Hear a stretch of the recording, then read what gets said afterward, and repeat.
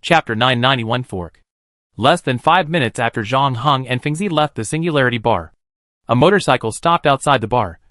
And then a teenager wearing a baseball cap and chewing gum took off his helmet and walked into the bar. He walked through the Hardcore Pandas fans who were watching the projection, without saying hello to anyone, and went straight to a corner on the west side, where a figure was sleeping on a booth. The noisy environment in the bar didn't seem to affect his sleep quality at all. Even though he was surrounded by people, he still seemed to be sleeping soundly, and even covered his head with clothes. The boy in the baseball cap stretched out 2 fingers, clamped the collar, and removed the clothes from the sleeping guy, revealing Hong's body underneath. The latter opened his eyes angrily, looking like he would die with his eyes wide open. TSK, TSK, TSK. If you had known this would happen, you should have agreed to be my girlfriend. At least, you could have tasted the joy of being a woman before you die. The boy in the baseball cap muttered while chewing the gum in his mouth. He put the coat aside and took a look at Hong's injured hand. The knife wound. This depth and wound must have been pierced by a steak knife. The knife skills are good, and the movements are pretty fast. There is also a wound on the index finger. This posture should have been pierced when the gun was just pulled out. The opponent he met was unexpectedly fierce, and showed no mercy to women. The boy in the baseball cap paused, and then said, "And this outfit? Is it because you found that you were no match for the opponent after being injured, and you immediately decided to blend into the crowd? It seems that you should have succeeded. But even if you compete in assassination ability, you are no match for the opponent." The boy in the baseball cap raised Hong's chin while speaking, and his eyes finally moved to the wound on his throat. Ah, this knife was merciless. Even the captain can't do this level of professionalism. No wonder you had that expression on your face. You didn't expect that you would meet a master and change from hunter to prey. Really? The captain has told you a long time ago that your pride will kill you sooner or later, and you refuse to reprogram your memory. And now you have lost your life. But now that things have come to this, let's think more positively. It's no use being unhappy now that you're dead. Come on. Let's take a photo. After all, you're my first love, even though you've never admitted it. The boy in the baseball cap leaned against Hong's chest and pulled her dress down a little to show her cleavage. Then he made a V sign and pressed the camera button on the bracelet. Almost at the same time, he also received a call request. The boy in the baseball cap accepted the call, and a somewhat low voice came from the headset. "How is it? What's the situation with number 6? It's a pity that she's dead and can't die anymore. But the good news is that she didn't refuse our last photo.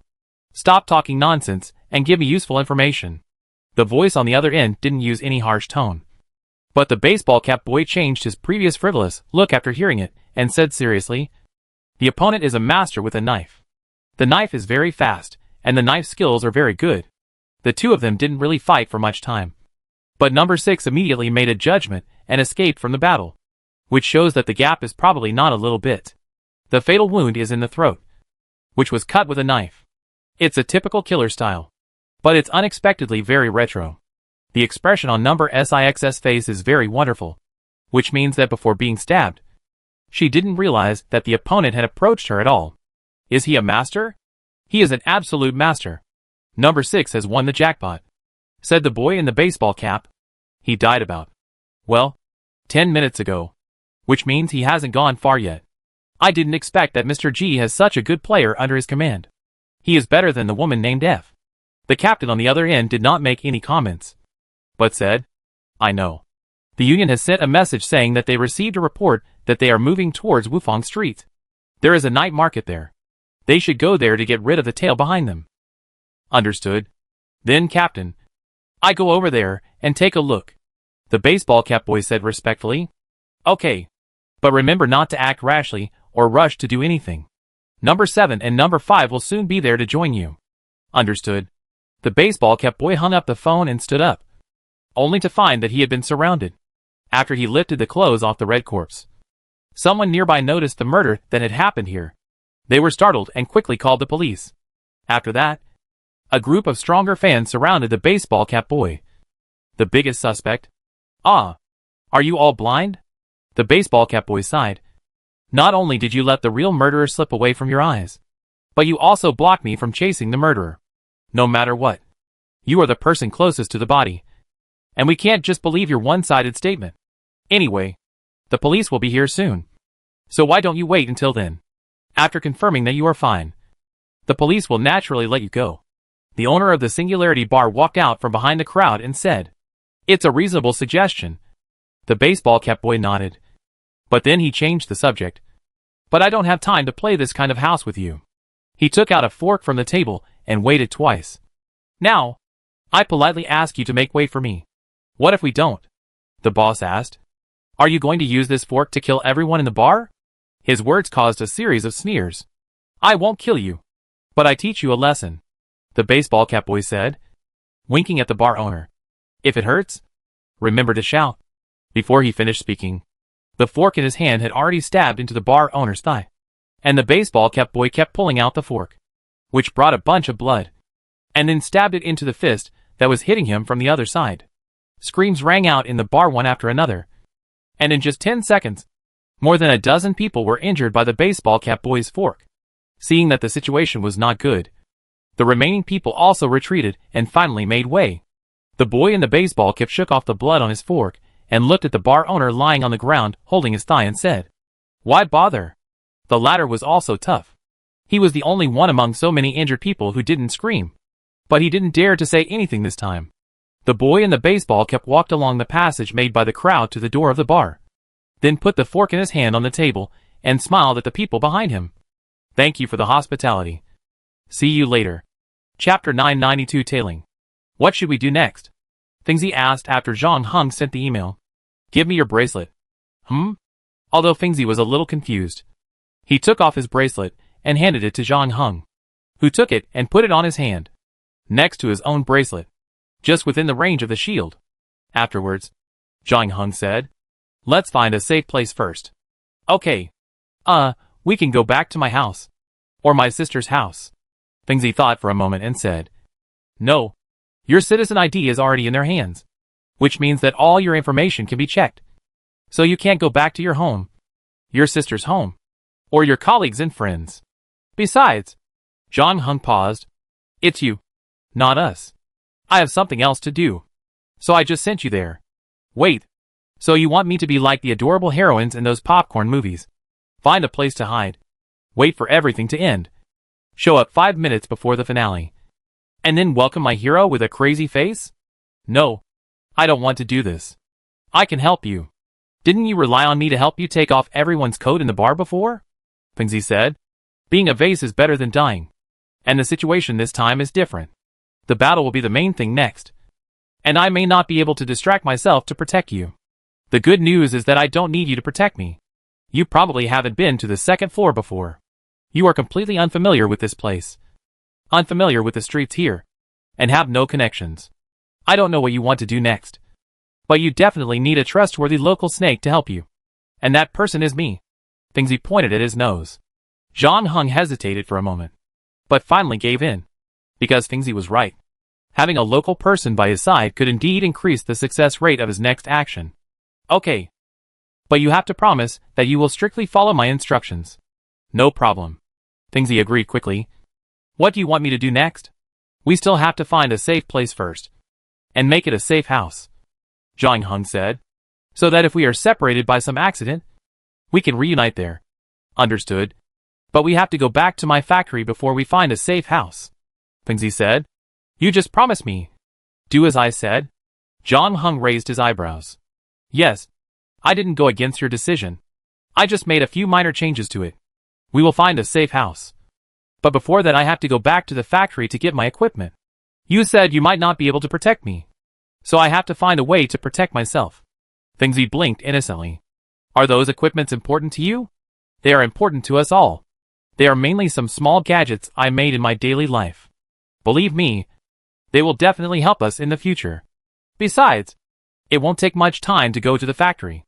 It's closed at this time. All we have to do is sneak in, take the things, and sneak out. No one will know," Fingzi said. "Okay. Let's go to your factory first, and then find a safe house." Zhang Heng is not a person who acts arbitrarily. As long as Fingzi can give a reasonable reason, he can modify the plan. However, just when the two were about to leave the night market, Zhang Heng suddenly stopped. What's wrong again? Fengzi asked. We are being targeted again, Zhang Heng said. Fengzi's eyes widened when he heard it. No way. I am dressed like this. How can those bastards find me? Do you really want me to add in after every sentence? It's useless. The people coming this time are not the passers-by we met before, but masters. No matter how much you cry, it won't work. After all, Zhang Heng's disguise this time was just a ready-made one picked up at the night market, so the effect was not as good as before. Besides, Fengzi was by his side. The latter's temperament and the Lolita outfit looked awkward no matter how you looked at them. It was more than enough to get rid of those passers-by. But in front of a real master, it was as conspicuous as a beetle in the ground. However, the stalker was also discovered by Zhang Heng.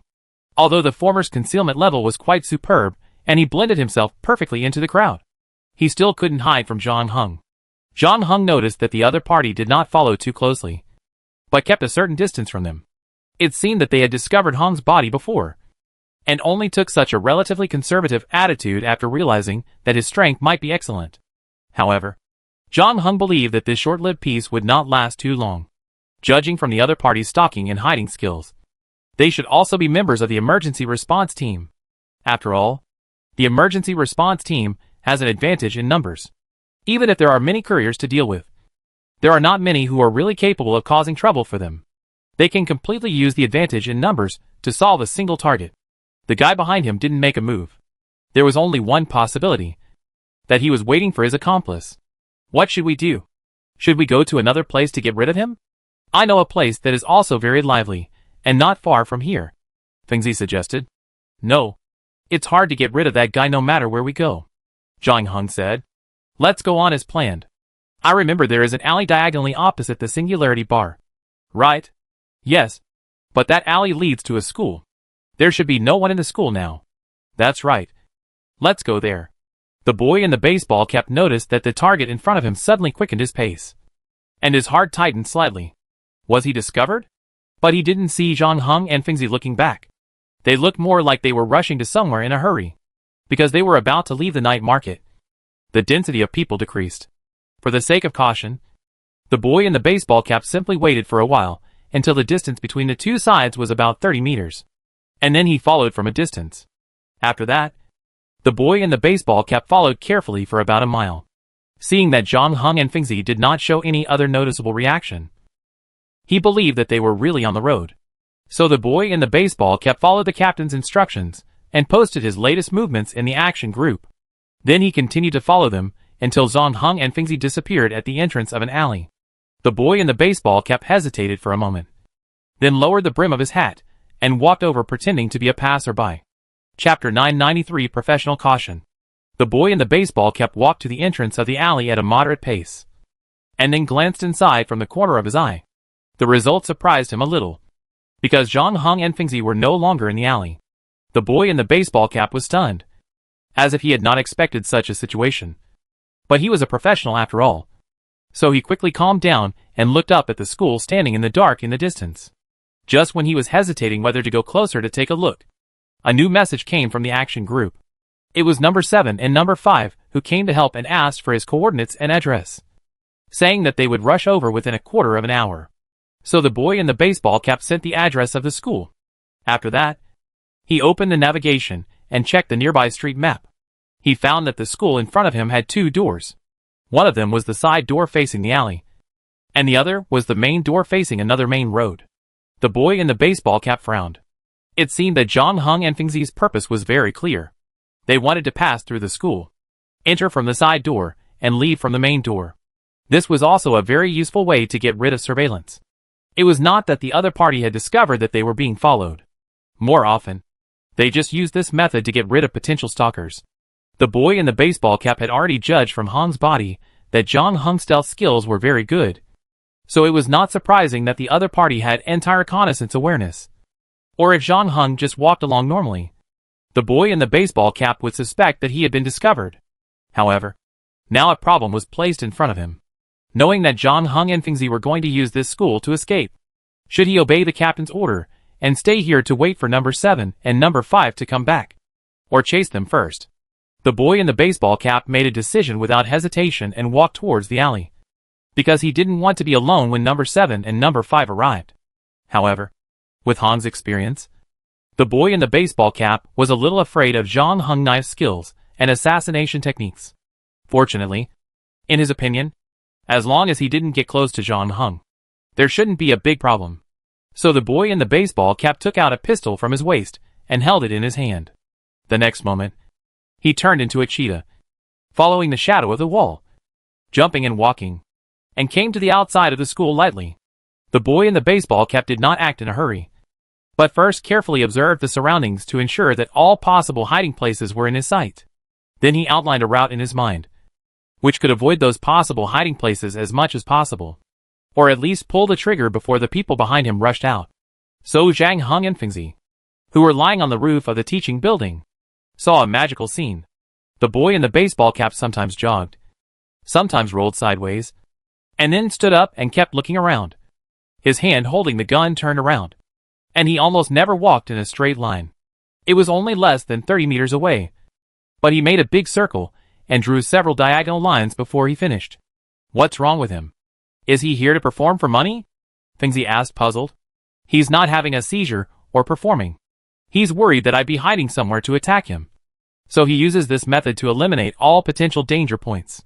He's also constantly changing his perspective to observe places he couldn't see before, Zhang Heng said. This approach is actually quite professional and cautious. Professional and cautious? You mean he has a strong imagination? Fengzi laughed. Zhang Heng did not explain further, and had already picked up the tranquilizer rifle that had just been made of Lego bricks, and then inserted the infinite bricks to make it materialize. Fengzi exclaimed. What kind of black technology is this? Is it modular technology? Deformable material? Memory metal? I have never seen such a material transformation. Neither. It's a supernatural power, Zhang Heng said truthfully. Fengzi snorted. If you don't want to say it, forget it. I'm not jealous of your technology. But less than half a second later, she regretted it again and asked curiously, Well, I'm really jealous of your technology. Where did you get this good thing? Can you lend it to me for 2 days to study? Sorry. You won't get any results even if you study it for a lifetime. Zhang Heng raised the tranquilizer rifle in his hand and aimed at the boy in the baseball cap downstairs. As a result, before Zhang Heng pulled the trigger, the boy in the baseball cap suddenly fell down one step ahead. Did you hit it? Fengzi asked beside him. As a result, before she finished speaking, Zhang Heng pushed her head down, and then the guardrail in front of the two was hit by the flying bullets, creating a series of sparks. Only then did Fengzi take a breath. How did he know I was up there? Maybe it was because of the reflection of my gun barrel. The moon on the second floor is quite bright, Zhang Heng said. He found our position just because of this little reflection? Fengzi thought the baseball cap boy who was rehearsing a pantomime was a little funny. But now she couldn't laugh anymore. Her eyes widened. What kind of shooting is this? However, just as she finished speaking, she saw Zhang Heng pick up the tranquilizer rifle, bend down, and walk towards the fire escape, saying, Wait for me here. Remember not to look up no matter what you hear. I will call you downstairs after the job is done. What are you going to do? There is only one tranquilizer bullet in the tranquilizer rifle. I have to make sure I can hit him, Zhang Heng said indifferently. What do you mean by being able to hit him? In layman's terms, it means getting closer to him. Are you crazy? Didn't you see his shooting skills just now? He almost hit us with just 2 shots. Fengzi couldn't understand Zhang Heng's risky behavior at all. In her opinion, the other party had already demonstrated his shooting skills.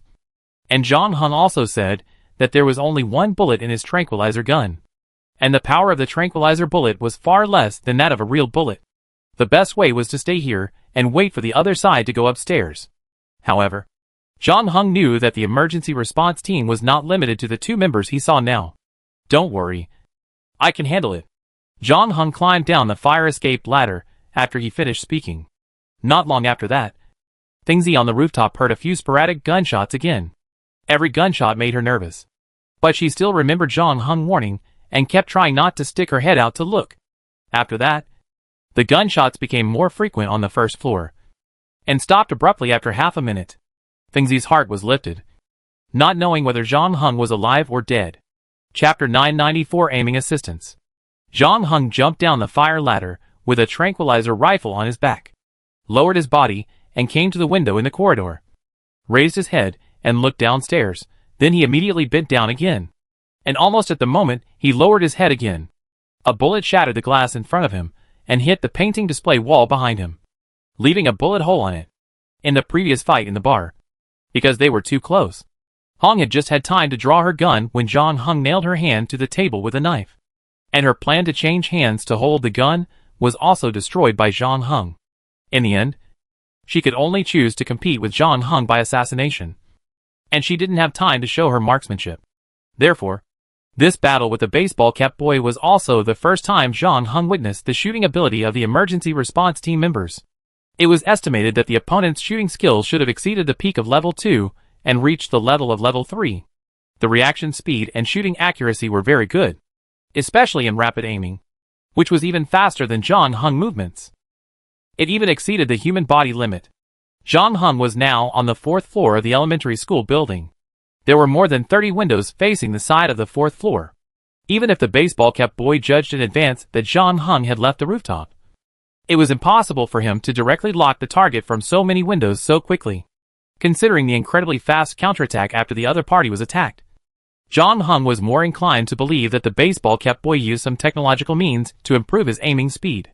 In order to confirm this conjecture, John Hung quietly changed his position and performed another set of quick squats, while silently calculating the time in his mind. As a result, just like last time, he had just squatted for a while, and the bullet immediately flew past his ear. Such a fast aiming and shooting speed is obviously a bit abnormal, and it is not something that humans can do at all. But John Hung's face did not show any worry. After confirming his judgment, he continued to walk downstairs. The baseball cap boy on the other side was leaning against the flower bed, hiding his body completely behind the green belt, staring at the teaching building in front of him, and communicating with number 7 and number 5 through the headset. "Where are you? I'm at the target at school. We have already fought. And now he is trapped in the teaching building by me." The voice from the other side of the headset was somewhat dissatisfied. "You have already fought him? Didn't the captain ask you to wait for us? It's because you're too slow. I checked the map and was worried that he would move to another street through the school, so I had to follow him alone. He was the first to attack, and I just fought back." "Did you hit him?" another voice asked. "No. He was very fast. You have to admit that. Even my auxiliary aiming program couldn't catch him." The boy in the baseball cap blinked. If someone stood in front of him now, close enough to him, and put his face against his, he would see a strange blue light on the cornea of his left eye. It was something like a contact lens, a military technology device that was secretly developed by the arms company under the Shuntang Morgan Group. It had a built-in micro-motion sensor that could capture moving targets in a very short time. This is why the boy in the baseball cap aimed so quickly. He is an excellent marksman, and with this gadget, he is confident that he can fight against the best marksman in the world, not to mention a courier. In fact, if it weren't for the captain's warning, he would have been too lazy to wait for number 7 and number 5, and would have directly attacked the teaching building. "Wait for me. I just dealt with a courier, but I didn't find the target item. I will be at your side in 5 minutes. Number 7 said. "I think it will be about the same time." Number 5 said. "Then you have to work harder. I'm afraid the battle will be over by the time you get here." The boy in the baseball cap licked his lips. After the call ended, he saw Zhang Hun once on the 3rd floor and once on the 2nd floor. But unfortunately, the opponent's movement speed was still very fast. Even with the help of the auxiliary aiming program, he still failed to hit the target. "TSK, TSK, TSK. It's really strong," the boy in the baseball cap praised. "But it's a pity that you met me tonight." The next moment, his auxiliary aiming program issued another warning. The muzzle of the gun in the hands of the baseball cap boy quickly moved to the staircase on the 1st floor. He pulled the trigger almost without thinking, and bullets with gunpowder poured out of the gun barrel. This time, the target no longer had the previous good luck, and was hit as soon as he showed his head. But then the baseball cap boy felt a sense of uneasiness in his heart, because he had seen clearly that the thing he hit was just a coat, which was hung on the wall at the staircase. The wind from the opposite side blew the coat up. Cold sweat broke out on the forehead of the boy in the baseball cap. He realized that he might have made a fatal mistake just now. Just as he fired, John Hung rushed out from the south side of the teaching building. He picked up the tranquilizer rifle in his hand and pulled the trigger calmly. John Hung didn't take the so-called auxiliary aiming program seriously from the beginning. Although the boy in the baseball cap successfully improved his aiming speed with the help of this little thing, and even raised the tower to an inhuman level. In John Hung's opinion, this auxiliary program had a fatal flaw. That is, its aiming speed is a bit too fast. Yes, that's right. The aiming speed of the baseball cap boy is so fast that it exceeds his own judgment and reaction ability. In this case, the gunman has no time to complete all the thinking and analysis processes before pulling the trigger. This may not be a problem in ordinary battles, but it will be fatal once you encounter a master, because it means that the gunman is completely led by this auxiliary program. Once the mechanism of this program is understood, the opponent can use this auxiliary program to deal with the gunman behind it. This is what John Hung is doing now. He just used a piece of clothing and a window to successfully deceive the baseball cap boy and complete this counterattack. The anesthetic bullet hit the baseball cap boy's shoulder accurately, and the anesthetic inside began to be released immediately. But before the injection was completed, the baseball cap boy gritted his teeth and grabbed the anesthetic needle and pulled it out of his shoulder. However, when he wanted to raise the hand holding the gun, he found that the arm that was hit was almost unconscious. So the baseball cap boy could only switch the gun to the other hand. But unfortunately, when he raised the gun again, John Hung had already rushed in front of him. Then he saw John Hung throw away the rifle in his hand, draw the knife from his waist, and cut his gun with one knife. As a result, his favorite pistol was directly cut into two pieces by this knife. Seeing this scene, the boy in the baseball cap recalled the wounds left on Hung's body before, and reason told him that he should immediately distance himself from John Hung. But his body was completely unobservant of him. The boy in the baseball cap wanted to stand up, but he couldn't do such a simple action at ordinary times. Finally, his feet softened and he fell to the ground. The last picture in front of him was that John Hung picked up the half-remaining anesthetic needle on the ground, inserted it into his leg again, and injected all the remaining anesthetic into his body. Chapter 995 Speculation. Fingsy on the rooftop was nervous for a long time, especially after the series of gunshots. She didn't know who would win or lose, until John Hung's voice came from downstairs. "It's okay.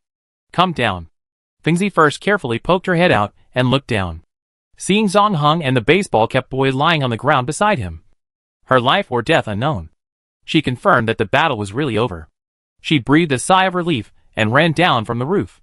Then she saw John Hung holding up the upper body of the baseball cap boy and said to her, "Didn't you say before that you can walk around in the factory carrying heavy objects by yourself?" "Yes." "What's wrong?" "Help me hold his feet." "What are you going to do?" Although Fingsy felt a little strange, he still did what John Hung said and lifted the feet of the boy in the baseball cap. The latter was now completely unconscious and motionless, and could only let the two of them lift him up. "His accomplices may come at any time.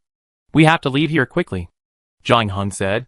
He had picked up the tranquilizer rifle he had just thrown away and put on his backpack. "Wait, are you going to take him with you? He just shot us to kill us. Why don't you just kill him directly?" Fingsy asked while helping John Hung move people. "It's still useful for me to keep him alive," John Hung said. This is why he used infinite building blocks to assemble a tranquilizer rifle instead of directly assembling a sniper rifle. If he had used the latter, the battle would have ended long ago. No matter if the baseball cap boy had any auxiliary aiming device, there would not have been so many troubles later. It's useful? Well, if everything goes well, I have to get in touch with him and the people who rely on him. Let's go. Find a car first. Put him in the trunk, and then go to your factory to get the things. Just as John Hung and Fingsy left the school, another figure arrived outside the school gate. It was a man who looked like a rugby player, but he did not enter the school gate immediately, because he tried to contact the boy in the baseball cap half a minute ago. But this time his call request was not responded to. At the same time, the school not far away was quiet again, which made him feel uneasy. The rugby player finally chose to stay at the school gate until 2 minutes later, when another taxi stopped in front of him. A man in a suit got out of the taxi, closed the door, and nodded to the rugby player. "What's the situation now?" "We lost contact with number 9, and there is no movement inside. We initially suspect that number 9 has been killed," the rugby player said in a deep voice. "Who is that guy? Is he so powerful that he actually killed 2 of us in a row?" The man in the suit showed a look of surprise on his face.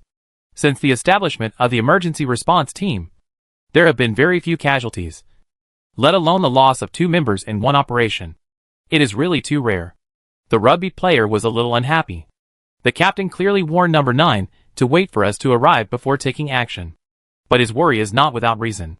This school has 2 gates. If you only focus on one, the opponent may run away. It is said that the guy's camouflage ability is also very good, the man in the suit said. And number 9 is not stupid. Since he knows that the opponent is good at knife skills and assassination, he will definitely be prepared. Doesn't he still have the new technology from the military industry? No one can beat him in terms of shooting skills. The man in the suit drew his gun as he spoke. And then the rugby player also drew his weapon. With the previous experience of number 6 and number 9, both of them looked as if they were facing a great enemy and walked into the school in front of them step by step. It took them half an hour to search the entire school, including the balcony and the playground, to confirm that there was no one else here. Finally, they stopped in front of the flower bed where the boy in the baseball cap had been hiding. After a glance at each other, the man in the suit received a call request from the captain. The latter answered the call and reported, "Number 7 and I have arrived at the destination and completed the preliminary investigation. Judging from the traces at the scene, number 9 had a fight with the other party." The man in the suit hesitated when he said this. The captain on the other end of the phone asked, "What?" I don't know if it's appropriate to say this, but strictly speaking, only number 9 shooting traces were found at the scene, from the rooftop to the first floor. During this period, the other party did not seem to have fired a gun, mainly hiding. Number 9's main shooting location was at the first floor staircase. It was initially judged that they had a fight there, but it was a bit strange. What's strange? The latest footprints were also found on the south side of the teaching building. The captain on the other end of the phone said lightly, "This is not strange at all. The target has been hiding on the south side of the teaching building. He may use his companions or something else as bait to induce number 9 to shoot at the staircase. Then he rushed out from the south side of the teaching building and attacked number 9, killing number 9 by surprise." In the final analysis, number 9 relied too much on his auxiliary aiming program. Although the leader of the emergency response team did not come to the scene, he guessed the situation at that time based on the description of the man in the suit. After hearing what he said, the man in the suit and the rugby player suddenly realized it. The man in the suit continued, "There is no blood on the first floor. He should not have used the bait made by the woman named Xiaofengzi. However, number 9 is located at a distance from the south side. Even if he was misled before, he should be able to react and finish shooting when the other party rushed in front of him. From this point of view, there is only one explanation. That is, the other party used non-lethal long-range attack weapons on him. If this is the case, then we can't evaluate whether the target's shooting skills are good or bad. He's a very good shooter." The captain who had been listening said, "There's no doubt about that. People with poor shooting skills can't think of how to use the auxiliary aiming program to induce number 9 to make a mistake." The man in the suit and the rugby player were both shocked when they heard this. Doesn't this mean that the target's knife skills, assassination, camouflage, and shooting abilities are all excellent? Who is he? A senior who defected from the emergency response team? Not that guy, the captain said after a moment of silence. But he didn't seem to want to explain more on this issue. After a pause, he said, "You guys should come back first. Don't follow him for the time being to avoid meaningless casualties. Number 3 and number 4 have completed the monitoring and blockade of the station. He can't escape. Let's deal with the others first. After killing the other couriers, we can concentrate our forces to deal with him together." Chapter 996, Fengzi's Travel Bag. Zhang Heng was on guard for Fengzi in the car, helping her keep an eye on the movements behind the factory. 10 minutes later, he saw Fengzi carrying a large travel bag back to the iron fence. "What are you looking at? Come and give me a hand." Fengzi waved at Zhang Heng, then raised the travel bag in her hand and threw it over the iron fence, then climbed up herself. Zhang Heng got out of the car after hearing this, picked up the travel bag thrown by Fengzi, and felt it sink when he touched it. It must have weighed 20 to 30 kilograms. No wonder Fengzi was sweating. Zhang Heng put the travel bag on the back seat, and then Fengzi climbed over the iron railing and landed on the ground, wiping the sweat off her face with her Lolita dress. "What's in here?" "The PDA you want." And the rest are some small things I made and repaired during my break. Made from various scrapped electrical parts. Fingsy got into the car, opened the travel bag, took out a radio and a round coin, and threw the round coin to John Hung. Eavesdropping device. With a range of 50 meters. Then Fingsy took out a palm-sized iron box. The smoke generator can be used as a smoke bomb. Of course, you have to wait a while. It takes some time for it to produce smoke. But I built a battery in it, so there is no need to connect wires. Thermal induction device. Well, it is also a homemade version. Just throw it hard on the ground, and a human-shaped balloon filled with hot air will pop out from it. Fingsy took out a Coke can from his bag. There is also a laser gun. I added a magnifying glass to the industrial laser cutting gun to magnify its power. But I can't give it to you. I use it for self-defense. Fingsy took out the items in the travel bag one by one, and explained their uses with great interest. John Hung didn't care much about Fingsy going back to the factory to get things, but just wanted to take this opportunity to let the latter bring a handheld computer out. But when Fingsy opened the travel bag, John Hung had to admit that many of the things inside made him quite interested. Do you usually think about these things when you are free? Yes. I told you that I have been waiting for an adventure. So of course, I have to be prepared before that. Fingsy said. Give me some more time. I can even build an exoskeleton. I don't doubt that. John Hung started the car, looked around, and stepped on the accelerator after confirming that there were no suspicious people. Let's go. The show has just begun, and we have to give the stage to other actors next. In order to ensure the success of this transaction, Mr. G sent a total of 10 couriers, 9 of whom were just baits to confuse Shuntang Morgan, and only one was the courier who was actually responsible for the transaction. Although the emergency response team had received the news in advance through the insider and locked John Hung, number 0, as the team leader, never put his chances of winning on one side. So his arrangement tonight was still to fight in a dispersed manner, with the goal of catching all 10 couriers in one fell swoop. This was not only to prevent accidents, but also because he had enough trust in his team members. But he had to admit that he still underestimated John Hung's strength. The insider had exaggerated John Hung's combat power before. So number 6, who was in charge of this route, chose to disguise himself as a traitor and tried to paralyze John Hung in this way. In the original plan, she would take John Hung away from the bar, and then try to delay him until a companion solved his opponent and joined her. And the two of them finished killing John Hung together. But unexpectedly, number 6 was not able to leave the bar at all, and was discovered by John Hung and killed cleanly. After that, number 0 made another mistake and sent number 9 to continue tracking John Hung whereabouts. As a result, number 9 has disappeared now. Fortunately, judging from the photos of the scene sent by number 7 and number 5, number 9 is likely to be alive, but was held hostage by the other party. To be honest, this surprised number 0, because John Hung did not show any mercy when dealing with number 6 before. The other party was obviously not affected by number 6's female identity when he took action. The knife on the throat was clearly intended to kill the target. However, in the subsequent battle in the school, John Hung was uncharacteristically close to number 9 at the risk of being hit, just to capture the latter alive. The change in attitude before and after made number 0 a little puzzled. But in connection with the email he intercepted before, number 0 immediately thought of something.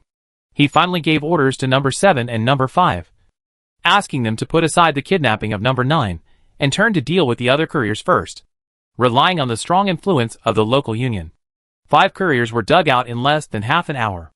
Those guys were quite strong, but they were far inferior to John Hung. They were no match for the members of the emergency response team in a one-on-one fight. In the end, 4 died and 1 was injured. The injured one was tortured, and it seemed that he would not live long. Unfortunately, he still could not get the transaction items for the time being. However, the emergency response team had blocked the central shuttle station on the 2nd floor. Number 0 believed that it was only a matter of time to catch the real courier. On the other hand, John Hung also found an unoccupied apartment under Fingsy's guidance, and used it as a safe house. That place was the residence of the boyfriend of Fingsy's former colleague, who had resigned. The latter now worked on the 3rd floor, and only came back on Wednesdays and Fridays. He was not there today. Fingsy had come here with that colleague to cook hot pot before, and remembered this place. Now he borrowed it for a while. Fingsy looked around and confirmed that there was no one else. Then he took out something like a barcode scanner and scanned it at the apartment access control. The next moment, the door of the apartment opened to both sides. Then John Hung carried the anesthetized baseball cap boy, disguised him as drunk, and followed Fengzi inside. The three of them took the elevator to the 11th floor, and Fengzi did the same thing and opened the door of room 1105. It was a little safer at this point. Fengzi closed the door and turned on the light. John Hung put the baseball cap boy on the carpet and checked the ropes on him. Before Fengzi could say anything, John Hung suddenly said, "It's meaningless to pretend to be unconscious. I know you have all undergone drug resistance training. The anesthetic bullet can make ordinary people sleep for 4 hours. But it will probably take less than an hour for you. Of course, if you want to wait for the right time to resist, it's up to you. But since you don't want to communicate, I will seal your mouth with transparent tape next." Chapter 997 Cooperation Again. The eyebrow of the baseball cap boy trembled, and he finally opened his eyes. He looked at John Hung with a hint of fear unconsciously. "Who are you? What do you think?" John Hung asked back. "We checked your information. You are just the most common bodyguard clone produced by G7Z Security Company. Your memory is very ordinary. They don't care about clones like you at all. Basically, they use a universal template and write a few relatives and friends who can't be contacted for you. Anyway, as long as you can get by in the short term and don't let you suspect, it's fine. Your physical fitness is only slightly better than that of ordinary people. You only have the most basic bodyguard skills. And they are all defensive. Why? Why are you so aggressive? Where do you get your marksmanship, assassination, disguise, and hiding skills? Did someone write your memory for you privately? But how do you explain your physical fitness? Why is it so much stronger than the description?" The baseball cap boy asked a series of questions. But before John Hung could say anything, Fengzi on the other side was stunned. "Are you a clone? If you mean the standard equipment of a clone. The code behind the neck and the locator under the cerebral cortex." "Yes, I have both of these things," John Hung said. "How is this possible? I have had several cloned human friends, and you are completely different from them. They are like the blindfolded donkey I told you about. But I didn't feel that way with you. In fact, when you stepped into the bar, I felt that you were more real than ever before. More real than the clones. And even more real than the ordinary people around me." Fengzi said, "My situation is more complicated. I will explain it to you later when I have the chance," John Hung said. And then he turned his attention to the boy in the baseball cap. "Now it's my turn to ask questions." As John Hung spoke, he took out the oath ring and a piece of parchment from his backpack.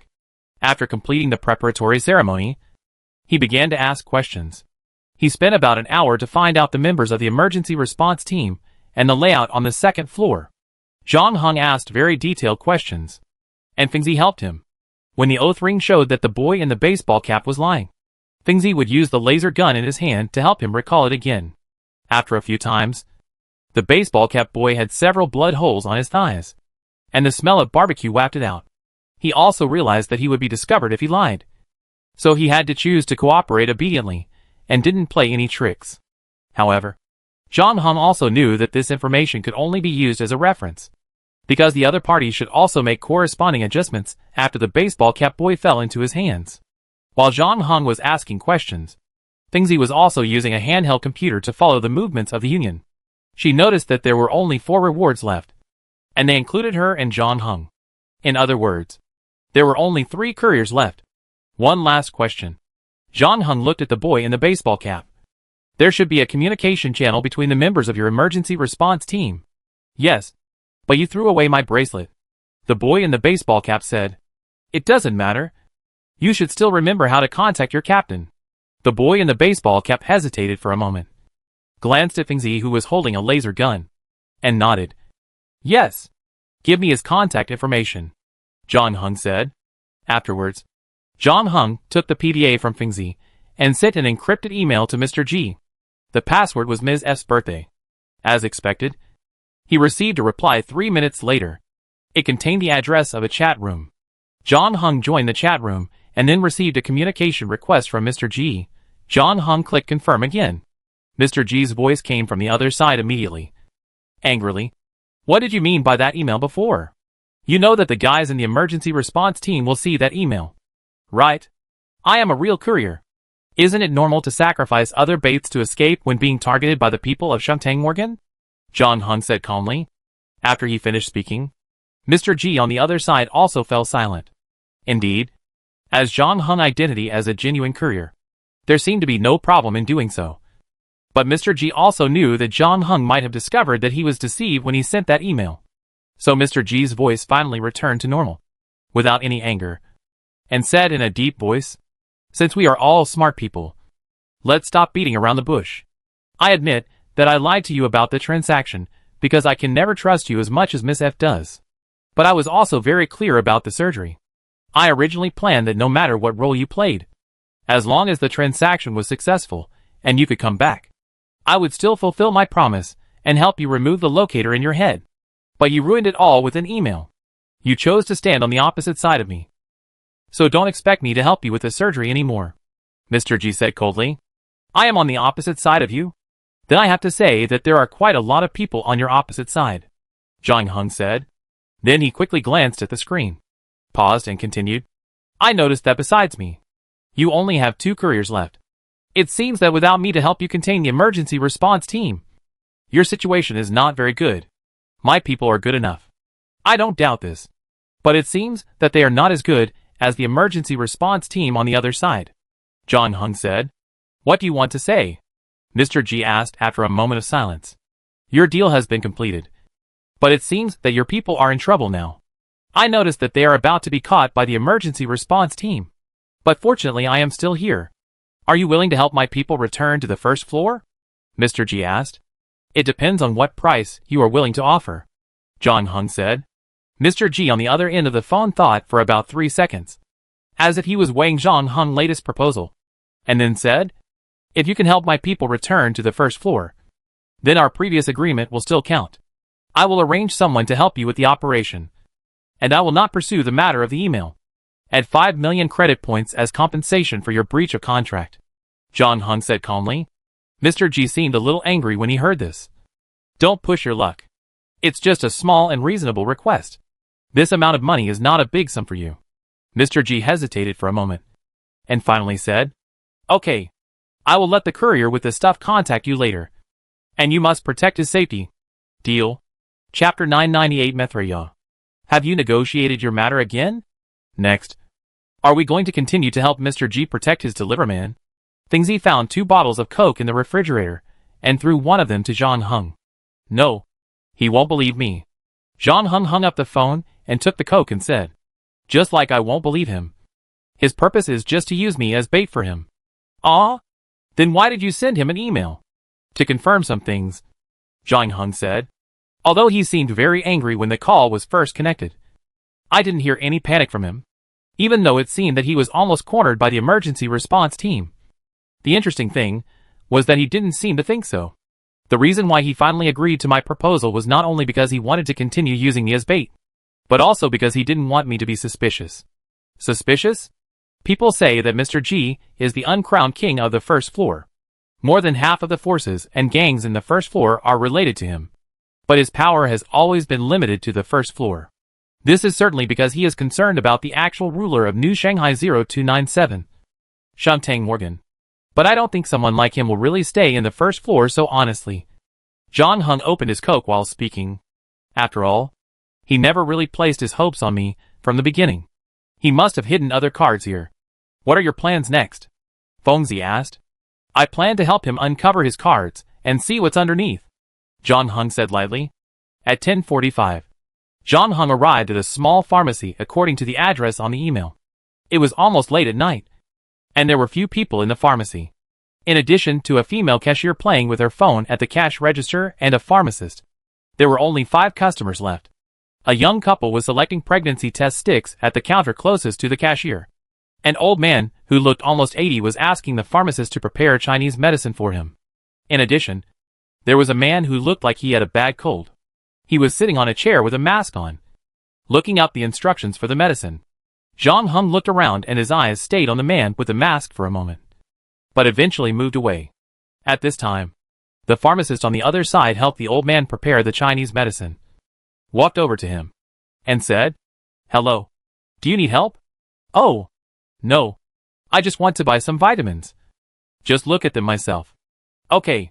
No problem, said the pharmacist. Vitamins are on the left-hand side of the second row of shelves. You can help yourself. Thank you. John Hung thanked him and walked over. About 2 minutes later, a man wearing a motorcycle helmet and a leather jacket, wrapped tightly in a leather jacket, walked into the store. He also looked around the people in the store, and his eyes finally fell on the man wearing a mask. The man wearing a motorcycle helmet walked up and sat down next to the ladder, and then said, "Do you have peach-flavored e-cigarettes?" As a result, the man wearing a mask snorted and cursed. "Get out of here, you fag." The man wearing a motorcycle helmet was stunned for a moment, and seemed a little surprised, seeing that the other party had no reaction. The man wearing a mask simply stood up, patted his pants, and walked out of the pharmacy. Then the man wearing a motorcycle helmet saw an ordinary guy wearing work clothes, who looked like a resident of the second floor, walking towards him. The man wearing a motorcycle helmet straightened his back and took a defensive posture.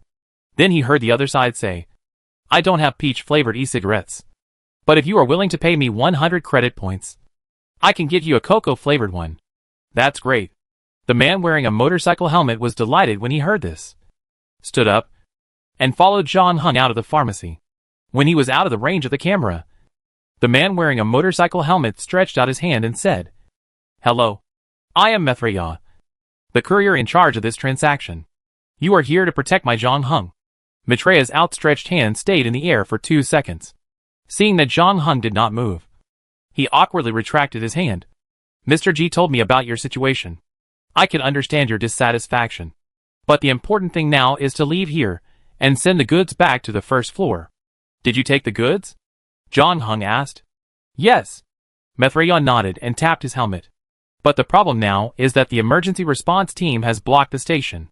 There are only 3 couriers left, so they only arranged 3 people to track our whereabouts outside. The rest of them gathered at the station to prevent us from leaving. Let's go back to the safe house and discuss how to leave next," John Hung said. "Okay." Mithraea had no objection. "Mr. G said that you are the strongest clone he has ever seen. He asked me to follow your arrangements in the future. I believe you will definitely take me away from here." John Hung did not comment. And then he took Mithraea back to the apartment on the 11th floor. When he opened the door and saw the baseball cap boy tied up, Mithraea was stunned for a moment. But he quickly reacted and praised. "This is the member of the emergency response team you held hostage. You are as powerful as the rumors say. Even the most elite armed forces of Morgan Shantang are no match for you. By the way, you have a female companion, right? Isn't she here?" "It's just a woman I met in the bar. I asked her to help me find this place. Later, in order not to reveal my location, I got rid of her. If it were me, I would do the same." Mile nodded, then sat down on the sofa. "What would you like to drink?" John Hung opened the refrigerator. "Oh, whatever. We are still on the run, and I am not a picky person," Miles said. "By the way, we are safe now. Can I ask how we can get back to the first floor next?" "Use hostages as a trade," John Hung said, kicking the curled-up boy in the baseball cap. But Mithraea showed a hint of hesitation when he heard this. "Your idea is good, but I have to remind you that these guys in the emergency response team have been instilled with the spirit of mission first, compared with the safety of their companions. Whether they can complete the mission is more important to them. I don't think they will choose to let us go because of the safety of one member." Miroka tried to be tactful. "No, the hostage exchange is just a bait. We use the hostages to lure their people away from the station. Only in this way can we pass through their blockade there," John Hung said. And then he picked up the pistol on the table. "And if they send fewer people, I don't mind helping them reduce the number of people." Chapter 999, The Third Way. "That's a good idea." A hint of joy finally appeared on Mithraea's face. "Mr. G is right. You will find a way to solve any problem." "Really? What else did he tell you?" John Hung put the gun back into his waist. He was indeed at fault this time. He shouldn't have concealed the courier's matter from you. So when we returned to the first floor, Mr. G said he would personally apologize to you.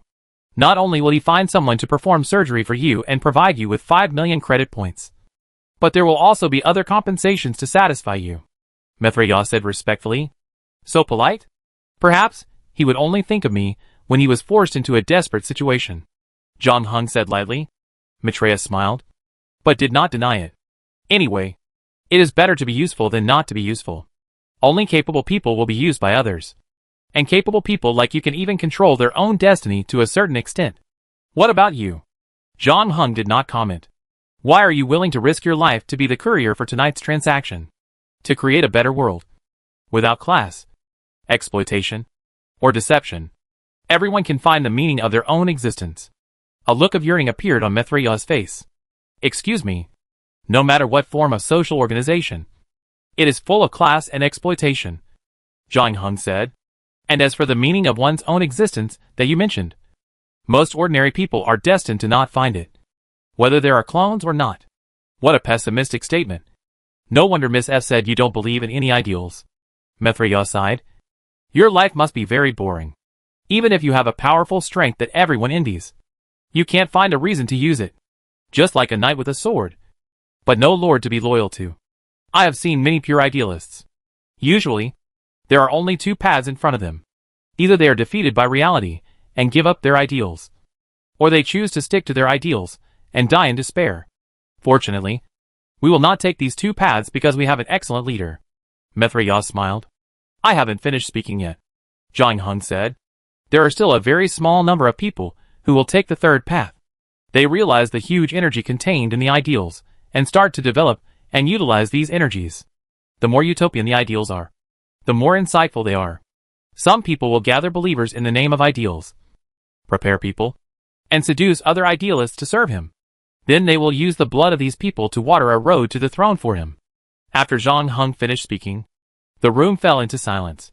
After a while, Maitreya said, Hee. This statement is quite fresh. But I believe Mr. G is not such a person. It's just a casual chat. Don't take it to heart. And don't take it personally. Zhang Heng looked at the time again, and then pointed at the boy in the baseball cap on the ground. It's about time to contact the emergency response team. Let's go. Take him with us. We need to go to another place. This place is not suitable for contacting those guys in the emergency response team. The place where Zhang Heng was going to meet the emergency response team was an amusement park. He and Maitreya drove here and saw the locked gate. Generally, the get-off work here ends at 9 o'clock. And only an old security guard is left to guard the gate. And the latter is obviously no match for Zhang Heng and Maitreya. After knocking down the old security guard neatly, Maitreya found a bunch of keys in his duty room and opened the gate of the amusement park. Then the two drove directly into the amusement park. This is the amusement park with the largest area on the second floor. There are many amusement facilities in it. It is very popular among children on weekdays. Zhang Heng parked the car in the Racing Kingdom in the southwest corner of the amusement park. There are many one-to-one models of cars here. If the real car is not tested one by one, it is difficult to find it. Zhang Heng and Maitreya agreed that if too many people from the emergency response team came later, they would return here and drive away from the amusement park. Then Maitreya installed Fengzi's homemade high-definition camera on the highest Ferris wheel in the park, and made other arrangements in other places according to Zhang Heng requirements. At 12 o'clock, a black new energy vehicle stopped outside the amusement park on time. 2 men and 1 woman got off the car. Without exception, they were all wearing bulletproof suits and armed to the teeth. They walked to the front door, looked at the door lock above, and were about to use violent means to unlock it. The next moment, Zhang Heng's voice came from the loudspeaker in front of the door. Just leave the car outside. The small door is open. Just come in from there. The man and woman following behind looked at the man in the front, and when he nodded, the 3 of them walked into the half-open door. They looked around vigilantly as they walked. The only woman even raised the thermal detector in her hand to check the semi-enclosed amusement facilities around to see if there were any ambushes hidden inside. It took the 3 of them about 20 minutes to walk step by step to the center of the amusement park. However, they still did not see Zhang Heng and Maitreya, but unexpectedly found the missing baseball cap boy. He was tied outside the Ferris wheel, parked at the highest point, and his life or death was unknown. The leading man made a gesture, and then another man went into the control room on the side and looked for the start button inside.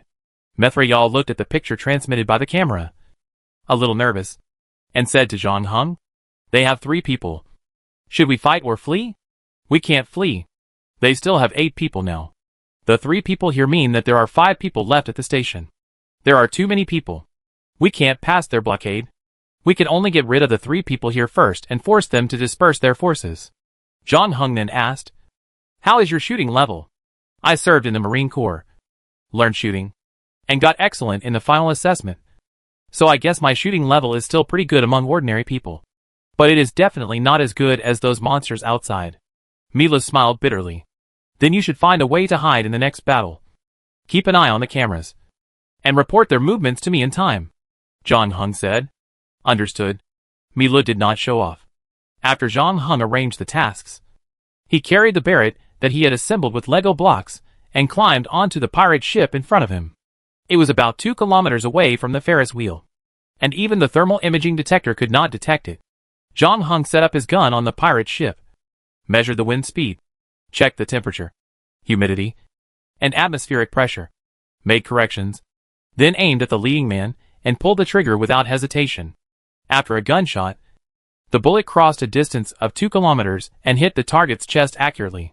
He flew backwards under the huge kinetic energy, as if someone picked up a huge Thor's hammer and hit him in the chest. Chapter 1000 Enlightenment. The leading man's body flew backwards and hit the base of the Ferris wheel hard. His back came into close contact with the steel support, and it hurt just by looking at it. However, John Hung raised his eyebrows afterwards, because with the power of Barrett's bullet, the target's body should be directly broken into 2 pieces after hitting the target, instead of flying backwards like being hit by a locomotive. Moreover, John Hung also noticed that the leading man was still able to move after hitting the base of the Ferris wheel. He climbed up from the ground with great pain and turned to the other side of the base. His 2 companions had already determined the approximate position of the sniper through this shot, but because the distance was too far, they could not fight back and could only find a bunker to hide. On the other side, Mithraya's voice came from the communicator. "He may be wearing the latest generation of bulletproof clothing. It has not yet been mass-produced, but there have been reports in the news that it can evenly distribute the force from a certain point to all parts of the body, thereby resisting the shooting of large-caliber bullets." "I noticed that, too," John Hung said. "But if he gets shot again, his ribs won't be able to hold up." However, just as John Hung was speaking, the man hiding in the control room on the other side also made a move. He opened his backpack and took out a black box from it. The box was filled with various parts. The man in the control room skillfully assembled these parts together and finally made a rifle. This rifle was only 2/3 the length and size of an ordinary rifle, but it was full of a dangerous sheen. Then the man in the control room carefully took out the box of bullets at the bottom of the box. There were only 12 bullets, made of a special material different from ordinary bullets. The man in the control room loaded them into the magazine one by one, took a deep breath, and stood up quickly. Unlike ordinary snipers, he hardly aimed, nor did he measure the wind speed, pay attention to humidity and air pressure, etc. He just shot in the direction of the pirate ship, and then quickly squatted down again. But the next moment, a violent explosion sounded from the direction of the pirate ship, and flame shot up into the sky, quickly engulfing the entire cabin. If you hadn't seen it with your own eyes, no one would have thought that a mere bullet could actually cause a terrifying explosion effect comparable to that of a rocket launcher hitting a target. After witnessing this scene, Mithraya was also stunned. John Hung chose to snipe the target from 2 kilometers away in order to ensure his own safety as much as possible. At such a distance, only the top snipers could hit the target. Even if there were snipers on the opposite side, it would probably be difficult to play a role. But no one expected that the 3 members of the emergency response team, who seemed to be lightly armed, actually carried heavy weapons. When they could not determine John Hung's exact location, they simply blew up the entire pirate ship. Looking at the pirate ship turned into a sea of fire, Mithraya could not help but worry about John Hung. Although John Hung was not in the center of the sea of fire, the wood chips and parts flying around when the pirate ship exploded were extremely deadly. As long as one of them hit John Hung, the latter would probably be in great danger. Mithraya showed a hint of hesitation in his eyes. He wanted to go over to see John Hung's situation, but thinking of the latter's instructions, he stayed where he was, staring at the 3 people under the Ferris wheel. The man in the control room heard the explosion and poked his head out to take a look. Then the female companion on the other side also poked her head out. After waiting for a while to confirm that nothing happened, The leading guy carefully turned out from behind the base. He gestured to the two companions beside him, asking them to go to the location of the pirate ship to confirm the life or death of the target. But the next moment, the gunshot that frightened him rang out again. And then the man in the control room saw his captain's body flying backwards again. Although he was not as lucky as before this time, and although the latest generation of bulletproof clothing on his body saved his life again, his ribs, which were already fractured, could no longer hold up after suffering a new impact. The leader's body hit the base of the Ferris wheel again, and this time he broke at least 4 or 5 ribs. Although he gritted his teeth and turned back to the base, his spirit seemed much weaker after this experience, and his movements became slower, and at least half of his strength was lost. At the same time, the three people's nerves became tense again. The man in the control room fired another shot in the direction of the bullet, blowing up a carousel. But with the previous experience, he didn't think that this level of explosion alone could kill the opponent. Zhang Hung headset came with Mithriya's surprised voice. "You are fine. That's great. How did you escape from the sea of fire before? I was not on that ship in the first place."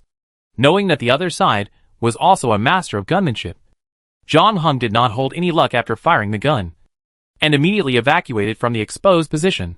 Of course, the subsequent explosion was somewhat unexpected, but when the explosion occurred, he was already close to the position of the carousel. Now Zhang Hung was moving to the next location, and the three people under the Ferris wheel suddenly felt the pressure. There was such a ghost-like sniper who moved from one place to another after firing a shot, which was a kind of oppression to everyone's spirit. No one knew where Zhang Hung was now, and when Bartlett's gunshot would sound again, the three people could only hide behind the bunker. But this was obviously not a solution, because except for the man in the control room, the other two were not in a closed environment. Sooner or later, Zhang Hung would move to a place where he could attack the two people, especially the leading man. His physical condition was very bad now. If he was shot again, it would be difficult for him to survive even if he was wearing a bulletproof vest. But just as Zhang Hung was looking for the next shooting point, Mithriya's voice suddenly came out of the headset again. This time he only said 2 words. "Sorry." Then Zhang Hung heard the explosion from the Racing Kingdom in the southwest corner of the amusement park, which was also where he parked before. However, Zhang Hung's expression did not change. He calmly asked, "What do you mean? Just 20 minutes ago, the emergency response team just killed the 8th courier, so now we are their only target. They sent 3 more people to the amusement park, and 2 teams of police. But don't worry.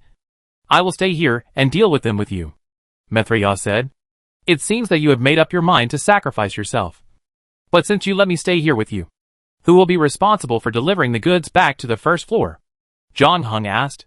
"This is not important anymore," Mithriya said. "I'm sorry. I know you don't believe in the significance of what we are doing, but I can assure you that everything is worthwhile." Chapter 1001, Secretly Crossing Shinsong. Just as Mithriya was apologizing to Zhang Hung, 2 more police cars stopped at the entrance of the amusement park. In addition to 2 teams of armed federal police, there were 3 guys dressed exactly like the people under the Ferris wheel. Needless to say, they were also members of the emergency response team. When Mithriya saw these 3 people appear, he also breathed a sigh of relief. The task he had to shoulder tonight was not easy. He needed to use Zhang Hung to attract the main force of the emergency response team away from the station to create conditions for the delivery of the goods back to the first floor. In order to cooperate with him, another courier had also made a sacrifice. Mithriya received the news 20 minutes ago that the latter was discovered and shot dead by the emergency response team when he sneaked into the station. In this way, there were only Zhang Hung and him left out of the 10 couriers, so there was no reason for the emergency response team not to press forward. But in fact, the so-called 9 fakes and 1 true was just a lie made up by Mr. G. Among the 10 couriers, only Mithriya was the one who actually met with the trader to complete the transaction. But he was only responsible for the transaction link, and the goods were no longer with him after the transaction was completed. In other words, all the 10 couriers were actually sacrificial baits, and someone else delivered the goods back to the first floor. Mithriya's final mission is to pave the way for the real deliverman. "I'm sorry, my friend." Mithriya apologized to Zhang Hung again. "What happened tonight was not Mr. G's and my intention. It was forced by the situation. The influence of Shitang Morgan in New Shanghai 0297 is too huge. Only fearless sacrifice and courage can bring the dawn before dawn. Although we have not been together for a long time, I can feel that you are a good person. We may not be friends, but at least we can be comrades in arms side by side. When the world is changed, maybe no one will remember our names, but our deeds will eventually be praised by thousands of people. You are a little too optimistic. Just as Maitreya was speaking passionately, John Hung also received a message from Fengzi, which only had one sentence. It has already begun. After reading it, John Hung connected his PDA to the surveillance of the amusement park, and at the same time closed Maitreya's surveillance viewing rights, and then said, "You don't really think that only you can play such a trick of replacing the pillars with the beams?" "What do you mean?" Maitreya was a little puzzled. "I mean that you saw the fight between me and those 3 people before, and confirmed from their skills that they all belong to the emergency response team. So naturally you also thought that the 3 people who came later wearing the same clothes as them were also members of the emergency response team. Isn't this a bit too hasty? Of course we won't be so careless." Our people near the station noticed that the emergency response team had left. Mila seemed to have thought of something and suddenly paused. His face changed slightly. Then John Hung heard the sound of him trying to send an email. "You'd better not contact your companions at the station, because they probably don't have time to reply to your email now," John Hung kindly reminded. Early before John Hung went to the pharmacy to meet Mila, he had already contacted the captain of the emergency response team, number 0, and sent him the news that Mr. G might have another armed force hidden on the 2nd floor. Then the two reached a further cooperation on this basis and performed the next big show together, making Mr. G's people think that the main force of the emergency response team had left the station, thereby luring out the real delivery person for the emergency response team. They had no reason to refuse such cooperation. Anyway, their main forces were all staying at the station. John Hung's proposal did not change their defense focus. It just let 3 of them pretend to leave, turning from open to covert. But in return, the real target was exposed, and Zero had guessed what John Hung wanted. But he didn't think John Hung could finally achieve his crazy goal. "Hey, kid." John Hung picked up the Bartlett and said to Maitreya on the other side of the headset, "Anyway, you will also contact Mr. G to report the new emergency here, so please give him a message for me." John Hung paused, then said calmly, "He wants to change the world. Has he got my permission?" Both the emergency response team 0 and John Hung knew very well that the cooperation between the two sides was only temporary, as long as the armed force hidden in the 2nd floor space by Mr. G was lured out. This cooperation would naturally no longer exist. So the 3 members of the emergency response team under the Ferris wheel really wanted to join forces with the 2 teams of federal police and 3 plainclothes officers sent here to get rid of John Hung and Maitreya here. In fact, Zero hesitated for a long time about how many team members to send to the amusement park. For him, the best outcome was to eliminate Mr. G's hidden armed forces in the 2nd floor space, find the goods, and eliminate John Hung, who killed and kidnapped his team members. In the past, he didn't have to face such a choice when dealing with other targets, because the members who could enter his team were the elite among the elites, and it was almost impossible to lose to anyone in a one-on-one fight. But this time, he encountered the more difficult John Hung, who had already caused the loss of 2 people in the team. So Zero couldn't help but have a headache. If they sent too few people, they would just be sending their heads for nothing. But if they sent too many people to the amusement park, and if they left too few people at the station, they might not be able to stop Mr. G's men. In the end, Zero decided to focus on the station. After all, his team's first mission tonight was to find the goods. So he sent 3 team members plus 2 teams of federal police to deal with John Hung. In his opinion, with so many people against 1 person, there should still be a certain chance of winning. After fighting with Mr. G's men, Zero couldn't help but feel lucky that he had enough people left. At the same time as the exchange of fire at the station, the battle at the amusement park also kicked off. After saying the last sentence, John Hung cut off the connection with Maitreya, and then went into the Fairy Tale Fortress, a large amusement project in the amusement park. The reason for choosing this place is that the building here is strong enough to withstand the impact of some explosions. In addition, the terrain itself is also very high. It is the project in the amusement park second only to the Ferris wheel and the space shuttle, which is more conducive to the performance of snipers. However, John Hung Barrett was made of Lego blocks. There were only 5 bullets in the magazine. Once they were used up, they could not be replenished. He had to use them sparingly. Therefore, when dealing with ordinary enemies, John Hung still chose to use other weapons. He turned on Fengzi's homemade smoke generator, letting the white smoke slowly fill the castle, and then took out the filter lens and put it in front of his eyes. Chapter 1002 Stalemate. The pistol in John Hung's hand was found from the boy in the baseball cap. In addition, there was a half magazine with 29 bullets, mainly because the boy in the baseball cap had already fired a lot of bullets during the previous battle at school. The opponent in front of John Hung was 2 federal police teams plus 3 plainclothes officers, a total of 27 people. In addition, there were 3 people from the emergency response team, who were also the most difficult enemies, so there was a certain gap in ammunition. But it was not a big problem, because John Hung still had the hidden sheath. The group that came later went straight to the Ferris wheel as soon as they entered the amusement park, where they joined up with the emergency response team. After that, they did not attack the fairy tale fortress. This was because they were afraid of John Hung. So they decided to put this obviously difficult opponent last, and pick the weak ones first. John Hung heard the gunshots coming from the northwest of the amusement park. At first, they were sporadic, and then suddenly became dense. It lasted for a short time, and finally returned to silence. Taking advantage of this gap, John Hung contacted Fengzi again and asked her about the situation at the station. In fact, compared to the amusement park, John Hung was more concerned about the situation on the other side, because after realizing that he was a bait, John Hung's goal was left with only one, which was to snatch the memory encoder from Mr. G and Shantang Morgan, because this would be his biggest asset in the next negotiation with Mr. G. Before, out of trust and gratitude for Miss F, John Hung had tried to exchange the promise of surgery from Mr. G through the transaction party. But in the end, this promise was broken by Mr. G himself. From that moment on, John Hung no longer hoped to resolve the matter through peaceful means. After that, neither of them actually had any intention to implement the new cooperation. Mr. G wanted to continue to use him as bait, and John Hung also just wanted to force Mr. G's trump card through the emergency response team. And the most important thing was to confirm where the memory encoder was.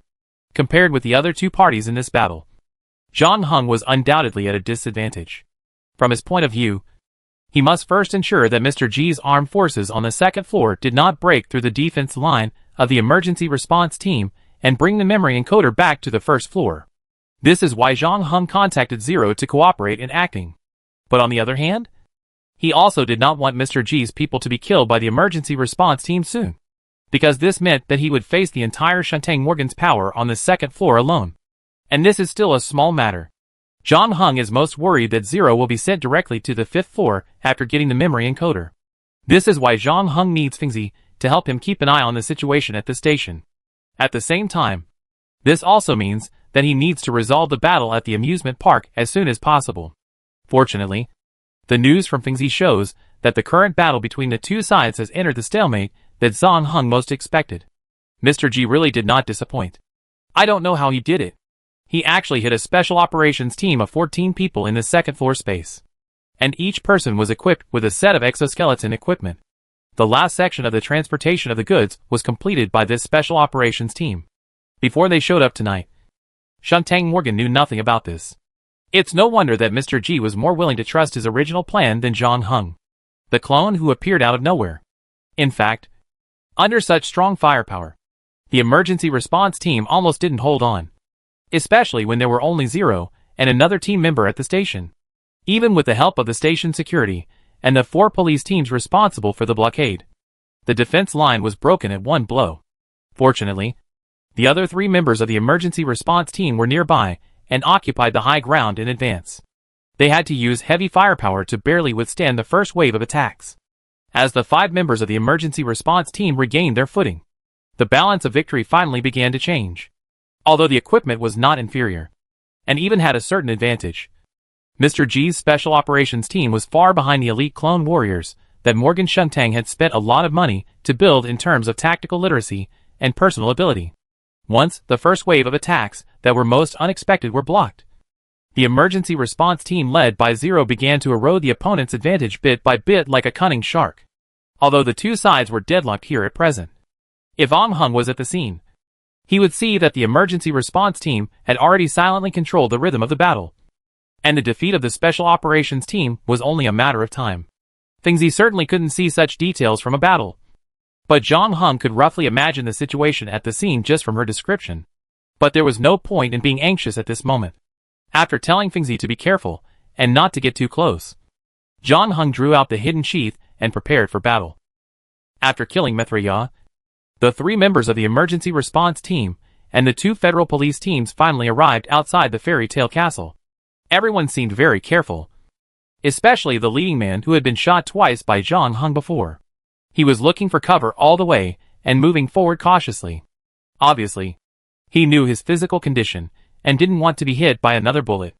But what surprised him was that Zhang Heng didn't take this opportunity to snipe anyone. The group arrived at the castle without any danger. Then number 3, holding a small rifle, tried to fire a shot.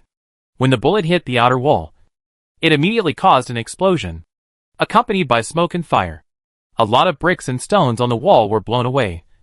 But then, the reinforced concrete inner layer was exposed. Number 3 shook his head at his 2 companions. It seems that he wants us to go in and fight him. The female number 8 said. What if we don't go in and surround him from the outside? Number 2, who was shot twice, asked. No. This castle covers a large area, and we have too few people to really surround him. Moreover, once we are scattered, it will give him the opportunity to defeat us one by one. Number 8 said. We should go in. At this time, number 3, who had not spoken before, suddenly spoke. Why do you say that? You have all seen his sniper shooting skills before. I don't need to remind you. You should all know how dangerous it is to let such a sniper remain mobile outside. On the contrary, his sniping ability is useless in this castle, and our advantage in numbers can also be brought into play. For some reason, he voluntarily gave up the most advantageous fighting method for himself. We shouldn't remind him to think about it again. Chapter 1003 Battle in the Corridor. It didn't take too long for the 3 members of the emergency response team to reach a consensus and decide to enter the castle. Number 3 was right. Zhang Heng gave up the maneuver and switched to a defensive battle, which was actually equivalent to giving up his greatest advantage. For them as opponents, it was a once-in-a-lifetime opportunity, and there was no reason not to seize it. However, the 3 of them also knew that the other party must have their own reasons for making such a decision. Therefore, before entering the castle, the 3 of them made a lot of preparations, especially noticing the smoke floating in the castle, equipped with thermal detectors for dealing with such environments, and also paying attention to the traps that might appear in the castle. However, they obviously overthought the latter point. The reason why Zhang Heng gave up the guerrilla warfare was that, in addition to Bartlett having only 2 bullets left, the most important reason was actually very simple. He just wanted to end the battle in the shortest possible time. Compared with sneak attacks in open spaces, fighting in the castle was indeed more dangerous. But it saved the time of searching for the enemy and saved more time, which was very suitable for Zhang Heng, who was eager to get back to the station. After making preparations, the 30 people from Shuntang Morgan carefully entered the castle. They formed 5 teams of 6 people each, with a distance of about 3 meters between each team, so as to prevent being wiped out by a sudden bomb trap and to provide quick support to each other in case of an accident. In addition to the thermal detector carried by number 2 in the emergency response team, the other 2 federal police teams were also equipped with one according to regulations, and number 8, as the commander, redistributed the 3 thermal detectors. The leading team had one to explore the way, and the team behind them had one to supplement the blind spots that the previous team had not found. As for the last one, it was still in number 2's hands. Number 8 had no requirements for this thermal detector. Basically, number 2 was allowed to observe freely. Although the thermal detector could only detect a certain distance in front, the 3 of them could cover a wide area when used together. As the first group of people walked into the castle, there was no gunfire. The castle was as quiet as if no one was there. There was no discovery on the thermal detector. Then the second group of people followed closely and walked in to cooperate with the first group to be on guard, until the 5th group also crossed the gate. At this point, all 30 people from Shuntang Morgan had walked into the castle. Neither the first and second groups who entered first, nor number 2 who followed behind, found Zhang Heng for the time being. Number 8 led 2 groups of federal police to conduct a general search of the first floor. After confirming that it was safe, They moved to the second floor. The same strategy as before. One group of people was still in the front, and the rest of the people followed behind at intervals. As a result, this time, as soon as the first group of people turned the stairs, gunshots rang out, and a federal police officer who was in the lead was knocked to the ground by the gunshot. Fortunately, the 3 plainclothes disguised emergency response team members were also wearing the latest generation of bulletproof vests. One of them took off the bulletproof vest and let the federal police officer who was walking in front wear it, which saved the latter's life. After that, his companions took the risk to drag him back, and then everyone started to fight back while scattering to find cover. At the same time, the other side also fired at them without hesitation. For a while, the corridor was filled with gunfire. However, after a while, the 3 members of the emergency response team felt something was wrong. Number 8 gestured to the federal policeman who was walking in front and asked him if he had seen Zhang Heng before. As a result, the federal policeman said that the smoke in the corridor was too thick. His vision was severely obstructed, and he was hit by a sniper rifle just after turning the corner. However, the thermal detector in his hand still responded, showing a figure at the other end of the corridor. However, this statement did not make number 8 feel relieved. On the contrary, it made him feel more uneasy. He then signaled everyone to cease fire and retreat to a place where they could not see the other side of the corridor. However, the gunfire on the other side did not stop. At this time, the 3 members of the emergency response team had already determined that they were being plotted. If it were an ordinary person, they might not be able to control themselves and fire wildly in a tense situation. But for a master like Zhang Heng, it was obviously impossible to make such a low-level mistake. Moreover, although the 2 sides had been fighting fiercely before, so far, the group at the forefront was still alive and kicking except for the guy in the bulletproof vest who was hit by the sniper rifle. Number 8 didn't look down on the ability of these federal police, but compared to Zhang Heng, their strength was not enough to support this evenly divided battle. "Let's go and see what's going on." It was number 3 who spoke. Number 8 nodded when he heard it. So the 3 of them called the other 3 federal police and went to the corridor again. This time, because they were closer, the 3 people in the emergency response team also heard more details from the gunshots, including some ambient sounds that did not match the reality. "Recording?" Number 3 asked. Then number 2 also found that the humanoid target in the thermal detector was motionless. Later, number 8 sent 2 federal police officers to walk over carefully, and finally found the inflatable thermal inducer at the end of the corridor, and a recorder next to it. Number 8 immediately thought of something, and his face changed. "Everyone, gather here." After counting the number of people, number 8's back was covered with cold sweat.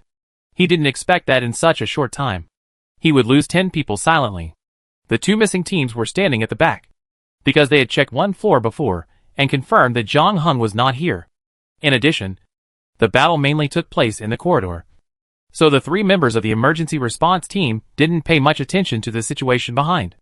They didn't expect Zhang Heng to play a trick. When he shot the target, Zhang Heng was clearly at the end of the corridor, but he used recordings and thermal sensors to deceive everyone, drawing everyone's attention to this corridor. And he somehow managed to sneak past 3 thermal sensors and go to the first floor. When number 8 led his men back to the first floor, they saw only corpses on the ground. The fatal wounds on their bodies were all knife wounds without exception, and they were killed in 1 shot, without any chance to struggle or shout for help. Chapter 1004 The Missing Body. Watch out for your surroundings. He may still be here, number 3 warned. Everyone was shocked when they heard this.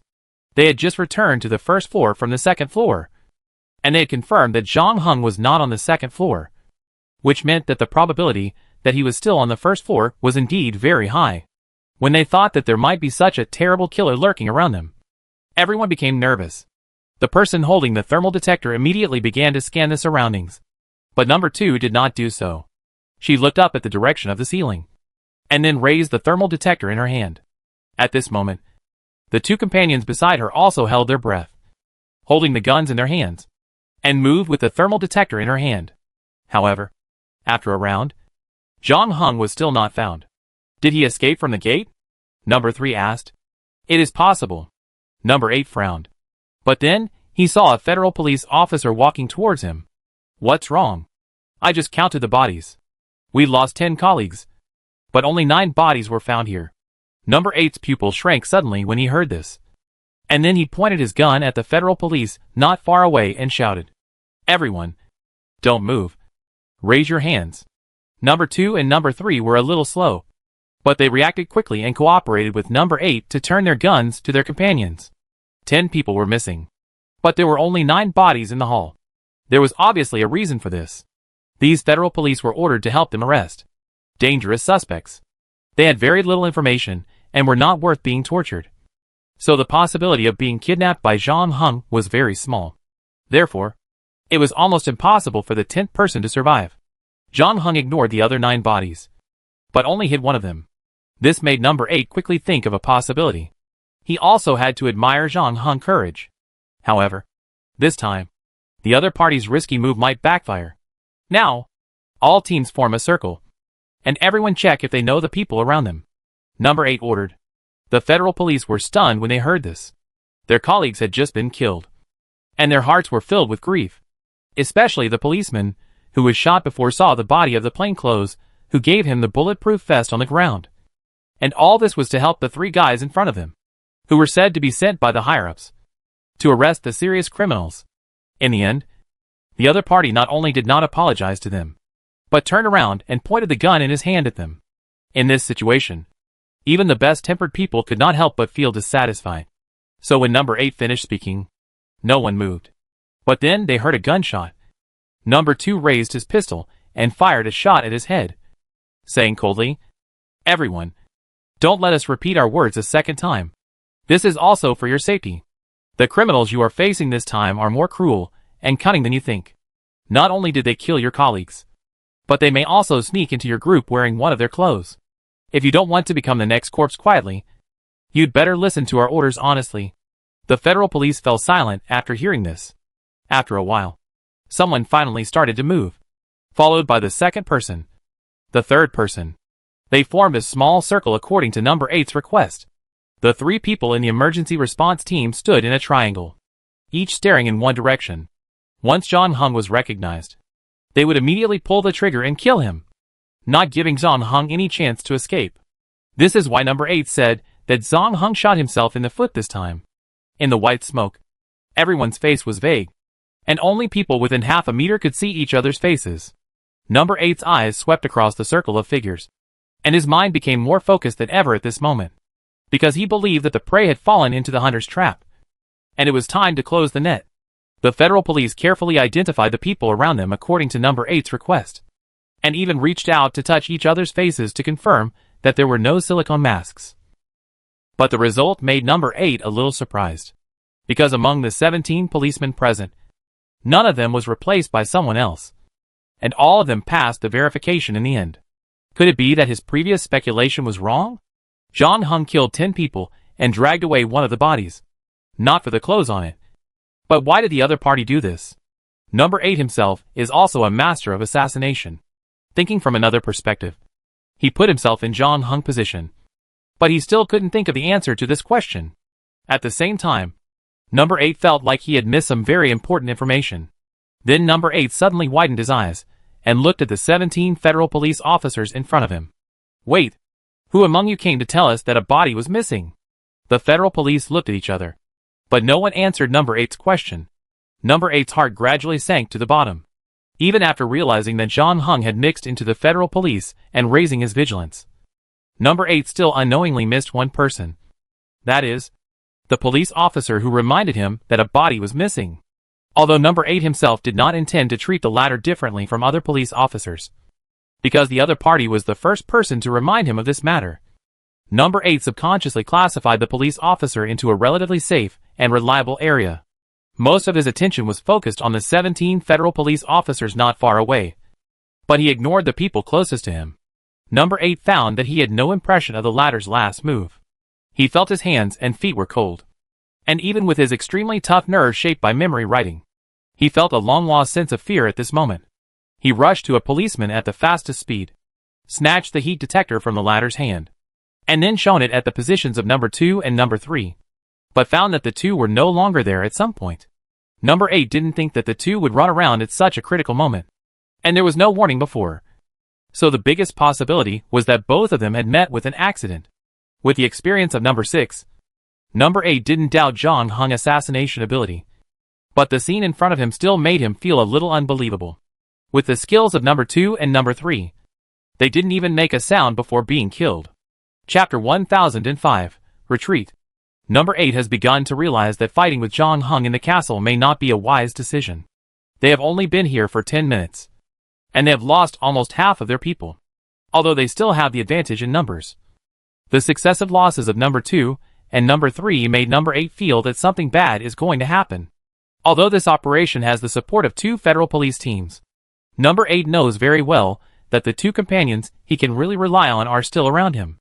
The members of the emergency response team starting with number 0 are all proficient in all aspects and can stand alone in combat.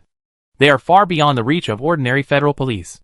Even though the 2 teams tonight are also elites among the federal police, the role they can play in this level of combat is very limited. They can only play a supporting role. The 3 people in the emergency response team are the ones who really determine the trend of the battle. These were all number 8's previous judgments. But now, he was a little shaken. Jong Hung had dealt with his 2 companions neatly, and without making any noise. As if he was a ghost hidden in the smoke. What number 8 couldn't understand was that even if Jong Hung was equipped with a thermal detector, how could he accurately grasp the movements of so many people, and come and go freely, as if he was not affected by the smoke at all? And he had also realized that it was not an accident that he was the only one who survived in the emergency response team among the 3 people. Compared with number 2 and number 3, he had been hit by a sniper rifle twice before, and his skills and mobility were discounted. So Jong Hung left him for the last. But the question was, how did the other party clearly identify everyone in the thick smoke? Coupled with the failures of number 6 and number 9, number 8 even doubted the entire operation tonight. Now he had to accept the failure. Number 8 had the idea of retreating. But before he could speak, the next moment the gunshots rang again. This time the gunshots were obviously not recorded. Number 8 could hear that the shooter was near them, and was moving at high speed. So number 8 immediately started to shoot back at the place where the gunshots came from. At first, he felt a little strange.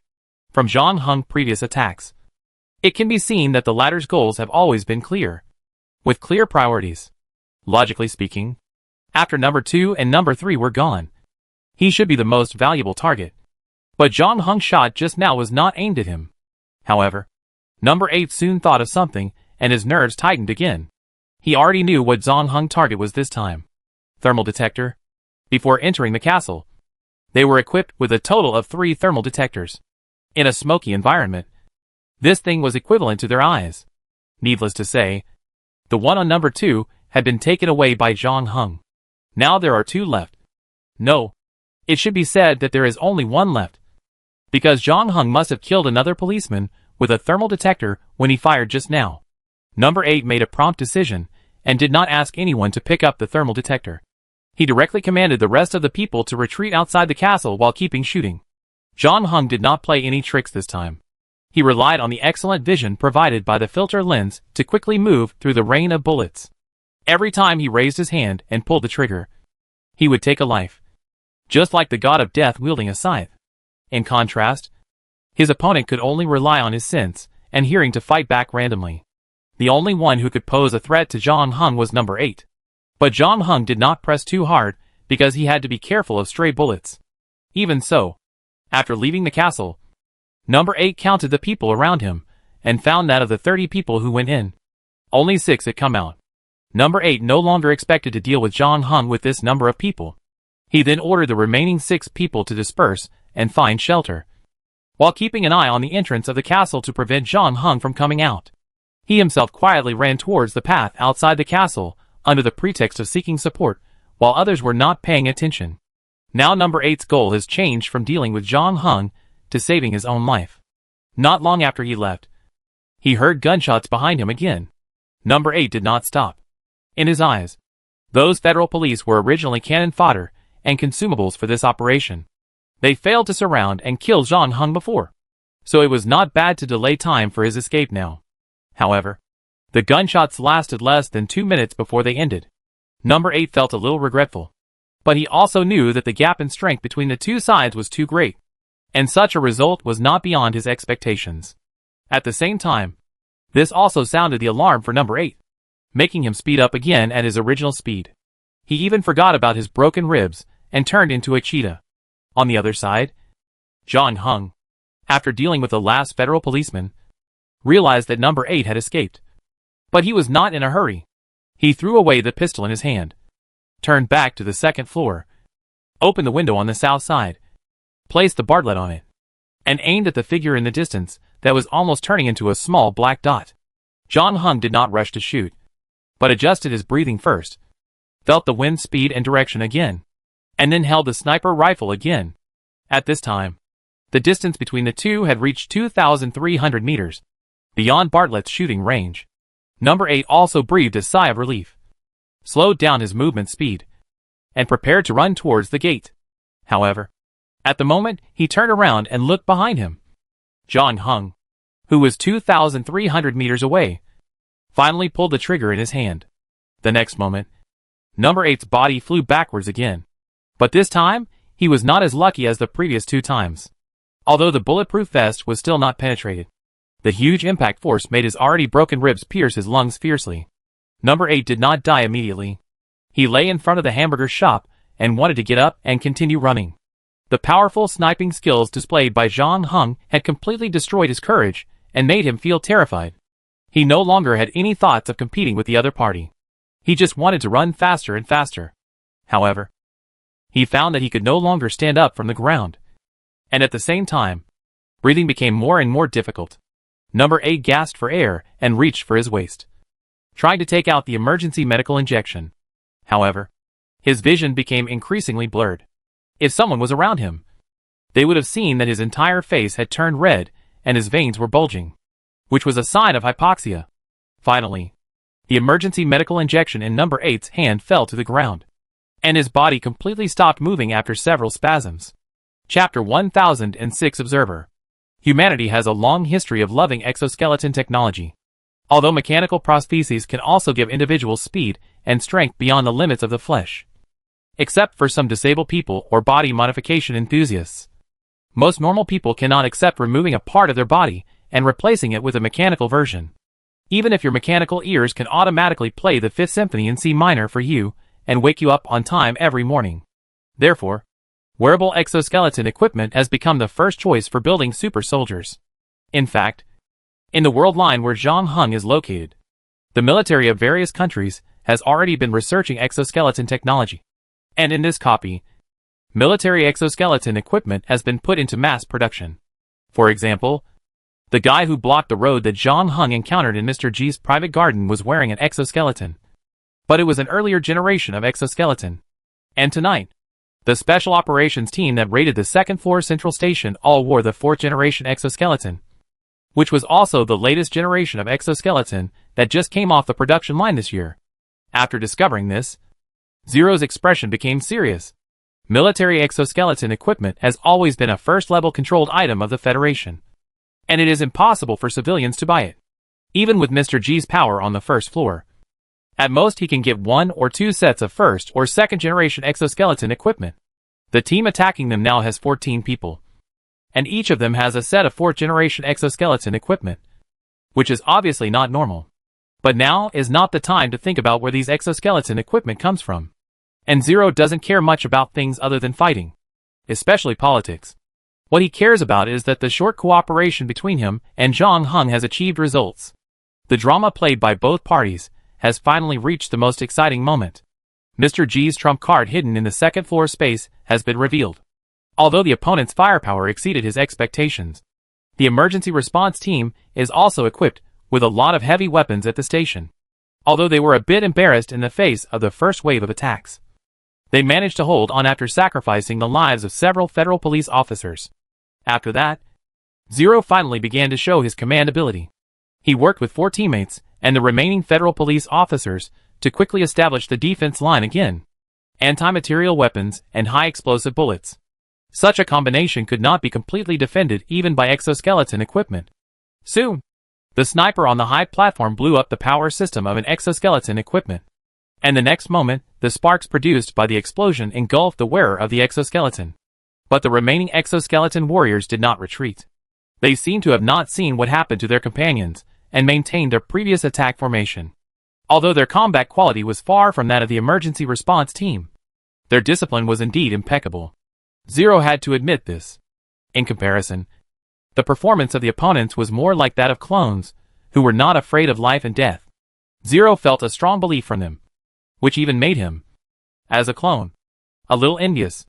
However, this did not change Zero's idea of killing these guys in front of him and taking the goods from their bodies. Because this is the meaning of the emergency response team. While the emergency response team of Shuntang Morgan was fighting with Mr. G's special operations team, there was another pair of eyes watching the situation here. Fengzi. She rushed here from her residence on Zhang Heng commission, trying to avoid pedestrians along the way, and with the disguise Zhang Heng made for her, she finally succeeded in sneaking into a hotel. Fengzi did not book any rooms at the front desk, but found a way to climb up to the rooftop of the hotel, then took out a pair of high-powered binoculars from her bag and began her surveillance mission. Fengzi remembered Zhang Heng's advice and chose an observation point that was quite a distance away from the station, so that neither side of the battle would notice her. After that, Fengzi completed her mission very well.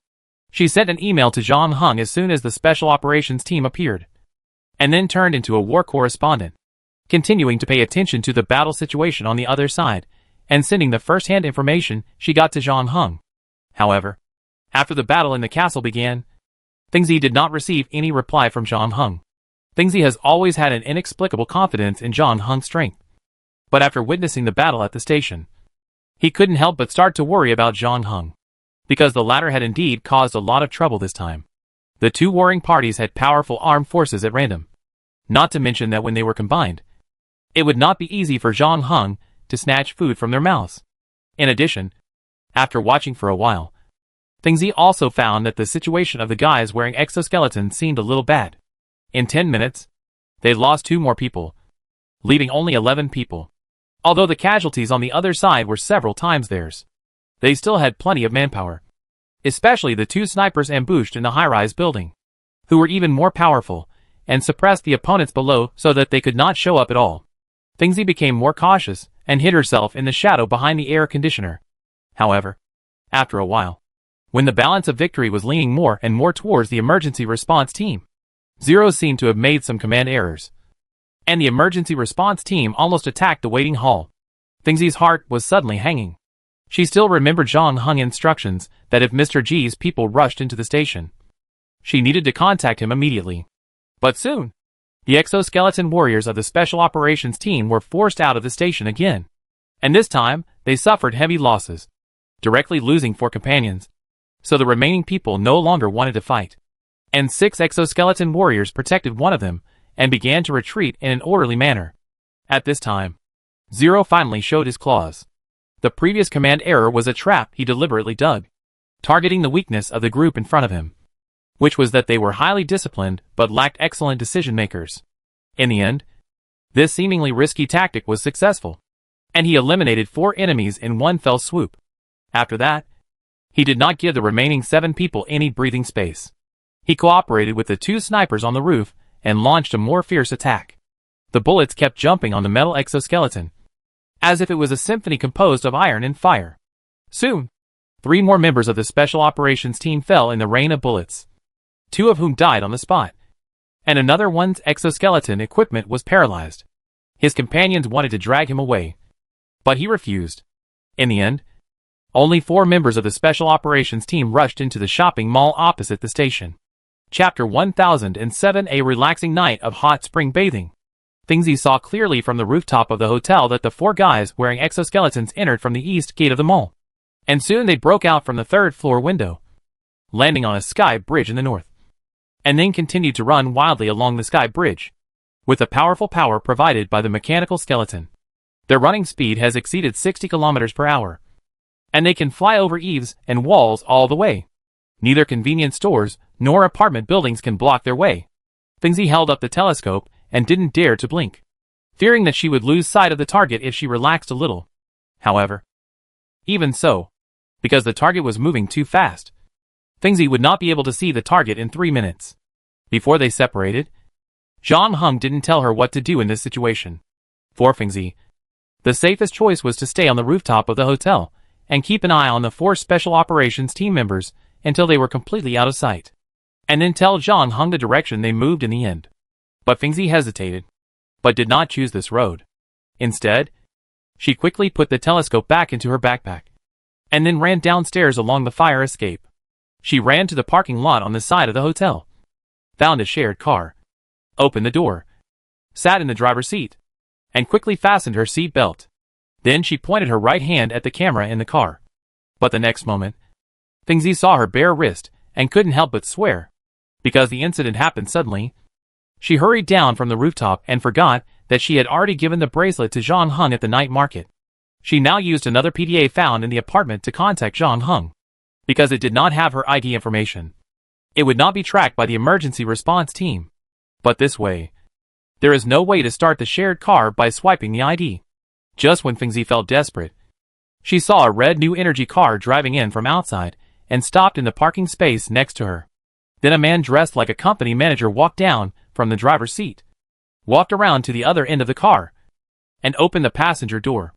Then a girl dressed as a bunny girl, but who looked about the same age as his daughter, stepped out of the passenger seat, put her hand in the hand of the man who looked like a manager, and stood up from the seat with a giggle. But then she saw her sponsor's expression froze, and then he fell straight to the ground. Behind him stood a Lolita holding a brick. After 3 seconds of being stunned, the bunny girl asked stupidly, "Are you here to steal the business?" "No. I'm here to rob." Fengzi took out the homemade laser gun while speaking, pointed it at the bunny girl, and ordered, "Move him to the passenger seat." The bunny girl still didn't understand the situation, and she stood there without any movement. So the next moment Fengzi pulled the trigger without hesitation, and soon one of the bunny girl's ears was burned, which scared the latter.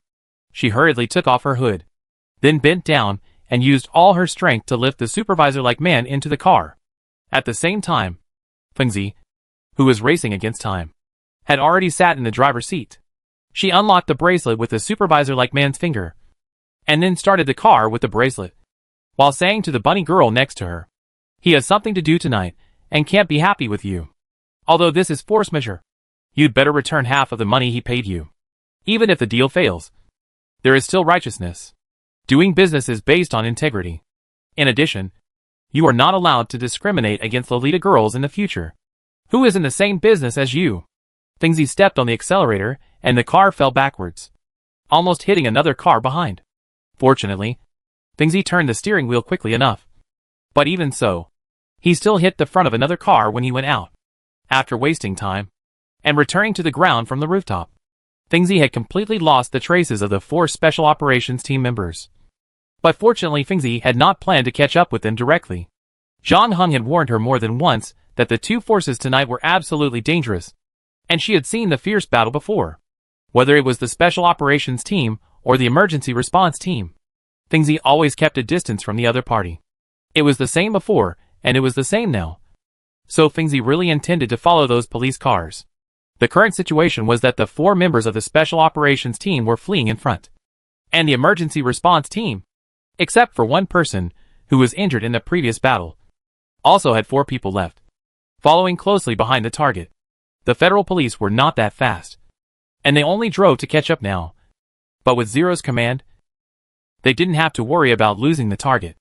As for Fengzi, she drove cautiously and followed the last police car, because she was worried about being discovered. Fengzi didn't dare to get too close. Fortunately, the police car had flashing lights, which was quite conspicuous on the road. Fengzi felt that the adventurous blood in her veins had completely burned up. She held the steering wheel with one hand and pulled the supervisor over with the other hand. She confirmed the owner's authority through iris scanning, and then shared the real-time location of the car with Zhang Heng. After doing all this, Fengzi felt hot and took off her suit and threw it out of the window. When she turned around, she saw that the supervisor-like man who had been knocked unconscious by her had opened his eyes again and stared at her. The two looked at each other for a few seconds, and then the supervisor-like man asked in confusion, "Why did you change people? And we have already arrived at the hotel. Why did you drive the car out again?" "Sorry. Your car was requisitioned by me." Fengzi blinked at the supervisor-like man and showed a somewhat ferocious smile. "And your relaxing night is also ruined." Fengzi kicked the supervisor-like man on the chin directly, and worried that one kick was not enough. She kicked him twice more. and the latter rolled his eyes and fainted again. But when Fingzi turned her eyes to the front again, she found that she had lost the trace of the police car. She frowned and stepped on the accelerator again, wanting to go to the front to see what happened.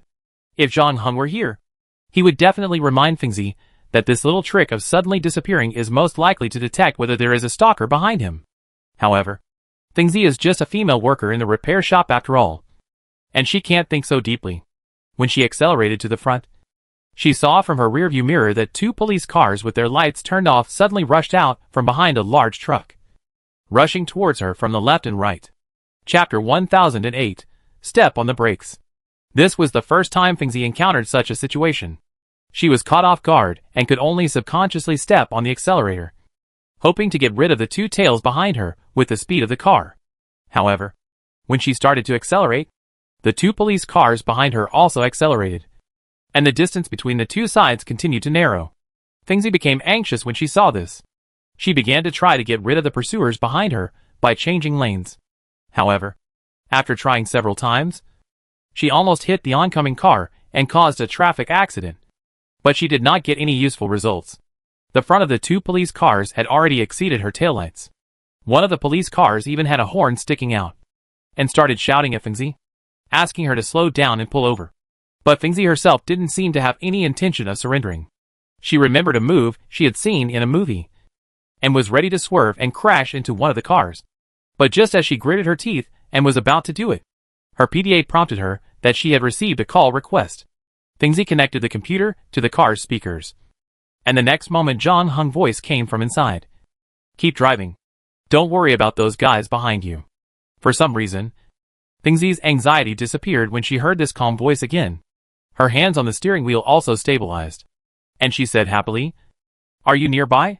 Has the amusement park issue been resolved?" Zhang Heng nodded. "Then did you receive the message I sent you? There are only 4 people left in the group that attacked the station. They should be not far ahead. I saw it. We will go over there after getting rid of these policemen," Zhang Heng said, paused and added, "Thank you for keeping an eye on the situation here for me." "You're welcome. I can't really help you much except passing on the message." "No. You really helped me a lot tonight," Zhang Heng said. This time he experienced a lot of inconveniences without teammates, but fortunately, there were still some people willing to help him in the dungeon. In addition to Old Man Geng and Miss F, he was also lucky tonight. He met Fingzi in the bar. Although he might not be able to get the memory encoder without Fingzi, the difficulty would undoubtedly be much higher, and he might have to gamble on his luck. While the 2 were talking, 2 police cars had already sandwiched Fingzi's car in the middle. A policeman held a pistol and tried to force Fingzi to stop. But the next moment, 3 cars drove side by side into the underground tunnel in front. The vision in front of her eyes suddenly became dark, and then Fingzi heard a series of gunshots. And then her car was hit by something. But fortunately Fingzi held the steering wheel firmly. When she moved her eyes to the rearview mirror, she found that one of the police cars had been left behind. The tire of that car should have been blown up by someone just now. And the previous collision with her car was also because the other party lost control. Then Fingzi saw another police car that he hadn't seen before speeding up from behind. Fingzi's heart tightened. But then, he heard Zhang Heng's voice again. "Step on the brakes." Fingzi stepped on the brakes without hesitation, and the speed of the red new energy vehicle dropped sharply. Under the effect of inertia, Fingzi's body leaned forward. But because he was wearing a seat belt, he was a little embarrassed but not injured. In contrast, the man who looked like a supervisor in the passenger seat was miserable. His body flew out of the seat directly, and his head hit the windshield. The sound was very painful. The police car on the other side obviously didn't expect Fingzi to stop suddenly. They were about to slow down and park their car in front of Fingzi. But then, they saw a police car suddenly approaching them. Zhang Heng turned the steering wheel to the right, and turned the front of the car over. The police car next to them happened to find that the right side was very open. Out of driving instinct, it also subconsciously turned to the right to dodge. But it didn't notice that it rushed into the emergency parking lane next to it, and then crashed into the concrete pier in front. At this point, both police cars were thrown off. After exiting the tunnel, Zhang Heng found a place to park and waited for Fingzi to drive out. Then the latter left the red new energy vehicle and sat in his co-pilot's seat. As soon as Fingzi got in the car, he saw a car full of various weapons, including but not limited to various firearms and ammunition. He couldn't help but exclaimed. Why? Did you just rob a weapons depot? No. They delivered it themselves. In the previous battle at the amusement park, Zhang Heng killed 3 members of the emergency response team and 2 federal police teams, and finally solved the problem of his lack of weapons and ammunition in the second-level space. The police car Zhang Heng was driving now had a lot of weapons. In addition, Zhang Heng also collected some useful equipment from the bodies of number 3, number 8, and number 2. As soon as Fingzi got in the car, Zhang Heng threw a new bulletproof vest to her. Just because this thing can withstand sniper bullets. Wearing it is equivalent to adding another life to yourself. After that, Zhang Heng stepped on the accelerator again and drove the police car forward. After Fingzi put on the bulletproof vest, she couldn't help but worry again. She followed the police car in front, which meant she knew the whereabouts of the special operations team. But now that both police cars were destroyed, the two of them had completely lost the target's movement. However, Fingzi saw that Zhang Heng was still unhurried and didn't seem to be anxious about this matter at all. Before she had time to ask, the communication device in the car answered her question. The target has escaped into the Four Continents Hotel. Follow-up personnel, please help seal off all entrances and exits of the hotel. Received. Received. After all the noises disappeared and the car became quiet again, Zhang Heng explained. The emergency response team has done a good job in communication security. But the police are using the same channel for this operation. They need the police's help, so they will share some of the information. Why do you look like you know everything? Fingzi's expression was very interesting. And just now, your driving skills were not bad. Right? Well, you should be able to feel it yourself next. After getting the destination address, Zhang Heng reminded Fingzi to fasten her seat belt. Then he stepped on the accelerator to the bottom. Fingzi felt like she was sitting on a rocket. The strong push on her back pressed her firmly on the seat. The numbers on the dashboard began to rise rapidly. The next moment, Fingzi even suspected that she had flown up. She had to grab the handrail on the roof to stabilize her body again. Chapter 1009, The Place of Decisive Battle. Zero saw with his own eyes the 4 members of the Special Operations team rushing into the hotel in front of him. As soon as the other party entered the door, he led his men to seal all the exits of the hotel and notified the federal police behind to come and set up defenses. However, compared to these ordinary policemen, Zero was more willing to trust the members of his team. Now there were 3 members of the emergency response team besides him. If it was a head-on battle, these people would be enough to take down the target. But now those guys wearing exoskeleton equipment escaped into the hotel, and Zero had to allocate some people to be responsible for the outer blockade. Otherwise it would be difficult to stop these well-trained enemies with only those federal policemen. However, in this way, Zero's manpower was a bit stretched. At this time, Zero also began to miss the 3 people sent to the amusement park. If everything went well, they should have rescued number 6 and killed Zhang Heng by now. If they could get back in time, the next battle would be foolproof. However, the message sent by Zero 5 minutes ago was like a stone sinking into the sea. Until now, no response has been received. Instead, the federal police sent a new message not long ago, saying that a red new energy vehicle was found suspected to be following behind. And then 2 police cars went to surround the other party. But then another police car appeared out of nowhere. And the latter was so crazy that it attacked the other 2 police cars and then quickly disappeared at the entrance of the tunnel. Zero frowned. He had a premonition that something might have happened at the amusement park. To be honest, this was a bit beyond his expectations. He originally thought that 3 team members plus more than 20 federal police should be enough to deal with the 2 people on the opposite side. But now it seems that he still underestimated the guy named Zhang Heng. The 3 team members sent to the amusement park are probably in danger. Obviously, the situation here has gradually come under his control, and the last 4 members of the special operations team were forced to have no way to escape. But at this time, the most unnecessary mistakes have appeared again, which made Zero a little headache. Before, Zhang Heng came to him for cooperation, and Zero agreed without hesitation, because his first task was to intercept the goods. As for Zhang Heng, he was indeed a little curious about the 2 members of his team who were dealt with one after another, but he didn't take it seriously. In his opinion, this was an internal conflict on Mr. G's side, and it was a once-in-a-lifetime opportunity for the emergency response team. No matter how you look at it, it is a sure-win business to lure the snake out of its hole. Of course, the so-called transaction can only be established when both parties can make a profit. Or at least think they can make a profit. Zero probably guessed what Jong Hung's purpose was. But in his opinion, it was just the other party's fantasy. However, now this seemingly fantasy is about to come true. Zero has to admit that the current situation is developing in the direction Jong Hung expected. In this prey chase, a new hunter has joined in the middle. And it is a very dangerous hunter. Zero also felt a long-lost sense of urgency. He fully learned from the previous lessons and finally made up his mind to overturn the battle plan that was just decided not long ago and no longer disperse the manpower. This time, the positions of the two sides were swapped, and Zero arrived at the destination first, which also gave him time to make some advance arrangements. Although half of the manpower had fallen into Jong Hung's hands, Zero also got a lot of information about Jong Hung. Zero was still confident that he could solve this difficult problem. This game has just begun, and the one who laughs the most is the real winner. On the other side, the police car driven by Jong Hung finally stopped in front of a food stall. After the next intersection, it was the end of this trip. The Four Continents Hotel. Feng Zi, who was sitting in the passenger seat, did not speak for a long time until the car stopped. She held the roof railing tightly, and her knuckles turned white because she was holding it too hard. It was not until Jong Hung unbuckled her seat belt that Feng Zi seemed to come back to her senses and asked in a daze, "Are we there yet?" "Yeah. That's right. How are you? Are you okay?" Jong Hung asked. "I'm glad I'm still alive. I don't want this to happen again." Feng Zi looked like she had survived a disaster. She always thought she had strong nerves. Not only among women, but also among men. She had never been so nervous when she was surrounded by two police cars before. She even wanted to turn the steering wheel to destroy the other party together.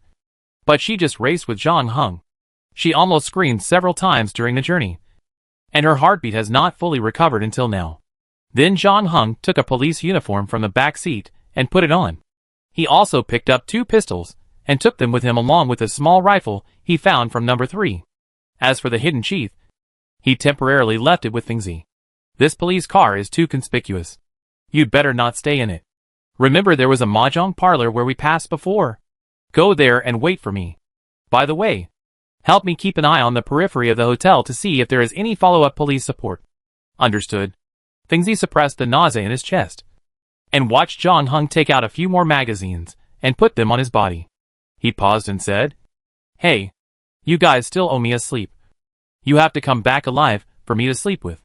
Not only that, I also plan to give them a surprise," Jong Hung said lightly. After selecting the weapons and equipment, Jong Hung walked directly to the outside of the hotel. Contrary to his expectations, he did not see anyone who seemed to be the emergency response team here. The person in charge was a sheriff of the federal police on the second floor. Jong Hung probably guessed Zero's plan. The latter made a risky move that was not considered a risky move. He handed over the blockade of the hotel's perimeter to the federal police. The risk of doing so was that if the special operations team realized that the perimeter defense had become weak, it was possible to break out from here. But this was actually not a big loss for the emergency response team, since Zero could force the remaining members of the special operations team into a desperate situation once. He could certainly force them into a second time. So this was a risk that Zero could take. Moreover, the remaining 4 members of the special operations team had been fleeing for so long that their spirits and bodies were already very tired, and they might not want to run any further. For them, it was better to stay here and fight a desperate battle than to be chased around the city like rats. So there was a high probability that this was the place for the final decisive battle. Chapter 1010 Elevator. In a short while, the outside of the Four Continents Hotel was surrounded by police, and the lobby was controlled by the police. Outsiders could no longer enter, and the guests inside could not go out. The hotel was completely blocked. Jong Hung took a look inside and gave up the idea of going directly through the lobby to the safe passage. Then he observed the passers-by standing on the side of the road and quickly found a guy wearing a wide-brimmed hat and carrying a camera. Jong Hung walked up to him, talked with him for a while, shook his hand, and then walked around to the back door of the hotel in his police uniform. This door was not for guests, but for employees and goods to enter and exit. However, it was also being watched at this time. But fortunately, there were not too many people compared to the front door. Jong Hung walked to the door at a moderate pace, nodded to the team of police guarding there, and then said, "The chief police officer asked me to go in and ask the chef something." "You look a bit unfamiliar." The team leader did not immediately move aside upon hearing this, but a look of doubt appeared on his face. "Oh, I'm a newcomer who has just arrived not long ago. I usually obey the orders of the sheriff. You can ask the sheriff to verify this," Zhang Heng said calmly. "Is that so?" The team leader looked at Zhang Heng with doubt in his eyes, and raised his chin to the latter. "There's no need to ask the sheriff. Let me see your police ID." "Okay." Zhang Heng pretended to open the bracelet on his left hand. But the next moment, the captain's face suddenly changed, and he pointed his finger behind Zhang Heng. "Hey, what are you doing? Which newspaper are you from? Didn't you say you can't take pictures?"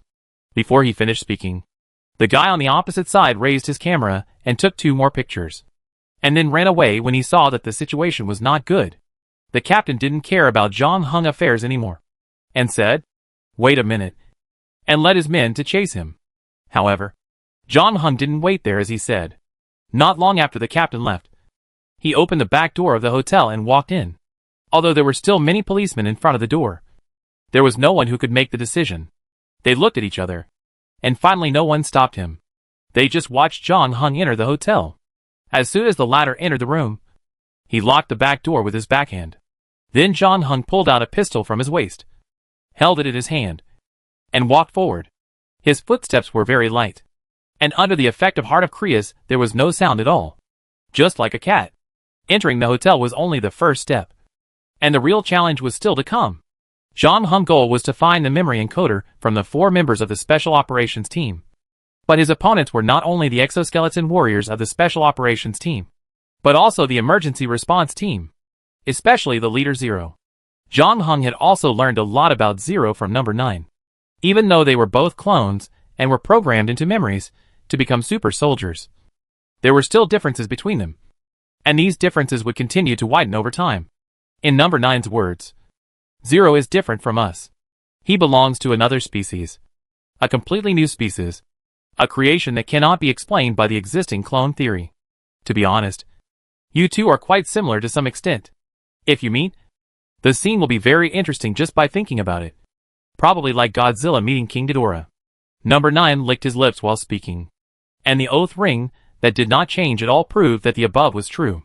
Therefore, Zhang Heng raised the alert to the highest level as soon as he entered the hotel. He did not go to the lobby because there were already many police officers standing there, especially the elevators and emergency passages, which were the key areas for defense. His previous methods could not be used a second time, so Zhang Heng walked into the kitchen opposite without much hesitation. Although there were half-cooked dishes in the pot and cut ingredients on the chopping board, there was no chef in the kitchen at this time. They should have been called to the lobby by the police.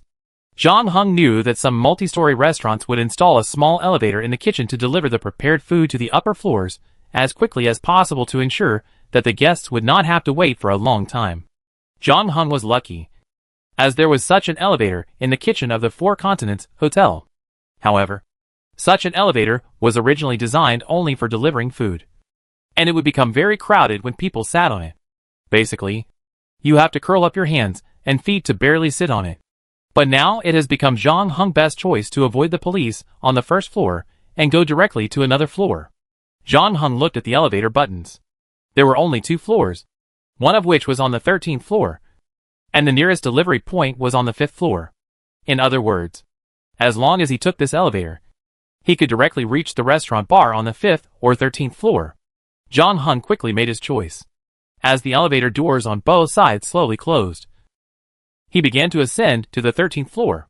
However, when the elevator reached the 4th floor, something unexpected happened.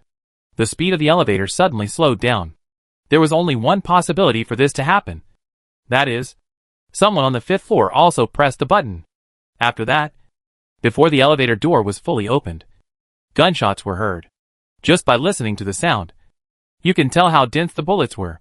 So many bullets were poured into the elevator in just a few seconds. Considering the narrow environment inside the elevator, the people on it had almost no space to dodge, and could only wait to be torn to pieces by the bullets. At the same time, Zero's eyes flashed in the restaurant bar. Probably no one would have thought that after entering the hotel, the emergency response team did not rush to hunt down the remnants of the special operations team. but actually stayed quietly in the restaurant bar on the 5th floor and stared at the elevator in front of him. In fact, Zero didn't care much about the remaining 4 members of the Special Operations team. In his opinion, they were at the end of their rope and wouldn't be able to last much longer. It was just a matter of being dealt with sooner or later. On the contrary, after the 3 people sent to the amusement park lost contact, Zero's vigilance towards John Hung had been raised to the highest level. For this reason, he even put aside the thing that should have been the first priority. Instead of looking for the goods, he decided to kill John Hung, the competitor, with all his strength. Anyway, after killing John Hung, he had plenty of time to continue the search. After making the decision, Zero also put himself in John Hung's shoes, thinking about several possible plans for the other party to go upstairs, and then contacted the sheriff on the 1st floor for various plans and made peripheral personnel arrangements. The ultimate goal was to lure John Hung to this dead end. Now his plan seemed to be successful. Zero admitted that such a method was indeed unfair. John Hung was obviously a master, but he might not be able to use his strength at all and died in this small elevator. But fighting is not just a simple competition of hard power. In a duel between masters, the key to success or failure is always the insignificant details. When Zero thought that his biggest enemy could finally be solved, he couldn't help but breathe a sigh of relief. However, when the elevator door opened, his pupils suddenly shrank, because there was nothing inside. Chapter 1011 Hide and Seek. The gunfire in the restaurant and bar on the 5th floor suddenly stopped. Looking at the empty elevator, the expressions on the faces of the emergency response team members were somewhat interesting. Finally, when the bumpy elevator door closed and the elevator continued to rise to the 13th floor, all the team members turned their eyes to Zero on the side without exception. In their memory, it was very rare for Zero to make mistakes in judgment. Fortunately, the surprise in the latter's eyes was only a flash, and then it returned to normal. Then Zero immediately contacted the police chief in charge of the 1st floor and asked the latter to send someone to the kitchen. After that, he asked someone to keep an eye on the back door of the hotel, blocking John Hung 2 escape routes. As a result, there was no trace of John Hung at the back door or in the kitchen. He seemed to have disappeared out of thin air. On the contrary, the gunshot just now exposed the position of the emergency response team. It is a taboo to be in the dark when the enemy is in the dark. So Zero made a prompt decision and took the 3 teammates around him to evacuate the restaurant bar as soon as possible. About 2 minutes after they left, the 2 bumpy elevator doors opened again. But this time, they were forcibly opened from the inside. First, a hand stretched out from the inside, and then John Hung climbed out. Just like Zero now regards John Hung as his #1 opponent, John Hung also pays special attention to Zero. He realized from the beginning that the outer defense was somewhat misleading. Therefore, although John Hung pressed the button for the 13th floor, he did not get on the elevator. Instead, he chose to wait for the elevator to start rising and followed it, climbing up along the elevator shaft. Therefore, the place where the emergency response team fired was actually very close to John Hung, right above his head. However, Zero did not expect John Hung to be so brave. After realizing that there was a problem with the elevator, he dared to take this road. After leaving the elevator shaft, John Hung did not leave in a hurry, but chose to half squat on the ground and carefully observe the bullet marks on the elevator door. From this, John Hung roughly restored the trajectory of the ballistics at that time, and thus inferred how many people were standing here before. The reason for doing this is that John Hung wants to know whether the emergency response team has mastered the monitoring room, in order to ensure the safety of the guests and avoid unnecessary disputes. General hotels often install a lot of cameras, so as long as someone stays in the monitoring room, they can see most of the situation in the hotel. John Hung had checked the building structure diagram before entering the Four Continents Hotel and found that the monitoring room was on the 7th floor. Not far from here, John Hung brought himself to Zero's position.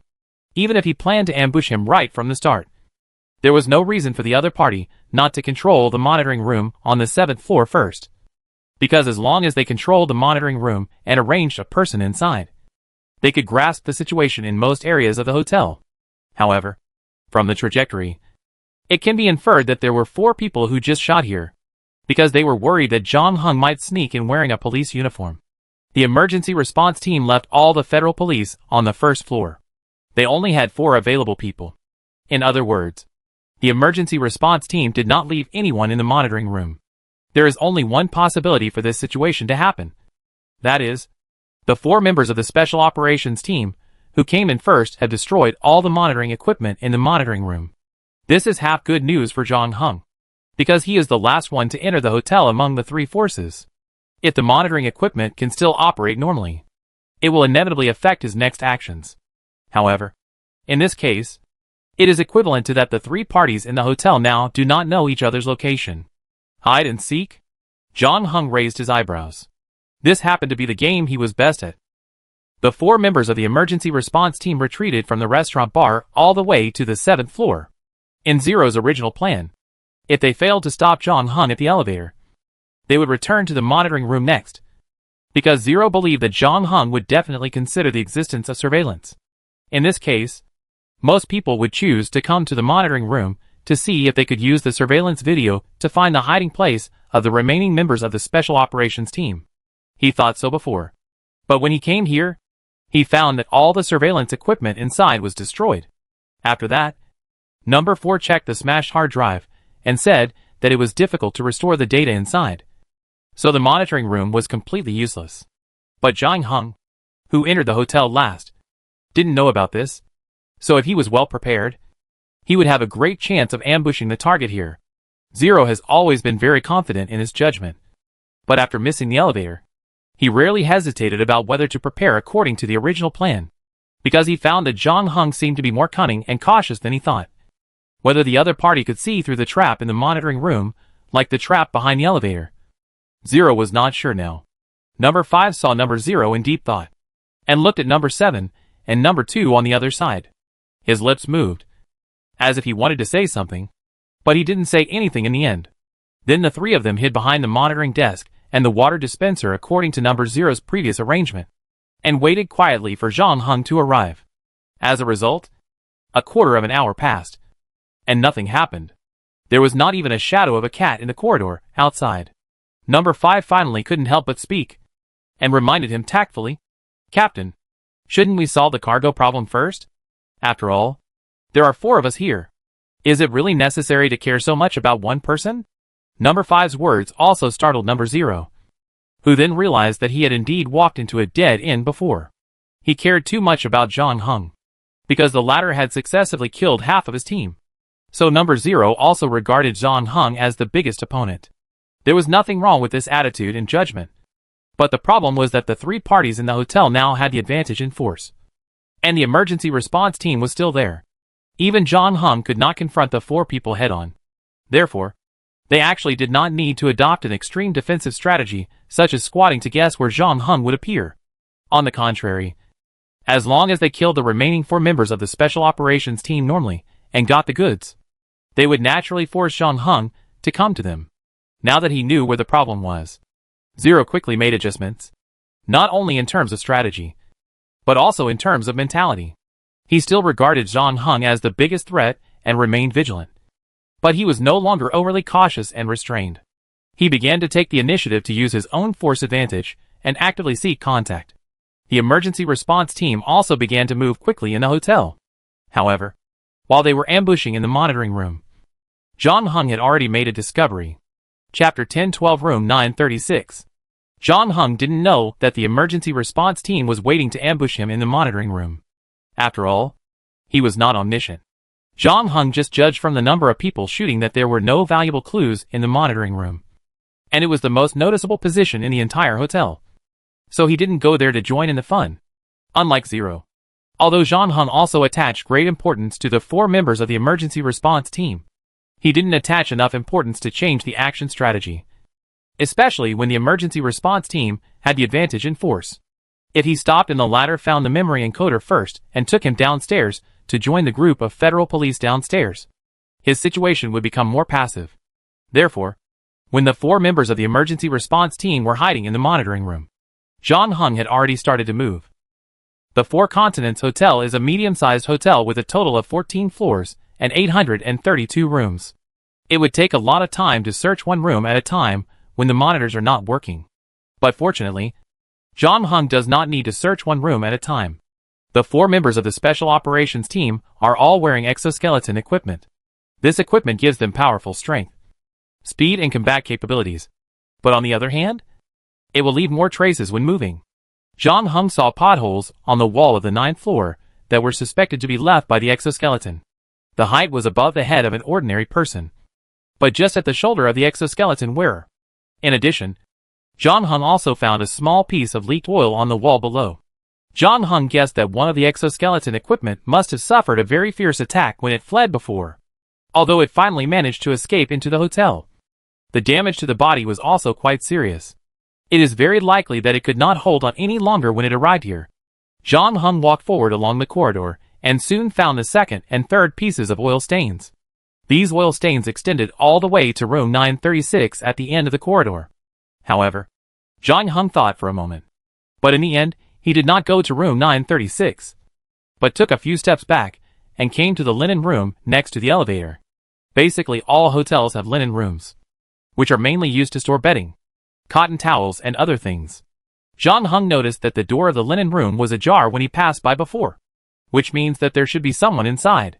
John Hung held the gun, leaned his back against the outer wall, stretched out his hand and gently pushed the door open a little, then threw a smoke bomb in. And after thinking for 10 seconds, he rushed into the linen room wearing the filter lens. John Hung moved quickly and rolled sideways as soon as he entered, trying to avoid possible attacks. At the same time, he quickly looked around the linen room.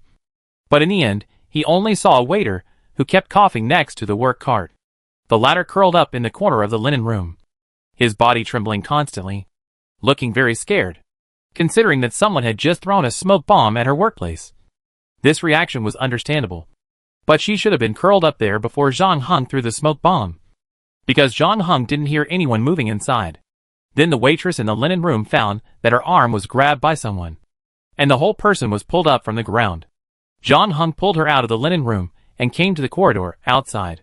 The waitress finally saw John Hung's appearance, but when she saw that he was wearing a police uniform, the fear in her eyes obviously faded a lot. Then she cried and rushed into John Hung's arms. But she didn't expect the latter to retreat half a step when she saw this, leaving her empty. John Hung asked, "What did you see before?" John Hung was very patient and repeated, "You must have seen something before, which scared you so much that you hid in the corner of the linen room." "Oh, yes." The waitress swallowed and gestured. "I saw a person wrapped in metal rushing out of the emergency passage. At that time, I was about to change the sheets and towels of a guest room." "Only one person?" John Hung frowned. "Yes, only one." The waitress nodded affirmatively. "I was so scared that I couldn't move and collapsed in the corridor. So I saw it clearly." After a pause, she continued, "But he didn't look very good at the time, and he was stumbling." "Then he fled into room 936? "Yes." From the waitress's description, the member of the special operations team in room 936 seemed to be a straggler, or because his exoskeleton was too severely damaged. He didn't want to drag down his companions and took the initiative to leave the team. If this is the case, the memory encoder must not be on him, and he may have already had the intention to die. "Has anyone come to see you before me?" "No, no more." "Is that so?" John Hung then asked the waitress, "You should have strong detergent in your linen room." "Ah? Yes. Take out a few bottles and clean up the oil stains on the corridor." "Huh?" Although the waitress was full of doubts about John Hung's request, she chose to obey the order because the other party was a police officer.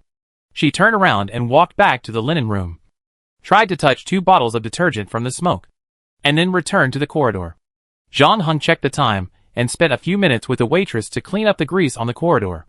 From the waitress's answer, he could tell that the emergency response team hadn't arrived yet, so John Hung had no reason not to trick them. Zero's observation and reasoning abilities were also very good, although he might not be as good as John Hung. They were not much different.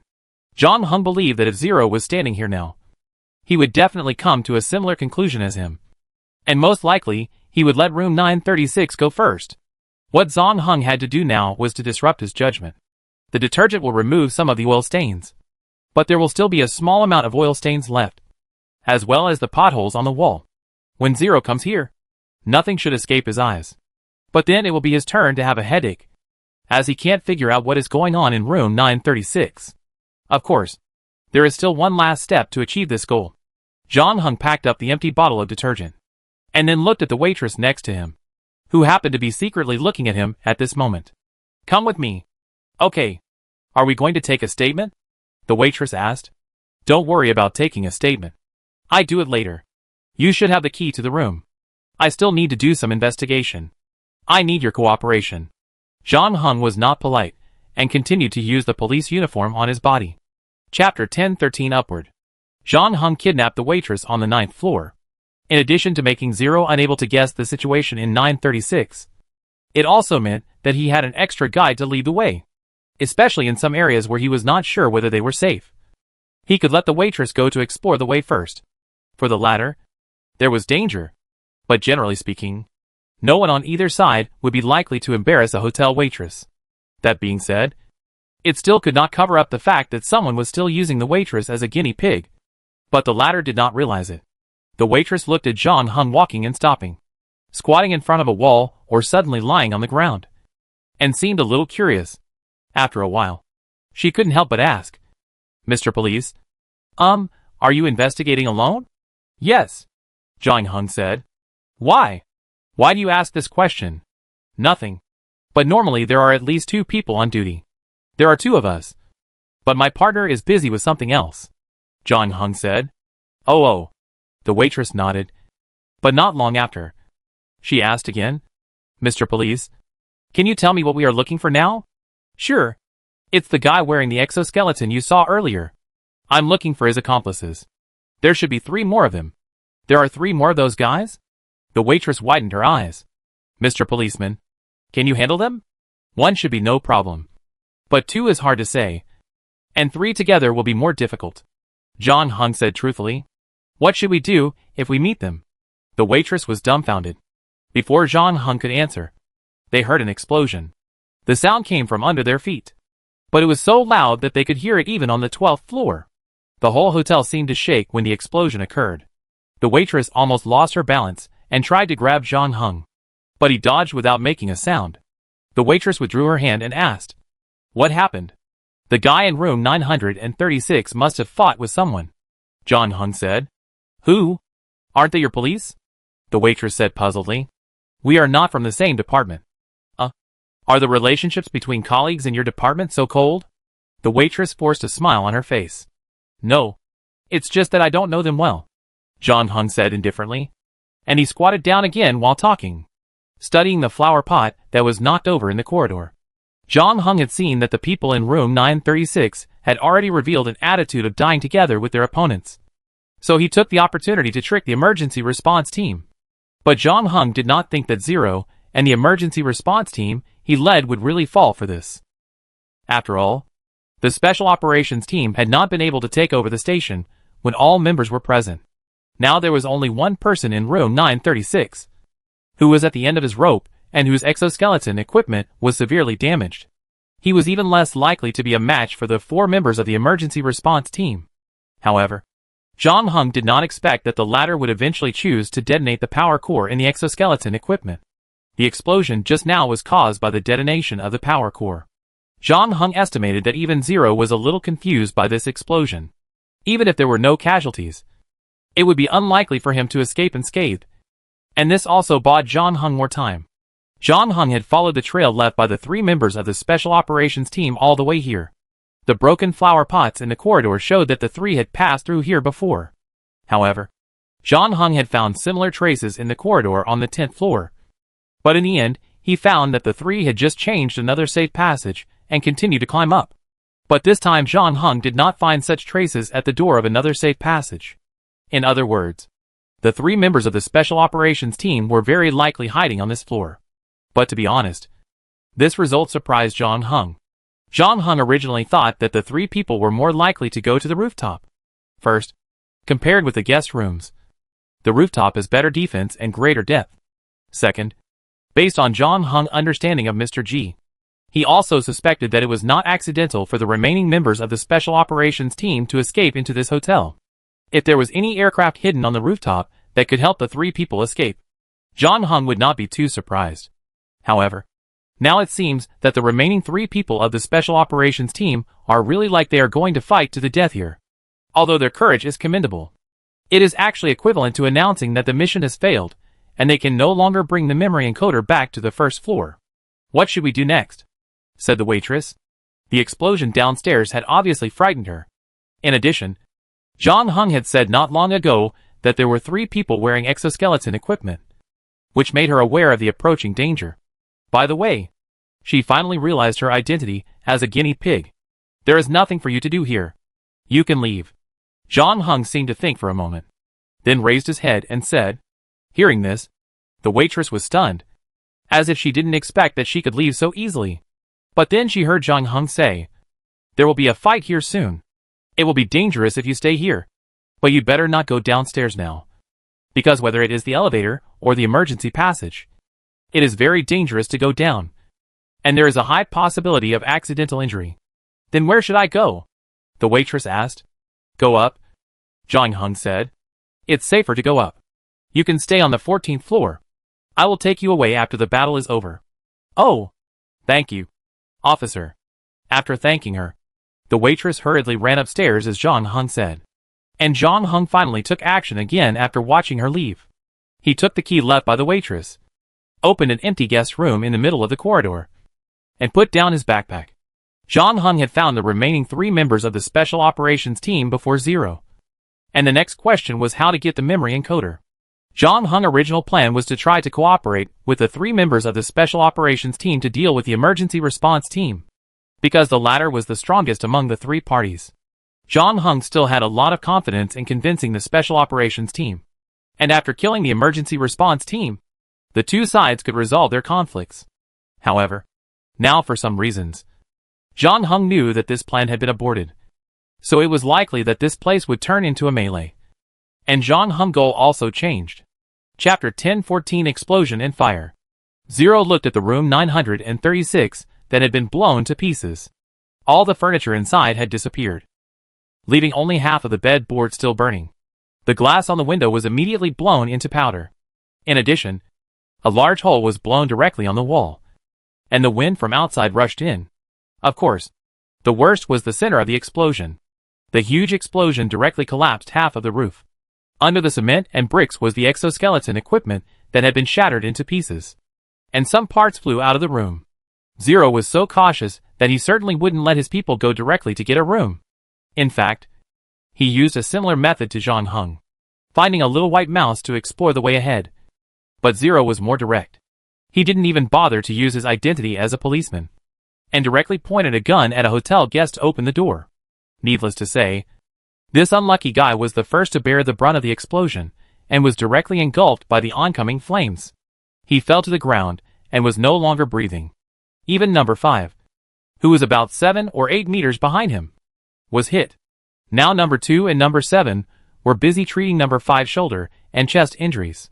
The most serious one was a finger-sized piece of metal that hit number 5's right shoulder directly, and got stuck in his shoulder blade. Number 5 was biting his shirt, and watching number 2 pull the piece of metal out of his shoulder blade. Then number 7 on the other side disinfected, sutured, and sprayed medical gel. The whole process was neat and tidy, not inferior to the surgeons in the hospital. This was because emergency surgical treatment methods were also recorded in their memory. At the same time, Zero on the other side also stepped over the body in front of the door, and walked into room 936. He first looked around, then his eyes fell on the ruins, and found a burnt arm under several steel bars, and twisted metal upper limbs. Zero's eyes stayed on it for about 2 seconds, and then moved to other places. But he did not find another body in the room. This can be confirmed by the explosion at the scene. This degree of explosion should be caused by the detonation of the power core of the exoskeleton equipment. But there is only one power core that was detonated. Otherwise the entire room 936 should have collapsed completely. A cold light flashed in Zero's eyes.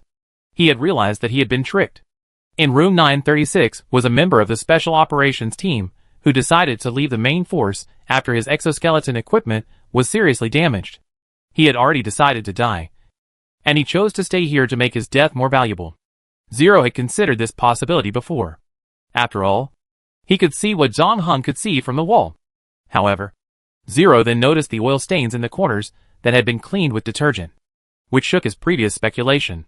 If room 936 was really a death trap, Then the person who set the trap had no reason to cover up the traces left outside, because the other party's purpose was to lure people into the trap. In addition, John Hung also took the most critical witness, the waitress, away, which ultimately led to Zero making a wrong judgment. This was the second time that Zero made a mistake in his judgment tonight, and this time it directly led to number 5 being injured. Although there was no danger to his life, the latter's right hand could no longer be used tonight. Finally, Zero's heart was filled with a rare anger. He had guessed who had painted over the stain on the corner. Although the Special Operations team members were disciplined and fearless, they had not thought of such details. There was only one person who would do such a thing: John Hung. The former arrived here before them, and then deliberately destroyed the scene to mislead his judgment. Zero's eyes turned cold. His patience had been almost exhausted. He was unwilling to play cat and mouse games with someone anymore. He turned around and asked number 2, "Have the things I asked for been delivered?" The latter nodded. "It's already been installed in the elevator." "Very good. Since they like to hide so much, let them continue to hide." Zero sneered. John Hung was the first to smell the strange smell in the air. Then he sniffed and confirmed that it was the smell of gasoline. John Hung immediately realized what Zero wanted to do. The latter was actually going to set the floor they were on fire. To be honest, John Hung didn't expect that after tricking the emergency response team on the 9th floor, Zero would directly give up the plan of searching step by step. Of course, Zero didn't make such a decision because he was angry. At their level, they would hardly let emotions affect their rationality. The real reason why Zero did this was because both the Special Operations team and John Hung had arrived before them, and must have been well prepared. So the emergency response team that arrived last was the most passive, and Zero's fire was equivalent to directly turning the tables, forcing the hiding Special Operations team and John Hung to move, and he and his emergency response team could take the initiative again. However, his doing so was not without cost, because in addition to the Special Operations team and John Hung, there were some other residents on the 12th floor. Although there were not many people, once the fire was lit, it would inevitably affect innocent people. However, this problem should be left to the federal police downstairs to worry about. Zero blocked the elevator and another safe passage, and then used a lighter to ignite the gasoline on the ground. However, just as they were about to retreat into another safe passage, something strange happened. A figure wearing an exoskeleton suddenly appeared from the room on Zero's right-hand side, holding a rifle, and fired at the 4 members of the emergency response team. Then, a guy wearing an exoskeleton also appeared from the room on Zero's left-hand side, and cooperated with his companions to shoot at the 4 members of the emergency response team. Zero reacted immediately, rolling sideways into the safe passage and avoiding the first wave of bullets. Then number 2 and number 5 behind him also started to fire back. The two sides fought fiercely in the corridor. At the same time, the fire that had been ignited before began to spread and eventually triggered the hotel's smoke alarm. Then the alarm on the 12th floor sounded. The emergency response team was obviously much better at shooting than the 2 exoskeleton warriors, but the latter's equipment made ordinary bullets leave nothing but sparks, until number 7 raised his sniper rifle and aimed at the control center of one of the exoskeleton warriors. But just before he pulled the trigger, the other party shrank back into the room. Chapter 10:15 The Last Person. The sudden alarm not only kicked off the battle, but also broke the peace on the 12th floor. Most of the residents on this floor had already fallen asleep, but were woken up by the noise. After realizing that there was a fire, many people hurried out of their rooms without even bothering to put on their clothes. However, the scene in the corridor completely stunned them. They saw 2 groups of people who appeared out of nowhere, shooting at each other with guns drawn. Bullets flew and spun in the corridor, accompanied by billowing smoke. For a moment, people didn't know whether to continue running out or retreat back to the room. The 2 members of the Special Operations team were obviously well prepared.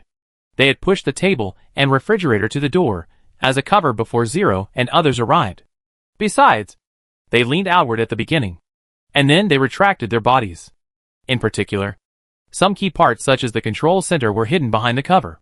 Although the emergency response team had an advantage in shooting and firepower, they could not defeat the opponent for a while. Even so, Zero still believed that it was only a matter of time before his side won the battle. He was not worried about the 2 opponents in front of him. On the contrary, he was more concerned about John Hung, who had not shown up until now. and the last person in the special operations team. If nothing unexpected happened, the goods were on the ladder. Otherwise, there was no way to explain why his two teammates were already in a tough battle, and he had not shown up. But Zero did not believe that the other party could still be so patient, because the fire was getting bigger and bigger. Many people started to cough. Although there were still gunfire and bullets in the corridor, some people tried to escape through the safe passage a little further away. Unfortunately, several strong male residents could not push the safe door open after pushing for a long time. Moreover, because pushing the door required force, it increased oxygen consumption, and many people inhaled thick smoke, seeing them fall down in pain while grabbing their throats. The rest of the people became more and more frightened. Finally, some people could no longer bear the heat wave so close and started to rush towards another safe door. She was a woman in her 40s, one of the few who hadn't slept so late. She was dressed in work clothes and high heels, and looked quite capable. She should be a senior executive of a company, on a business trip to the second floor. She was still rushing to report when the incident happened, but she didn't expect to encounter such a bad luck. She ran forward, raising her hands, imagining that the people on both sides would stop firing after seeing the civilians and let her leave first. However, the reality was cruel. Neither the two people in the special operations team nor the 4 people in the emergency response team were good people. The 6 people's eyes never lingered on her from beginning to end. The order received by number 5, number 2 and number 7 was to kill no one on this floor. And the 2 people in the special operations team on the other side only had the task of bringing the memory encoder back to the first floor. So no one stopped in the end. The poor woman was first hit in the thigh by a stray bullet, then staggered a few steps, still trying to stand firm. But the next moment more bullets hit her chest, and finally fell to the ground, and could not stand up again. This scene also poured cold water on those who had the same fantasy as her. But the fire soon grew bigger and bigger, which made the people trapped on this floor anxious and frightened. On the other side, the situation of the 2 special operations team members became worse and worse. They were also in the center of the fire. The equipment they wore could defend against bullets, but not against heat waves. No, it should be said that it was because of the alloy that the heat conduction effect was excellent. In the end, the temperature on their bodies was higher than that of the corridor outside. Both of them were sweating profusely, as if they had been fished out of the water. But what is more deadly than the heat wave is the thick smoke produced by the burning. The exoskeleton equipment does not have an air filtration system, so the 2 could only breathe in the toxic gases in the air like the guests in the corridor. Thanks to the excellent fire protection system in the city, and for cost-saving considerations, most hotels on the second floor do not have gas masks in each room. In contrast, everyone in the emergency response team has already put on the gas masks that have been prepared long ago. Just when the battle was going against the 2 members of the special operations team, Zero received a call from a sheriff, saying that he had found the whereabouts of the last member of the special operations team. The latter could not stand the rising temperature, so he finally had to show up. He climbed out of the window of the room and was crawling downstairs along the windowsill. However, as soon as he opened the window, he was discovered by the federal police, who were monitoring below. This was undoubtedly good news for Zero, because if nothing unexpected happened, the goods were on the guy outside the window. What made Zero feel a little uneasy was that he still hadn't found Zhang Heng whereabouts. Compared to the previous activeness, someone seemed too quiet now, which made Zero a little bit unsure of what Zhang Heng was thinking. In fact, when he went up to the 12th floor, Zero was already prepared for Zhang Heng and the 3 members of the special operations team to join forces. Because no matter what kind of love and hatred there was between Zhang Heng and Mr. G, Zhang Heng had been one of the couriers in this transaction, and it was not unacceptable for both parties to join forces again under the pressure of the situation. But Zhang Heng did not seem to have such an intention. Seeing that the special operations team was about to collapse, he still didn't know where the cat was. However, this time, Zero also learned from the previous lesson and no longer thought about what Zhang Heng wanted to do, but combined various situations to find the best strategy. The fire in the corridor was getting more and more fierce. At the same time, the 2 people from the special operations team on the opposite side were almost unable to hold on. Zero estimated that he should be able to take down the other side in 5 minutes at most. But the guy hanging outside the window at the moment was the top priority of this operation. If he was killed by Zhang Heng first and the goods on his body were taken away, then there would be no point in him getting rid of the 2 people in front of him. Finally, Zero made a decision and said to the three people around him, "Stay here. If that guy shows up, don't worry about how to kill him. Just don't let him go through this door. Can you do it?" "Of course. We have long wanted to meet the guy to see if he has superpowers," Number 7 said. "Don't be impulsive. After I leave, we will switch to a defensive formation and delay the time. Then we will win." Zero paused here and said, "This fire will solve all our problems." Chapter 10:16 Fully Armed. Although the federal police, who were watching outside, said that they did not see anyone else climbing out of the window except the last person from the Special Operations team, Zero now had reason to suspect that John Hung was no longer on the 12th floor. The main reason was that the fire here was getting bigger and bigger. If John Hung stayed in the room, he would probably not be in good condition. Moreover, the danger would increase with every extra minute. If he could still sit still in this situation, then Zero really admired him. However, even so, Zero still left the main force on the 12th floor and went alone to hunt down the last member of the Special Operations team. This was not because he was overconfident and thought he could deal with John Hung alone. In fact, on the contrary, Zero chose the most conservative and safest strategy. If John Hung stayed on the 12th floor and eventually joined the battle, then even if the three people he left behind could not get rid of the opponent, they would still have no problem guarding the safe passage with the help of the fire. And Zero could also get rid of the last member of the Special Operations team as quickly as possible and quickly return to help. He might not even need to come back to help at that time. This fire was enough to make John Hung desperate. On the other hand, Zero was also prepared for John Hung to leave the 12th floor. In this case, his goal would change. He would no longer pursue getting the goods quickly, but instead try to entangle John Hung as much as possible to prevent him from getting the goods. Zero was still confident that he could do this. He only needed to drag the three people upstairs to solve the trouble on the 12th floor, and then rush to join him to take down John Hung together. As for the last person in the Special Operations team, he would not be able to cause any trouble afterwards. The biggest advantage of this combat strategy is that it is flexible enough and takes all possibilities into consideration. No matter where John Hung is now, the people who will win the battle in the end will be Zero and his emergency response team.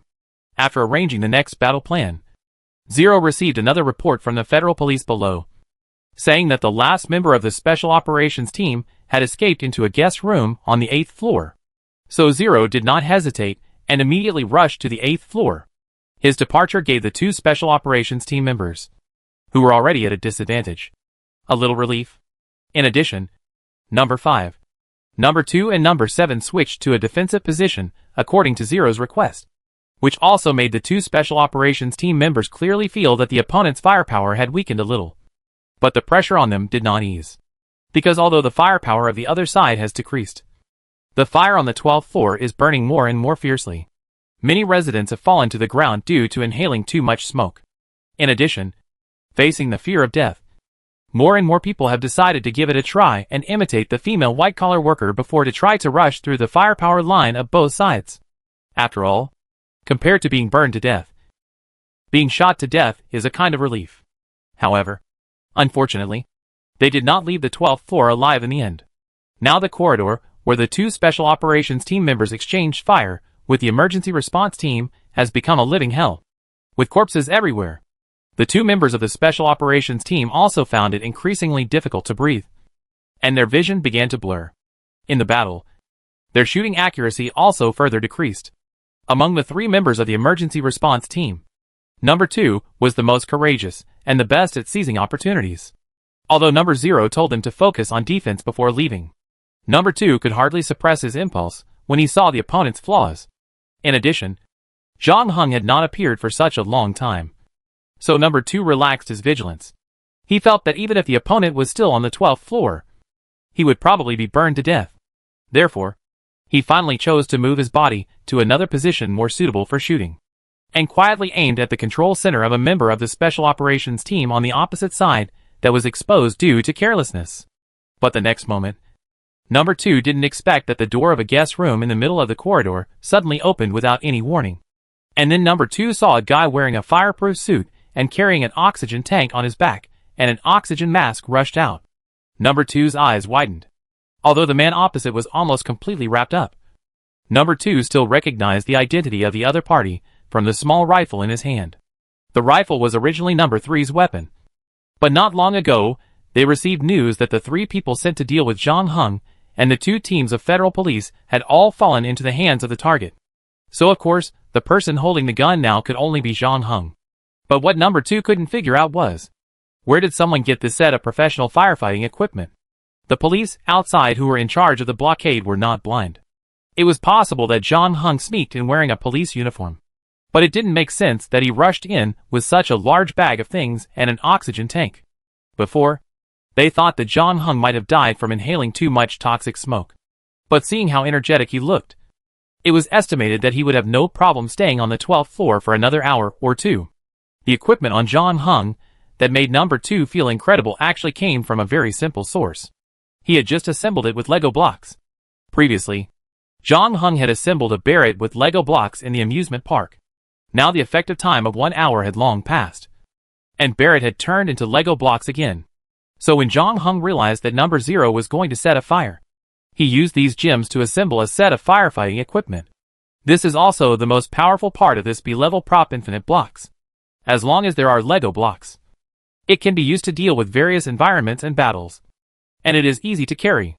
Before inserting the last piece of infinite blocks, even an X-ray scan can't find any tricks. John Hung did not give Number 2 any chance to react. He rushed out of the room and pulled the trigger of the rifle. He waited patiently for so long just to wait for the 3 members of the emergency response team to relax and make mistakes, in order to snipe one of the special operations team members. Number 2 chose a more dangerous position, which happened to be within John Hung's field of vision. When he saw John Hung and wanted to retreat, it was too late. The next moment, a bullet hit his chest accurately. Number 2 originally wanted to block the bullet with his new generation bulletproof vest, but he didn't expect John Hung to not hold back at all. He immediately used the special explosive bullet seized from Number 3.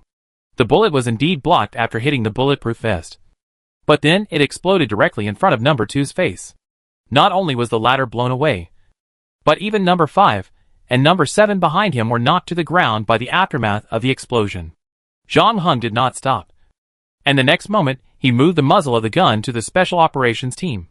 Chapter 1017 Time Race. The 2 members of the Special Operations Team were stunned when they saw Number 2 being blown away. They had already inhaled too much smoke, which made their thinking a little slow. In addition, John Hung was wrapped tighter than a mummy, so they did not recognize the other party's identity at the first time and thought he was someone who came to help them. Until John Hung turned the gun, the 2 of them could not even figure out the situation in front of them. The next moment, John Hung pulled the trigger without hesitation and fired an explosive bullet at the Special Operations Team member closest to him. The exoskeleton equipment worn by the latter has a very strong defense power.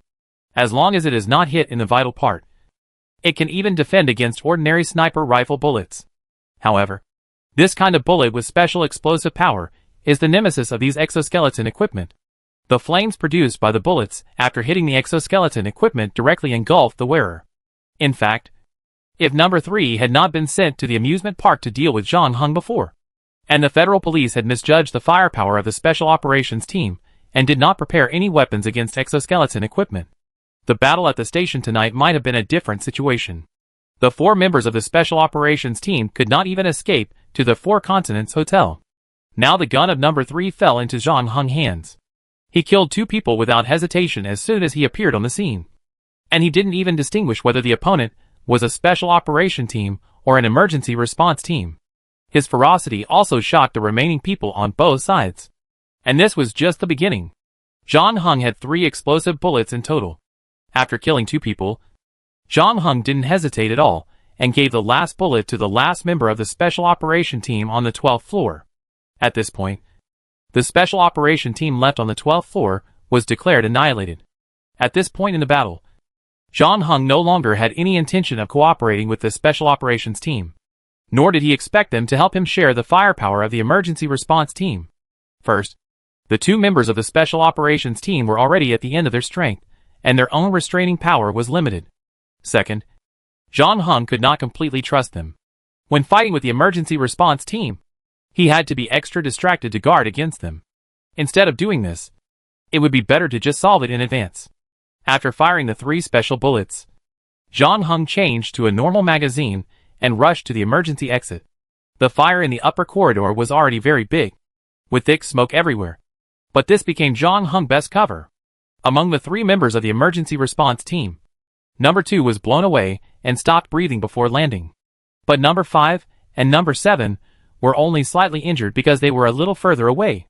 They also fought back at the first time, but were soon suppressed by John Hung's firepower and could not raise their heads.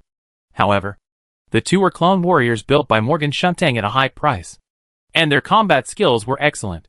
Even though number 5 had an arm injured, the 2 of them worked together to rely on the shelter they built and still stop John Hung. However, number 7 knew very well that this was only temporary. The other party was completely unaffected by the fire, which was beyond their expectations, especially as the fire spread. Number 7 and number 5, who only wore gas masks, were even at risk of being burned. On the contrary, John Hung, who was fully armed, came and went freely in the fire scene, and even made the 2 of them a little confused and forgot who set the fire. Number 7 immediately told number 0 downstairs about John Hung's appearance.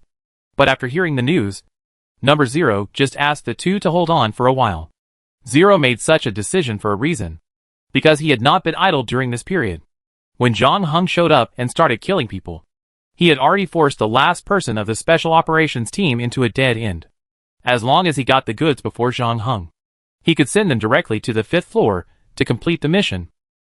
As for the life and death of number 7 and number 5, although both of them were members of his team and had been with him for almost 3 years, for the clones of the emergency response team, completing the mission was always the first priority. This was the first action rule written into their brains and could not be questioned. Therefore, after hanging up the call, 0 did not delay any longer and walked towards the meeting room in front of him. On the other side, John Hung tried twice, but failed to break through the defense line of number 7 and number 5.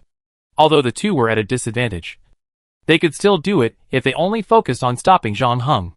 Number 7 and number 5 strictly followed the combat strategy set by 0 before leaving, and tried to delay John Hung as much as possible while protecting themselves, because they knew that the remaining special operations team members downstairs were definitely not 0's opponents, and the latter should come to join them after finishing the things at hand. However, what surprised the 2 was that John Hung slowed down after trying twice to break through the blockade and began to switch to positional warfare with them, slowly competing with them and controlling the details of the battle.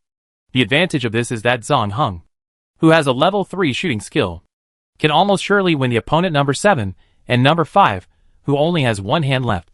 But the disadvantage is that it will take longer, considering that both sides are now racing against time. Number 7 and number 5 can't help but be happy when they see this. But soon they will experience the power of John Hung shooting. The latter changed his previous rough style of pouring out bullets like money, and changed to a combat method of capturing opportunities and shooting accurately, accompanied by constant movement, so that number 7 and number 5 didn't even dare to show their heads easily, because the opponent's bullets were so powerful. They often flew past their cheeks. If they had retreated half a second later, they would have basically died on the spot. This made number 7 and number 5 think carefully when making every move, because any small mistake could cost them their lives. But the more they did so, the greater the psychological pressure they felt.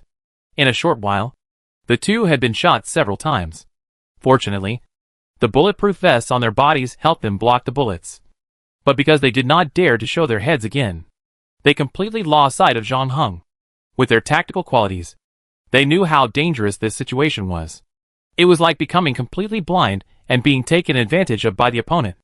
Just when number 5 was about to risk rolling out to see what was happening outside, something warm splashed onto his arm. When number 5 turned around, he saw number 7's body lying on the side, with a small bullet hole on his temple. Number 5 realized that the situation was hopeless, but this aroused his courage. He jumped out of the bunker with his gun and pulled the trigger in the direction of the bullet. The bullets jumped wildly in the corridor, accompanied by the increasingly fierce flames, like a picture of hell. However, in the end, all this was ended by a bullet, and number 5's lifeless body eventually became a fuel for the fire.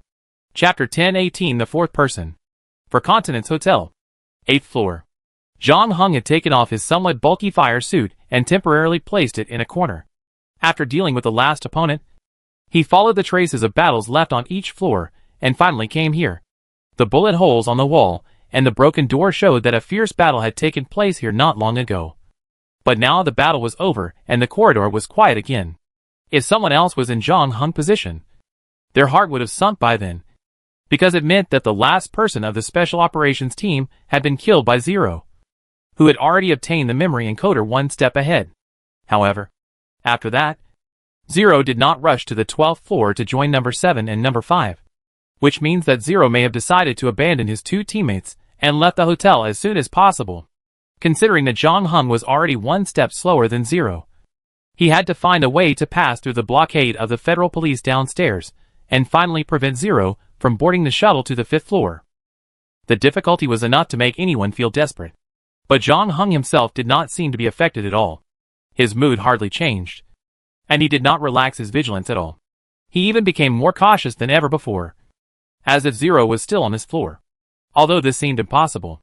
But the next moment, Zhang Heng's ears moved, and almost at the same time, a bullet flew out from behind the half-open door of the conference room.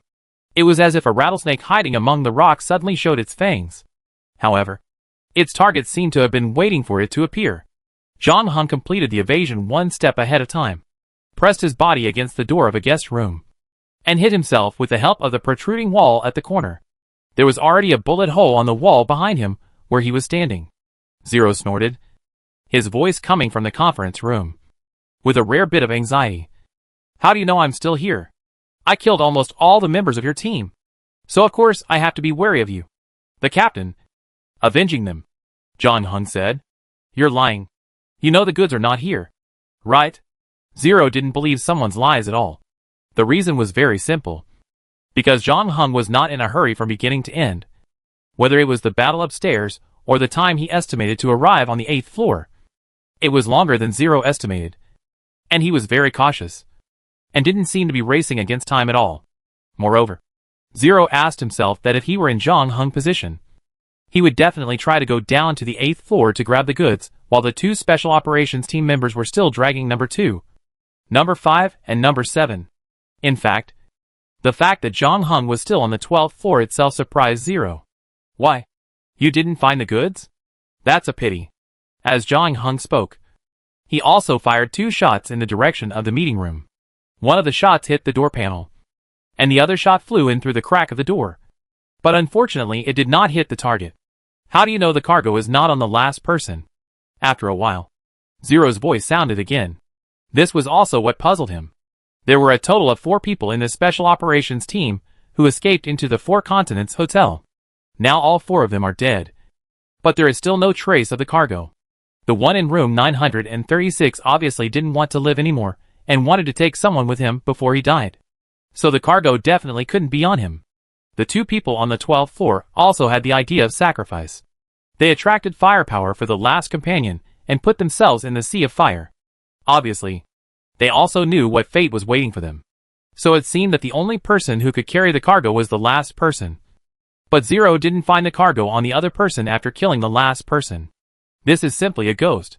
Could it be that the Special Operations team has gone crazy and really put the goods on the guy in room 936, who was about to commit suicide, and then let him blow up? When Zero thought of this, his expression suddenly changed.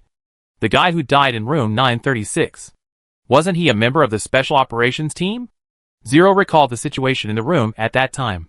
It was indeed the explosion caused by the detonation of the power core of the exoskeleton equipment. And the dead were also found in the ruins.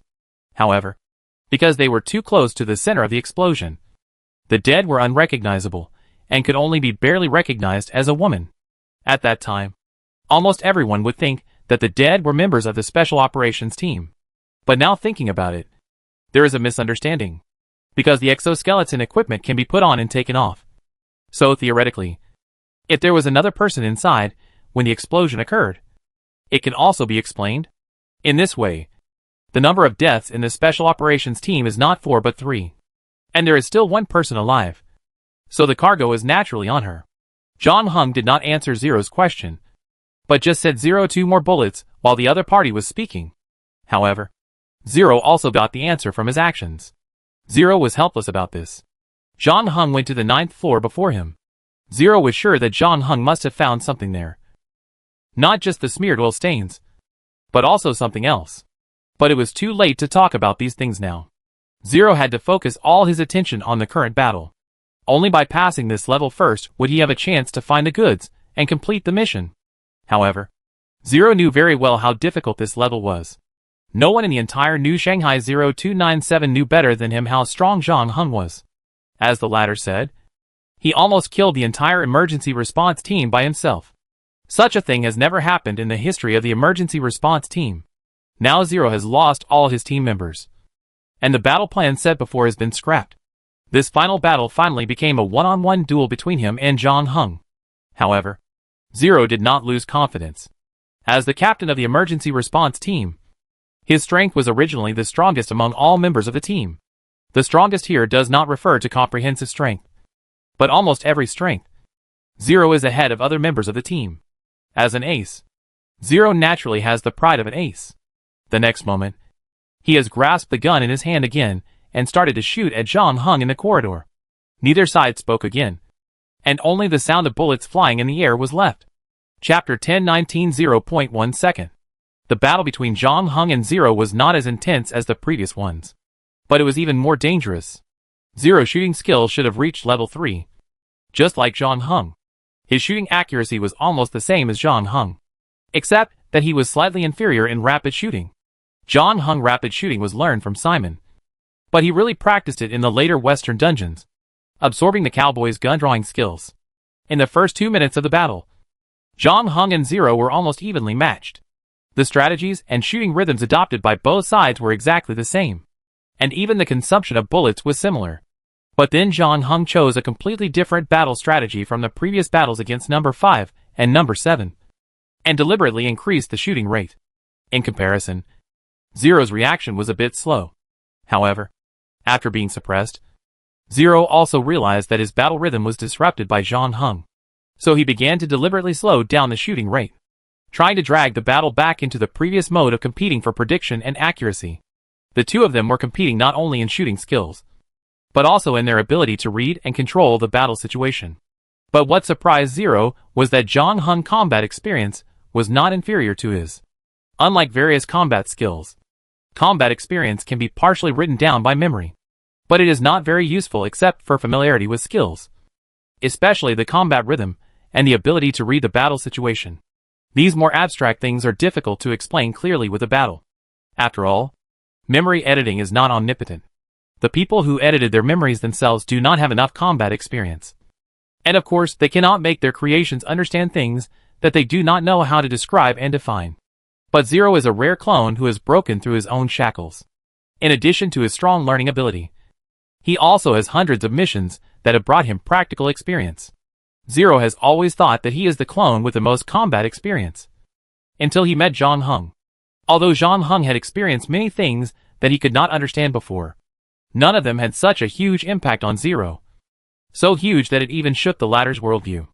Because Zero really couldn't imagine how Zhang Heng, with his age and status, had accumulated so much combat experience.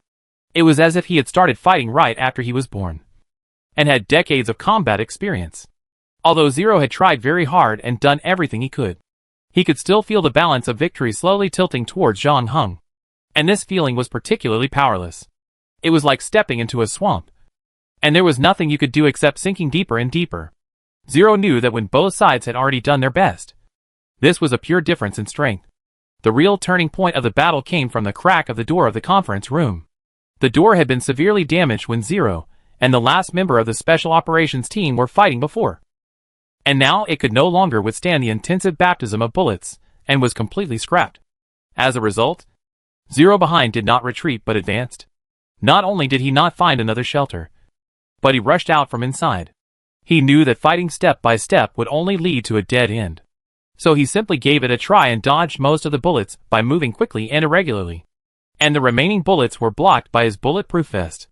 At the same time, Zero was also running and firing back to close the distance between him and Zhang Heng.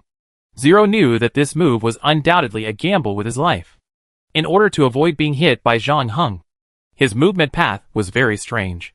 However, the result of doing so was that he could not completely control his movement direction, and any stray bullet could kill him. But tonight, The god of fate seemed to be on his side. Zero rushed all the way to a place only 10 steps away from Zhang Heng, and still did not get hit in the head.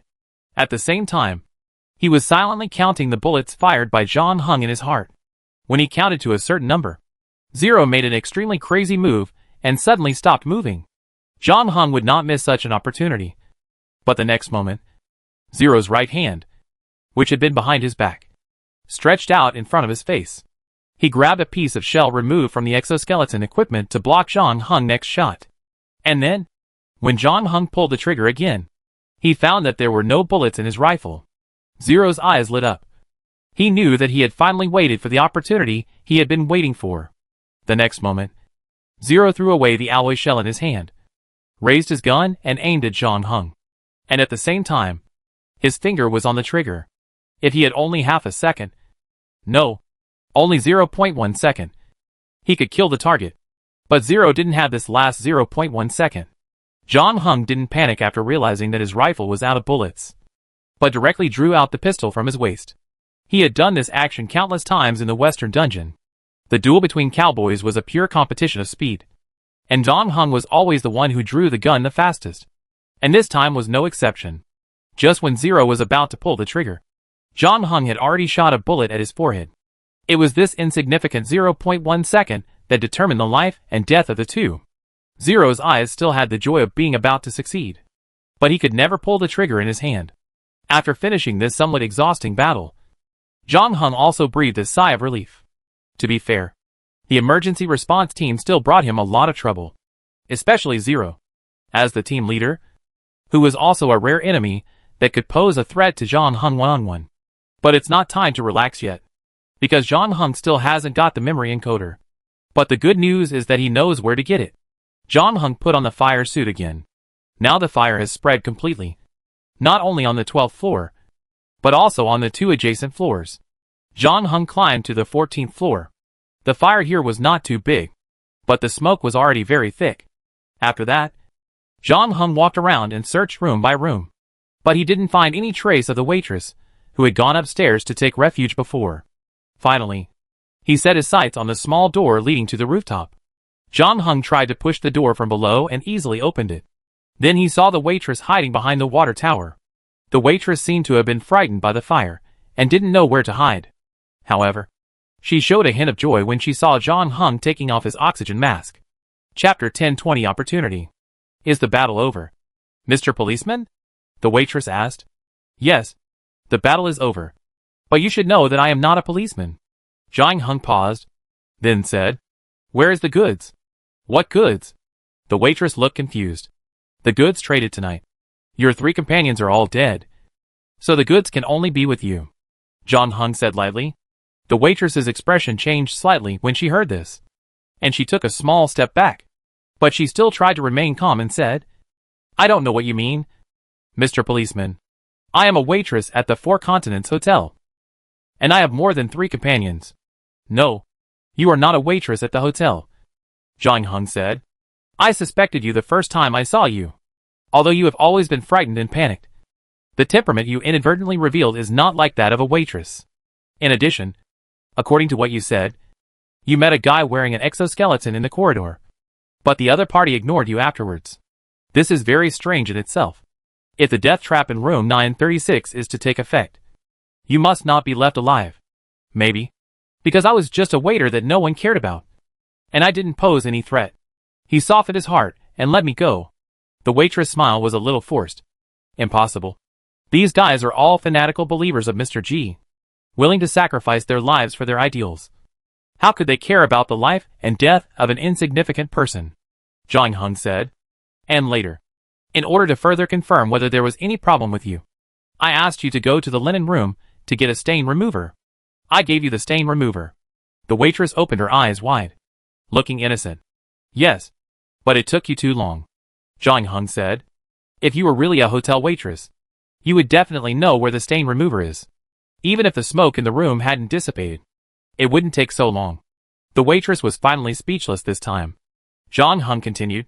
But at first, I didn't think you were one of the 4 people who escaped into the hotel. I originally thought you were the person Mr. G arranged to meet at the hotel. It wasn't until I found out that the other 3 were not on the rooftop, but we're all sitting on the 12th floor waiting to die that I began to doubt your identity again. The waitress didn't say anything, waiting for Zhang Heng to continue. As expected, Zhang Heng didn't disappoint him, and continued, "Now I can roughly reconstruct what happened after you escaped into the hotel. At that time, your exoskeleton equipment was seriously damaged. You should have thought of sacrificing yourself to buy time for your 3 companions. But then you gave up the idea because you realized that even if you sacrificed yourself, it would not change the reality that you were already at the end of your rope. But just when the force was completely suppressed, and there was no way to escape, you or one of your companions actually came up with a risky move. Since the 4 of you can't escape from this hotel anyway, why not die here together?" Zhang Heng said. "Of course, you don't really want all of you to die here. Otherwise no one can deliver the goods. Instead, you plan to have 3 of you die for real and 1 of you fake death to confuse the opponent, and finally successfully bring the goods back to the first floor. And the person who delivers the goods is you." "Why me?" the waitress asked. "I don't know who is more powerful or more courageous among the 4 of you. But the reason why I chose you is simple. Because you are the only female among the 4. And you may be able to exchange identities with the hotel waitress. In addition, your exoskeleton equipment has been severely damaged, and you have enough reasons to separate from your companions and detonate the exoskeleton equipment. But in fact, the body in room 936 is not you, but the real waitress on this floor. You knocked her out or killed her, then put your exoskeleton on her. After that, one of your companions who was proficient in mechanics modified the detonator so that the power core could be detonated remotely. And you changed into the clothes of the waiter you knocked out or killed, and finally completed the identity exchange. As for the 3 people on the 12th floor, they were the real abandoned ones.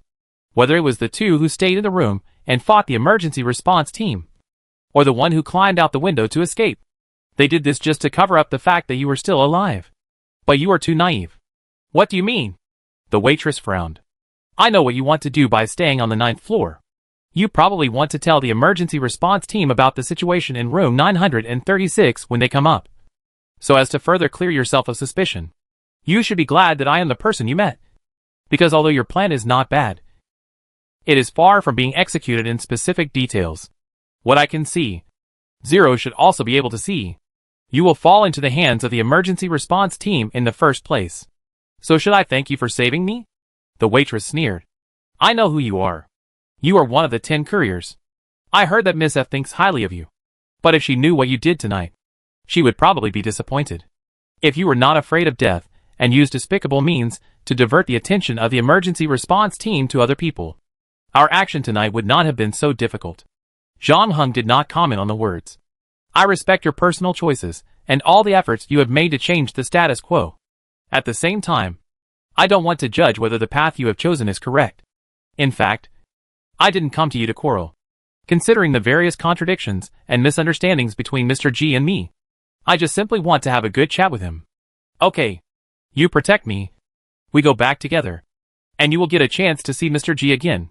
Sorry, I accepted the chance Mr. G gave me for F's sake. But as you can see, the result was not very good." Zhang Heng raised his eyebrows. "So, now it's time to change the way of communication. It's my turn to give him a chance. In addition, you seem to have misunderstood something. I will go back to the first floor, but I don't plan to take you with me." The waitress's face changed. "Then I have no reason to hand over the goods to you." "No, you will hand over the goods to me," Zhang Heng said slowly. While the 2 were talking, the fire was getting bigger and bigger, and it was almost spreading to the rooftop. "You can't leave now. Hand over the goods to me. At least Mr. G still has a chance to negotiate with me. If you don't hand over the goods will be buried with you. Even if you call Mr. G now, he will definitely ask you to give me the goods." Chapter 1021 You will know soon. Zhang Heng's words made the waitress angry, but she had to admit that what someone said was true. Their only goal tonight was to bring the goods back to the first floor. In order to achieve this goal, they were even willing to sacrifice their own lives and their companions' lives. This was originally an extremely noble ideal. However, she did not expect that one day this belief would be used as a weapon against her. Zhang Heng clearly did not intend to take her away and told her that she was dead. But he also asked her to hand over the goods. What made the waitress feel even more frustrated was that she found that she actually had no reason to refuse the other party's request. She held it in for a long time, and finally asked only one question. After I give you the goods, are you sure you can pass through the blockade of the federal police below? As a result, John Hung just said lightly, "This problem is not what you need to worry about." The waitress was choked, but she still did not give up, and then continued, "Then you promise me that you will hand over the goods to Mr. G." By this time, her momentum had softened, and there was even a hint of pleading in her eyes when she looked at John Hung. John Hung just shook his head and said, "I won't promise anything. Okay, it's almost time. Give me the things." The flames had already rushed to the rooftop, especially the thick smoke produced by the burning, which almost surrounded the Four Continents Hotel. The waitress felt extremely unwilling. They paid so much along the way and sacrificed countless companions to get here. They were only one step away from completing the task. But in the end, all these achievements were taken away by John Hung, who was just a selfish person without any faith. Therefore, she knew rationally that she should hand over the goods to John Hung. But in action, she chose to stand still and did not move. John Hung seemed to see what she was thinking, raised his eyebrows, and said bluntly, "You don't really think that you can hold on until now because of your so-called lofty ideals, right? Without me, you would have been wiped out at the station." Hearing this, the waitress was like a deflated ball, losing all the strength to resist, because this might be what she was most worried about. They had been fighting bravely from beginning to end, not fearing death. But in fact, they didn't play a big role in the whole incident. As John Hung said, the emergency response team was basically killed by him alone. And with so many of them, they couldn't even deal with the 5 members of the station's emergency response team. In the end, they were chased here, like a lost dog. If John Hung hadn't arrived in time, the goods might have fallen into the hands of Shantang Morgan. The waitress didn't say anything else, and climbed up the water tower directly, and then took down a metal rod the size of a finger from the top, and put it in John Hung's hand. The latter was a little surprised. "Only this little?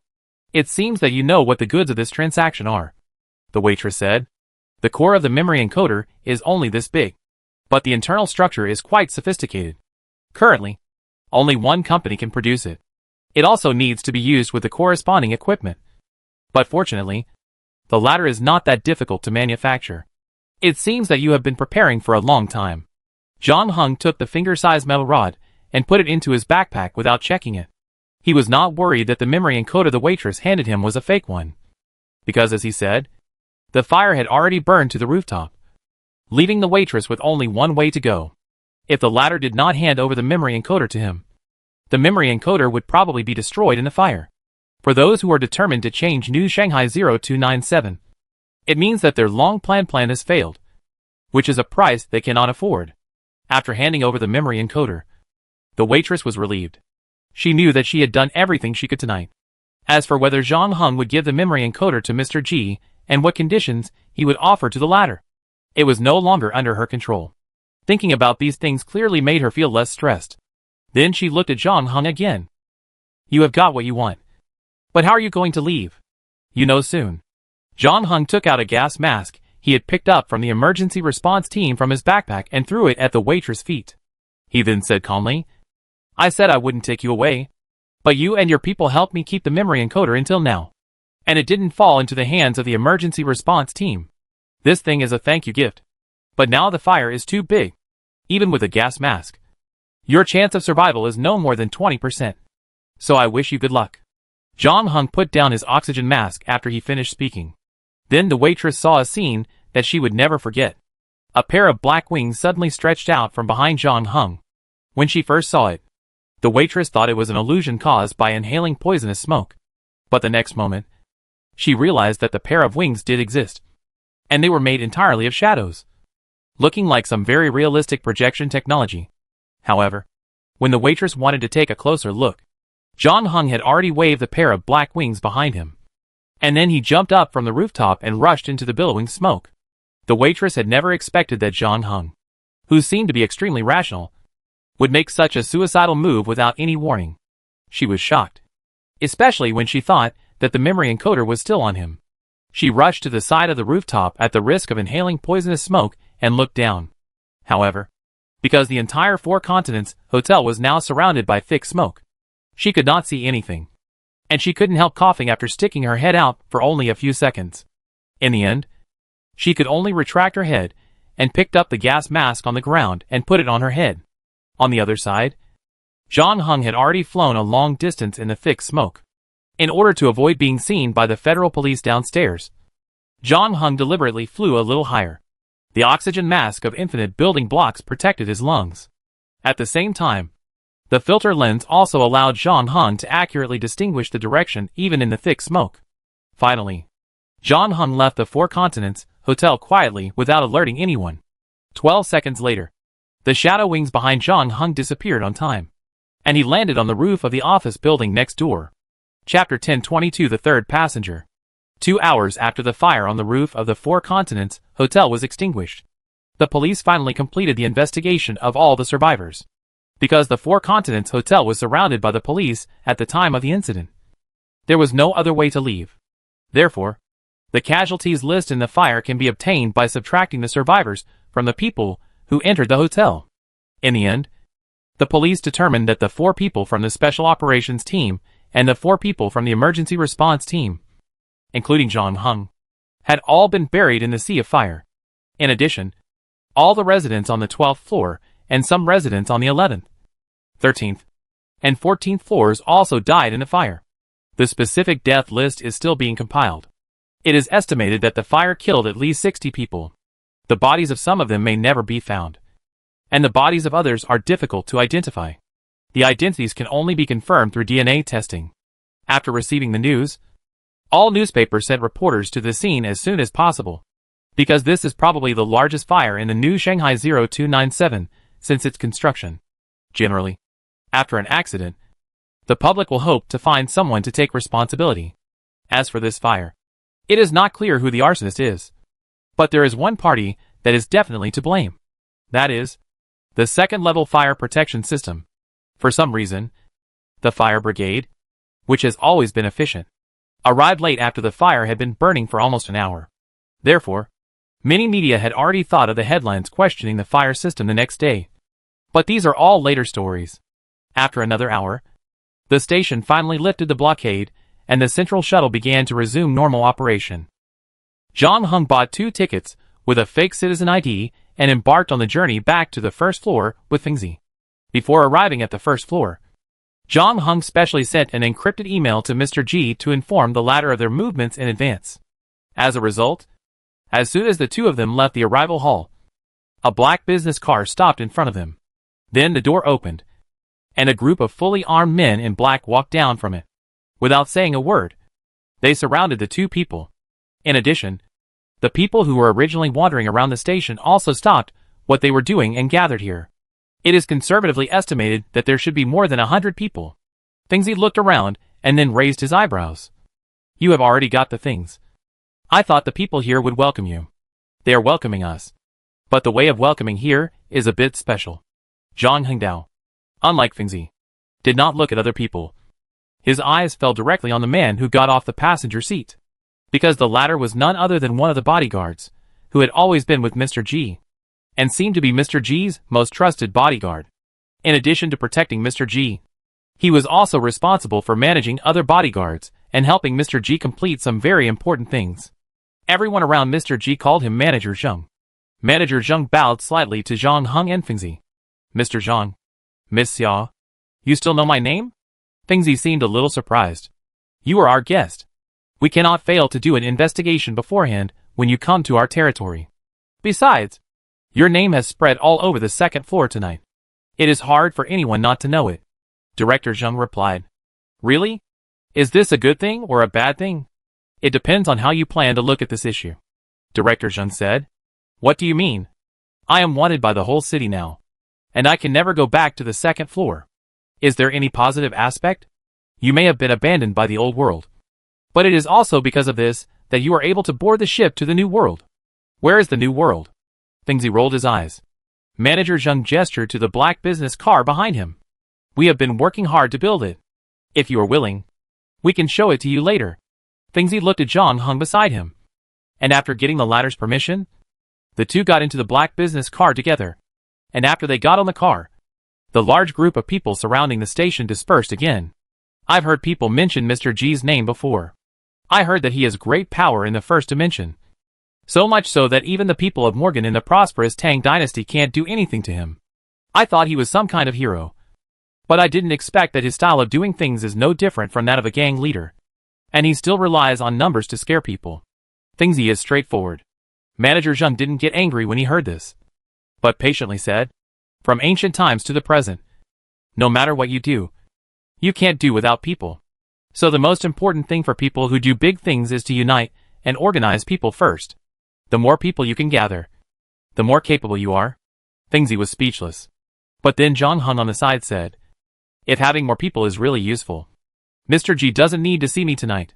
Just wait for his people to help him bring back the memory encoder. This time it was Manager Zheng's turn to be silent. After a moment, he spoke again sincerely. We did something wrong this time. Whether you believe it or not, Mr. Zhang, I have persuaded Mr. G before and asked you to be directly responsible for this delivery. But Mr. G also has his difficulties. In his position, he must be cautious in everything. There are very few people he can trust, because betrayal is everywhere these days. Zhang Heng was too lazy to argue with the other party on this issue. So he said directly, let Mr. G talk to me. Of course, we came to the station to pick you and Miss Xia tonight to send you to see Mr. G. But before that, do you mind if I take a detour and pick up another passenger? Whatever you want, Zhang Heng said indifferently. 15 minutes later, the black business car stopped at the gate of a community. Manager Zheng bowed to Zhang Heng and Fengzi and said goodbye. Then got out of the car with the driver.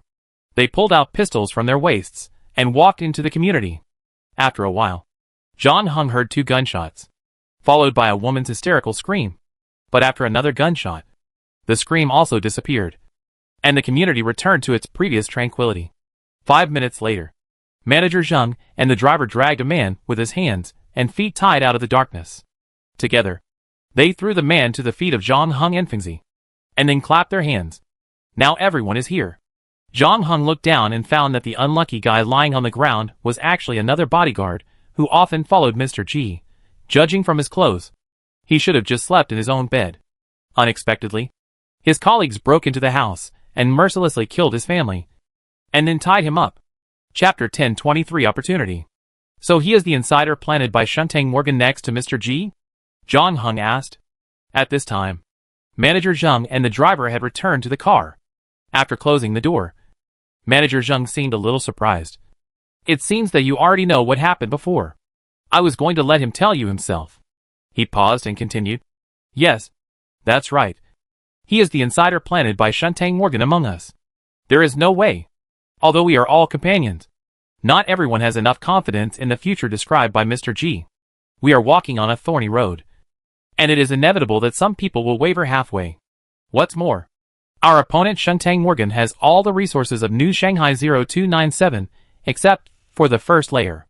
They can often offer chips that are difficult to refuse. As Director Zheng spoke, he glanced at his colleagues on the ground. Unfortunately, his belief was not firm enough, and he eventually succumbed to his greed. I said, I didn't succumb to greed. They came to me first, threatened me with my daughter, son and wife, so I had to cooperate with them. The bodyguard on the ground was emotional. We have known each other for so long. You should know what kind of person I am. I will not betray Mr. G for money. But you already knew that the people from Shantang Morgan had come to me, right? As a result, not only did you not provide me with protection, but you used me to provide false information to the other side. And then you even killed my daughter, son and wife. Manager Zheng shook his head. Don't say we didn't give you a chance. The day after you were bought by Shantang Morgan, you came to work and I asked you several times if you had any troubles in your life recently. But you told me that your wife and you were arguing over whether to send your child to the 3rd floor for elementary school. A week later, we went to investigate the bikers together. I hinted to you that no matter what mistakes you made, it's not too late to turn back as soon as possible. As a result, you still insisted and asked me with a smile why I became so nagging recently. Even 2 hours ago, when I sent you an email to ask you to have a barbecue together, you replied that you had to coax your daughter to sleep. So stop lying about not giving you a chance. Your family could have lived, but they died because of you. Yes, you are the real murderer, not me or Mr. G, Manager Zheng said coldly. His words were like a sharp knife, stabbing the man on the ground in the chest. causing him to cry and finally completely collapse. I really didn't expect things to come to this. Yes, the mentality of taking chances is a defect that is born in human genes. But in the end, we all need to pay for what we have done. Give me another chance. The man on the ground pleaded. I am not afraid of death. But I am unwilling to die as a traitor. Even if I die, I will not be able to see my family again. I also firmly believe that that day will come. Just like everyone else. This belief is not inferior to anyone else. I don't expect to return to Mr. G to continue to protect his safety. But now is the time to hire people. I believe there will always be a job suitable for me. Even if I have to sacrifice my life. I will not retreat. I can't make the decision on this matter. You'd better wait until you see Mr. G and ask him directly. Director Zheng said. My mission tonight is to send you to see him. Fengzi, who was standing by, was completely shocked by the conversation between the two. After a while, she pulled someone's clothes and asked quietly, What's going on? I thought the future and the new world were just slogans they used to deceive outsiders. No. What they said is true. But the future may not be as beautiful as most of them imagine. Zhang Heng said calmly. The black business car finally stopped outside the private garden that Zhang Heng had been to before. And Mr. G was sitting at the table where he met Zhang Heng last time, holding a teacup in his hand. Although it was very late, he was still dressed neatly, and his face was not sleepy at all. There was no way. What happened tonight was too important to him. Even if he lay in bed, he couldn't close his eyes. Especially when the last person of the Special Operations team also lost contact with him. During that period, even Director Zheng didn't dare to get close to him. It was not until he received another email from Zhang Heng that Mr. G's mood improved a little. However, when he saw Zhang Heng's eyes again, they became a little complicated. He opened his mouth and had too many questions to ask Zhang Heng, such as how the latter killed all the members of the emergency response team by himself, how he snatched the memory encoder from his special operations team, and how he escaped from the Four Continents hotel which was engulfed in flames. But these questions were not important now. In the end, Mr. G only said 2 words. Please take a seat. Manager Zheng pulled out a chair for Zhang Heng and Fengzi and let them sit in. Then he pushed the bodyguard who betrayed Mr. G to Mr. G's feet. However, Mr. G did not even look at the latter. He put his hands on the table and looked directly into Zhang Heng's eyes. Okay. I admit that you won this round. Now you can tell me your conditions. I need surgery to remove the locator in my head. No problem. Mr. G agreed immediately. This is what you deserve. Zhang Heng pointed at Fengzi again. She is wanted by the whole city now, and needs a new identity to start a new life. Also, you'd better prepare another new identity for me, because I have a friend who may also need one. The female anchor you live with? No problem. In fact, as long as my business can succeed, I can not only give them new identities, but also let them live directly on the 5th floor. I also need 50 shellac records. Gather them for me before you act. Zhang Heng continued.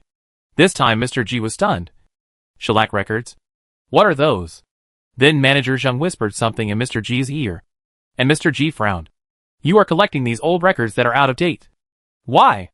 No reason. Just because I am happy. Zhang Heng said lightly. There is no problem with the previous requirements. But the last one? I am not sure if I can help you find so many shellac records in a short time. Although this thing is not worth much. It is indeed very rare. Maybe you can wait a little longer. No. You don't seem to understand the current situation. I'm not here to negotiate with you. Zhang Heng did not avoid Mr. G's gaze, but looked back directly. You gave me a chance to be your courier before. Now, I will give you a chance too. Do the 3 things I ask. And then I will consider handing over the memory encoder to you. Chapter 1024 Threat. Zhang Heng's words made the whole garden quiet down. Mr. G's polite expression gradually faded. He did not answer Zhang Heng immediately, but moved his eyes to the traitor's bodyguard at his feet, and said to the latter, You have been with me for 3 years, and you know that I hate traitors the most. But you still do such a thing. I am very disappointed in you. I know that I made a mistake, and I don't ask for your forgiveness. I just want you to give me another chance to make up for the mistakes I made before. The traitorous bodyguard pleaded. But what you did was not a small mistake. Mr. G said calmly.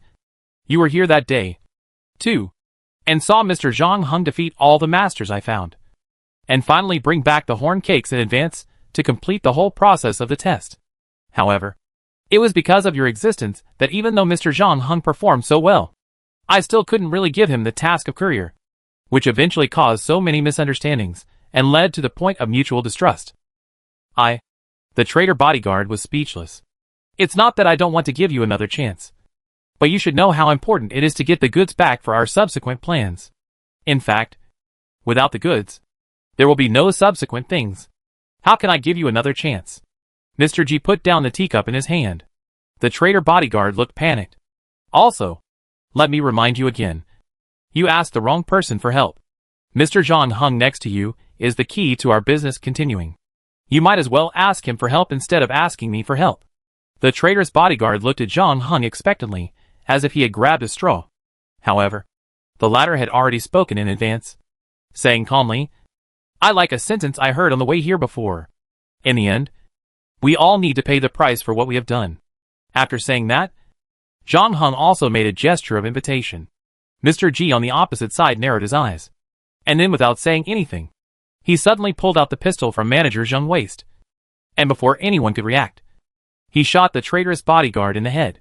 The latter's body fell to the ground helplessly, and the blood from the headshot even splashed on the corner of Zhang Hung's clothes.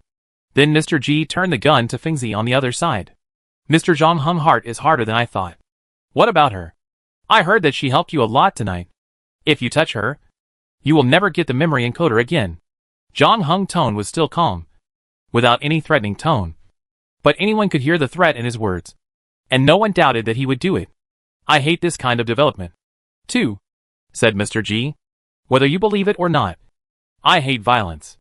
However, sometimes, when the peaceful path doesn't work, we have to try to resort to violence. When you say the peaceful path doesn't work, do you mean that your unilateral request was rejected? Zhang Hung asked back. Mr. G said coldly, do you want me to remind you that you sent me an email saying that you wanted to talk about the memory encoder? I agreed and asked someone to go to the station to invite you here. I agreed to all your requests that I could do, showing enough sincerity. As a result, you didn't have any negotiation courtesy and attitude. Maybe I should remind you who owns this place. Well, you have good intentions. Zhang Hung seemed to have not noticed the gun in Mr. G's hand. He picked up the teapot on the table and poured a cup for Fengzi and himself before continuing. You were worried that I would hide the memory encoder somewhere after returning to the first floor. So you asked someone to wait for me at the station entrance to ensure that I would not have time to do anything tricky. Then you turned to the residence of the bodyguard, who betrayed you halfway, and killed his family, to warn me of the consequences of going against you. You also pushed the unilateral breach of the agreement onto your bodyguard and played the sympathy card with the latter. When you found that it was ineffective, you finally decided to tear your face off and threaten me more directly by killing him and intimidating my companions. I guess that's it. Zhang Hung paused, but unfortunately, the memory encoder is not with me. To be more precise, I will not bring it back to the first floor until you complete my 3 requests. You left the memory encoder on the second floor? This was the first time Mr. G lost his composure tonight, and he didn't even realize that he had knocked over his teacup. He never expected that Zhang Hung took such a big risk and killed so many opponents to get the chance to bring back the memory encoder. But in the end, he just gave up. You're right. This is indeed your territory. So I thought about it and decided that it would be safer to leave the memory encoder on the second floor. Zhang Hung said calmly. It turns out that my decision was indeed very foresight. You shouldn't have done that.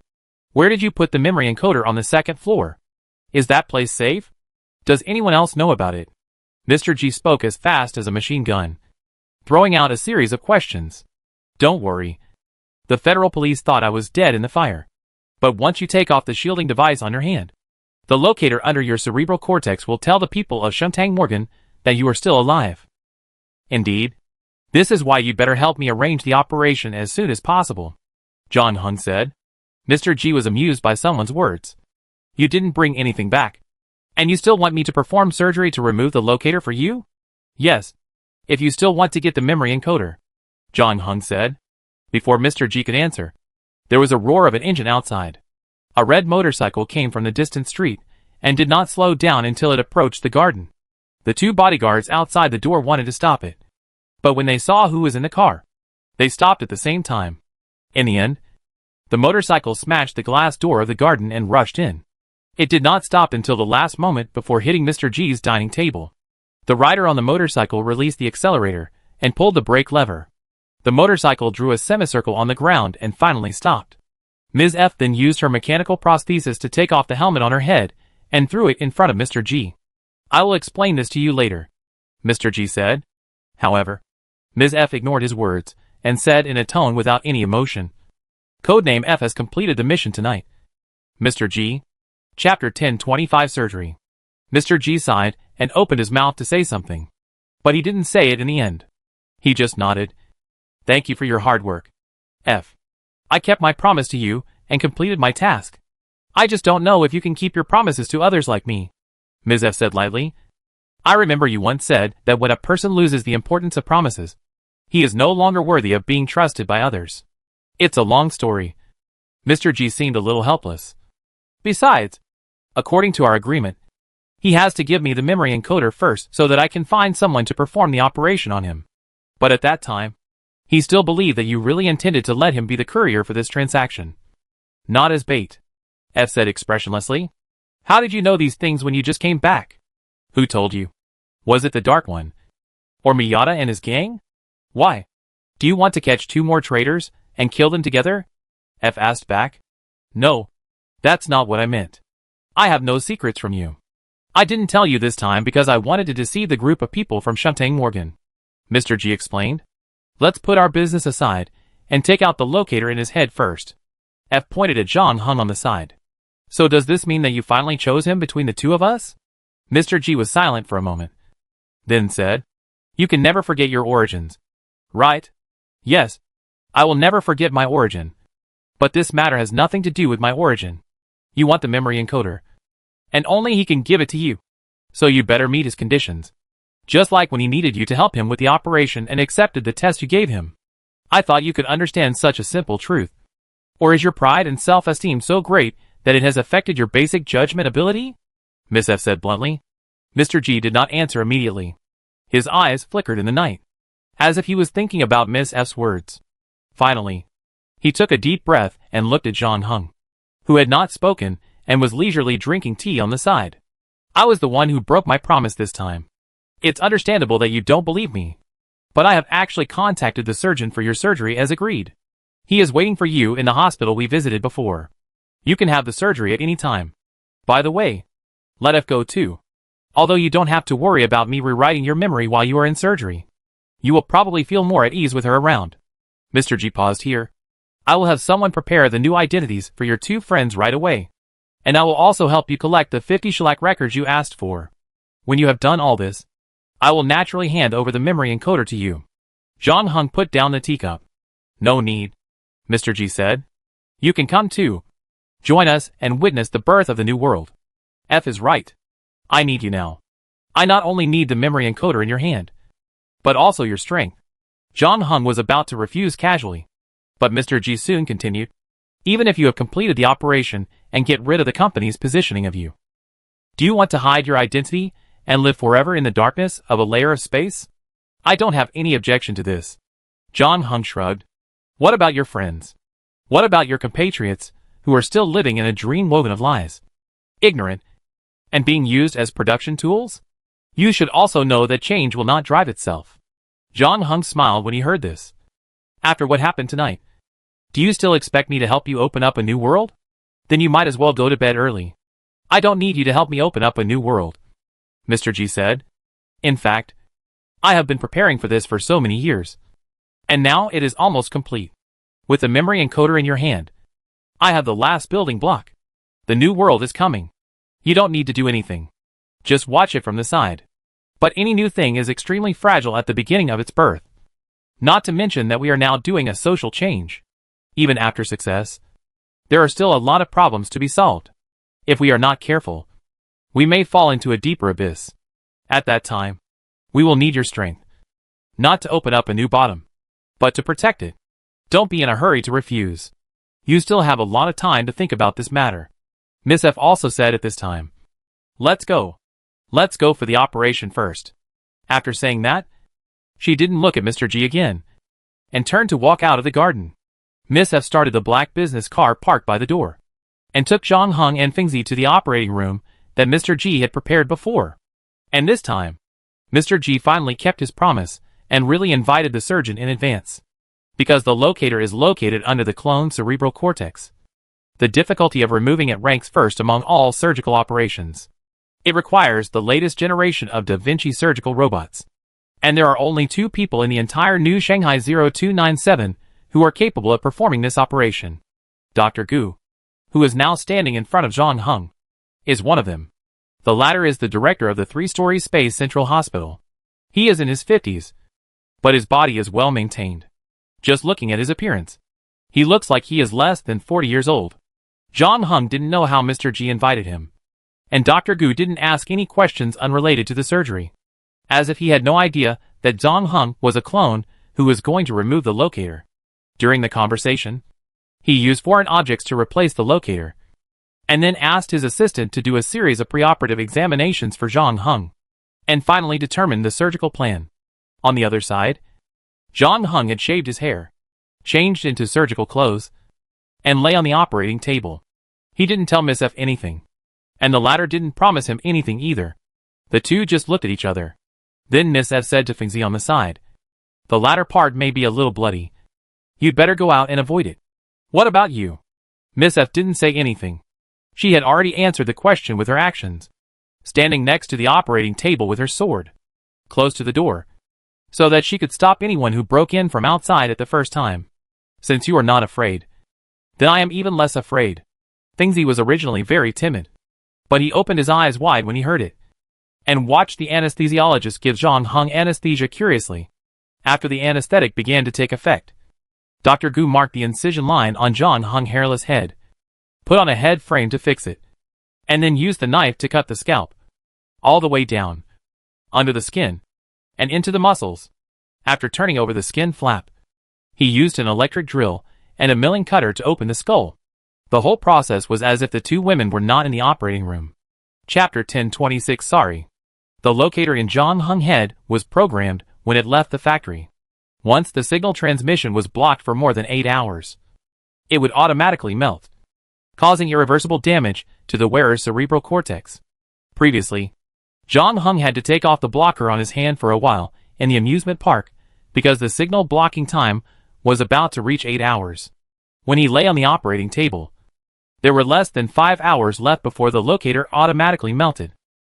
And this time, in order to ensure that Shuntang Morgan did not know that Zhang Heng was still alive, Dr. Gu needed to complete the operation within 5 hours and remove the locator under the cerebral cortex for Zhang Heng. Even for Dr. Gu, who was known as the first person in the new Shanghai 0297 surgery, this was still a very severe challenge. Now 4 hours had passed, and Dr. Gu, the main surgeon, had his back completely soaked with sweat, and the assistant beside him didn't know how many times he wiped the sweat off his forehead. Because the operation process requires a high degree of mental concentration, Dr. Gu often can't even blink for a long time, which also makes his eyes full of bloodshot. Not far away, Fengzi has fallen asleep against the wall. Although she was not scared by the scene of the operation, she has reached her limit both physically and mentally after experiencing all kinds of thrilling things all night. Finally, she closed her eyes and fell asleep before sunrise. As for Miss F on the other side, there was no change. From beginning to end, she stood at the door of the operating room like a stone statue, without saying a word, keeping the same posture, and even made the nurse in the operating room suspect that she was a robot. Finally, after 4 hours and 30 minutes of hard work, Dr. Gu manipulated the surgical robot to pull out a piece of metal wire with a diameter of only a few dozen microns from under Zhang Heng's cerebral cortex. It was just such a small thing that continuously transmitted the location of the clone to the data center, and could locate the clone in the first time when needed, just like a collar around the neck, leaving the clone nowhere to escape. It really is like the silk thread used by a puppeteer to manipulate the puppet in his hand. Dr. Gu murmured as he looked at the piece of wire under the forceps. When Miss F saw the piece of wire, her pupil shrank for a rare moment. Then she immediately drew out the sword from her waist and cut the wire in the hands of the surgical robot into 2 halves. "How long will the operation take?" Miss F put the sword back into her waist and asked Dr. Gu. "Soon. The only thing left is the suture and fixation. Then I trouble you." Miss F bowed slightly. Dr. Gu returned the greeting. Then his eyes fell on Miss F's mechanical prosthesis. He seemed to have thought of something, and a flash of realization flashed in his eyes. But he finally said only one sentence. Your left hand is very beautiful. Thank you, doctor. 40 minutes later. In John Hung ward. Miss F lit a cigarette and looked at the gray street outside the window, wondering what to write. The next moment, a voice came from behind her. Smoking should be prohibited in the ward. Miss F turned around and saw John Hung, who had opened his eyes on the bed. She was a little surprised. I didn't expect you to wake up so early. I thought it would take some time for the anesthesia to wear off. Well, I asked the anesthesiologist to reduce the amount of anesthesia for me. John Hung touched the place where his skull was connected. Why do you do this? If it doesn't work, I still have some time to prepare and deal with the police and killers sent by Shuntang Morgan. Anyway, the worst result is that I can watch my head being put back together with my own eyes. John Hung said, as he sat up from the bed. I thought you wanted me to come here to protect you. Yes, but I'm probably used to preparing for the worst. John Hung put on his clothes. He was not worried that Mr. G would do something bad to him again. After all, he was the only one who knew the whereabouts of the memory encoder. At least before he handed over the memory encoder. Mr. G would not do anything to him again. And he would even protect him. Strictly speaking, this was a much better situation than when the two sides first reached an agreement. John Hung was more alert to Morgan Shuntang. If they found that he was not dead, they might send more powerful guys to deal with him. Although the emergency response team starting with 0 was the strongest armed force of Morgan Shuntang, John Hung would not be so naive as to think that Morgan Shuntang only had this one method. The other party was the owner of New Shanghai 0297. And it owned more than just this new city. It was a well-deserved behemoth in human society. As the actual ruler of a layer of space, Mr. G was also a hegemon in New Shanghai 0297. However, facing Morgan Shuntang, he was not even a grasshopper. John Hung had a question that he had never figured out. Even if Mr. G really used some means to promote social changes in New Shanghai 0297, once Morgan Shuntang felt that its interests were damaged, it could send an overwhelming armed force to retake New Shanghai 0297. How would Mr. G deal with it then? John Hung had a feeling that the answer to this question might be on the memory encoder in his hand. Sorry. Miss F's voice pulled someone back from his thoughts. Why do you say that? You are not the one who broke the contract. John Hung asked. He had previously suspected that Miss F was involved. But Miss F was not among the 10 couriers that night or the special operations team that appeared later, which also confirmed that Miss F had nothing to do with this matter. The latter even rode a motorcycle into Mr. G's garden because of this incident, and even had an argument with her fiancé over John Hung, an outsider. You chose to accept this job because of your trust in me, so I also have the responsibility to introduce you to him. In addition, he is my fiancé after all, so I naturally need to bear half of the mistakes he made. Miss F said. Are you disappointed with him tonight? Why do you ask?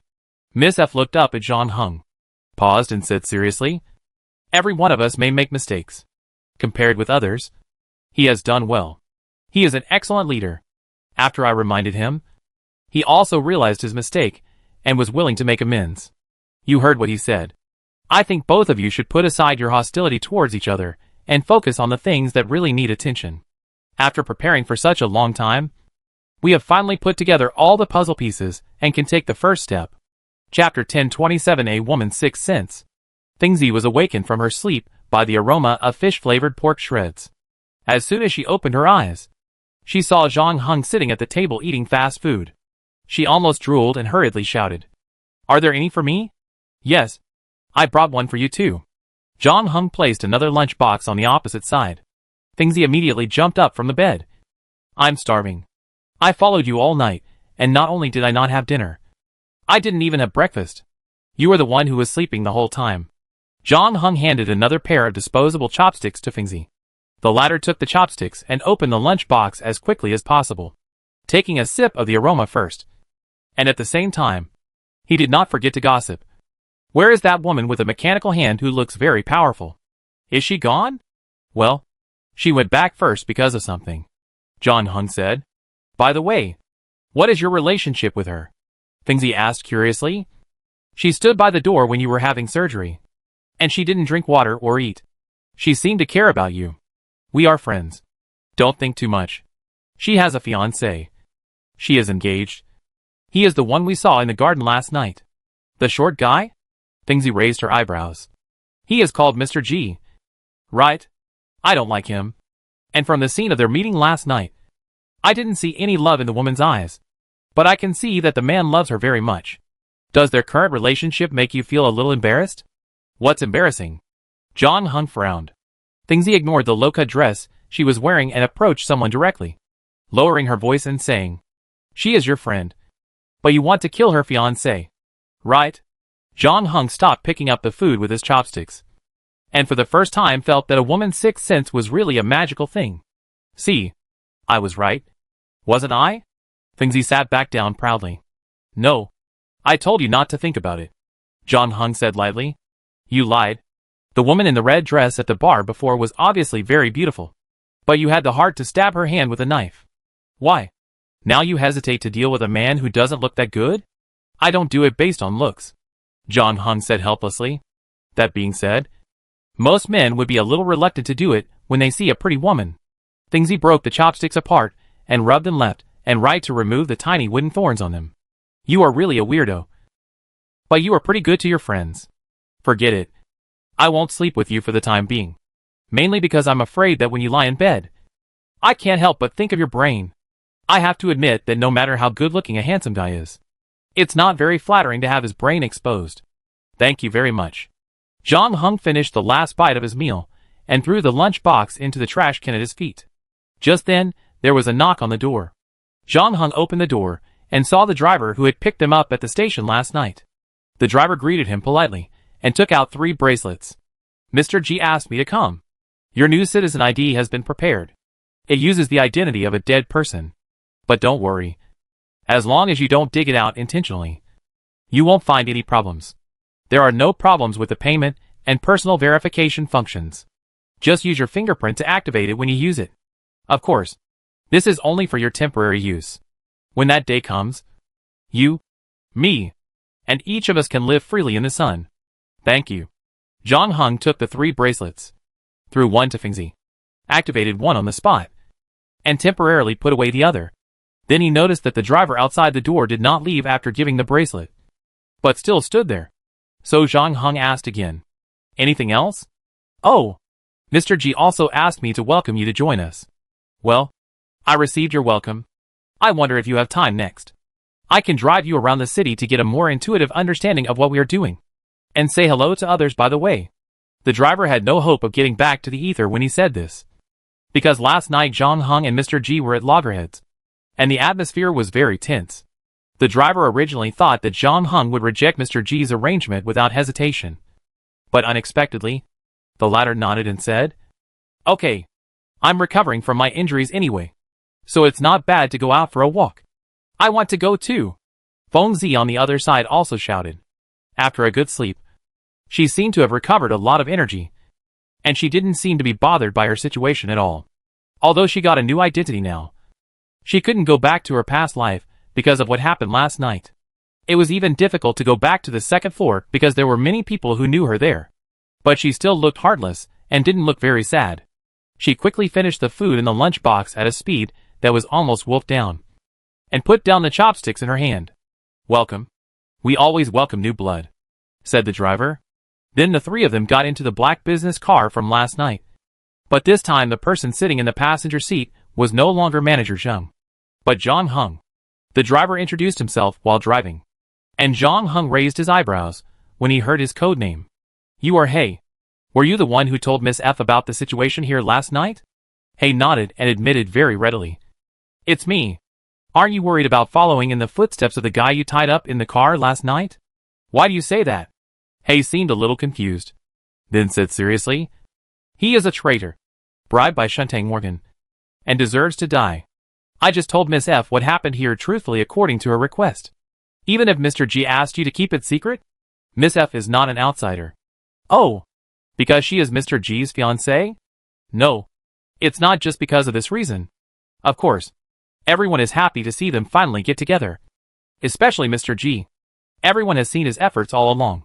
But we trust Miss F not because of this reason, but because she is a very trustworthy companion. Really? John Hung's eyes flickered. Is this your personal opinion? Or do others think so too? As far as I know, most people think so. Gangsters. That's strange. I thought she didn't have many friends because she was usually taciturn and didn't want strangers to approach her. Actions speak louder than words. Indeed, when she first came, everyone thought she was not easy to get along with, especially since Mr. G valued her very much. At that time, there were some rumors. Although Mr. G's statement was very tough, the rumors did not disappear. However, as time passed, more and more people saw the beating heart under her cold appearance and saw what kind of person she was. So more and more people accepted her, especially among young people. Boys secretly admired her, and girls imitated her. The more you know her, the more you can't resist her charm. So no one is more suitable for Mr. G than her. Chapter 1028 Factory Tour. Unlike his silence at work, Hay is a very talkative person in private. And I don't know if he received instructions from Mr. G. He basically answered all questions and said everything. Afterwards, Hay took the two to visit a military factory that was producing weapons. The control of weapons in New Shanghai 0297 was relatively loose, allowing individuals to possess weapons, but generally on the first and second floors where the security was not too good, and the firepower of the weapons was also limited. As for some more powerful guys, they could only get them through smuggling channels. However, Mr. G's ambitions are huge now, and the armed forces he needs are unprecedented. The amount of smuggling alone can no longer meet his weapons needs. So he directly bought several factories, replaced and renovated the production lines, and began mass production of bulletproof clothing and guns. Black Belt John Hung and Fingzi visited one of them. Before entering the factory, they saw a large group of armed security guards standing in front of the gate from a distance. When they saw a car coming, they immediately raised their guns, and one of them gestured to the Black Belt to stop. However, when Hay showed his pass, the security guards put away their guns again, then looked at the other two people in the car and opened the door. While the other party was checking the information, John Hung also looked at the group of security guards outside the car and found that they all had the same tattoos on their bodies. They should belong to a small force. But now they all work in this military factory. As if seeing what he was thinking, Hay took the initiative to introduce. Oh, this group of people used to be Greyhound. Greyhound is a small gang that specializes in nightclubs and KTVs. Did Mr. G hire them to guard the door here? No. They came here on their own initiative. In fact, we didn't pay them a penny. Building a new world requires everyone's efforts. Those who have money can contribute money, and those who have strength can contribute strength. Only in this way can those beautiful ideas finally become reality. If you know that the world is not good, but still sit still, the world will only get worse and worse. Well said. But I saw that those who have strength contribute strength. But it seems that those who have money donate money. Fingzi interrupted. Yes, Mr. G does have a lot of industries and income. But compared to his expenses, his industries and income are not worth mentioning. For example, in this transaction, the 1G of antimatter that Mr. G paid, if converted into money, can buy the first 3 floors of the entire New Shanghai. The raw materials of these military factories are also purchased by Mr. G. In addition, there are countless other expenses. So please don't think that Mr. G is just taking advantage of everyone's desire for a new world to seek personal gain. He has paid more than anyone else, just to make sure every penny is spent on the right things. Fingzi was speechless after hearing this. At this time, the black commercial vehicle had already entered the factory. Hay turned off the engine and jumped out of the driver's seat. When Zhang Hung and Fingzi got out of the car, he clapped his hands to attract the attention of the people in the factory, and then took down the speaker on the wall. Unlike the factory assembly line that has gradually achieved full automatic production, this military factory still retains a large number of manpower because it has purchased old production lines that are quite old. There are at least more than 100 people. With Hay's words, all the 100 people stopped their work and looked over here. Today I will introduce 2 new companions to you, Hay said as he stepped back 2 steps, giving the main seat to Zhang Hung and Fingzi. Yes, these 2 friends in front of you. They tried their best, even risking their lives, to snatch something important to us from the emergency response team of Shuntang Morgan. Without this thing, our plan cannot proceed. So they are our heroes. After Hay finished speaking, the workers also fell into silence. But it didn't take long before a warm cheer and applause broke out. The sudden enthusiastic applause even made the usually carefree Fingzi feel a little embarrassed, because she thought about it, and felt that she didn't do anything last night. After all, the main actor was John Hung, who almost wiped out the entire emergency response team by himself. But this guy spent so much effort to grab the things not for the so-called common cause in haiku, but purely to threaten Mr. G.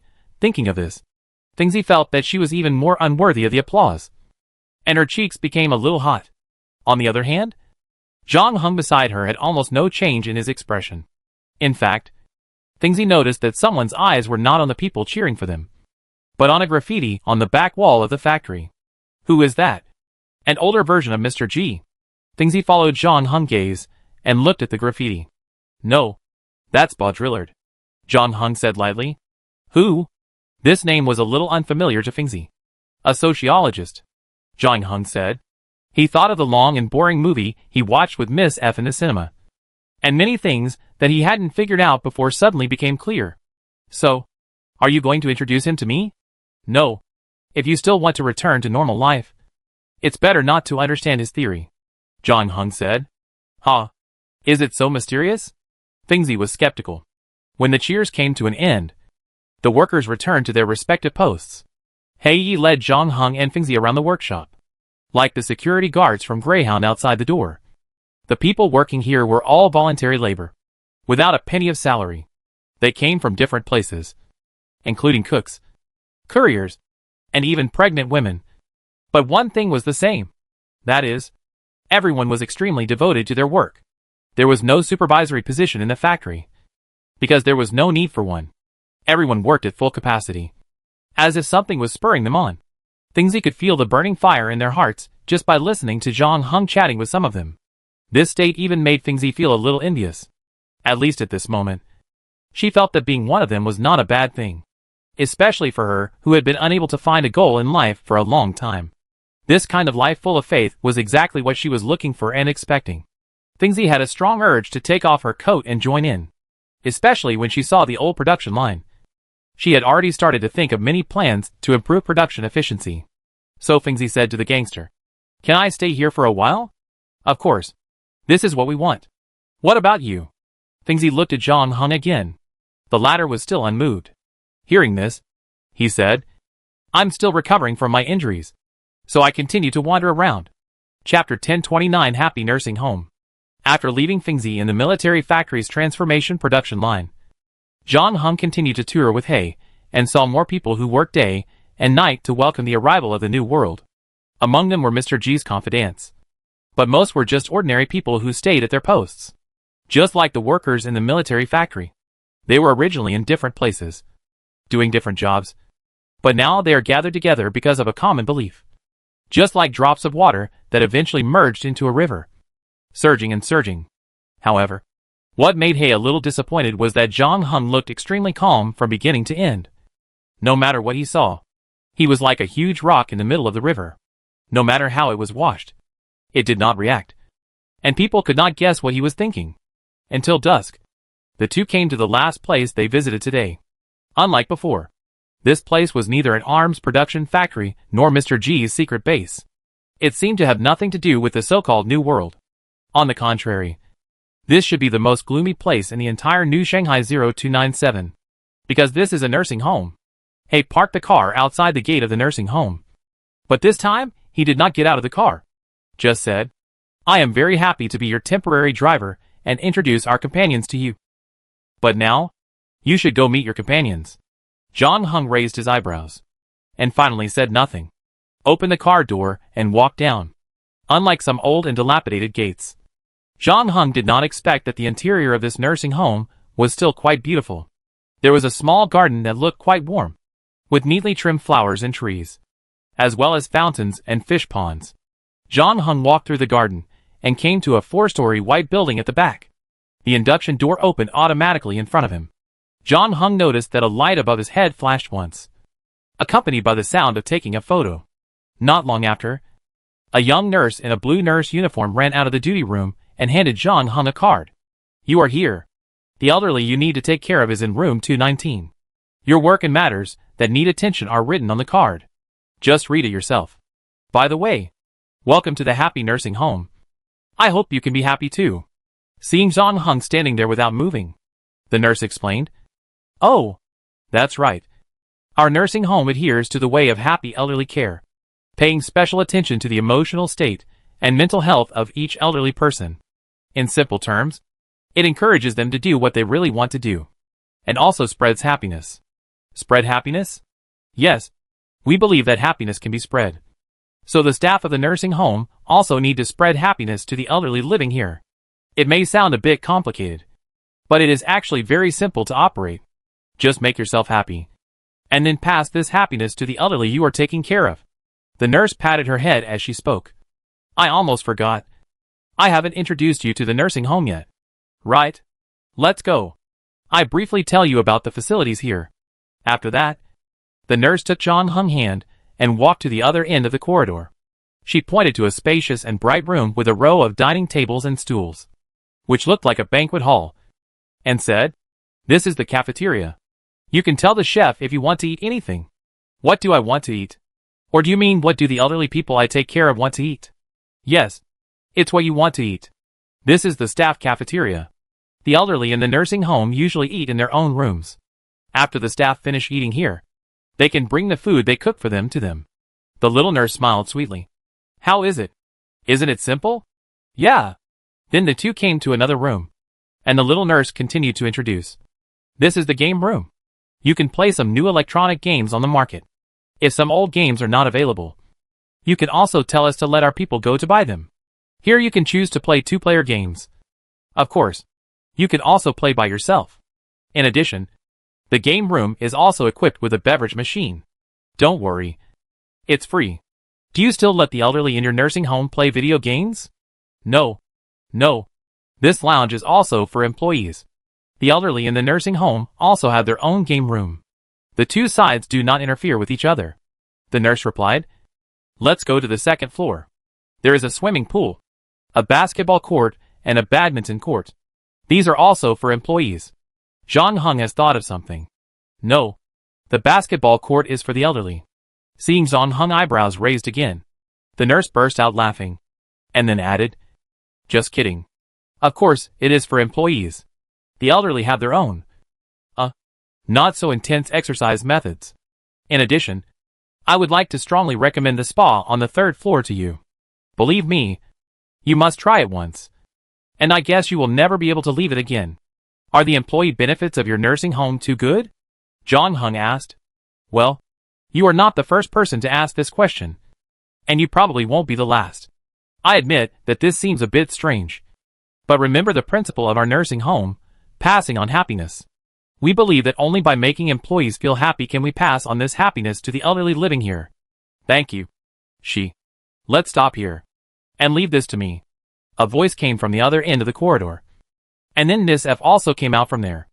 Okay, Miss F. The little nurse named Xiaoyi stuck out her tongue and returned to the duty room to gossip. After she left, Miss F also nodded to Zhang Heng. You are here. Zhang Heng hummed, paused, and then said, You know that what you are doing is actually meaningless. Right? It seems that you already know what this nursing home is used for. Miss F did not answer Zhang Heng's question, but gestured for Zhang Heng to go upstairs with her. Well, you rented the clones from their company because you felt sorry for them because they were always used as tools. The reason on the surface was to let them come here to work. But in fact it was just to let them take a break and take a breath. They are the ones who are really taken care of in this nursing home, not the elderly. The so-called happiness transmission is just an excuse to prevent the company's people from discovering the abnormality here after the memories of some of them are read. But, Zhang Heng paused, you should know that these clones who are rented out to do odd jobs are at the bottom of the entire clone group. Every time they finish work and go back, their memories will be reset. After that, they will not remember what happened here at all. You are wasting your efforts. I don't agree with your point of view. Otherwise, I wouldn't show you that movie when we first met. Miss F shook her head, and then said seriously, I answer your question. They may not remember this memory, but this experience is real, and their happiness is also real, even if it is only for such a short period of time. At least they have lived in this world for real. Chapter 1030 The Meaning of Life. So this is why you support Mr. G so much. Not just because he is your fiancé, or to repay him for saving you, but also because you want to rely on him to change the fate of clones. John Hung said. That's right. Miss F nodded and admitted it very straightforwardly. As you can see, even if I try my best, it's nothing more than opening a few more nursing homes like this. So in a sense you're right. I can't really change the fate of our entire population. So I need him. Mr. G is a rare person who is willing to treat clones and ordinary humans equally. He promised me that in the new world he created, there will be no locators, memory encoders or codes behind the neck. A world where clones can enjoy the same rights as ordinary people. And you believe him? I believe in everything that is worth believing in, Miss F said. As for you, I still don't know what you believe in. I was once very worried about you, especially when you just woke up. I know what it feels like because I have experienced such things and know what troubles will be encountered next. But you don't look like a person who is in trouble at all. My situation is special. Well, this is what you have been saying. I may have doubted it before, but now I choose to believe it. Because ordinary clones can't complete Mr. G's previous tests. Nor can they defeat the emergency response team and get the memory encoder from them. Don't get me wrong. I don't want to ask you questions. Nor do I intend to explore the secrets behind you. I just simply hope that you can find your direction. John Hung listened quietly to what Miss F said. You are the most powerful clone I have ever seen. And unlike me, you broke free from the shackles on your neck through your own efforts, breaking the tragic cycle destined for clones and gaining almost impossible freedom. At least partial freedom. But what do you plan to do after you are free? I plan to focus on collecting shellac records. I'm not talking about the new hobby you just developed, Miss F said. I'm asking about the ultimate question of your life. What is the meaning of your existence? What kind of goals do you want to achieve in the rest of your life? Not the goals written into you when you were a clone, but what you really want to do. You want me to help you liberate other clones? John Hung raised his eyebrows. If that's the case, then this journey makes sense. Before, Mr. G was showing him the power of ideals and trying to inspire him through the collective appeal of the grassroots. And the last stop was Miss F persuading him from the perspective of the same kind. Even John Hung had to admit that this method was indeed very effective. If he was really a clone, plus his relationship with Miss F, it would be difficult for him to ignore his own tribe. However, what John Hung did not expect was that Miss F shook her head when she heard this. No, I did have such an idea before, but now I have given up. Why? Is it because you found that I am not easily persuaded? No, it's because I don't want to become like those guys. Which guys? Those guys who write our memories, Miss F said. What I have been trying to do is to liberate my compatriots from false life goals that do not belong to them. So I will not instill any other goals in you and tell you what to do. You encourage me to do what I really want to do. But you yourself have to shoulder the burden of liberating the entire population. Don't you think it's a bit contradictory? You and I are different. Liberating our kind is indeed my life goal. Oh, I know what you are thinking from the expression on your face. You must think that I am also one of Mr. G's fanatical believers. I was influenced by him and devoted myself to my current career. But you are wrong this time. My choice of this path has nothing to do with him.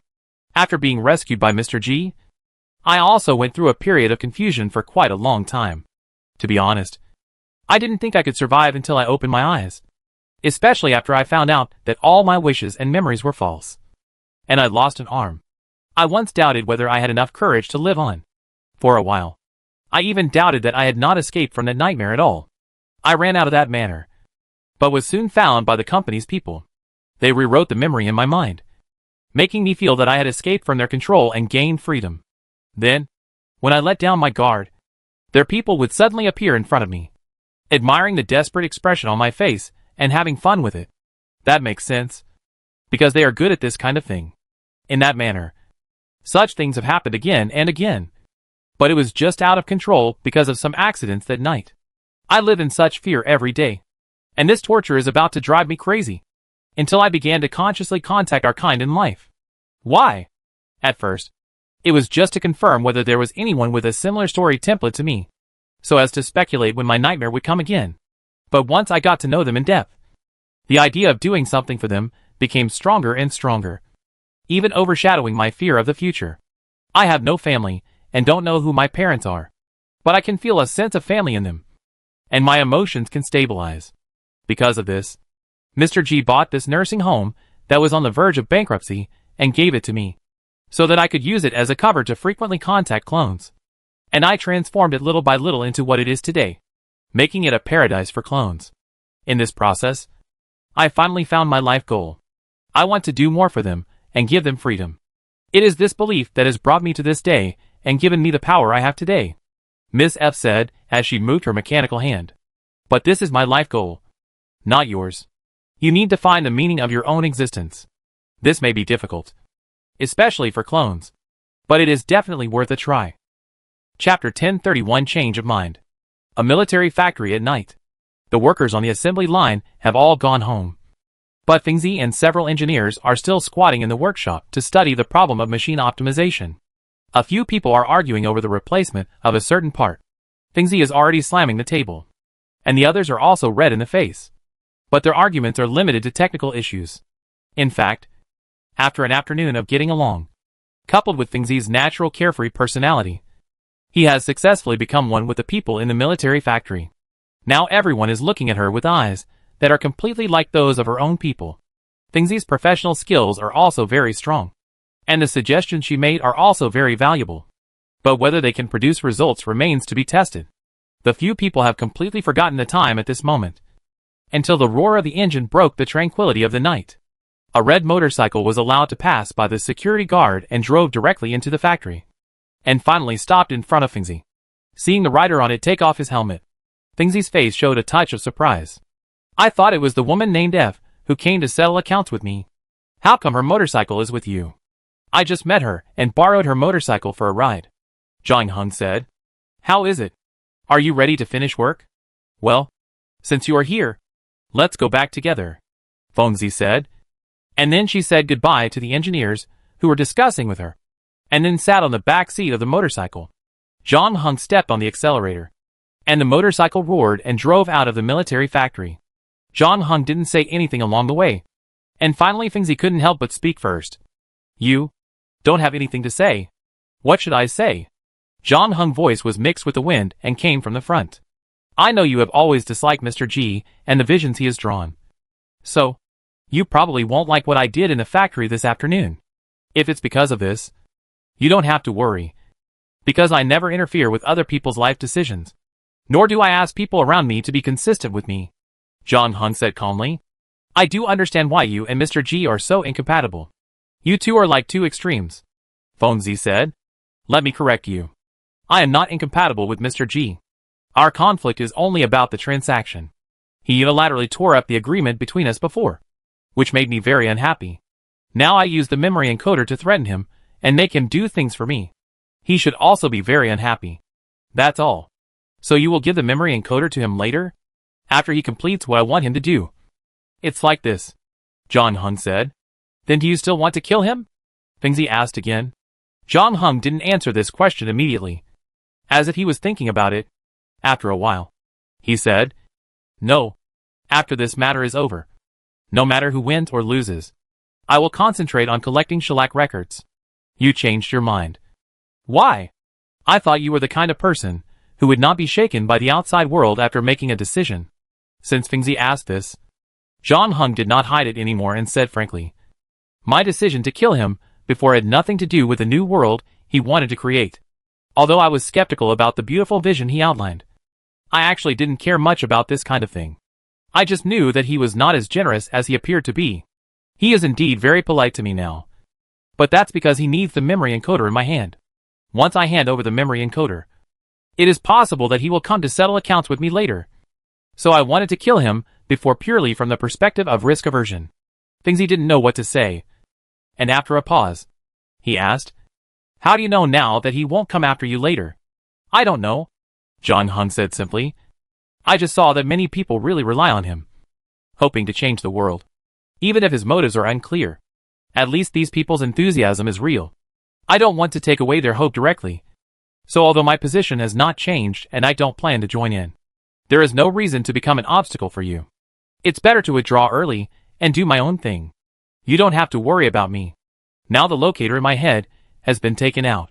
If I choose to hide later, no one in the entire New Shanghai 0297 should be able to find me. John Hung and Fengzi have lived on the first floor for 3 days. During this period, Mr. G has been very polite to them. He basically sends people to ask them what they need every day and gives them some credit points to cover their daily expenses. Fengzi has now become a member of the military factory and reports to work on time every day, while John Hung continues to recover. Under the effect of the latest generation of medical gel, his surgical wound heals quickly, and soon only a faint scar remains. Then John Hung bought a wig and put it on his head, so that it is completely impossible to tell that he had surgery on his head. Afterwards, John Hung asked Hay to say hello to Mr. G, and said that he would leave the first floor for a while. Not long after, Mr. G personally had a video call with John Hung. During the call, Mr. G first introduced the current situation of New Shanghai 0297. After what happened that night, Shungtang Morgan seemed to be unable to tolerate a force that was outside their supervision, even if this force was helpful in stabilizing the first floor and could reduce their management costs. Since Mr. G began to move frequently, the trouble he brought had exceeded the benefits that Shungtang Morgan could obtain from it. So the atmosphere on the first floor began to become more and more tense during this period. Shungtang Morgan has drawn a lot of police from the other 4 floors, and in the name of maintaining public order, they have had some small-scale conflicts with Mr. G's men. Although both sides are still restrained at this stage, everyone knows that this restraint will not last forever. After introducing the current situation, Mr. G also tactfully hinted that it would be safer for John Hung to stay in the first floor, especially considering that John Hung still needs to bring back the memory encoder from the second floor. If he has any problems at this time, such a loss is obviously unbearable for Mr. G's side. However, John Hung still insisted on leaving and politely declined the bodyguard sent by Mr. G, considering that the relationship between the two parties was still in the honeymoon period and John Hung owned strength. Mr. G finally said nothing and agreed to John Hung's request to temporarily leave the first floor. However, the two later reached an agreement that John Hung would be away for a maximum of 3 days. At the same time, if anything happened during this period and the situation on the first floor deteriorated rapidly, John Hung would need to rush back with the memory encoder as soon as possible. Chapter 1032 Great Chance What? It has been 4 days since John Hung last left the 3rd floor. In order to completely confirm the news of his death, John Hung did not contact the outside world for 4 days. So in the subsequent news, he naturally died in the fire that night. This is also the reason why Mr. G hopes that he will continue to stay on the first floor, because once Shungtang Morgan finds out that he is still alive, he will definitely realize that the goods have returned to the first floor. At that time, even the fragile balance now may not be able to be maintained. But John Hung had promised to help Su Qian find out what happened to her, especially considering that her boyfriend had returned to New Shanghai 0297. John Hung still put on makeup and rushed back as soon as he finished dealing with the locator. However, John Hung did not go to Su Qian's apartment immediately, but found the electric sheep first. The latter ran to the 4th floor to investigate Su Qian's boyfriend at the instigation of someone. But at that time, except for feeling the class gap again, there was nothing to gain. Before parting, although John Hung promised to contact him again if there was a result, the electric sheep never received John Hung email again, and fully experienced what it felt like to be a tool man. However, this trip almost made him give up, although he felt uncomfortable after returning. As time went by, he gradually began to get over the pain of losing love. He no longer drank to relieve his sorrow. Although he was still silent, he actually signed up for a holistic class for himself for the first time, preparing to cultivate an interest in addition to programming and get out of the haze of losing love as soon as possible. As a result, he was patted on the shoulder just after he came back from playing the holistic. He turned around and saw a man who looked a little strange. He searched in his mind and couldn't remember where he had met the man. He was about to ask the other party what he wanted, but he didn't expect the other party to speak first. It's time to test how deep your feelings for Su Qian are. It's you? When the electric sheep heard this nightmare-like voice, it shuddered and almost lost its grip on the holistic in its hand. Then it angrily said, "It's the same trick again. Are you done? How can there be such a wicked person like you? Why do you appear again every time I finally climb out of the abyss and push me down again? Don't worry. I will never be fooled by you again this time." After saying that, the electric sheep pushed away John Hung's hand on his shoulder and turned to continue walking towards the community. As a result, John Hung's voice sounded again behind him. "Well, I wanted to tell you that your chance has really come this time. But since you have chosen to give up, I must respect your choice. I wish you can find another girl you like as soon as possible. After saying that, Zhang Heng also turned and walked to the other side of the road. However, when he stopped and waited for the traffic light not far away, the electric sheep on the other side had a change of expression on his face, and finally stomped his feet, turned around and ran over again. You just said opportunity. What opportunity? I thought you had really let it go. You must be feeling smug right now, thinking you have completely taken advantage of me? Electronic Sheep was so angry that his teeth itched. I didn't think so. I just wanted to try my luck with you. After all, you are one of the few people I know who is willing to help Su Qian. Zhang Heng said sincerely. But the fact is that you have completely taken advantage of me. Electronic Sheep said angrily. I didn't want to run over here again, but for some reason my legs were completely out of control of my brain. Since you are here, why not just listen to me? The good news is that I did not lie to you. You really have a great chance this time. What great chance? After being repeatedly tortured by someone, Electric Sheep learned a lot of lessons and began to be rigorous in his words. A great chance to get into Su Qian's heart. After Zhang Heng finished speaking, he found that Electric Sheep looked at him with a look that said, Do you think I am an idiot? So Zhang Heng spread his hands. What promise do you want me to make to you? Will Su Qian change her mind and like you? Do you believe this? Don't be silly. I am not Cupid. How can I help Su Qian decide who she will like? So you're still going to use Su Qian as an excuse to get me to work for you for free? Electronic Sheep sneered. No. I help you get rid of your biggest competitor. And then Su Qian will probably be hit hard. And this is also the time when her heart is the most vulnerable. And you happen to be by her side. If you can't get her even with this, then I advise you to give up as soon as possible. Although the rational part of the Electronic Sheep told Zhang Heng that he was deceiving him again, the irrational part made it difficult for him to refuse such a rare opportunity. And he finally spoke. Tell me what you want me to do first. After saying that, Electronic Sheep regretted it because he knew he had already lost. Now it's very simple. Send an email to Su Qian to confirm her safety. Why don't you send it to her? Electronic Sheep asked back. Dude, haven't you read the news recently? I'm dead, Zhang Heng said. Electronic Sheep seemed a little confused when he heard it. He didn't pay much attention to daily news. He was only interested in technical things. As a result, he searched with his wristband and found the news of Zhang Heng's death. What's going on? Electronic Sheep was also a little confused. This matter is not important. You are not trying to seduce me anyway, Zhang Heng said. Send an email to Su Qian first. But I just stalked her not long ago, and she found out. We haven't been in touch since then. If I suddenly send her an email, will she call the police directly? Electronic Sheep said awkwardly. That depends on what email you sent.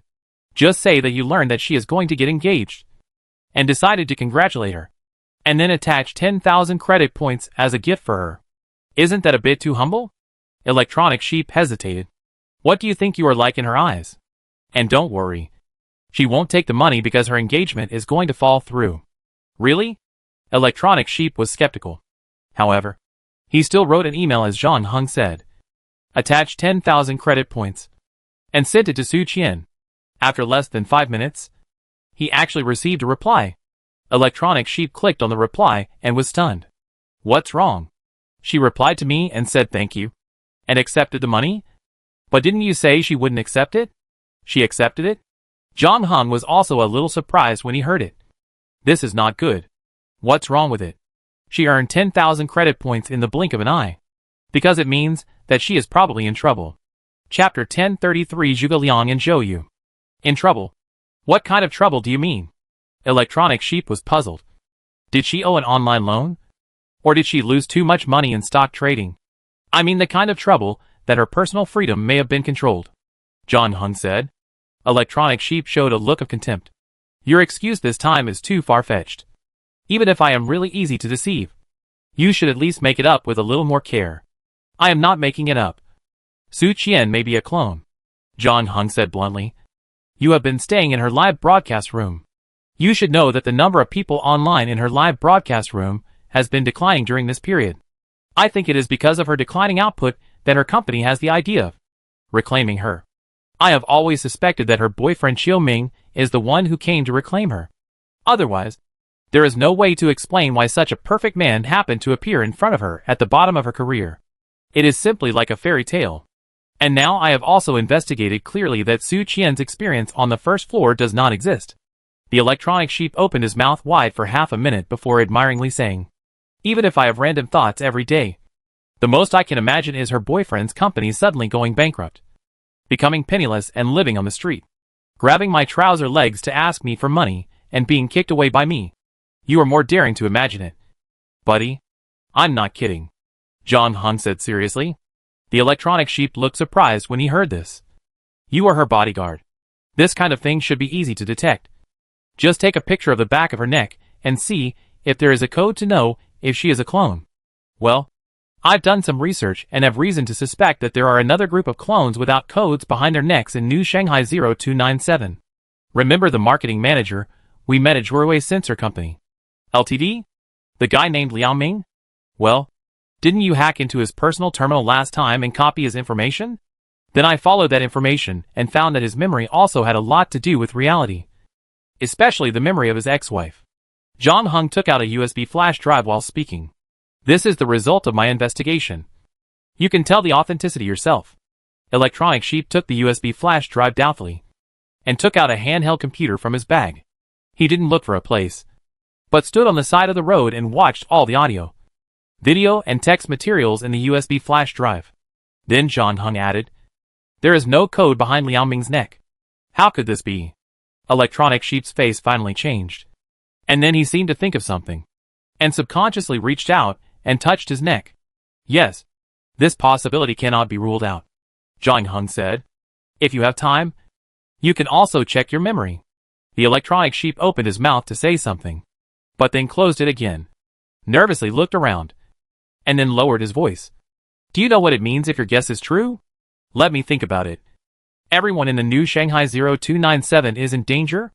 Yes, because everyone has always relied on the code behind the neck and the locator in the head to distinguish between clones and non-clones. If this method doesn't work, then everything will be messed up." Electronic Sheep paused, and then said, "Do you know how many clones of this type there are in New Shanghai 0297? I don't know, but this is what you and I need to find out next. Not just for Su Qian, but also for yourself," Zhang Heng said. Electronic Sheep reached out and wiped the sweat from his forehead. "This is too big. You have to let me think about it. I don't have any problem, but I don't know how long I can wait for Su Qian." The expression on Electronic Sheep's face was very interesting. It was hard to tell whether it was fear, frustration, hope or joy. After about half a minute, he seemed to have finally made up his mind, broke the hulusi in his hand, threw it into the trash can beside him, and gritted his teeth and said, "I did it. Very good. I didn't lie to you.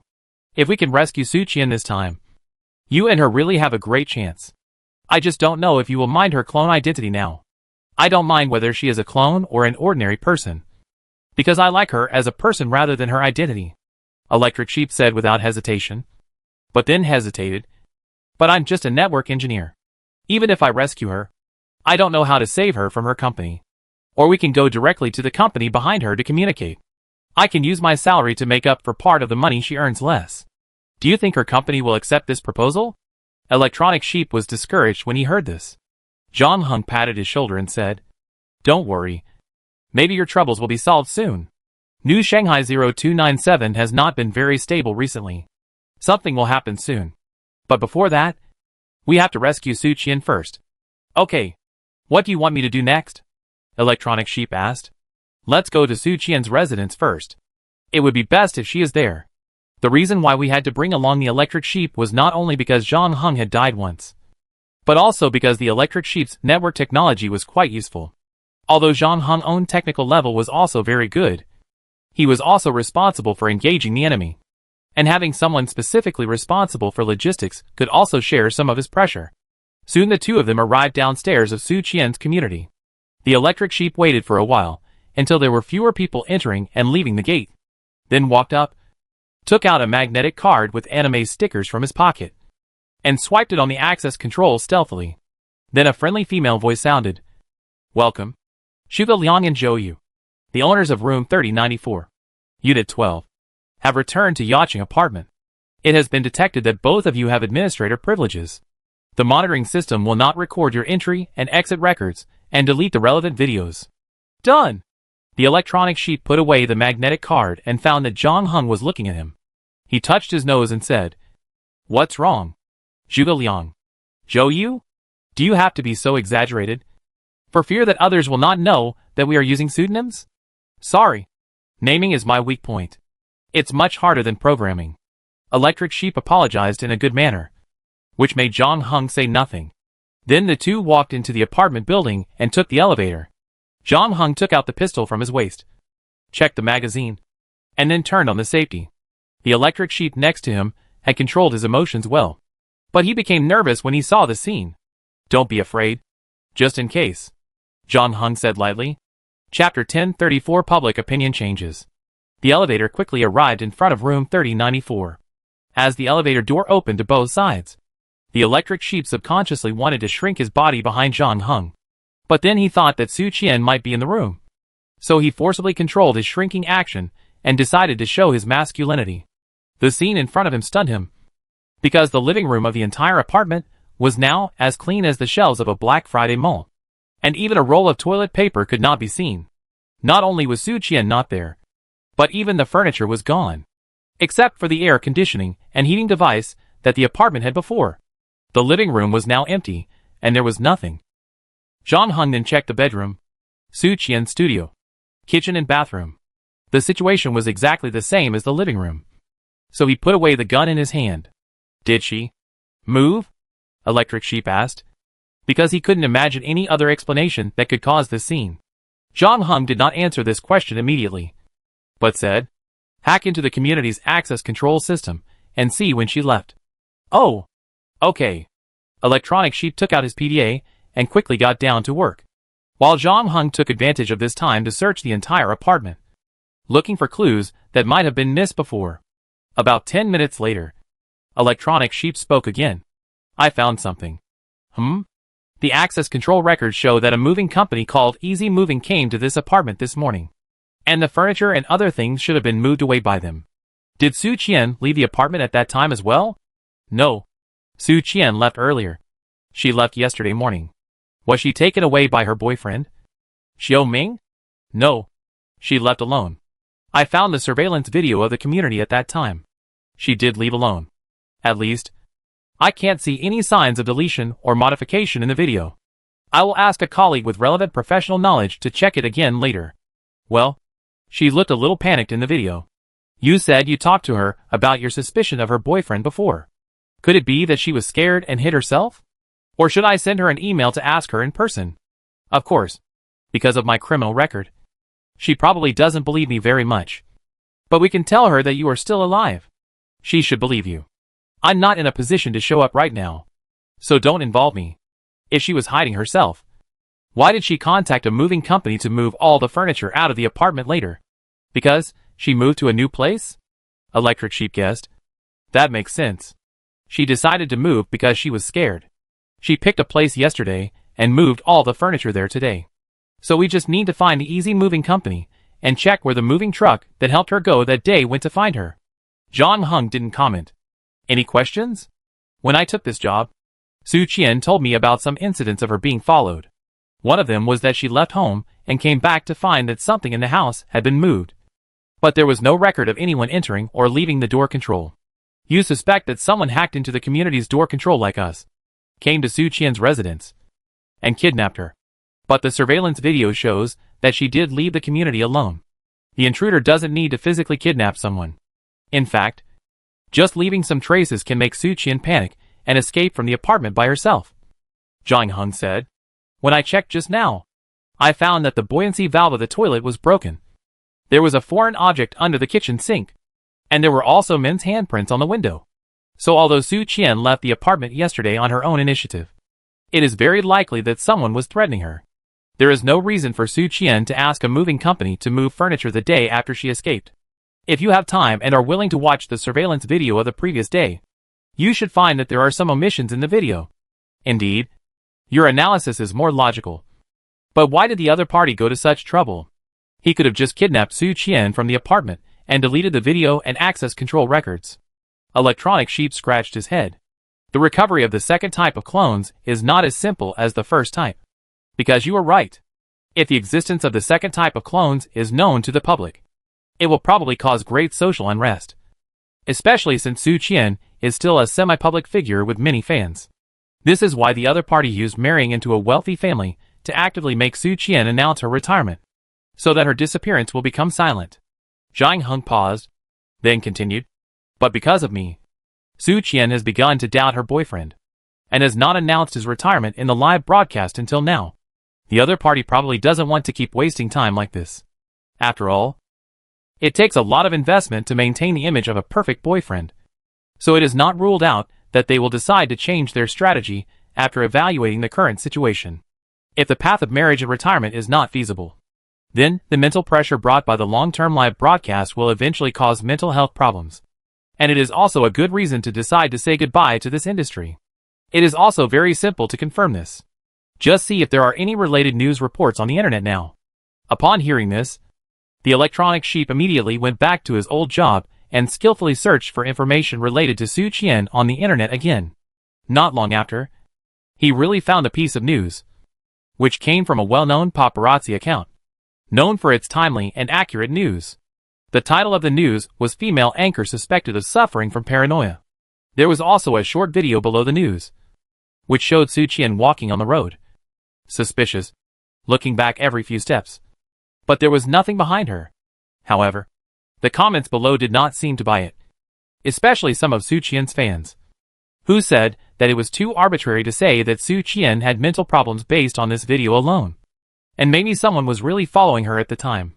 However, later last night, another anonymous whistleblower replied to the post saying that he had obtained the surveillance video of the community. In the video, Su Qian looked extremely panicked and terrified. She ran into the elevator as if she was escaping for her life, and kept shouting at the access control system to close the door, as if someone was chasing her from behind. However, in the quarter of an hour after she left the elevator, the surveillance video did not capture another person leaving the elevator. Once this video was released, public opinion changed 180 degrees, and more people began to believe that Su Qian's mental health was really problematic. Chapter 1035 The Truth of Disappearance. After seeing the news online, Sheep couldn't help but get nervous. And the situation was really like what Jiang Heng said. Su Qian's fans began to persuade her to take a break or even change jobs under her social account. Sheep became angrier and angrier, and couldn't stand it anymore.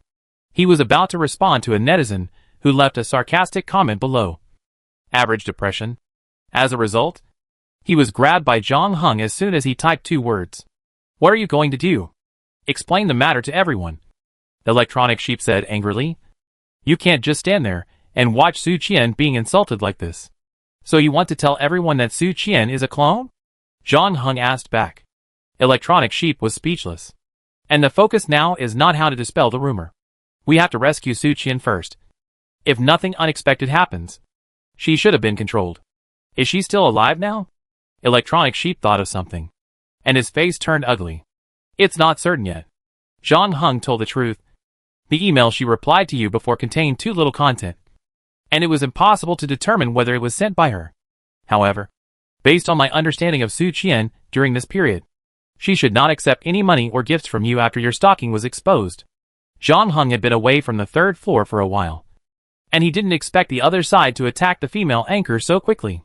Su Qian's whereabouts are unknown now, and he is somewhat responsible for this.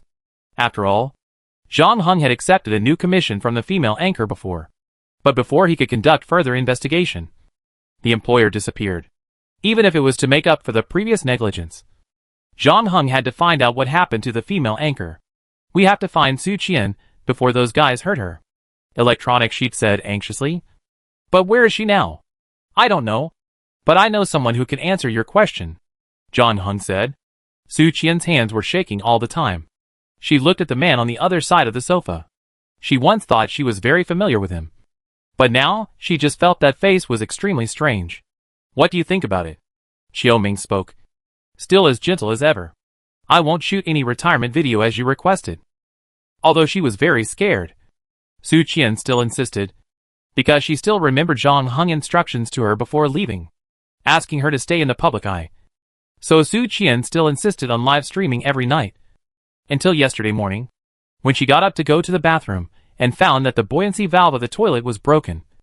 And Su Qian remembered very clearly that it was intact before she fell asleep. This discovery also made Su Qian's heart skip a beat. And then she noticed that the toothbrush head of her electric toothbrush had disappeared for some reason. Su Qian immediately realized that her residence might have been invaded. And the fear in her heart also reached its peak at this moment, because she didn't know whether the other party had left or was still hiding somewhere. Su Qian didn't dare to go to other rooms. She hurried back to the bedroom, put on some clothes, and rushed into the elevator without putting on makeup, shouting for the community's smart access control to close the door. Even after running out of the community, Su Qian still felt a little scared. She kept looking back and quickened her pace. Her mind was completely confused at the time. She didn't know where to go. She didn't know who to contact when she opened the address book until she turned to Zhang Heng's name. Her fingers paused for a moment. But when she thought of the news she had just read yesterday, her heart sank. Su Qian had never expected Zhang Heng's accidental death, and she felt a chill the moment she saw the news. Because in Su Qian's opinion, Zhang Heng's death was too coincidental. Soon after agreeing to help her investigate, it was hard for Su Qian not to connect Zhang Heng's death with her own affairs. This not-so-beautiful misunderstanding made Su Qian, who was already extremely nervous, even more uneasy. In addition, there are now many different opinions about what happened that night. More than one person said that they saw groups of police and exoskeleton warriors. The exchange of fire between the two sides destroyed many public facilities.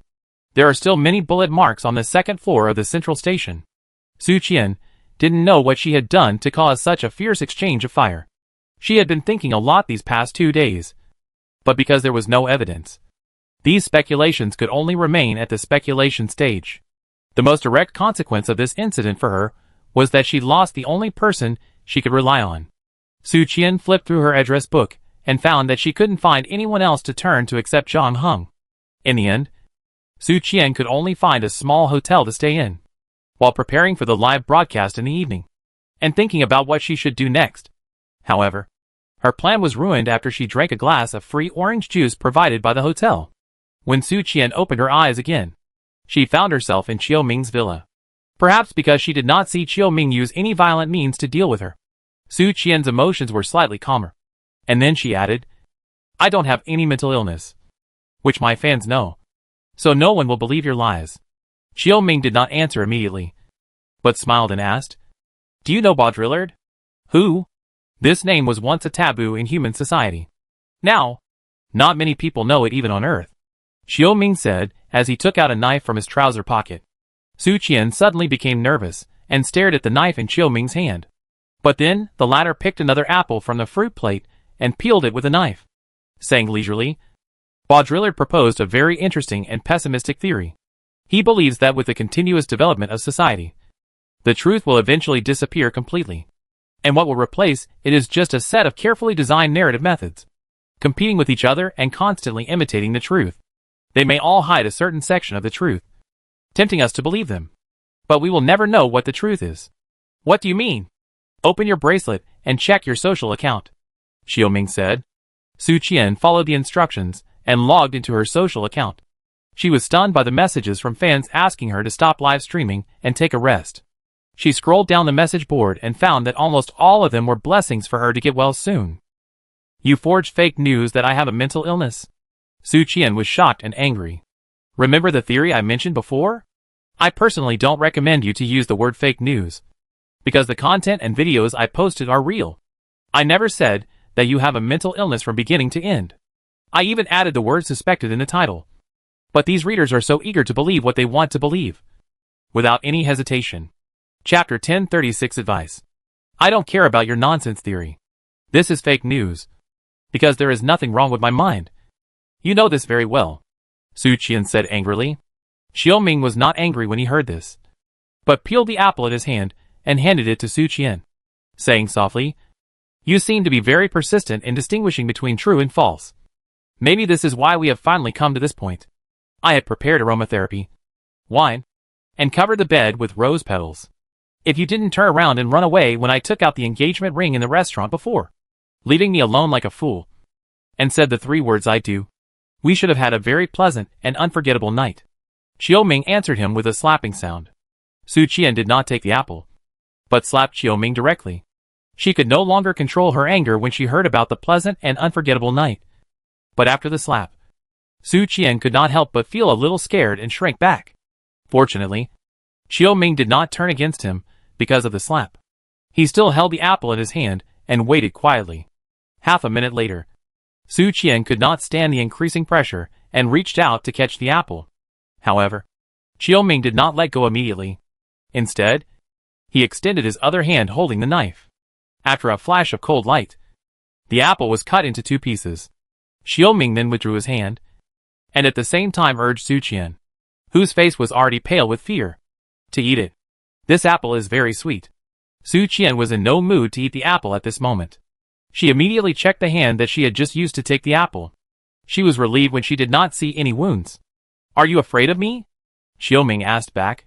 You don't have to worry. People are emotional animals. We have been together for such a long time. I even know when your period is. If there is one person in this world who cares about you, it is me. So eat it. You may not be able to eat such a delicious apple in the future. Chiu Ming took a bite of the apple in his hand while speaking, indicating that it was not poisoned. How are you going to treat me? Su Qian's teeth were trembling when she asked this question. Well, what's the point of knowing the answer? You can't change anything. Chiu Ming spread his hands. Will you kill me? Su Qian said. It is said that old clones, who can no longer generate enough value, will be taken to a certain place for euthanasia. You really know your identity. Chiu Ming smiled and said. No. You are still young and beautiful. It would be a waste to die like this. We will not waste resources. What do you want to do to me? I'm a public figure. You can't just rewrite my memory and throw me out. I'd be recognized by my fans. Of course not here, but somewhere else, where no one knows you. You can still start a new life there. Of course, you can't be as glorious as you are now. What do you mean by a place where no one knows me? Su Qian was puzzled, but Chiu Ming didn't want to explain any further. He finished the apple at his hand and clapped his hands. We have talked a lot. Usually things will be much simpler. You accept the engagement ring. Announce your retirement to focus on your husband and children. And then we will enjoy a wonderful night together. Your memory will stay here. Of course, it won't last too long. In the end, you will completely forget this period of life. You are the only one who can chat with me before leaving. Chiu Ming said. How about it? I am nice to you. Right? What if I insist on not releasing the retirement video? Su Qian gritted her teeth. You won't do that. Chiu Ming shook his head. You know that if you continue to fight, you have no chance of winning. It is only a matter of time before you give in. Besides, even if there is no retirement video, the previous news and video can almost control this matter within an acceptable range. You are too hostile to me. In fact, compared to an enemy, you should regard me as a friend who comes to help you. Have you ever seen a friend who would deceive me by marrying into a wealthy family, erase my memory, and sell me to who knows where? Su Qian was irritated by Chiu Ming's shamelessness. Perhaps you should look at this matter from a different perspective. You are an anchor, and you should know that no anchor can be popular forever. So this kind of thing will happen sooner or later. My existence is to make this process more humane. Look at your life. You started from scratch, as a receptionist in a small restaurant on the first floor, defeated your competitors, and was signed by an entertainment company. Then you relied on your own efforts to get to where you are today, became a little famous, and finally achieved your life goal and married a handsome and wealthy man. It's perfect, isn't it? You can also make your own curtain call amid the envious eyes of others. Of course, we can also be tougher. For example, now everyone thinks that you can no longer do this job because of your unstable mental state. And you are also very scared and helpless. Look at you. From the moment you opened your eyes until now, you are like a fledgling blown out of the nest by the wind, shivering. It is better to know nothing than to be happy. Chiu Ming seemed to be in high spirits, and knowing that Su Qian's memory would be rewritten soon, he simply let go of the conversation. Besides, I told you that even if you choose to dig so desperately, you will never really find the truth. Even if you think you have grasped the truth now, what you really get is actually just a narrative method that you firmly believe in. What is the truth? Su Qian said. Be straightforward and tell me, and I will shoot the retirement video as you said. To be honest, I don't know either. I can only see the side that I am willing to believe. Xiaoming said sincerely. Are you curious at all? Are you worried that what happened to me will happen to you one day? Su Qian still asked with no hope. This is the difference between you and me. I am not obsessed with the truth. Xiaoming smiled. Because the truth is painful and can never be achieved. Instead of constantly exploring who holds the silk thread above your head, the puppet should perform well and enjoy your current life. This is my last advice to you before you leave. Chapter 1037. I am a little touched by what you said. Xiaoming hummed a pop song that Su Qian used to like to sing the most during live broadcast. And fried steak in the kitchen. He controlled the heat perfectly. And the steak was tender and juicy. After serving, Xiaoming sprinkled black pepper on it, and served 2 broccoli boiled in boiling water on the side. After that, Xiaoming stepped back, admired his masterpiece, poured himself a glass of red wine, and then walked out of the kitchen with the wine glass in one hand and the steak in the other hand, ready to celebrate the successful completion of the work. But the next moment, he froze in his place, because he found 2 more people at his table. He had no impression of one of them, but Xiaoming recognized the other one. Where is Su Qian? Electronic Sheep said with a gloomy face, and he popped out his chest to make his voice sound fierce. Fuck. Xiaoming couldn't help but swear, but he apologized to the Electronic Sheep immediately afterwards. I'm not targeting you, but I didn't expect Su Qian to tell others about her affairs, which will make the whole thing more complicated. By the way, didn't you break up with her because of stalking her? Why do you still care about this? Although she said she didn't want to see me again, I decided to quietly wish her happiness. But if she is in danger, I will not sit idly by. Electronic Sheep said passionately. The dog liquor is really powerful. Xiaoming sighed, seeing the face of the Electric Sheep change. Xiaoming stretched out his hand and made a gesture to calm down. Then walked over, put the steak and red wine in his hand on the table, and pulled up the chair opposite Zhang Heng and the Electric Sheep and sat down. You guys are making it really difficult for me to do this. By the way, how much do you know about Su Qian? Have you told anyone else? What? From the looks of you, are you planning to kill us to silence us? Electronic Sheep said this with a few nonchalant laughs of contempt, but found that neither Zhang Heng nor Xiaoming cooperated with him. After laughing dryly twice, the Electronic Sheep could only stop talking awkwardly. Then he seemed to have thought of something and his expression changed. You want to silence me? Am I also a clone? I don't know why you all care so much about whether you are clones or not. Xiaoming blinked. Isn't that nonsense? Electronic Sheep said. If Su Qian wasn't a clone, there wouldn't be these things happening. No matter whether the number of people in her live broadcast room was decreasing, who she married, or whether she would retire, no one would bother her. If I wasn't a clone, you wouldn't dare to do anything to me. Right? Xiaoming touched his chin. You think so? What do you mean? Xiaoming's ambiguous attitude made Electric Sheep a little puzzled. But I can't blame you. Because everyone thinks so. Right? Xiaoming smiled. This is why the new Shanghai 0297 can operate normally. The Electronic Sheep became more and more confused as he listened. But he did not forget the main business. He said to Xiaoming, stop talking about these weird nonsense. Be direct. And hand over Su Qian. Alas, programmers are simple and rough, without any romance. It's rare that I have the interest to chat today. Xiaoming sighed. You are even worse than Su Qian. At least she is still a little persistent in the so-called truth. The truth? What truth? It doesn't matter, Xiaoming said. Unfortunately, you are late. Su Qian has been sent away. You will never see her again. But the consolation is that she left a retirement video. I will post it on her social media account later. You can join everyone in wishing her well. You bastard. Electric Sheep was really angry this time, and stood up from his seat. Are you going to kill her? Just because the number of people in her live broadcast room has dropped. Well, let's understand it according to what you believe, Xiaoming said. Clones are pure production tools. When the efficiency of production tools decreases, of course they need to be replaced with new ones. So what we do is also reasonable. Xiaoming's words made the Electric Sheep speechless. But then the Electric Sheep said, aren't you just trying to make money? Tell me the number. Even if I can't pay so much money by myself. I am not the only fan of Su Qian. If we all work together, we can always get enough. I am a little touched by what you said. But believe me, your plan is useless. Are you forcing us to use violence? Electric Sheep's patience was finally exhausted. Especially when he thought of Su Qian, who was suffering somewhere at this moment. He felt very distressed, and didn't want to delay any longer. You can give it a try. Xiao Ming still looked indifferent. Comparing the figures of the two, Electric Sheep undoubtedly has the advantage.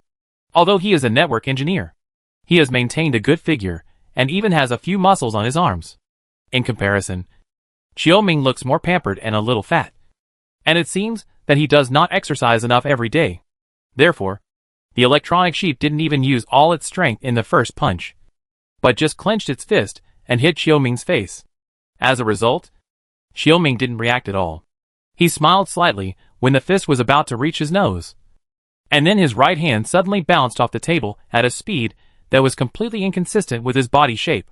Then, Xiao Ming's nose was hit hard by the Electronic Sheep. Because at the last moment, Xiao Ming's right hand that bounced up was forcibly pressed back to the table by Zhang Heng next to him. Xiao Ming didn't care about touching his nose that was hurt. His left hand had already pulled out the pistol hidden under the table, as a conditioned reflex. The whole set of actions was done in one go, and was extremely smooth. In the end, he was still a step too late. Before he could point the gun at Zhang Heng, the latter's knife was already on his throat. Only then did Xiao Ming's expression change slightly. He looked at Zhang Heng in surprise and said, "It seems that I was wrong this time.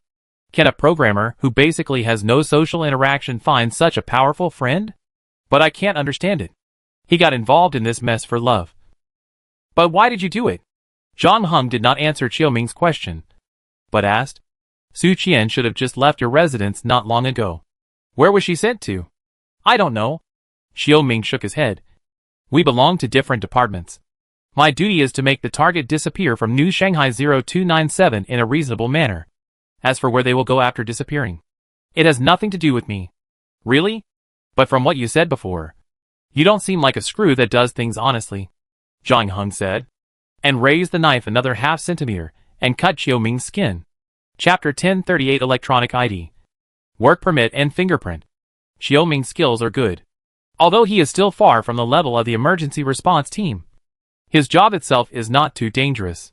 In addition, with his harmless appearance, his current skills are actually enough. This is also the reason why Xiao Ming's vigilance is a little insufficient, because he has been a hunter for too long. So long that he thought he could always control the situation. Even if Zhang Heng and the Electronic Sheep came to him, Xiao Ming's first reaction was just to feel that it was a bit troublesome. It was not the trouble of taking down the two people, but the trouble of dealing with the subsequent things. He didn't expect that he would actually fail this time, so he couldn't help but say a few more words. But he didn't expect to cause trouble for himself. The knife was very close to his trachea, and Xiao Ming could smell the breath of death. However, even at this time, he was still able to control his emotions, without breaking down or showing too much fear, which made Electric Sheep admire him. "I completely understand your concerns, but please believe that I am doing this for your own good. You are already in a very dangerous position, and it will not do you any good to continue investigating," Xiao Ming said sincerely. "Why? Are you worried that if we reveal the existence of the second type of clones, everyone will be in danger and eventually force you to publish a list of all clones?" Electronic Sheep asked. "Well, this result is quite bad and regrettable. But believe me, there are worse things than this," Xiao Ming said. "So why not stop here? It will be good for both of us. I can assure you that Su Qian will not be in any personal danger." "Why don't I believe a word you say?" Electronic Sheep sneered. "You used sweet words to deceive Su Qian from the beginning, making her think you were her Mr. Right. But you turned around and sold her out. Now you want us to believe in you. A professional liar?" Xiao Ming tried to defend himself. "This is my job. I have no choice.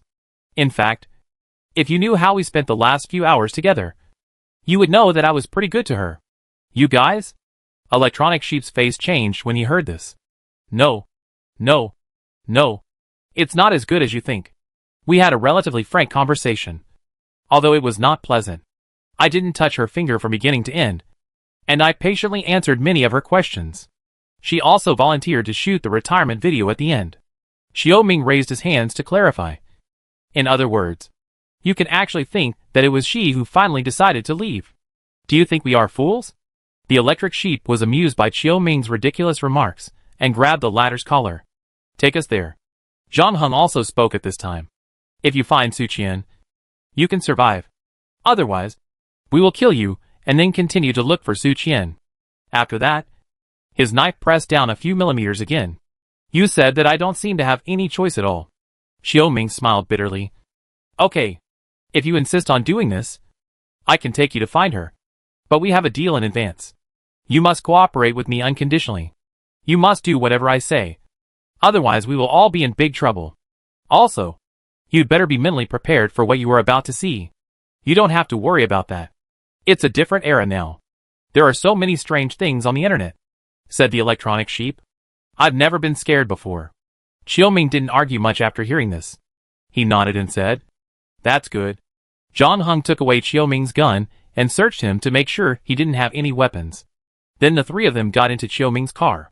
However, Xiao Ming did not take Zhang Heng and the electronic sheep to find Su Qian immediately.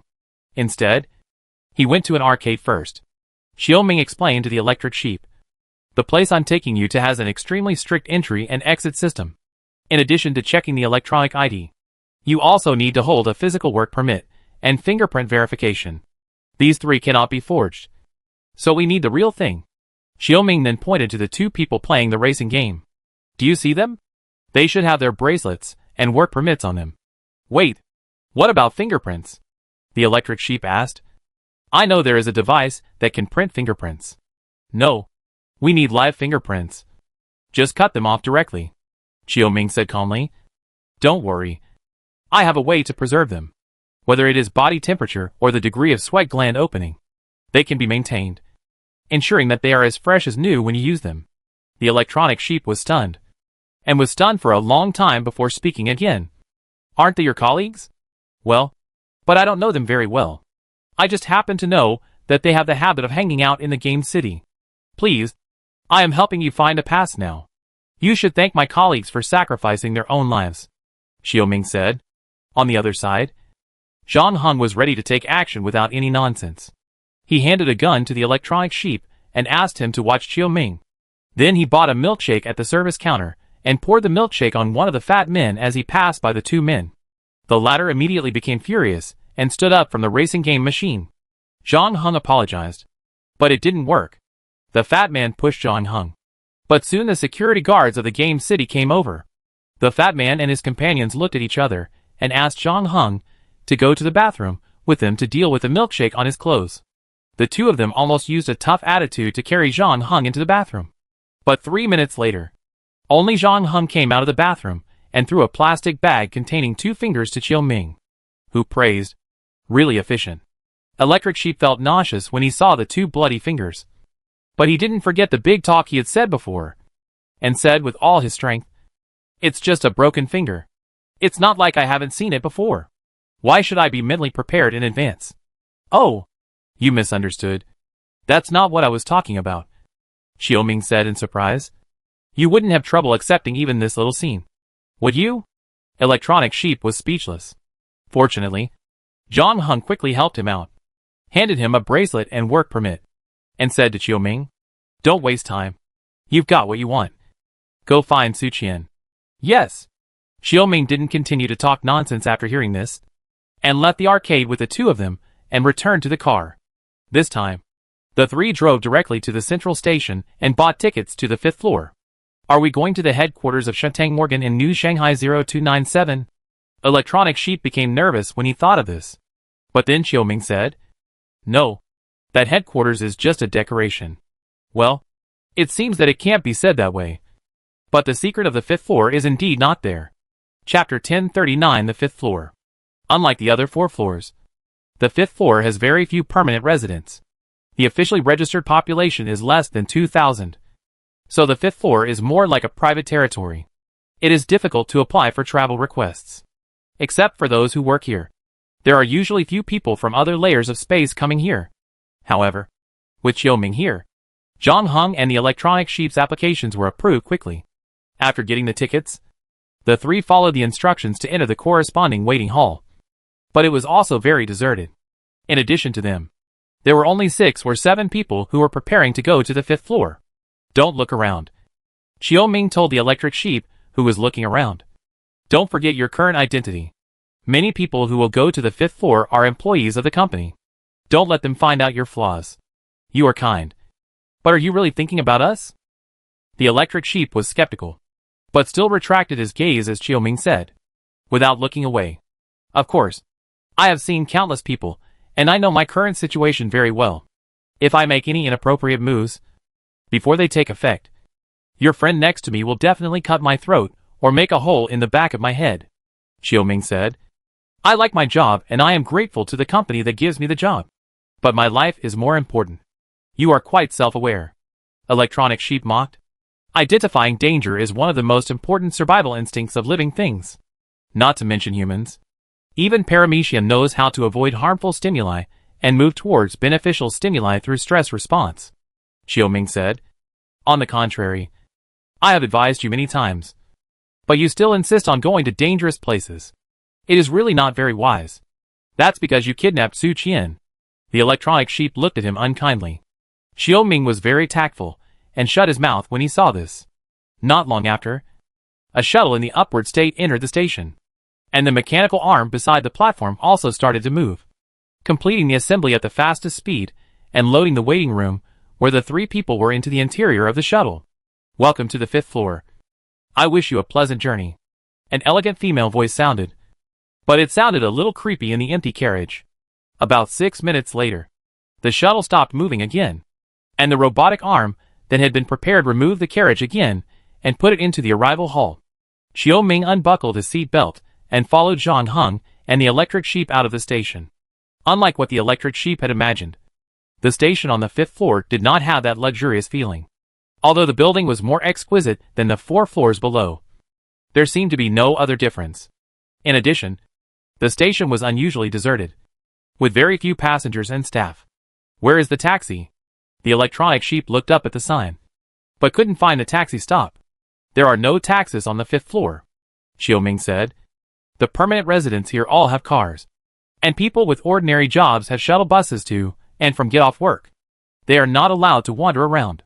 More than 2/3 of the 5th floor is private territory. It's very stylish. But what should we do? Is the place we want to go far away? Can we walk there? The electronic sheep muttered. Don't worry. Our company has parked some cars in the parking lot of the station for employees to use. Just drive over, Chiu-Ming said. Then the 3 of them took the elevator down to the parking lot. Chiu-Ming turned on the bracelet and turned on the car call mode.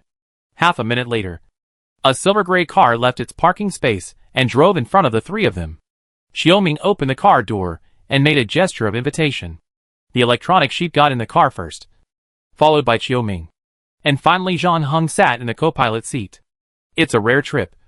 Do you want to take a brief tour of the scenery on the 5th floor? Chiu-Ming asked while adjusting the front and rear mirrors. No. Just take us to find Su Qian. Don't play any more tricks, the electric sheep warned. Chiu-Ming glanced at the pistol Zhang Heng held at his waist and nodded. You have the final say.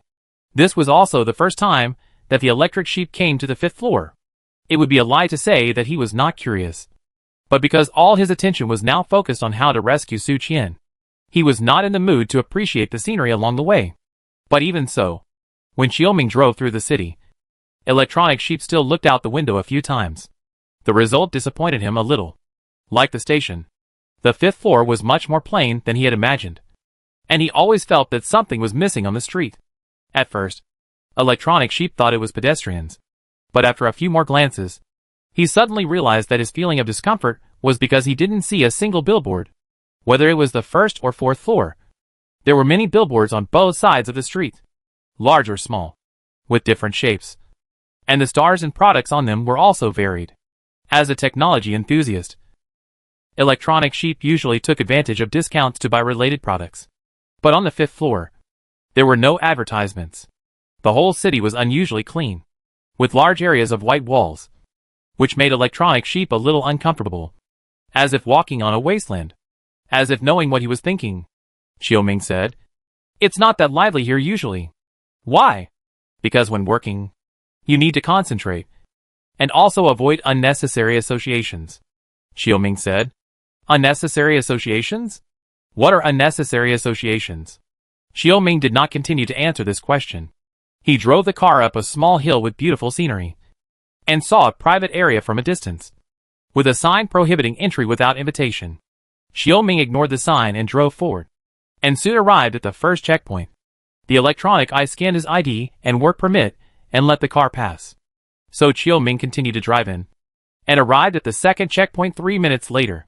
This time, not only Xiaoming, but also Zhang Heng and the electronic sheep who were traveling with him showed their work permits, and were allowed to pass.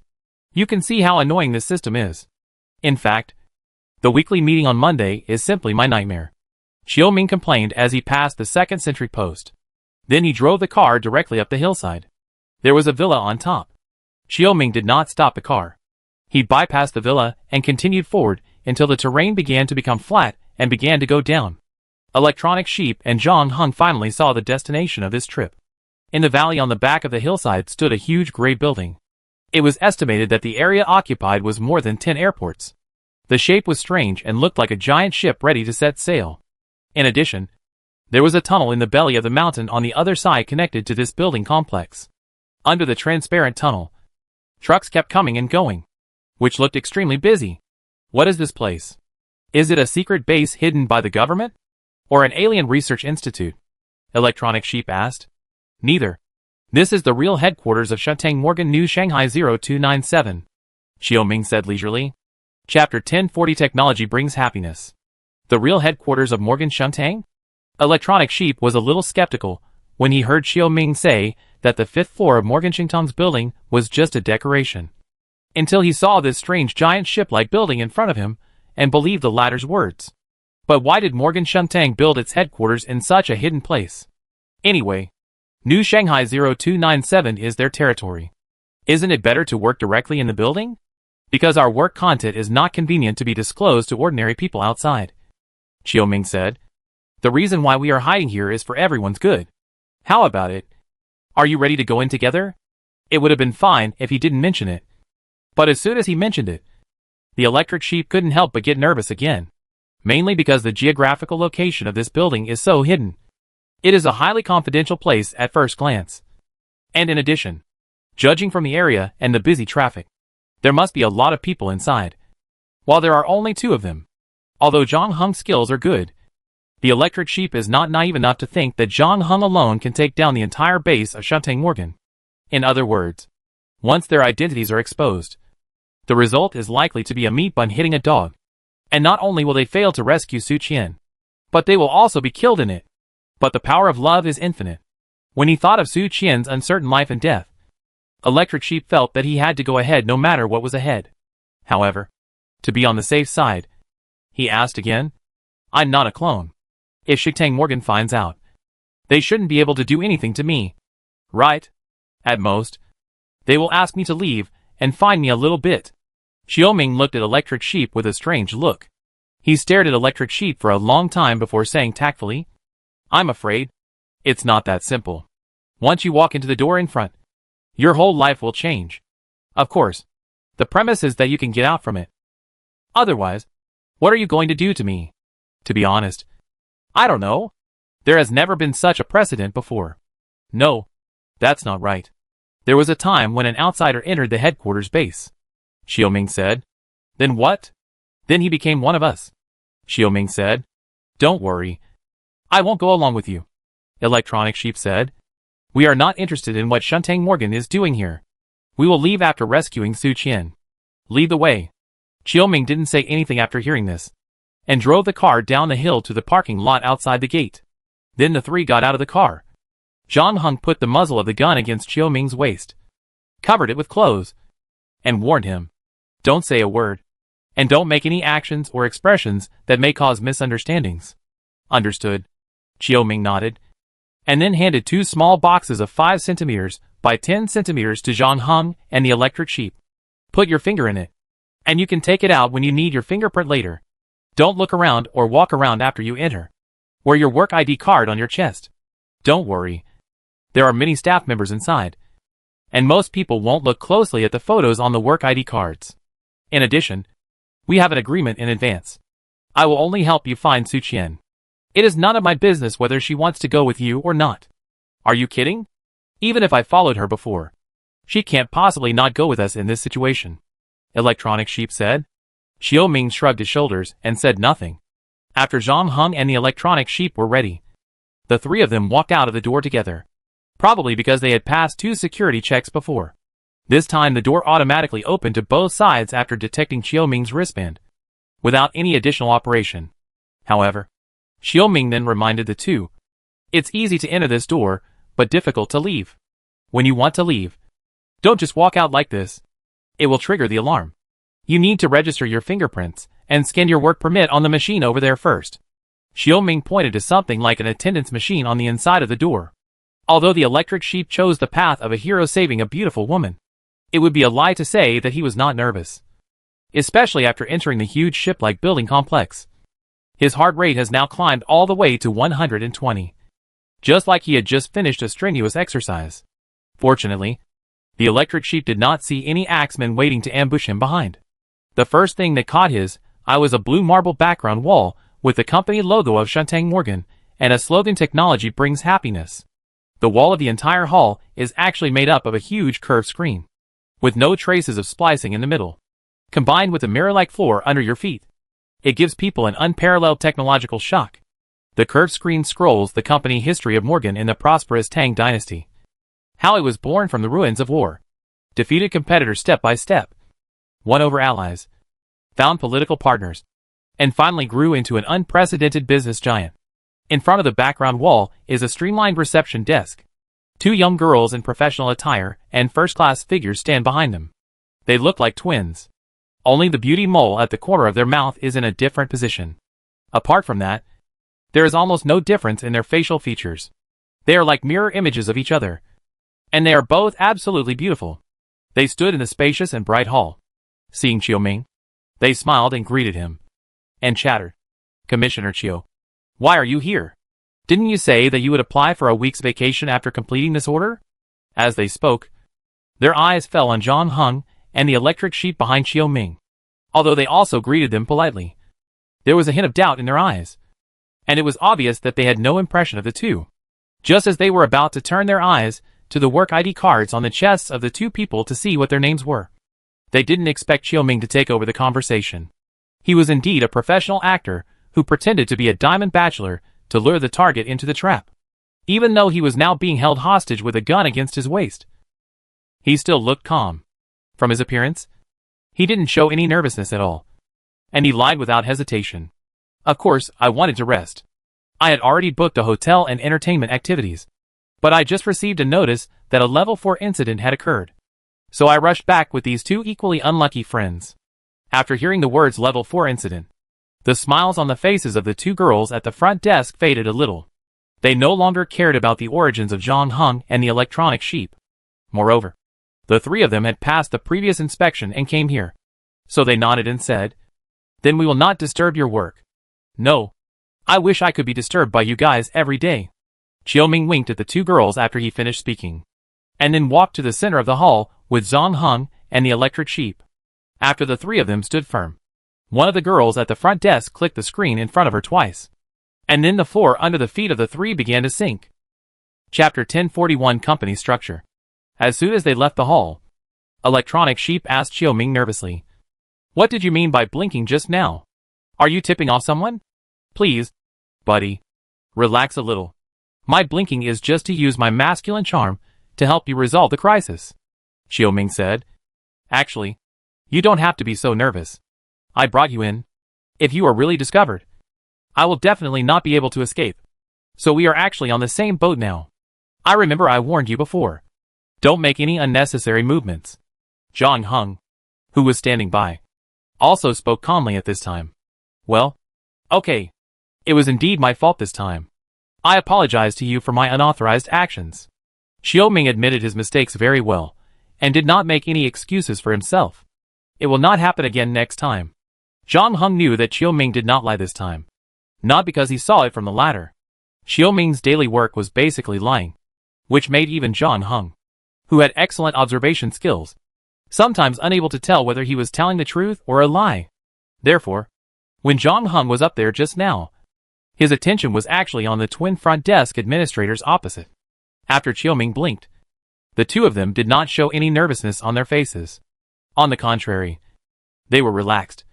And one of them was still covering her mouth and laughing. So from the results, Xiaoming's masculine charm is quite good. Of course, it is true that this guy likes to act on his own. And he was a little too calm after being threatened. It seems that he believes that Zhang Heng and the electric sheep will not do anything to him. Zhang Heng doesn't know where his confidence comes from. While the three were talking, the floor was constantly falling. And Zhang Heng and the electric sheep saw the scene below. Unlike the empty front hall, this floor is very lively. It is conservatively estimated that there are at least 300 or 400 people, divided into several rows of workstations, extending all the way back. Men and women in professional suits are sitting in their respective positions, either making calls or searching for something on the screen in front of them. Everyone looks very busy. Customer service department, Xiaoming introduced, the second largest department in the company. Usually, it is responsible for serving customers, collecting various reasonable and unreasonable needs of customers, and feeding them back to the product department and design department, so as to produce more qualified products. It also accepts various customizations and provides free on-site guidance. Just as Xiaoming was speaking, a young man ended the call, stood up, put on his clothes, walked towards the three people, nodded, and went up one level. No wonder there are so many people. I remember that Shuntang Morgan has many subsidiaries in New Shanghai 0297, covering many industries. And there should be many people who buy your products. Electronic Sheep Road? No. The customer service department you are talking about is in the Shuntang Morgan building outside. The customer service department here does not serve individuals, but companies that have settled in Shuntang Morgan. Companies? Yes. Of course, not the roadside fly restaurants and community convenience stores on the first and second floors, but large companies of various well-known brands, such as the Xinchuan computer you use, the Huapai motherboard, or the Dylan Port of Girls. New Shanghai 0297 is a new city invested and built by Shuntang Morgan. You can think of it as a large shopping mall. After it is built, it needs merchants to move in to become active. In addition to Shuntang Morgan's own subsidiaries, it will also recruit other merchants. In return, the new cities invested and built by other companies will also be open to Shuntang Morgan and invite Shuntang Morgan to move in. Is it like signing a multilateral trade agreement? Yes. Then the companies that move in need to buy a certain commodity from Shuntang Morgan. What commodity? Electronic Sheep frowned. A necessary means of production. Energy? Something similar. Xiaoming did not elaborate. He led the way, taking Zhang Heng and Electronic Sheep through the large workstations of the customer service department. Then swiped his work ID and opened the frosted glass door at the end of the corridor. This time, the road in front of the three people had a branch. On the left was a staircase going up, and on the right was what seemed to be an employee rest area, which had a gym, a cafe, and a reading corner. However, Xiaoming did not choose either of these two roads. He pointed to a door at the end of the corridor that looked like it had a high level of security, and said to the Electronic Sheep, "To get to the area where Su Qian is, it's fastest to go through here, but you need the finger you treasure to appear." The latter followed his instructions, and took out the 5 cm by 10 cm small box from his arms, pressed the button on the back, and a section of the finger inside came out. I don't know how this box was made, but the finger inside really maintained its original temperature, just like it grew on the body. Electronic Sheep checked the bracelet and work permit, and entered the fingerprint. The heavy-looking door in front of him opened backwards. As soon as the door opened, Electronic Sheep felt the temperature change and immediately realized what was behind it. "Is this the computer room?" "Yes." Xiaoming nodded. Electronic Sheep thought he should be familiar with this kind of place. But when he went in and saw the endless equipment group, he was still there. "How many servers are there here?" "About 1 million. This floor and the 12 floors below. Morgan Shuntang hides 1 million servers here." "Why? Why do they need such a large amount of computing power?" "It is not easy to maintain the normal operation of New Shanghai 0297. We need to collect information from all aspects to ensure that every part is functioning properly. Every story can be told normally, and the stories are connected to each other, so as to reduce the bugs in operation as much as possible. Why can I understand every word you say? But when you put them together, I have no idea what you are talking about." Electronic Sheep asked in confusion. "It doesn't matter. You will know if you keep walking forward," Xiaoming said as he started walking towards the door at the other end of the computer room. Electronic Sheep, who was full of questions, and Zhang Heng, who was silent, followed him. 10 minutes later, the three of them passed through the computer room and came to another door. Electronic Sheep opened the door, and then took the elevator outside the door to the third floor. Where is this? Electronic Sheep asked Xiaoming before opening the door. Design department, Xiaoming said. All design links before production are completed here.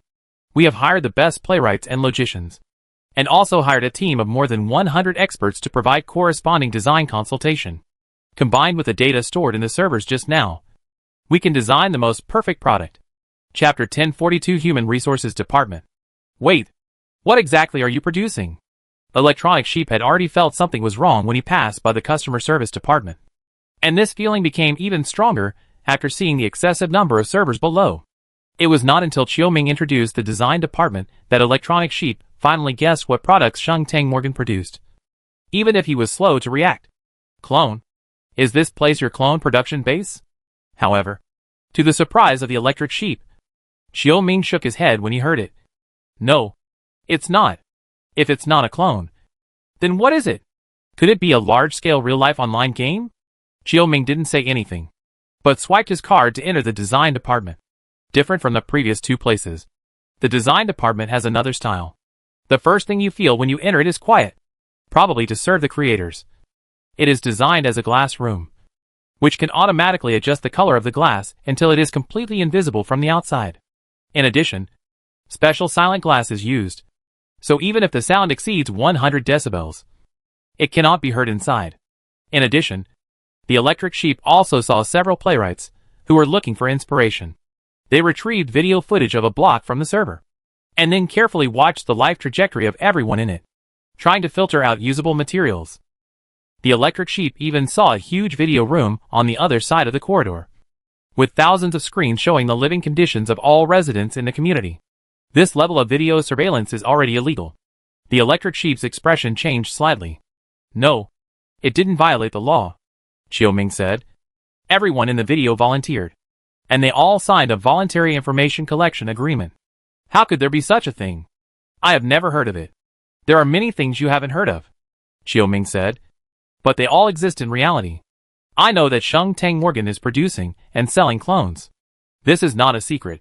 The Electric Sheep tried to remain calm and said, I just have never seen the production process. So is this how their memories are written? No. Their main memories are programmed according to the needs of the client. Now we are just trying to integrate them into society as perfectly as possible, without alerting themselves and other people living in society. We will also conduct consistency tests to ensure that their life experiences do not contradict others in the same living area. Is it so troublesome to program the memory of clones? Electronic Sheep said. I heard that most clones are directly applied with fixed templates. Anyway, if there is a problem, just reprogram it. Well, the situation you mentioned does exist, but it is usually handled by the Morgan building outside. Then are you producing the second type of clones, like Su Qian, without a locator and neck coding, and looking like ordinary people? According to your understanding, it is like this. Xiaoming nodded. Electronic Sheep was a little anxious. Are you doing this on purpose? You took us to visit each department one by one. We don't care about your production of clones. We just want to take Su Qian away quickly. I'm just trying to help you understand your situation before you meet Su Qian. And I'm not lying. This is indeed the fastest and safest way to see Su Qian. You just need to be a little patient, Xiaoming said as he led Zhang Heng and the Electric Sheep through the glass rooms that were either bright or dark, and pointed to a gray door. This is the quality inspection department. But since we are in a hurry, we won't go in. Anyway, you should be able to guess what's going on inside. In short, it tests the product's personality, skills, emotional fluctuations, and other aspects. Honestly, I think you guys are bastards. There is not much difference between clones and ordinary people. One is hatched by a machine, and the other is born naturally. We all have the same body structure and DNA structure, said the Electronic Sheep. But you treat the latter as pure commodities and tamper with their memories at will. Well said. But I have to correct one thing. We have never forced anyone to do anything. Xiaoming spread his hands. The three of them were almost approaching the transparent tunnel they had seen before, after passing through 2 doors and an escalator, without Xiaoming's introduction. The electronic sheep had already seen the sign in the distance. It said Human Resources Department. The electronic sheep couldn't help but feel a little worried. They had passed through many departments before and met many employees working here. But except for some trouble with the twins at the front desk, the work ID card on the chest had never been exposed. Everyone who works here seems to be very busy. And it seems that they have no time to care about others, let alone people from other departments. However, the Human Resources Department of any company must be the department that knows the employees best. If Zhang Heng and the electric sheep go in rashly, they may be recognized as not being employees here. But Qiu Ming is not nervous at all.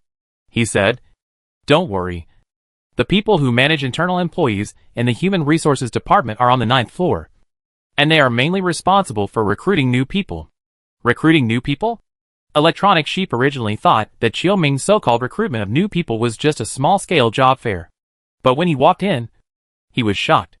There were at least 500 or 600 people sitting in the waiting room. And it was dark.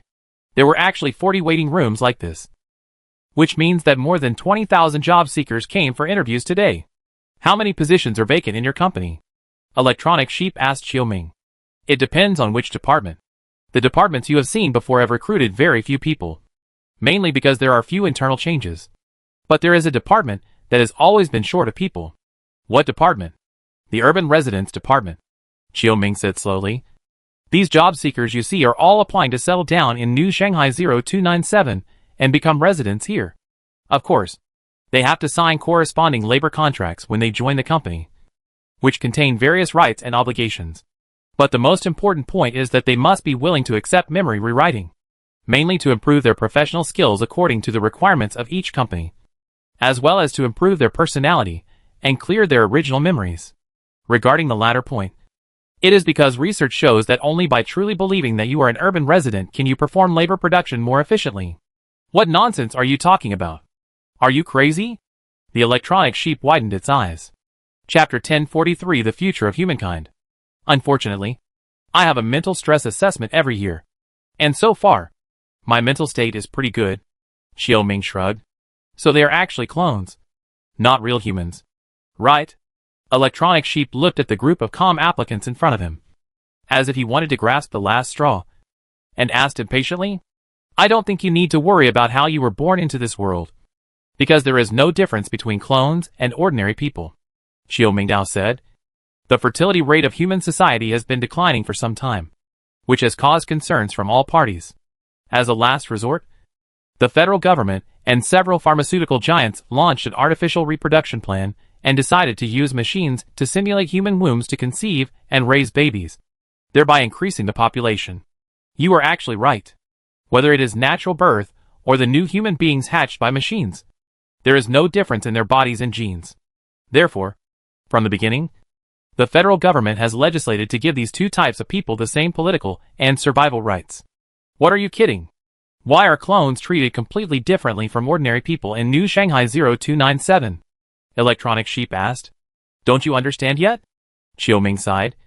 The so-called clones in New Shanghai 0297 are still ordinary people. You just need to regard them as different professions. They are artificially divided by us to meet different labor needs. But there is no difference between people in these two professions. Let's put it this way. Have you ever bought luxury goods? What do you mean? The price of a luxury shirt is very different from that of an ordinary shirt. But the materials used are actually the same. It's just that one of them is printed with the logo of the luxury company. The clones of New Shanghai 0297 are the same as ordinary people, whether it's the locator or the code behind the neck. It just serves as a logo to make people living here believe that their value is different. It's that simple. Then only clones will have their memories rewritten. Is this also a lie? It was like this at the beginning. Qiu Ming nodded. Clones, or the new humans hatched by machines, are raised by the Federation. Experts have always expressed concerns about this, because these people have two similar living environments since childhood and are raised in a centralized manner. And they are worried that they will become too similar when they grow up because of this group behavior. In addition, people have been arguing about how to raise them. The first batch of new humans hatched by machines, like ordinary people, have received various educations since childhood, but they live together and are separated from family relationships. In addition to the problem of being too similar mentioned above, There are also personality defects caused by the absence of the original family. In addition, the training cycle is very long. And the investment in education funds is also huge. And the money spent is taxpayers' money. It didn't take long for protests from the public. And the Federation began to be unable to bear it financially. At this time, some large groups, like Morgan Shuntang, proposed to set up special funds to support artificial reproduction plans. In this way, the federal government would not need to invest public funds, and the population problem could be solved. Both sides hit it off, and everyone was happy. And not long after, these large groups came up with a new training plan. Memory encoding? Zhang Heng raised his eyebrows. Yes, this technology was successfully developed under such a background. At the beginning, it was to solve the problem that the new humans hatched by machines became too similar because they lived in the same environment for a long time. At the same time, the first mate reduced the investment in education. Memory encoding can give new humans different personalities and memories, making them like ordinary people, not affected by similar growth backgrounds. Then those groups thought, since they have achieved this, why not go a step further and compile their skills together, so that when they leave the training base and enter the society, they can find better jobs. What was the result? Electronic Sheep asked. Of course, it was a great success. Xiao Mingdao. At least it was like this at the beginning. The artificial breeding plan was originally sponsored by these large corporate groups. They are very familiar with their own employment needs, and of course know what skills to compile for the new humans hatched by machines. Especially some high-end skill positions, which have always been in short supply in the talent market. Everyone is competing for people, but still cannot meet the employment needs. However, when memory encoding technology appeared, this problem no longer existed, except for some special professions that rely heavily on inspiration and talent. High-end talents with pure technology can be mass-produced. Moreover, the new humans hatched by machines are also humans. Of course, some of them will be very talented and full of inspiration. In addition, they have a more solid grasp of basic knowledge and develop faster. Soon, the management or technical backbone of many companies on the market were occupied by these new humans. And many of them had better personalities, stronger obedience, and even willing to work overtime. In this way, the boss certainly knew how to choose. When ordinary people reacted, they found that their leaders or immediate superiors had become new humans. Xiaoming paused. But on the other hand, the emergence of these new humans has indeed accelerated the development of economy and technology, making human society unprecedentedly prosperous. This is a period of abundant talent reserves that has never been seen in any historical stage. Although many ordinary people in society at that time began to protest, feeling that high-end job opportunities were squeezed out, and it was becoming increasingly difficult to get promoted. However, in the face of rapid economic growth, these protests and oppositions have become pale and powerless. From the perspective of the Federation, they cannot reverse history, stop the artificial reproduction plan, and let humans regress from this rare golden age to the inefficient and backward primitive age. The backward productivity will inevitably be replaced by advanced productivity, just like the wave of unemployment caused by the emergence of machines. This is a social consensus. Humanity has experienced 3 industrial revolutions before, and this is the 4th industrial revolution. More and more voices have raised such calls, and at the same time criticized those who protested, thinking that they were just maggots with red eyes. They were unwilling to study hard and hone their skills to become better, but instead envied others. This is simply the rage of the incompetent. In addition, the Federation has been making every effort to promote the equal coexistence of new humans and ordinary people, and the voices of opposition have become much smaller. And then the entire human society has begun to increasingly respect memory encoding technology. Chapter 1044. Outside the waiting room is a huge station square. The tunnel that the 3 saw on the hillside before leads to here. The electric sheep also saw a stream of trucks at that time. But when they got closer, they could see clearly that the people coming down from those trucks were not goods at all, but groups of people. Xiaoming continued the previous topic. At the beginning, memory encoding technology was applied to ordinary people. Some rich people or top middle-class families wanted their children to win at the starting line. Therefore, when their children were very young, they secretly used memory encoders to program many skills for them, and even gave them some leadership characteristics and qualities. As expected, these children whose memories were recoded immediately stood out from their peers, far surpassing other peers. When they grew up, whether they started from scratch or took over the family business, they would quickly take off, defeat one competitor after another, and accumulate wealth crazily. It's like opening the golden finger of life. Xiaoming sighed. With their success, the upper class also set off a wave of memory encoding fever.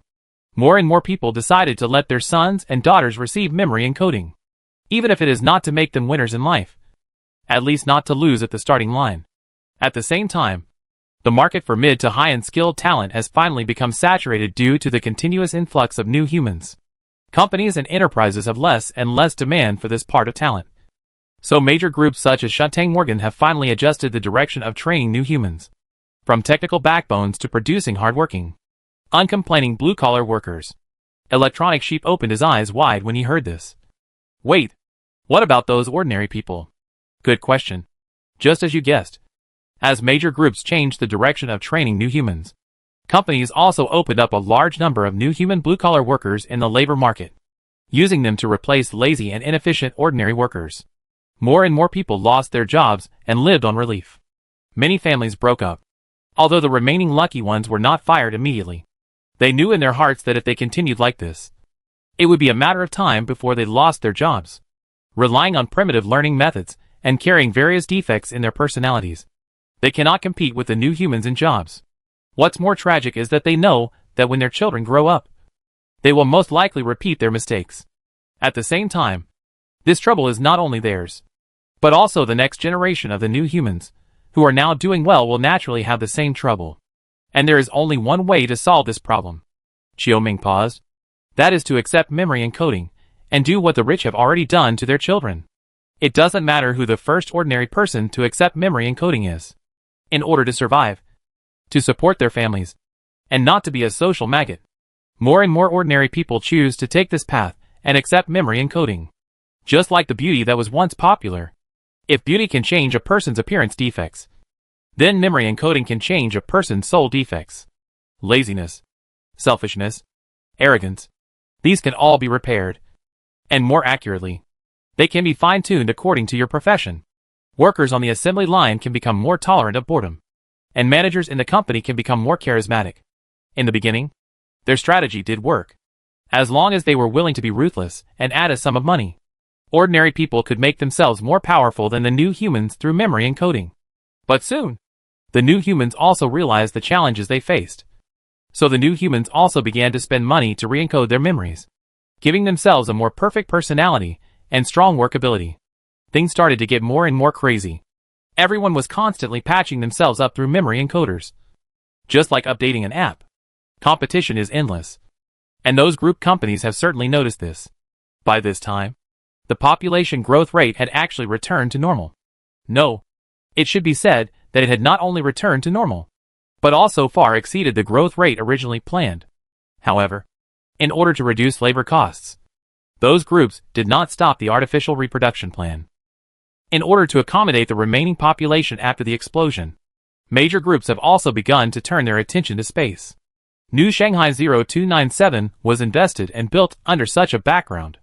You can assume that most of the residents here are employees of Shantang Morgan. They entered this new city through application. Before work, their memories will be rewritten according to the job requirements of each company. You don't have to feel sad for them losing their original memories, because most of them have already experienced dozens of memory rewrites and have long forgotten what their original memories were.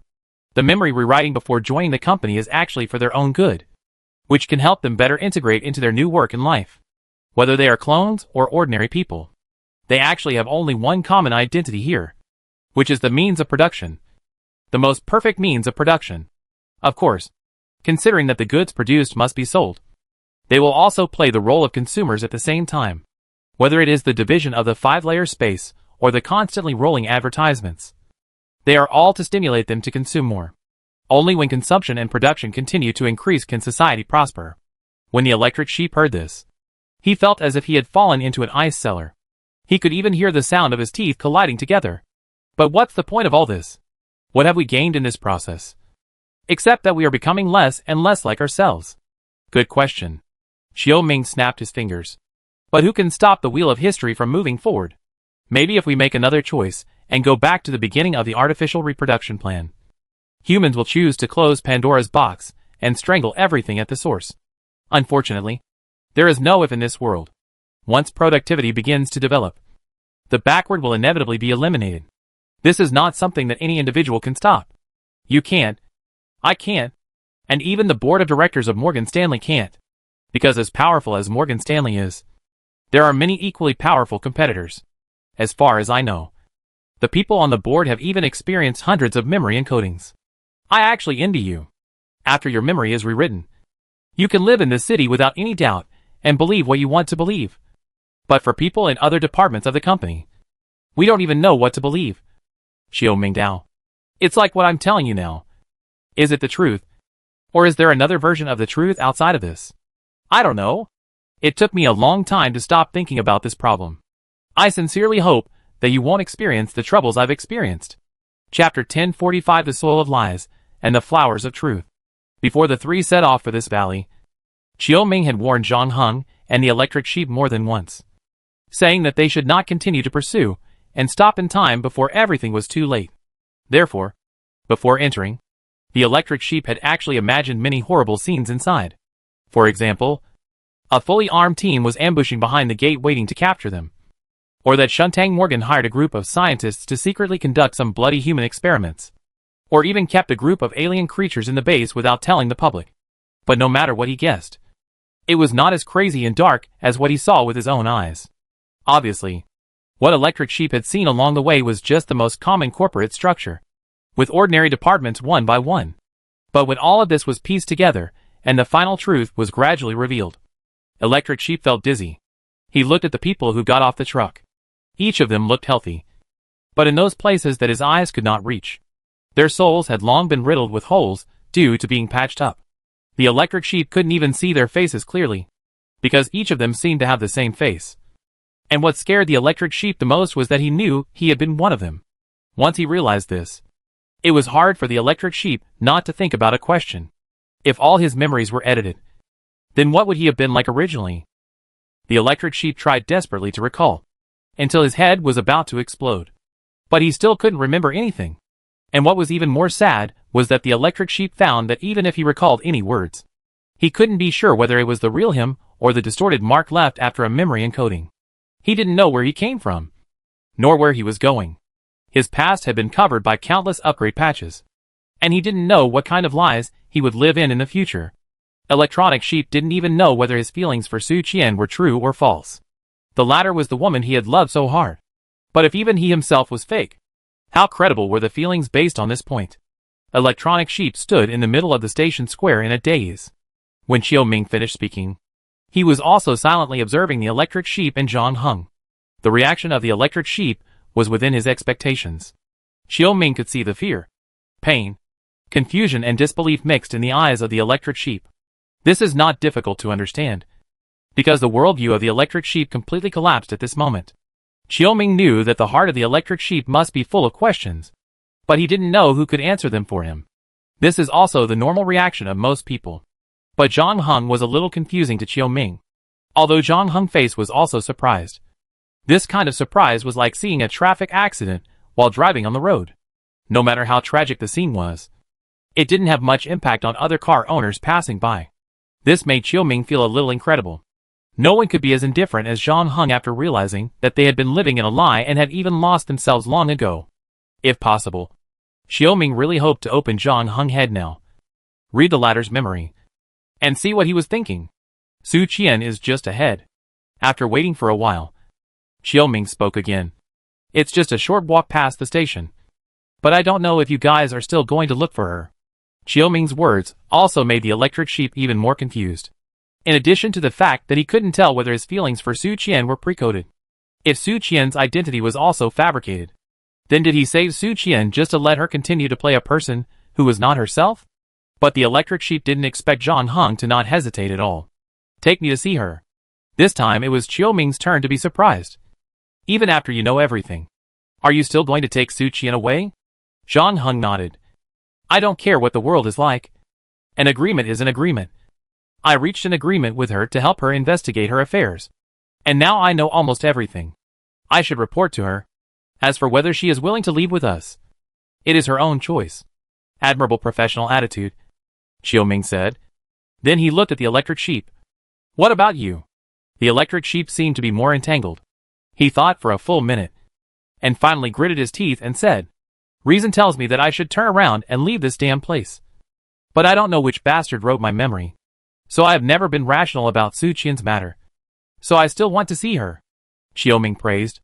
I underestimated you before. After realizing that your personality and memory may be coded, you can still persist. A dog licker is awesome.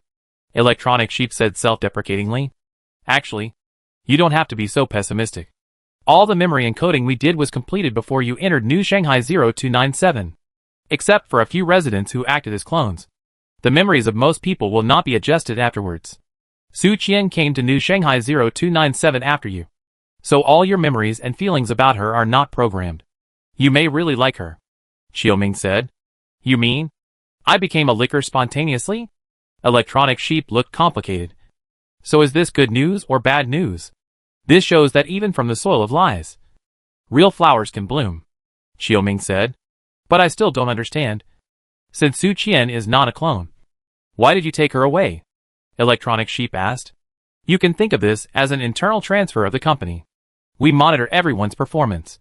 For those whose performance continues to decline, the company will consider changing their positions. Of course, since Su Qian is a public figure, it will be more troublesome to deal with it. This is also what I have been doing, in order to facilitate management. In general, for some special positions, we will set a goal in advance when encoding the memory of the employee. This goal will be the employee's greatest desire in his or her heart. In order to achieve this goal, the employee can accept sacrifices such as giving up his or her career and moving away from his or her original place of residence. I am good at dealing with female employees who have love and marriage goals. In addition, I also have colleagues who are good at other types. After minimizing the impact, we will send them to other unconnected cities without telling the public. Chapter 1046 Meeting Su Qian again. How many cities are there like New Shanghai 0297? Electronic Sheep frowned. I can only say that there are far more than you know. For the convenience of management, each group will divide the city into different living circles. But I don't know the specific situation. I am just an ordinary employee of Shatang Morgan in the New Shanghai 0297 branch. Just like you, Xiaoming said, as he led Zhang Heng and Electronic Sheep through the crowd at the station. The three took the escalator to the 4th floor. There were no more applicants here. Only some staff in blue uniforms drove forklifts in and out, transporting some 2MX1M metal boxes to the station downstairs. There were two guys who looked like security guards standing outside the gate. Xiaoming showed his work ID, and the three were allowed to pass. Then Xiaoming pointed to a small house in front. Su Qian is there. You came at the right time. If you were a little later, her memory would be rewritten, and she would be shaped into someone who is suitable for the next job. Then she would be packed into the boxes you just saw and sent to other cities. And you would never see her again. Although the road from the gate to here is not too far. Electric Sheep feels that he has walked for several years. He looked at the door in front of him with mixed feelings. Zhang Heng did not urge him, but stood there quietly waiting. Electric Sheep spent 10 seconds to sort out his mood, then took a deep breath and opened the door with a bracelet on his hand. The area inside was much larger than he imagined. In fact, the layout alone was more like a suite in a hotel than a prison cell. And Su Qian was now sitting on the sofa, watching the projected soap opera. She also made herself a cup of longan and red date tea, hugged her knees, and was so focused that she didn't even notice someone walking into the room. The Electric Sheep was slightly relieved when he saw this scene. Although Xiaoming had assured him that Su Qian was not hurt before, he was not completely relieved until he confirmed it with his own eyes. For the Electric Sheep, the despair and helplessness he had felt in the short 20 minutes just now exceeded the sum of his memories. However, when he saw the figure on the sofa, Su Qian's long hair draped over her shoulders and her small nose, he felt the warmth of the world for the first time in a long time. At this moment, Electric Sheep no longer even bothered about whether his feelings for Su Qian were true or false. It was like returning to every lonely and long night. He stayed in front of the projection on time, just to see the face in front of the camera and listen to her talk about the various trivial things she encountered that day. I bought Patchy's chocolate today. It's really delicious. I ate one in the morning and felt full of energy for the whole day. Ah. KGC team lost again. Really? They had a wonderful performance in the early stage, but they failed to maintain this advantage. Hey, I heard a song somewhere in the afternoon, but I can't remember the name. The melody should be like this. I seemed to dream of a panda last night, but it was chasing me. But I'm not a bamboo. Who knows how to interpret dreams? Can you tell me what this means? This time, the electric sheep was just like countless times before. He didn't know what to say. He looked at Xiaoming and Zhang Heng for help, but neither of them responded. It was obvious that they were waiting for him to speak first. Xiaoming even made a gesture to him. But at this moment, the electric sheep became nervous again, and his head was completely confused. Although the process in the middle was completely different from what the electric sheep imagined. Strictly speaking, this was indeed a true love rescue.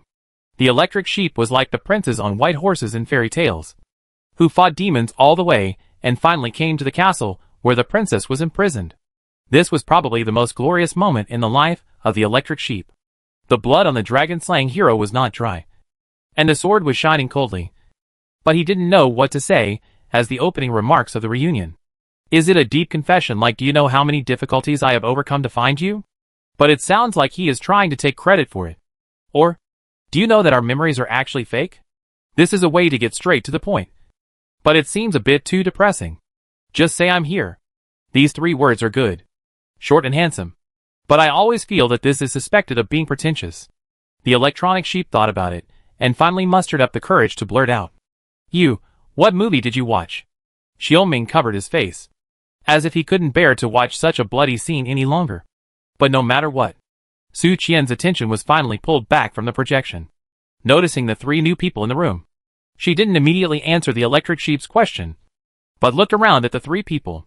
When she saw Xiaoming, Su Qian's expression was a little complicated, as if she didn't know whether to hate or thank him. Then she moved her eyes to the electric sheep. Her eyes moved slightly, but she didn't say anything, just nodded to the latter, and finally looked at Zhang Heng, looking a little confused, and said, "Who are you?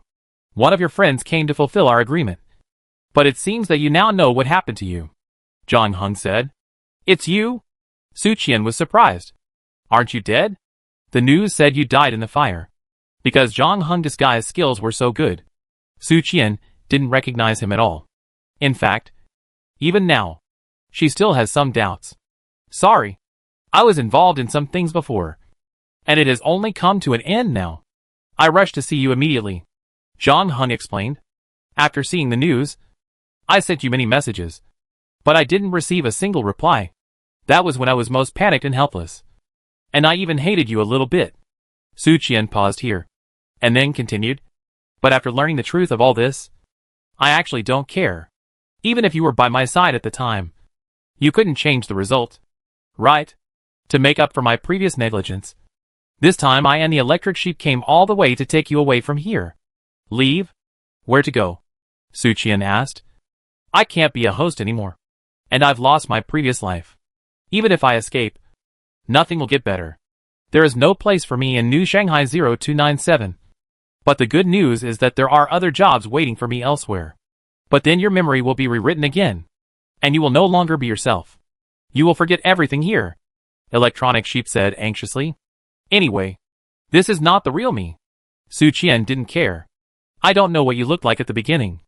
Just like I don't know what I looked like at the beginning. But now we really exist." Electronic Sheep held it in for a long time before spitting out this sentence. Chapter 1047 Xiaoming's Distress. The electric sheep was forced to say the previous sentence, and found that everyone was looking at him. He was uneasy again and said, "That? I just said it casually. You don't have to take it to heart." "No. You are right." Xiaoming nodded. "I didn't expect you to figure out this problem in such a short time. It made me look at you with new eyes. Humans are indeed a species with infinite possibilities. Even if your memory is rewritten into a dead otaku with super high network technology but ignorant of the world, you will not always live according to the established track, such as falling in love with Su Qian, or breaking into the secret headquarters of Shuntang Morgan and saying such words that are completely out of your personality. Shuntang Morgan has also conducted a lot of research in this regard, and finally found that even the best memory encoding can't prevent such things from happening.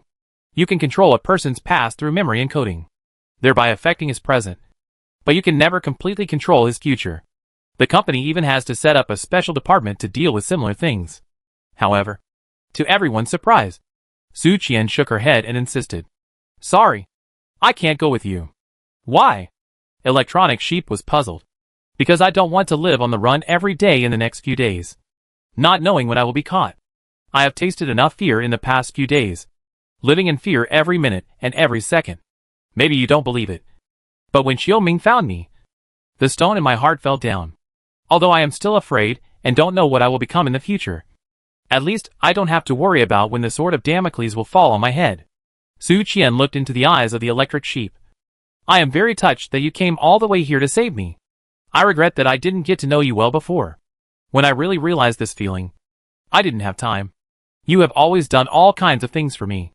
At least let me do one thing for you at this time. I won't go with you and become a burden to you.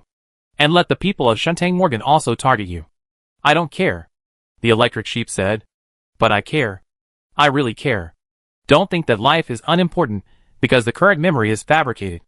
And you can start a new life at any time. Because as far as I know, the next job of employees with declining productivity will be far less easy than now. Anyway, your life is not bad now. You shouldn't give up everything for me. And you? After Su Qian finished talking to the Electric Sheep, she looked at Zhang Heng again. You also helped me a lot. At least you let me get a glimpse of the truth when all this happened. Although it was only a short moment. This was probably the most sober period of time since I entered New Shanghai 0297. Unfortunately, I'm afraid I can't pay you the money I promised you. So this is your final decision? Zhang Heng asked. Yes. Su Qian nodded. I have made my decision. Electronic Sheep wanted to say something else, but then saw Su Qian pointing to the previously paused projection and said, I want to finish watching this movie. Can you accompany me?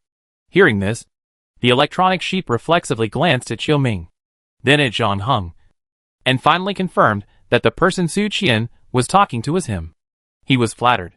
He walked to the sofa nervously, chose the seat closest to the right, and then sat down with his hands on his knees, looking straight ahead. Why are you sitting so far away? I won't eat you, Su Qian said on the side. Hearing this, the Electronic Sheep moved slightly, and moved to a place one body away from Su Qian. Unexpectedly, Su Qian stood up and sat next to him. The Electronic Sheep's body became stiff, and what he didn't expect was that Su Qian actually leaned her head on his shoulder. The two were so close that the Electronic Sheep could even smell the fragrance of shampoo on Su Qian's hair. Xiaoming and Zhang Heng looked at each other, and then Zhang Heng took the lead and walked out of the room. Xiaoming followed behind and closed the door. When they got outside, Xiaoming took a pack of cigarettes from his pocket and handed it to Zhang Heng, but the latter refused. So Xiaoming took a cigarette and put it in his mouth, lit it with a lighter, took a puff and sighed. I have a headache now. Is it because your ex-girlfriend is watching a movie with another man in the room? It's not because of this. I approached Su Qian just for work, and I didn't have any other ideas, Xiaoming said. My headache now is whether I should continue to pretend that I don't know who you are. Well, then why don't you continue to pretend? Zhang Heng said calmly. Because I don't want you to think that I'm a self-righteous fool, to avoid the next thing from developing in a direction I don't want, Xiaoming said truthfully. You can even deal with the killers and the emergency response team. There's no reason why you don't know that I have noticed your identity. Although Su Qian and Zhang Heng did not mention Zhang Heng's name during their conversation, Xiaoming, who had been paying attention to Su Qian, could not have been unaware of the clone bodyguard Su Qian had hired. Moreover, as an employee of the 0297 branch of Shantung Morgan New Shanghai, Xiaoming certainly knew what happened to the fire on the second floor that night. Zhang Heng's incredible fighting power had attracted the company's attention, but no clues could be found in his employment file. He was like most of the job seekers who went to the 0297 branch of New Shanghai, without any personality or characteristics, and was just pure means of production. However, as the investigation deepened, more and more doubts began to surface. For example, the interviewer on that day had no impression of Zhang Heng. The surveillance video retrieved according to the date did not find any trace of Zhang Heng from beginning to end. The security company G7Z that hired him had no trace except a file. He was like a ghost, somehow appearing in New Shanghai 0297. But because Zhang Heng died in the fire on the second floor, Shantung Morgan could not continue the investigation. Xiaoming originally thought that the matter ended here. Although he was very curious about Zhang Heng, he was not curious enough to get a result. The abnormality in Zhang Heng should be a matter of concern for the top management of Shantang Morgan. And it had nothing to do with ordinary employees like Qiu Ming. Qiu Ming never thought that his luck was so good that he actually hit the jackpot this time. Chapter 1048 The Dandy Boy and the Strongest Clone. Are you scared? Zhang Heng asked. It would be a lie to say I'm not scared. Qiu Ming smiled bitterly. I thought this matter could be resolved peacefully. Because if it was someone else, I would be sure to convince them that they would not kill me afterwards. But I'm not sure about you at all. Because of work. I also studied you a little bit before. And the conclusion is that I can't see through you at all. Qiu Ming paused. And then said, no wonder you didn't react much when I told you the truth about New Shanghai 0297. Did you know these things a long time ago? By the way, how did you get into New Shanghai 0297? What is your purpose? No. Forget it. Don't tell me. I want to live longer. I promise you that if you cooperate well, I won't kill you. Zhang Heng said lightly. Qiu Ming didn't say anything after hearing this, but took 2 more puffs of cigarette. From the look on his face, it was obvious that he didn't believe Zhang Heng's promise, and was weighing something. After about 5 minutes, Qiu Ming seemed to have made up his mind and spoke again. You are helping Mr. G now. Right? Mr. G and I have known each other for a long time. When he was still in the emergency response team, and was known as the strongest clone in the emergency response team once in 100 years. I gave him a USB flash drive with a movie in it. Symbolic Exchange and Death? You really know this movie. Qiu Mingdao. I was born in a well-known family. One of my uncles is a member of the board of directors of Morgan Shantang. I didn't have too many material worries since I was a child. In addition, I was not the main heir of the family, so I didn't have so much competitive pressure. So although I have received many memory encodings, most of them were skills. And I didn't do much in terms of personality. This also allowed me to retain some bad habits unique to young people. At that time, I had just come to work at New Shanghai 0297. My position was the special commissioner of the headquarters stationed at New Shanghai 0297. My job was to supervise the normal operation of the branch, especially the daily operation of the management, and report to the board of directors. In fact, the management of the branch would also report to the headquarters regularly. So this was a sinecure for a young man like me, who was uneducated and unskilled. The power was not big or small, but it was easy enough. Everything here was new to me at first, especially watching so many people have to sign contracts with the company in order to survive, and then play a certain role in the city, living in another identity in a daze. This was quite interesting. In fact, compared to the dead world outside, where everyone is exactly the same, this place is more like a real living world. How about it? Does it sound a bit ironic? I think I'm getting off topic. Let's talk about the New Shanghai 0297.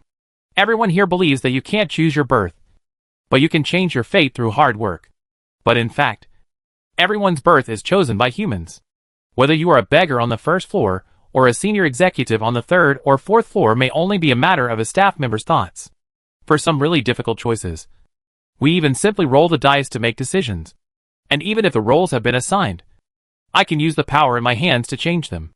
I once, out of some mischievous mentality, threw a beautiful girl who was supposed to be sent to an entertainment company to be a prostitute on the 1st floor to be the wife of a fat butcher who weighed almost 300 kilograms.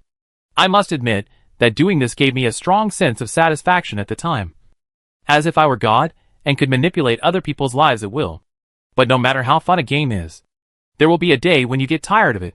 As time went by, I got less and less pleasure from this game of artificially manipulating a person's fate. At the same time, because I always messed around, I also caused dissatisfaction among some people in the branch management. But I didn't take it seriously because I was eager to get new excitement at that time. Finally, I turned my attention to Mr. G. At that time, he was not called this name. He was the captain of the emergency response team. He believed that he was a clone, so he didn't dare to betray the person who issued the task to them, because the treatment of the emergency response team was not bad. In order to allow the team members to continue to learn and grow, their memories were not regularly cleared. So I saw that Mr. G worked like a cow and a horse for Shantang Morgan for such a little sweetness, and cleaned up everywhere. If there were any special situations that were more dangerous and difficult to deal with, The company's people would throw these troubles to him and let him solve them. I thought he was cute in his stupidity. Just like a dog. So I gave him the USB drive on his birthday. To be honest, now that I think about it, I don't know why I did it at that time. It was probably just for fun. Baudrillard's theory has been banned by the federal government, and his books and movies have almost been destroyed. The movie and the USB drive was found by me from my family's collection. I didn't expect that Mr. G could see so many things from this movie. In short, because of me, he began to doubt his identity, and eventually he managed to reach the 5th floor and fight his way in. This was the first time an outsider had entered here since the construction of New Shanghai 0297. And this incident ultimately led to the deaths of more than 60 employees in the base. If you are familiar with the work style of those guys above, you should know that no matter what happens, they will find a responsible person as soon as possible, and then put all the responsibility on that person. Unfortunately, it was my turn to play this role this time. I gave Mr. G a USB flash drive, which eventually led to this disaster. The board of directors thought this was an extremely frivolous and irresponsible behavior. My uncle was very disappointed with me, and announced on behalf of the family that he would sever all ties with me. My special commissioner status was also revoked, and I became an ordinary employee. But the irony is that the culprit of everything, Mr. G, had a good attitude when he pleaded guilty after being arrested. And the board of directors happened to need someone to help them manage the 1st floor and reduce costs. So he was actually transformed and directly recruited and entered the management department. After that, he went to the 1st floor alone. Unexpectedly, within a few years, his name there was known to everyone. After a few more years, people began to call him the underground emperor of the 1st floor. He brought a special order to the 1st floor, and the management was very satisfied with his performance. Chapter 1049 Wolf and Dog. But in recent years, the situation has begun to change. Chiu Mingdao said. Someone on the 1st floor secretly spread Baudrillard's theory, and the management of the branch found out. So they found Mr. G to hold him accountable. Mr. G promised to investigate, and a few weeks later, he handed over the spreader. But those unlucky guys were said to have turned into corpses because they resisted fiercely when they were arrested. And the management could not ask anything. And after that, Baudrillard's theory was still spread everywhere on the 1st floor. Mr. G explained that theories are hard to kill completely. Even if you kill the first person to spread them, the next person might continue to spread them. However, Mr. G also promised to try to curb the development of the situation. So the management accepted his way of handling it. But things did not go smoothly afterwards. According to the statistics of the management in recent years, Baudrillard's name began to be known by more and more people. Although Mr. G handed in more and more bodies, it at least showed that his efforts did not achieve much effect. So the management gradually lost patience with Mr. G. If it weren't for the fact that Mr. G had managed the 1st floor so well over the years, the 1st floor would have been in chaos after losing Mr. G, and management costs would have increased significantly. The management should have taken down Mr. G now. But the relationship between the two sides has been deteriorating and becoming increasingly tense. The police on the 1st floor, which are controlled by the management, have had many conflicts with Mr. G's people. The management knows what Mr. G is planning, and it's only a matter of time before the two sides completely fall out. Some time ago, there was news that Mr. G ordered something from a smuggler on Earth, which made the management very nervous. Since you were involved in what happened afterwards, you should be very clear. You are standing here now, which means that Mr. G has got what he wanted. What do you want to say? Zhang Heng asked. What I want to say is that you don't need to worry that I will tell the company management that you are still alive, because we are actually on the same front. Chiu Ming said. Mr. G awakened because of me. Of course, I was severely punished for this incident and was demoted to a recycling specialist, but I did not blame Mr. G for it. In fact, after he took over the 1st floor, the two of us still maintained a very close contact. These contacts were kept secret from the management. Otherwise, how could he have grasped the management's patience line so accurately? He has been walking on the edge, but has only been verbally warned. Until this incident, the management could not reach a consensus on how to deal with him. You are taking a lot of risks by doing this, right? Why do you want to help someone who got you demoted? Zhang Heng asked. I told you that when I was a special commissioner, I had almost played all the ways I could think of. I almost started to get tired of this city until I gave Mr. G the USB flash drive containing symbolic exchange and death. Everything that happened afterwards made the world interesting again. I want to see what kind of fruit this tree I planted with my own hands will eventually bear. On the other hand, although I am tired of my previous job, I am somewhat irritated by being kicked out like this. I must admit that there is a part of personal grudge in this. After all, I have retained many innate bad habits. I really can't repay evil with kindness, and continue to contribute to the construction of this beautiful city. After saying these words, Xiaoming looked at Zhang Heng on the side with an expectant look. However, the latter's reaction was beyond his expectations. Zhang Heng shook his head. I'm sorry. I'm not on the same side with you. You are not Mr. G's man. Are you a spy planted by the management? Xiaoming's expression changed slightly. This can explain why you can appear in New Shanghai 0297 without anyone noticing. Don't guess blindly. I am not a member of the management either. Zhang Heng said indifferently. I only take care of my own business. And I am not in the same group with anyone. I help Mr. G only because I have a deal with him. Then we are quite similar. Xiaoming breathed a sigh of relief. No. I'm different from you. I won't manipulate and change other people's lives just to satisfy my own bad taste. Nor will I treat such things as fun. In this era, people like you who still have a bottom line and a sense of morality are really rare. Xiaoming was surprised. When you can't even be sure whether you are still yourself, naturally there will be no more moral restrictions. You can only confirm that you are still alive through more and more intense stimulation. Is Mr. G like this too? No. Mr. G is different. His self-control has always impressed me. It is not easy to maintain self-discipline when you know that the world you live in is full of lies and deception. This shows that he must have a more ambitious goal in his heart. To be honest, his growth rate is really amazing. When I gave him symbolic exchange and death, I originally just wanted to see how the most powerful clone collapsed mentally. But what I didn't expect was that he quickly accepted his situation and turned Baudrillard's theory into his most powerful weapon, using it to unite his followers and give them faith. He is a natural leader. Since you are his ally, you should know what his plan is to rebel against the management? Zhang Heng asked. I'm afraid I'm going to disappoint you. I don't know what his plan is. In fact, even if he tells me in person, I can't be sure whether what he said is true or false. Just like I can't see through you. Since he became the uncrowned king of the first level, I can't see through him anymore. But what I can tell you is that his plan must be huge. Much bigger than everyone thinks. The biggest mistake those idiots in management made over the years was to underestimate his ambition. They thought he was still like the dog in the emergency response team, who would wag his tail if given a bone. Little did they know that his appetite had changed a long time ago. Dogs are domesticated from wolves. When their owners can no longer feed them, the wolf nature hidden in them will be aroused. In order to fill their stomachs, they don't even mind eating their owners. Chapter 1050, Escape.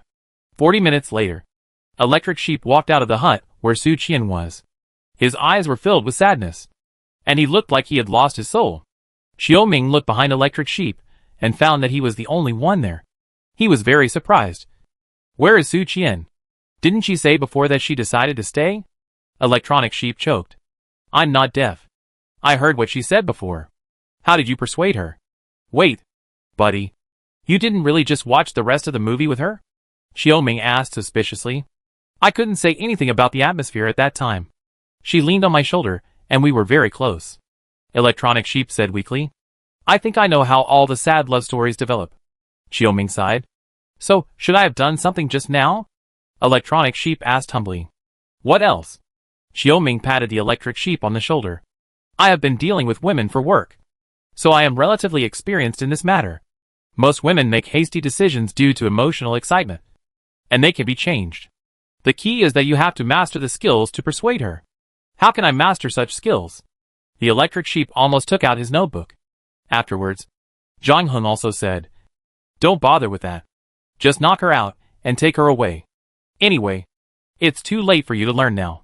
In the near future, New Shanghai 0297 is expected to undergo drastic changes, and her worries may no longer exist at that time.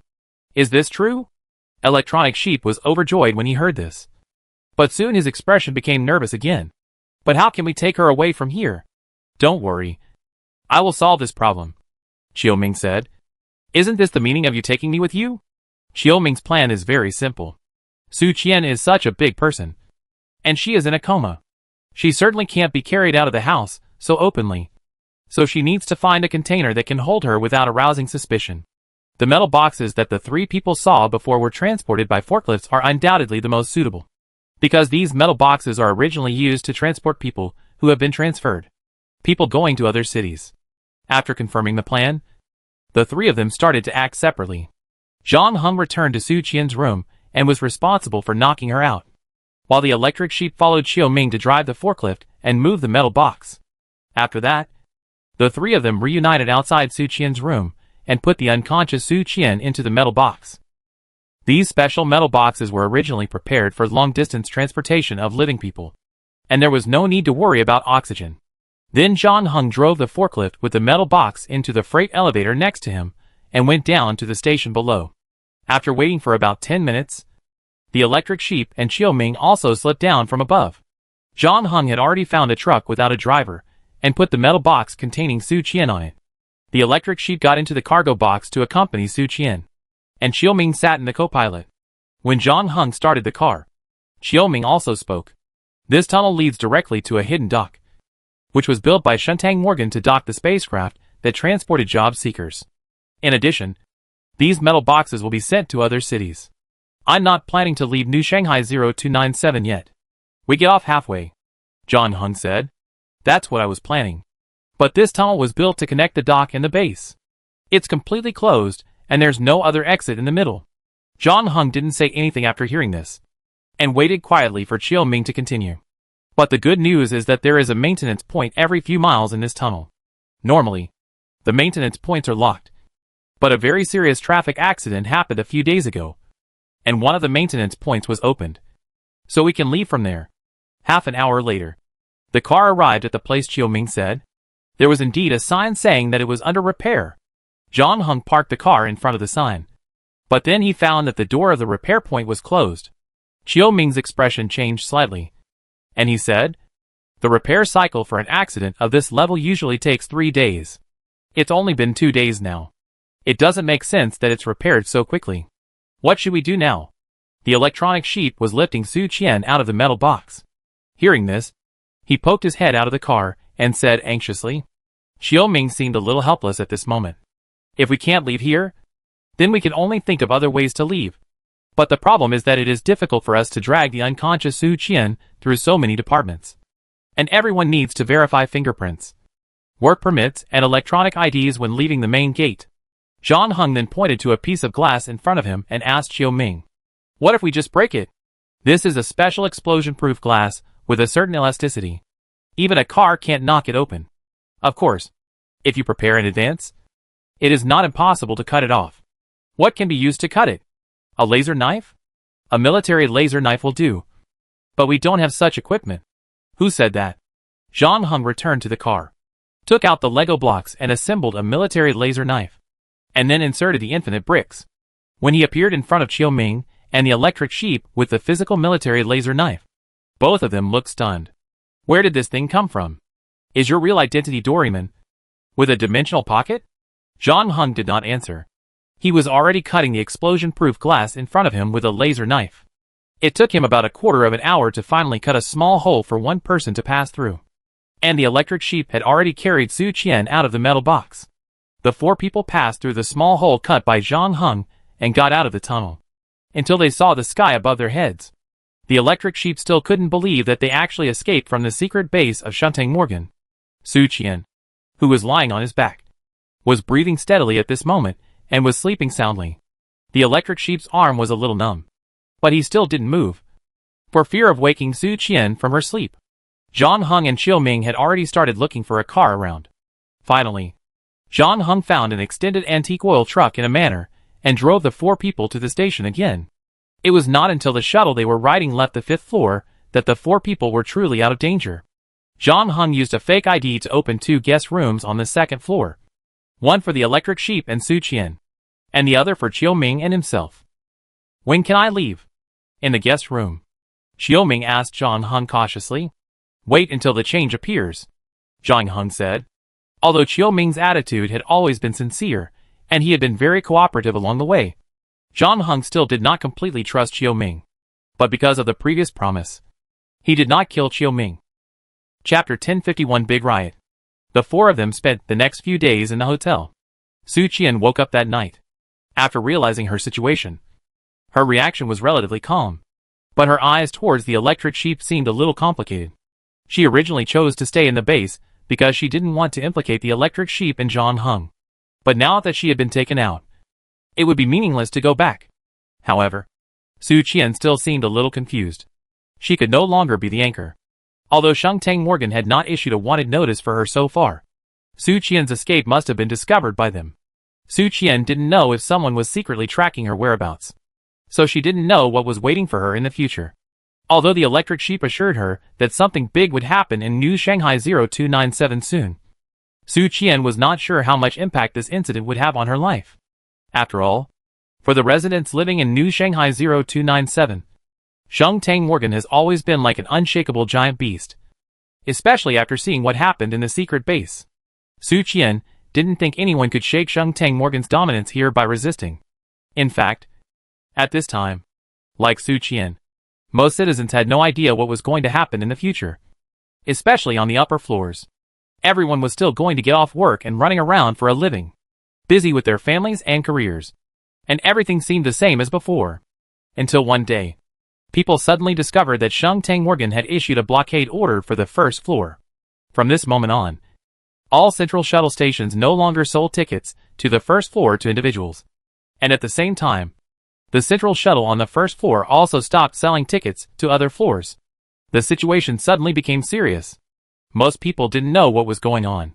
They just noticed that the police on all floors began to gather and went to the first floor in teams.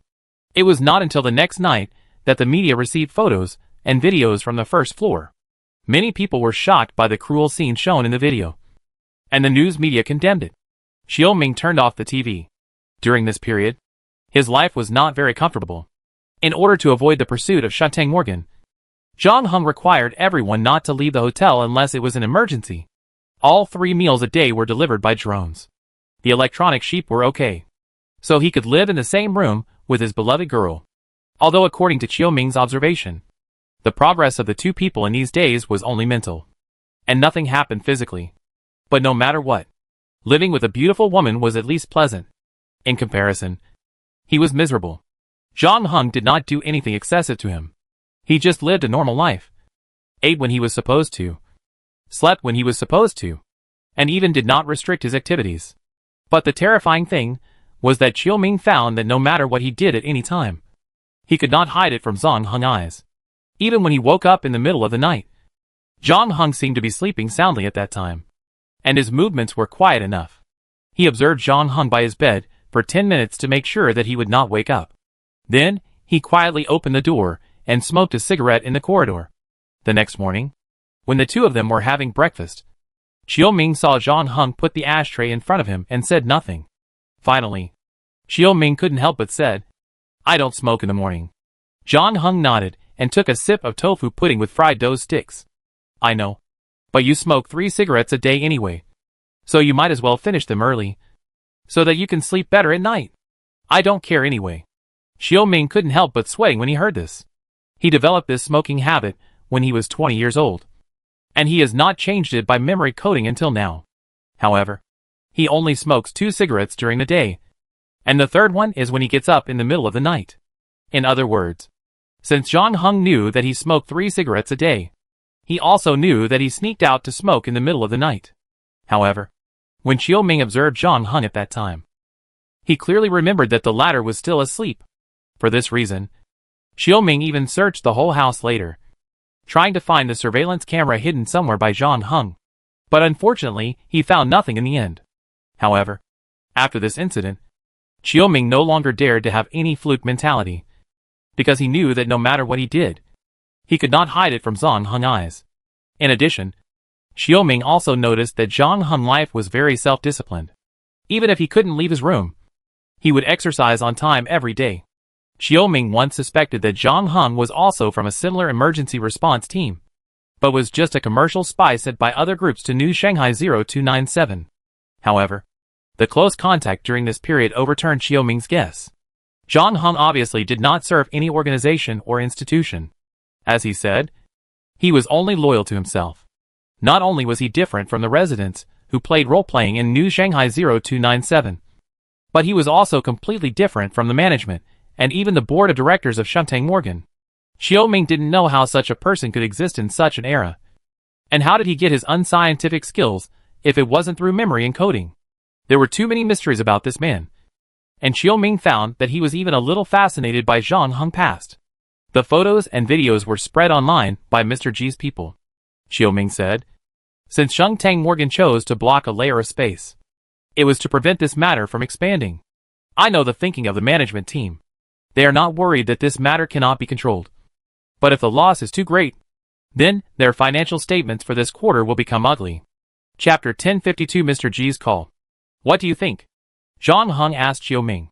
It depends on what you are asking about. Xiaoming continued his good performance. He now knows everything. In terms of victory or defeat. No matter how long Mr. G prepares. How strong his mobilization and brainwashing abilities are. And how powerful the armed forces he has gathered are. His opponent is Morgan Shuntang, which has almost unlimited resources. Even if the police are defeated, they still have emergency response teams and other armed forces to dispatch. Even if Mr. G explodes and kills these armed forces, Morgan Shuntang can still recruit applicants to directly program their memories to make them soldiers. Not to mention the support of the headquarters behind them. Xiaoming paused. Of course, if it really comes to that, the management of New Shanghai 0297 will not be able to continue. My today is their tomorrow. In order to keep their positions, they will definitely try their best to control the impact to the minimum. I don't know what Mr. G is thinking, but I guess the most direct purpose of his launching this riot is to put pressure on the management.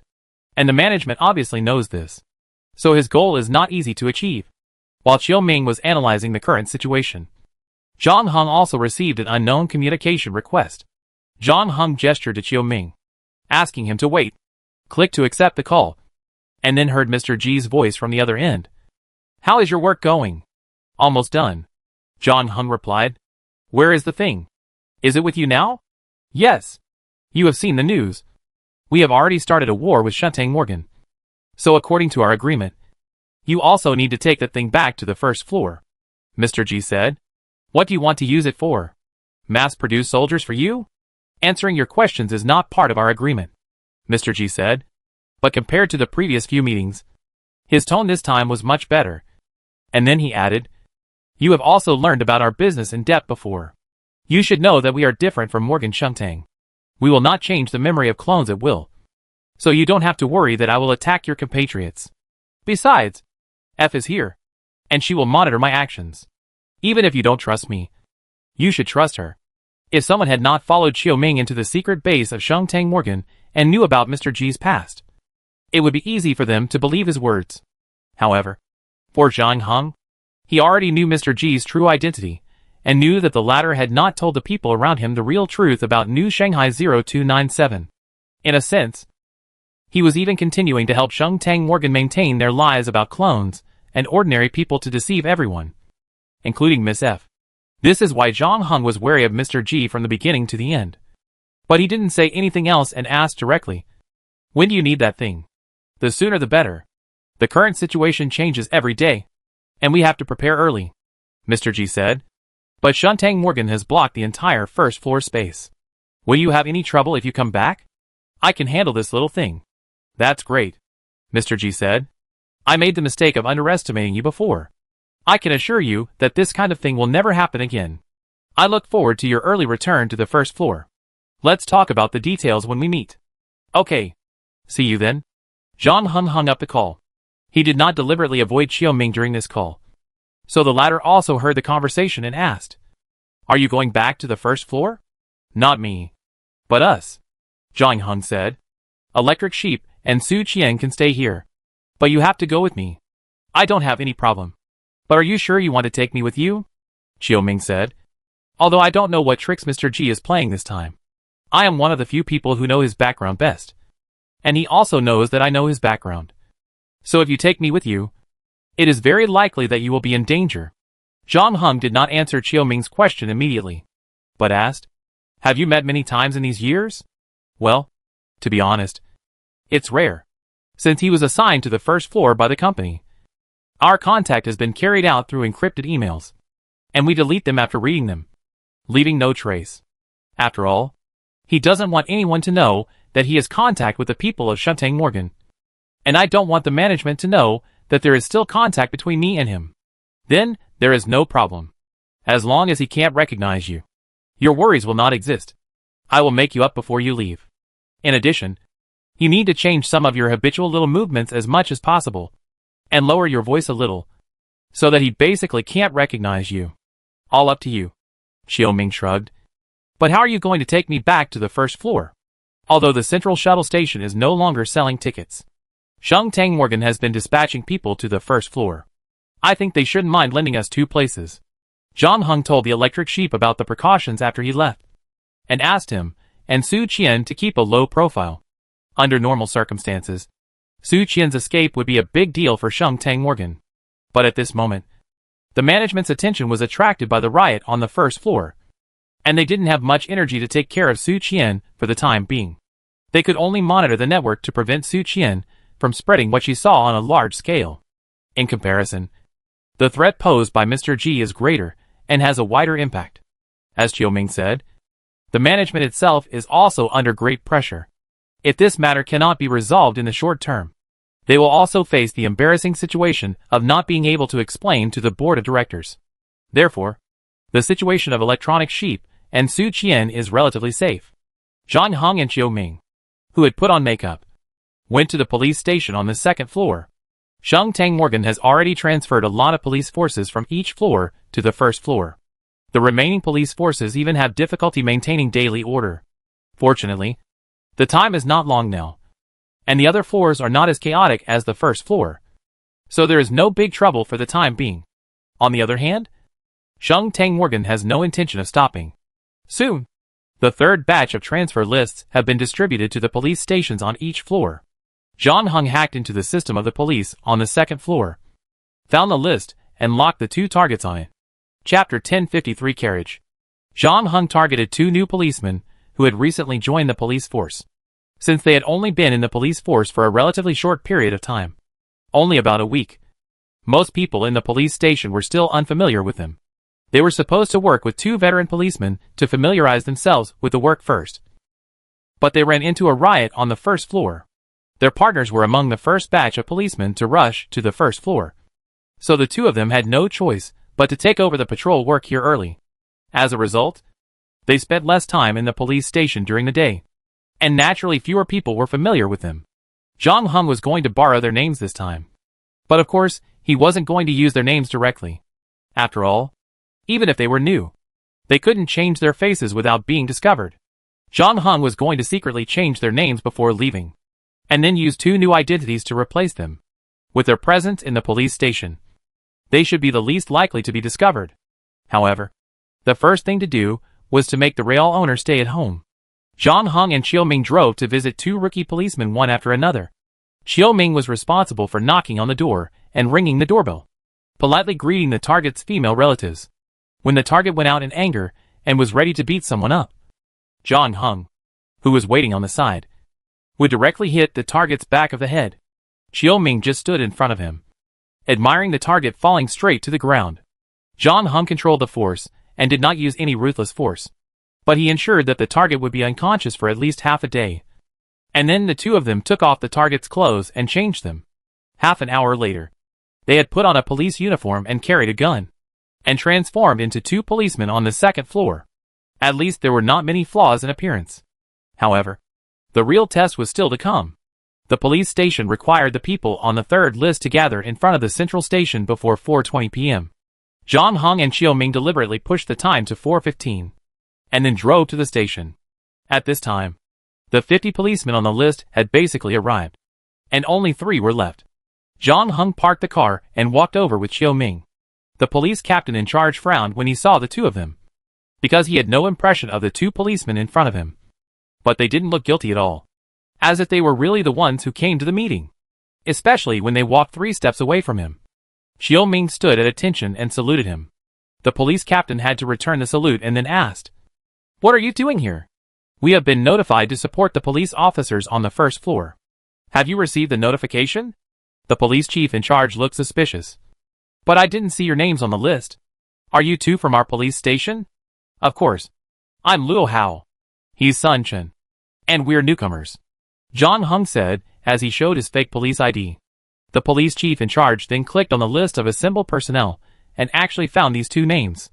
However, this was not the first time he had seen this list. He had not noticed the existence of these two names before. Of course, as a police chief, he was also very busy. There were more than 1,000 police officers in the second-floor police station, and it was impossible for him to know everyone, especially the new recruits. John Hung's explanation barely made sense. But of course, it was the demeanor and temperament of the two that finally convinced him. John Hung, needless to say, has gone through so many dungeons, and has developed a strong nerve that can remain calm even when facing a mountain collapse. In addition, with the level 2 makeup skills, even if the guy who was replaced stood next to him, without considering other factors, John Hung looked more like a policeman just by looking at his expression and demeanor. Chiu Ming, as a professional liar, has a good acting talent, and can act like anything. Therefore, the sheriff's observation ability was not able to find any flaws in the two people. In the end, the sheriff chose to trust his intuition that he had trained for many years, and nodded to the two people, saying, "Return to the team." So John Hung and Chiu Ming successfully mixed into the group of police officers heading to the first floor. The two stood at the end of the team in a low-key manner. At this time, the sheriff also received a call saying that the last person had a stomachache and was now in the hospital within 4 drip. After hanging up the phone, the sheriff looked at the time and decided not to wait any longer. He waved and led the police officers into the station. The central shuttle station had arranged a special waiting room for the police going to the first floor in advance. After everyone walked in, they found their seats and sat down. The sheriff who led the team used the last time to conduct a pre-war mobilization. He described the riders on the first floor as a group of cold-blooded and cruel thugs with considerable armed forces. He then introduced their organizer and leader Mr. G, and finally announced the goal of this operation, to eliminate the mob leader headed by Mr. G. After he finished speaking, the waiting hall fell into silence. Although Mr. G's deeds were mainly circulated on the first floor, the police on the second floor could not have not heard of his name, and knew that he was an absolutely ruthless character. Because of the blockade order, most media now do not know the specific situation on the first floor. However, the police station had already transferred more than half of the police force to the first floor. But within 2 days, they had to transfer more people down. Obviously, the situation was not very good. The number of people in their team is obviously not as large as the previous 2 groups. Even with the addition of several layers, it is estimated that there are only 200 people at most. It is very difficult to directly defeat the commander of the other side.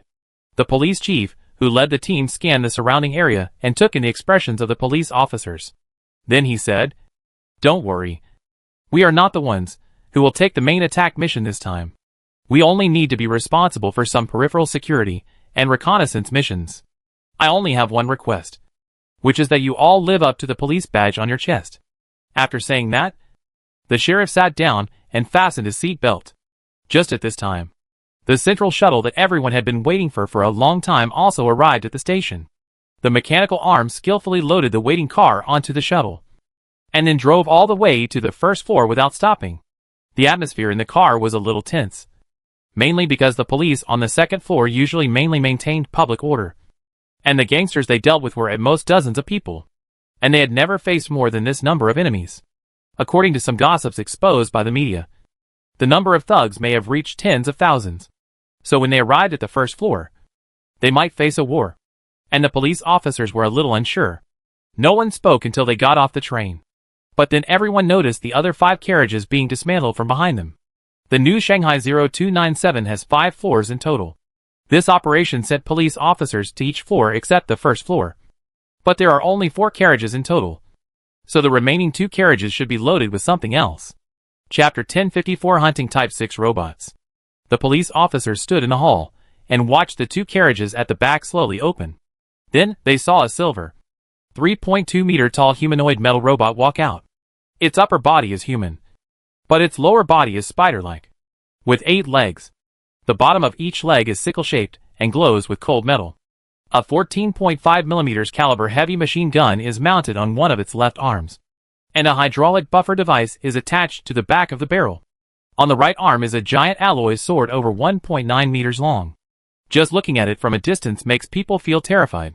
There are 23 robots like this, which come out from 2 carriages one after another, giving people a strong sense of oppression and shock. Xiao Ming's expression also changed when he saw this. Why? Do you know these things? Zhang Heng had searched for the weapons and equipment of this copy on the internet before, but did not find similar robots. Yes, this is a hunting 6 robot, the strongest force of Shatang Morgan in New Shanghai 0297. A pure killing machine. This thing usually serves as a guard in the base. There are only 25 of them in total.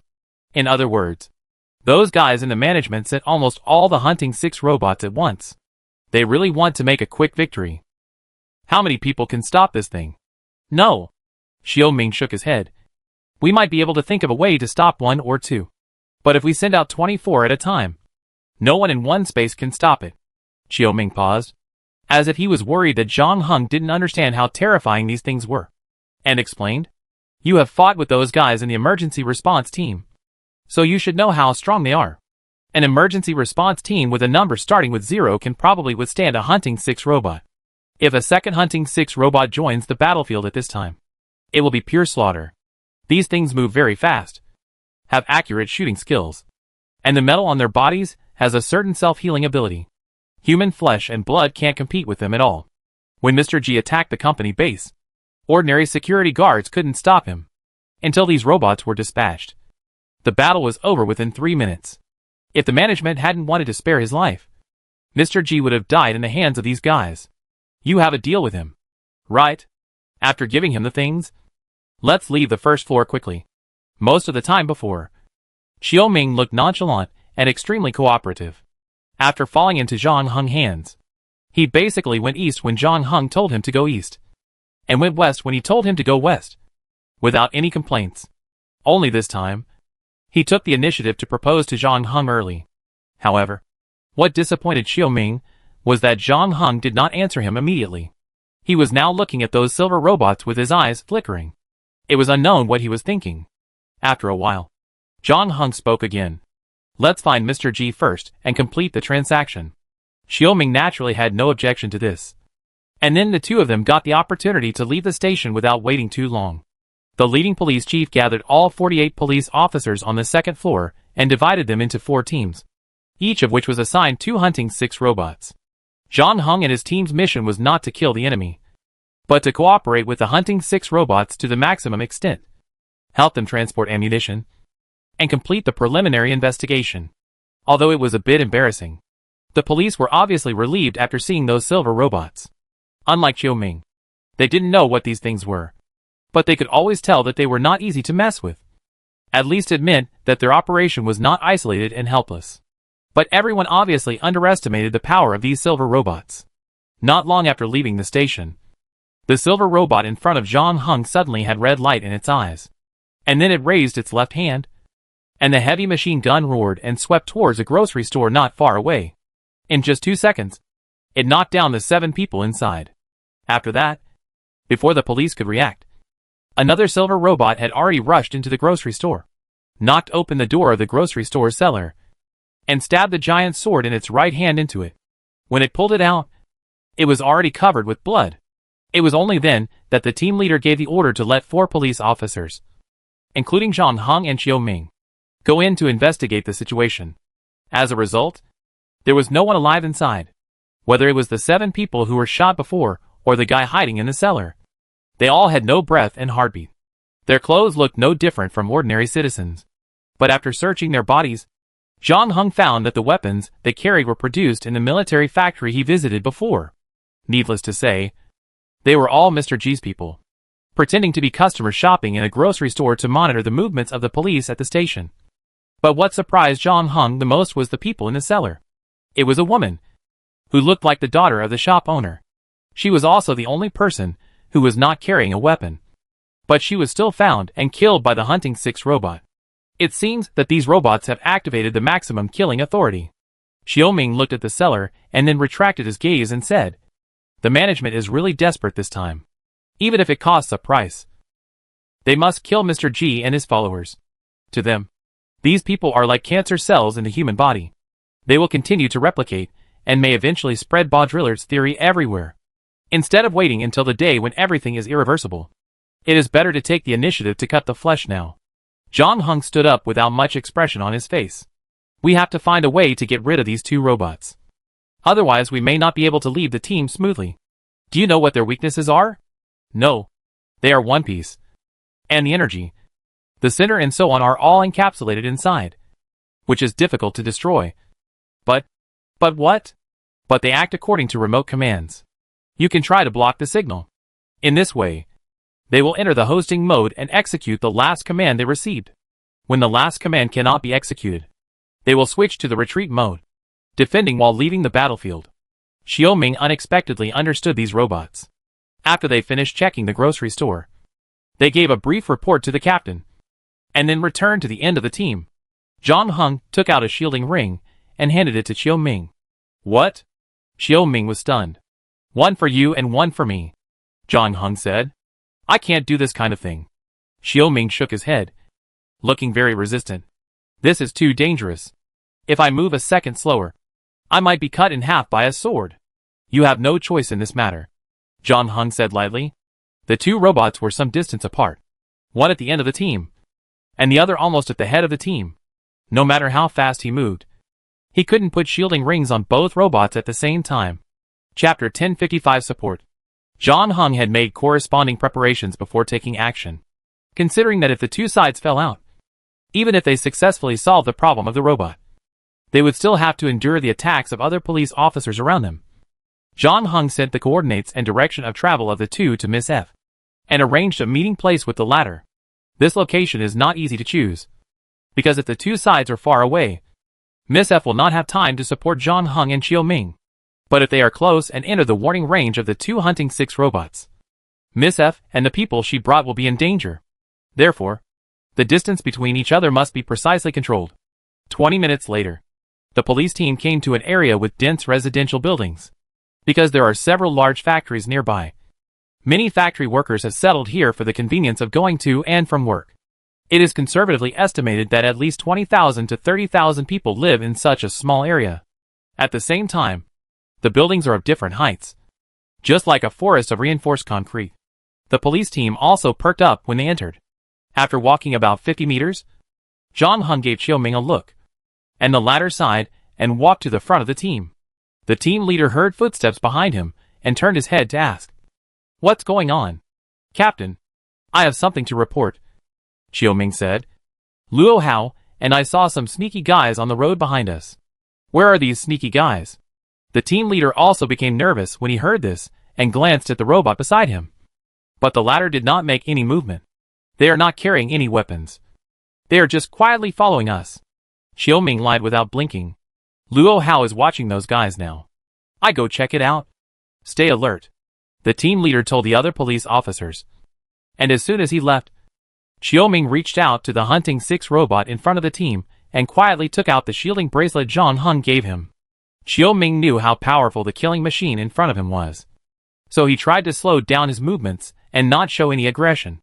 Thanks to his current identity as a police officer, the hunting 6 robot was obviously not very alert to him, and Xiaoming finally approached the target smoothly. However, he still faces a very serious problem. The signal transceiver of the hunting 6 robot is probably on the left chest. Although it is a humanoid robot, both hands are weapons, so it cannot wear a shielding ring. In addition, because its body is nearly twice that of an ordinary person, it cannot be worn on the legs, which may cause it to exceed the shielding range. Therefore, Xiaoming actually has only one choice left. That is the neck of the hunting 6 robot. This is why Xiaoming feels like he is putting a collar on a tiger. His standing reach is 230 centimeters, and the height of the neck of the hunting 6 robot is about 280 centimeters from the ground.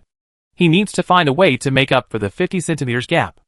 Xiaoming wanted to find a chair or something to cushion his back, but the police officers around him would definitely not give him this opportunity, and he didn't have much time left. Before the team leader reached the end of the team, John Hung would definitely put the shielding ring on the robot at the end of the team. If Xiaoming hadn't completed his work by then, he might never be able to complete his work. Therefore, Xiaoming gritted his teeth and took advantage of the fact that everyone's attention was not on him. He jumped directly onto the calf of the Hunting 6 robot in front of him, and stepped on the back of two blades. Although his skills were not as good as Zhang Heng or the emergency response team, he was much better than ordinary people. Xiaoming put the shielding bracelet on the robot's neck as quickly as possible. And then, he didn't even dare to check whether the shielding bracelet was tight, and hurriedly jumped down again, just as his body fell down and didn't touch the ground. A huge metal sword had already slashed his scalp. If Xiaoming had moved half a second later, he would probably have been cut in two by this sword. But the good news is that the shielding bracelet automatically closed after it touched the robot's neck. Xiaoming rolled again after landing. Until then, most police officers didn't know what happened.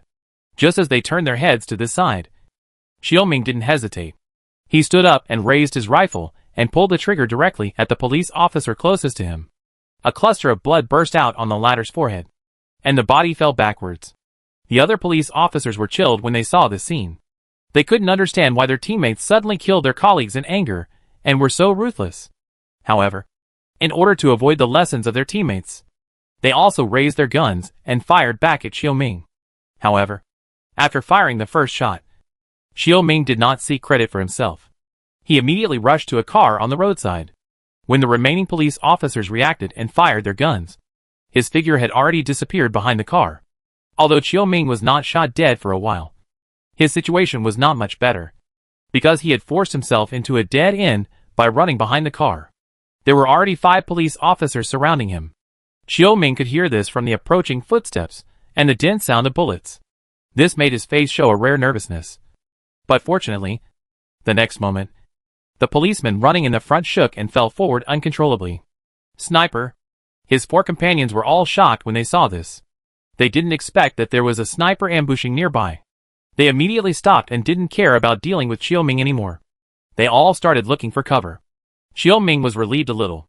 He knew that the person Zhang Heng contacted finally took action. At this time, the Hunting 6 robot on the other side also stopped moving. It should be that Zhang Heng also succeeded. In this way, they only have to deal with the remaining few policemen. With the help of Mr. G's people, the whole process should be very easy. And the situation was indeed as he imagined. The last order the 2 Hunting 6 robots received was to follow the police officers. Now the police officers had stopped and scattered everywhere, and the 2 Hunting 6 robots also stopped where they were. With the reduction of police officers, victory seemed to be getting closer and closer to them. But what Xiaoming didn't expect was that the next moment one of the Hunting 6 robots suddenly moved without any warning. Xiaoming was startled and ventured to look. It turned out that the Hunting 6 robot was not rushing towards him, but rushing towards the captain of the police team. The latter didn't know what was wrong with him, and suddenly attacked the Hunting 6 robot, activating the latter's self-defense system. But Xiaoming's face changed immediately, and he shouted, "Hurry up and kill these policemen!" Chapter 1056 The Last Order. Xiaoming had already figured out what was wrong with the team leader, and as if to confirm his guess, the team leader's voice sounded again in the public channel, issuing the last order. Everyone, attack the robot's neck. Zhang Heng's reaction was even faster than Xiaoming's. He had obviously realized where the real crisis was, so he had already killed 3 targets before, in addition to the one killed by F holding a sniper rifle on the roof, and the one killed by Xiaoming before. He had actually killed half of the team members. But Zhang Heng didn't expect that the other side would react quickly. After losing control of the robot, the people from Xingtang Morgan contacted the captain of the team immediately, which led to the latter's action of firing at the robot. His purpose was very clear, which was to destroy the shielding bracelet on the robot's neck. However, his shooting skills obviously need to be improved. Although he fired a lot of bullets, not many of them actually hit the robot's neck, and the few that hit did not really remove the shielding bracelet. Moreover, the robot came much faster than he expected, and it arrived in front of him in the blink of an eye. As a result, his chest was pierced by one of the mechanical legs, and then he was cut open vertically. His intestines and stomach were all over the floor, and the gunshot stopped abruptly. But his last order had been issued. The strength of this group of police officers may not be too strong, but they are very disciplined, and they also know that they are in a desperate situation. If they can't get at least one robot back under control, then the remaining 4 people will definitely die. Therefore, even though they saw the captain's death, The rest of the people still risked showing their heads and started shooting at the robot. However, this also made them living targets. Both Zhang Heng and Miss F on the roof did not give up this opportunity and pulled the trigger. At this time, Xiao Ming did not hide anymore. He half-crouched, aimed at a police officer, and sent a bullet to the back of his head. At this point, except for the two traitors Zhang Heng and Xiao Ming, all the police officers in this team were wiped out. However, before Xiao Ming could catch his breath, the next moment the gunshots rang out again. And this time it became even more violent. The car in front of Xiao Ming was like being hit by a giant hammer, and the body of the car kept shaking. Not only were the windows shattered, but the bullets actually penetrated the body of the car and fell on the concrete floor. Xiao Ming knew where the bullet came from without looking, except for the heavy machine gun mounted on the left hand of the Hunter 6 robot. No other gun had such great power. He had to quickly curl up his body and roll under the chassis of the car, barely saving his life. But Xiao Ming knew that this was only temporary, being targeted by the Hunting 6 robot. He couldn't imagine how he could escape. Could it be that he would die here today? Xiao Ming never thought that death would be so close to him. He was a little tired of everything in New Shanghai 0297.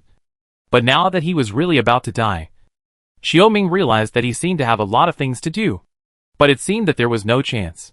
As Xiao Ming was thinking, he heard the sound of metal scraping against the ground. It was the sound of the Hunter 6 robot moving towards here. Then Xiao Ming heard a series of gunshots. However, this time it was no longer the roar of a heavy machine gun, but the sound of a rifle. And it was not far away from Xiao Ming.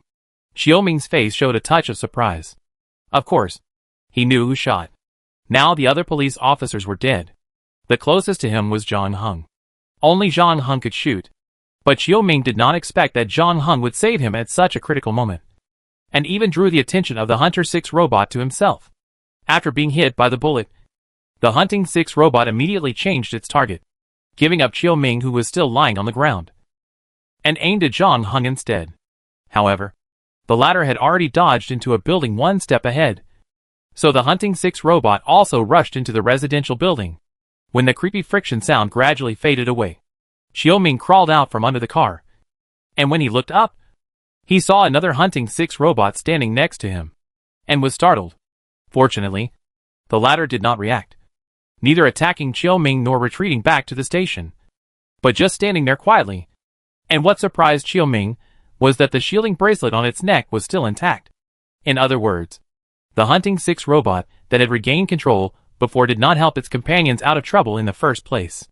Logically speaking, its operator would not make such a low-level mistake, unless Xiao Ming thought of something and said to Zhang Heng through the radio, "The shielding bracelet on the neck of the Hunting 6 robot chasing you is probably not damaged."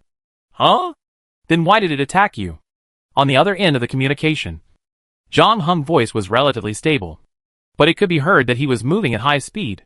The policeman shot at it before activating its self-defense mode, and because the number of people who shot exceeded 4, it also activated its group recognition mode. It should have marked all police officers as enemies. And we were also counted because we were wearing police uniforms. After Xiao Ming calmed down, he finally figured out what happened before. He was a little surprised that the Hunting 6 robot suddenly went berserk and attacked him. Now the robot next to him was still motionless, which confirmed that the latter still identified him as a police officer. Xiao Ming finally figured out why he suddenly became a target, but this made things even more troublesome. If the Hunting 6 robot was controlled by someone, it might retreat when it saw that the situation was not good. However, the robot in self-defense mode would not leave until the attacker was eliminated. So there was only one way left for them. Xiao Ming said to Zhang Heng, who was fleeing on the other side, "Give me some time. I think about what to do." Zhang Heng did not answer, because the distance between him and the Hunting 6 robot was getting smaller and smaller. The latter was indeed the trump card of Morgan Shantang, and its attributes in all aspects were very explosive. Zhang Heng was proud of his speed and small range of movement, but he had no advantage in the face of absolute technology. The robot's 8 legs swung together quickly, allowing it to easily pass through all obstacles, and even climb over the roof when necessary. Just like a real spider. If things continued like this, it would only be a matter of time before Zhang Heng was caught up. Chapter 1057 Cat and Mouse Game. Zhang Heng lowered his body as much as possible and crossed the corridor in front of him at the fastest speed. Just as he flashed into the corner of the stairs, a string of bullets followed his body and hit the wall on the right, leaving a row of bullet holes on it. The wall peeled off by the bullets was all over the ground, and the dense bullet holes almost turned the wall into a hornet's nest. And less than 3 seconds later, the culprit of all this, a robot with a human body on the upper body and spider legs on the lower body, jumped directly from the low building opposite, hooked 4 of its legs on the railing of the corridor, and then easily flipped in, aiming the heavy machine gun in its left hand at the staircase. As a result, there was no trace of John Hung there. The latter had just run to a house downstairs. The door of the house was open. The hostess was wearing headphones and preparing to go out to throw away the garbage. Unexpectedly, she saw a stranger rushing into her house the next moment. She was about to scream, but John Hung knocked her out first. John Hung threw the unconscious hostess on the sofa, then crossed the living room, jumped out of the kitchen window, and finally landed on the balcony on the 3rd floor. Without stopping, he slid all the way to the ground along the drainage pipe next to him. Of course, he was not so naive as to think that he could get rid of the hunting robot 6. In fact, John Hung just wanted to use this time to pass the most dangerous section of the road in front of him. The road in front of him was a relatively open area in this area. It was about 100 meters away from the next intersection. It took about 10 seconds to pass the whole way. Of course, it was nothing at ordinary times. But now these 10 seconds could become very fatal.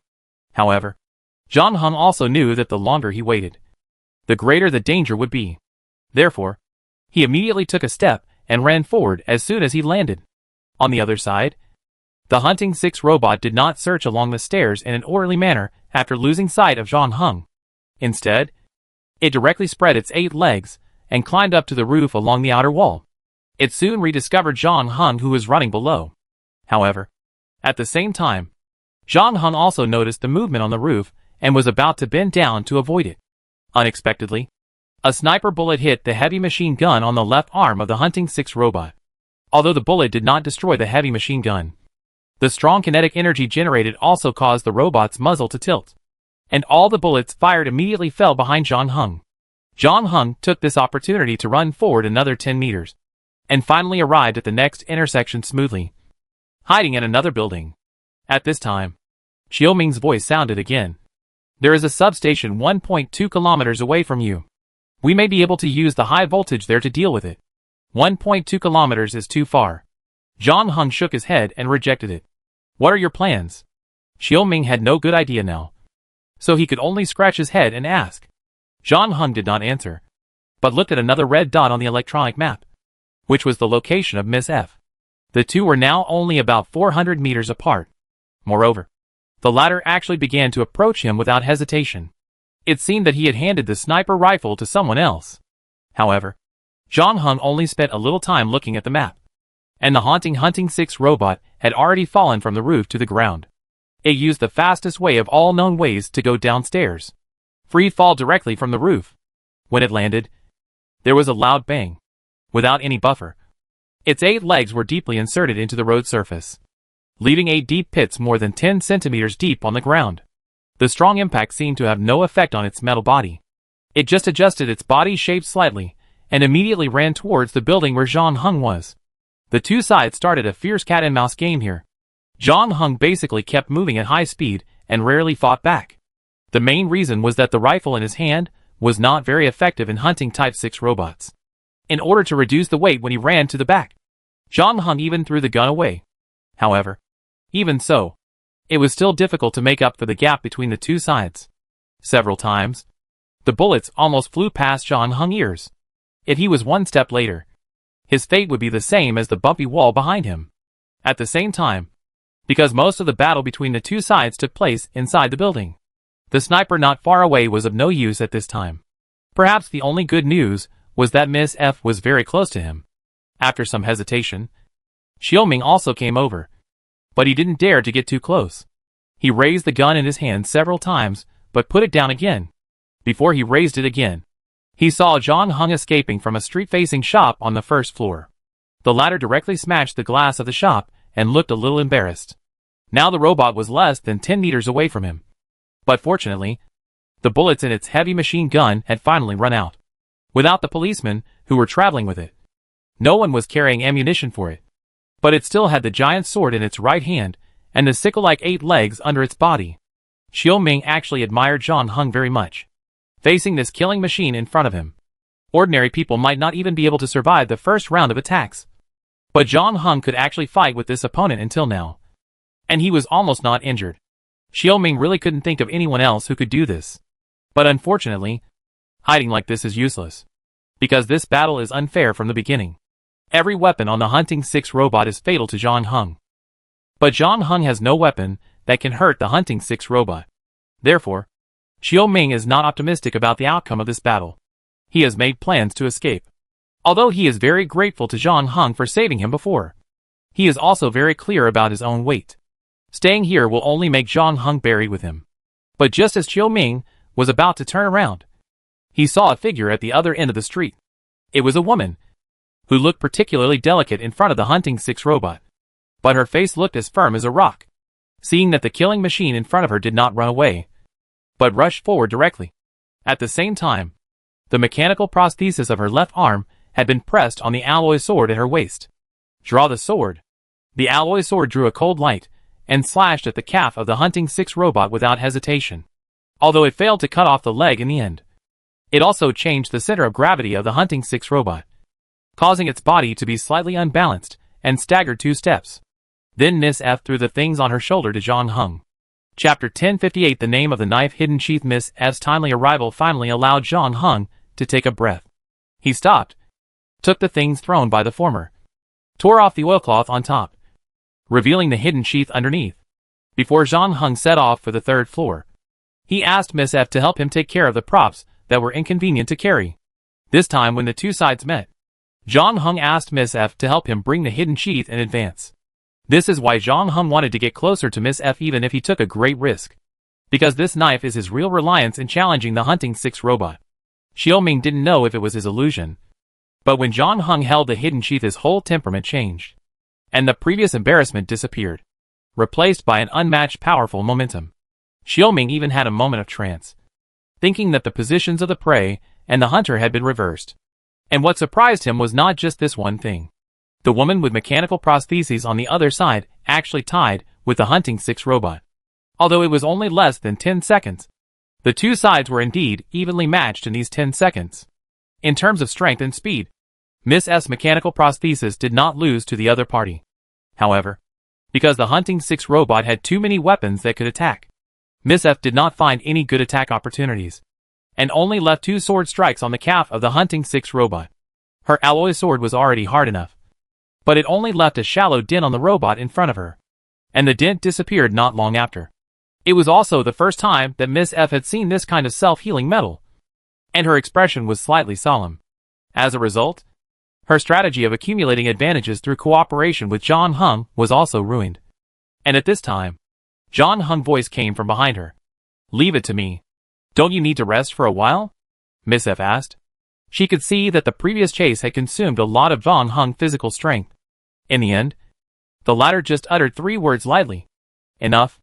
So Miss F used the force to roll backwards after another sword fight with the robot in front of her. Seeing this, the Hunting 6 robot stepped forward and wanted to pursue the victory, but unexpectedly was stopped by Zhang Heng with a knife. Unfortunately, its central control system could not read the difference between the current Zhang Heng and the previous one under the existing calculation. Therefore, it directly swung the giant sword in its right hand and smashed towards Zhang Heng. This time, Zhang Heng did not dodge like before, but chose to take the sword head-on. And the result was that he retreated several steps backwards. It is indeed unrealistic to fight against machines with human strength. However, Zhang Heng did not want to win this confrontation. He just wanted to test how much harder Hidden Sheath was compared to the Hunting Type 6 robot, and also to see if the non-healing effect of Hidden Sheath was still effective for the strange metal in front of him. And now the 2-centimeter-long gap at the bottom of the giant sword has explained everything. Zhang Heng moved his slightly sore wrist and raised the Hidden Sheath in his hand again. This time, when the giant sword in the hands of the Hunting Type 6 robot hit him again, Zhang Heng chose to bend down to avoid the sword. But then 2 metal sickle legs chopped at him. At this moment, Zhang Heng also took his steps to the extreme. He stretched his calves and passed the first sickle, then swung the hidden sheath in his hand. This knife was so fast that Qiuming couldn't even keep up with it. When he reacted, he saw that one of the calves of the Hunting 6 robot had left the body, spun into the sky, and finally inserted into the wall of the building next to it. Halfway in, Qiuming took a breath of cold air. He didn't expect that the result of the two fighting again would be like this. You know, each robot of this type is made of the strongest materials. He was surprised that Miss F's alloy sword could leave marks on the robot before, but it was a bit too exaggerated to cut off a leg with one knife. And this was just the beginning. Zhang Heng succeeded in his first strike, and did not give the robot in front of him a chance to breathe. He quickly chopped at the second leg of the ladder. Unfortunately, the logic setting of the Hunting 6 robot had never encountered a similar situation. Seeing this, it still stubbornly stretched out its legs to fight Zhang Heng head-on. So it lost another leg in just 10 seconds. And then the third. The fourth. Losing the sickle leg not only lost the weapon, but also slowed down the speed of the Hunting 6 robot. In this way, it became even more of a piece of meat on Zhang Heng's chopping board, and could no longer cause any trouble. Zhang Heng was like a skilled chef. He quickly dismembered the 8 legs of the Hunting 6 robot one by one, making it completely powerless, and could only crawl with its hands. It was not until seeing this that Qiuming woke up from his dream, and reminded him. Its control center is in the lower abdomen. Zhang Heng was not in a hurry after hearing this. He first spent some time to cut off the shoulder of the robot, making it unable to move at all. Then he aimed the hidden sheath at the latter's abdomen. Zhang Heng cut 7 times in the same position before cutting through the shell, and finally destroyed the control center inside, thus completely ending the battle. Qiuming, who was standing by, felt unreal after witnessing everything. He looked at the Type 6 Hunter robot that had turned into a pile of scrap metal on the ground, and then looked at Zhang Heng, who was still sheathing his sword. After a long time, he reorganized his words and exclaimed, "How is this possible? You defeated a Type 6 Hunter robot by yourself? Are you also a simulation robot?" Zhang Heng did not answer his question, but pointed to another Type 6 Hunter robot that followed Qiuming closely behind him. "What's going on? I don't want this to happen either," Qiu said, clearly innocently. "Remember what I told you before? After losing the signal, this thing will continue to execute the last command it received. The last command it received should be to follow the other police officers in the team. Now that all the police officers in the team are dead, there are only 2 of us left. So it followed me nearby." Zhang Heng looked at Miss F, who nodded and said, "I will take you to see Mr. G now. You can also take this robot back with you. Let our engineers study it.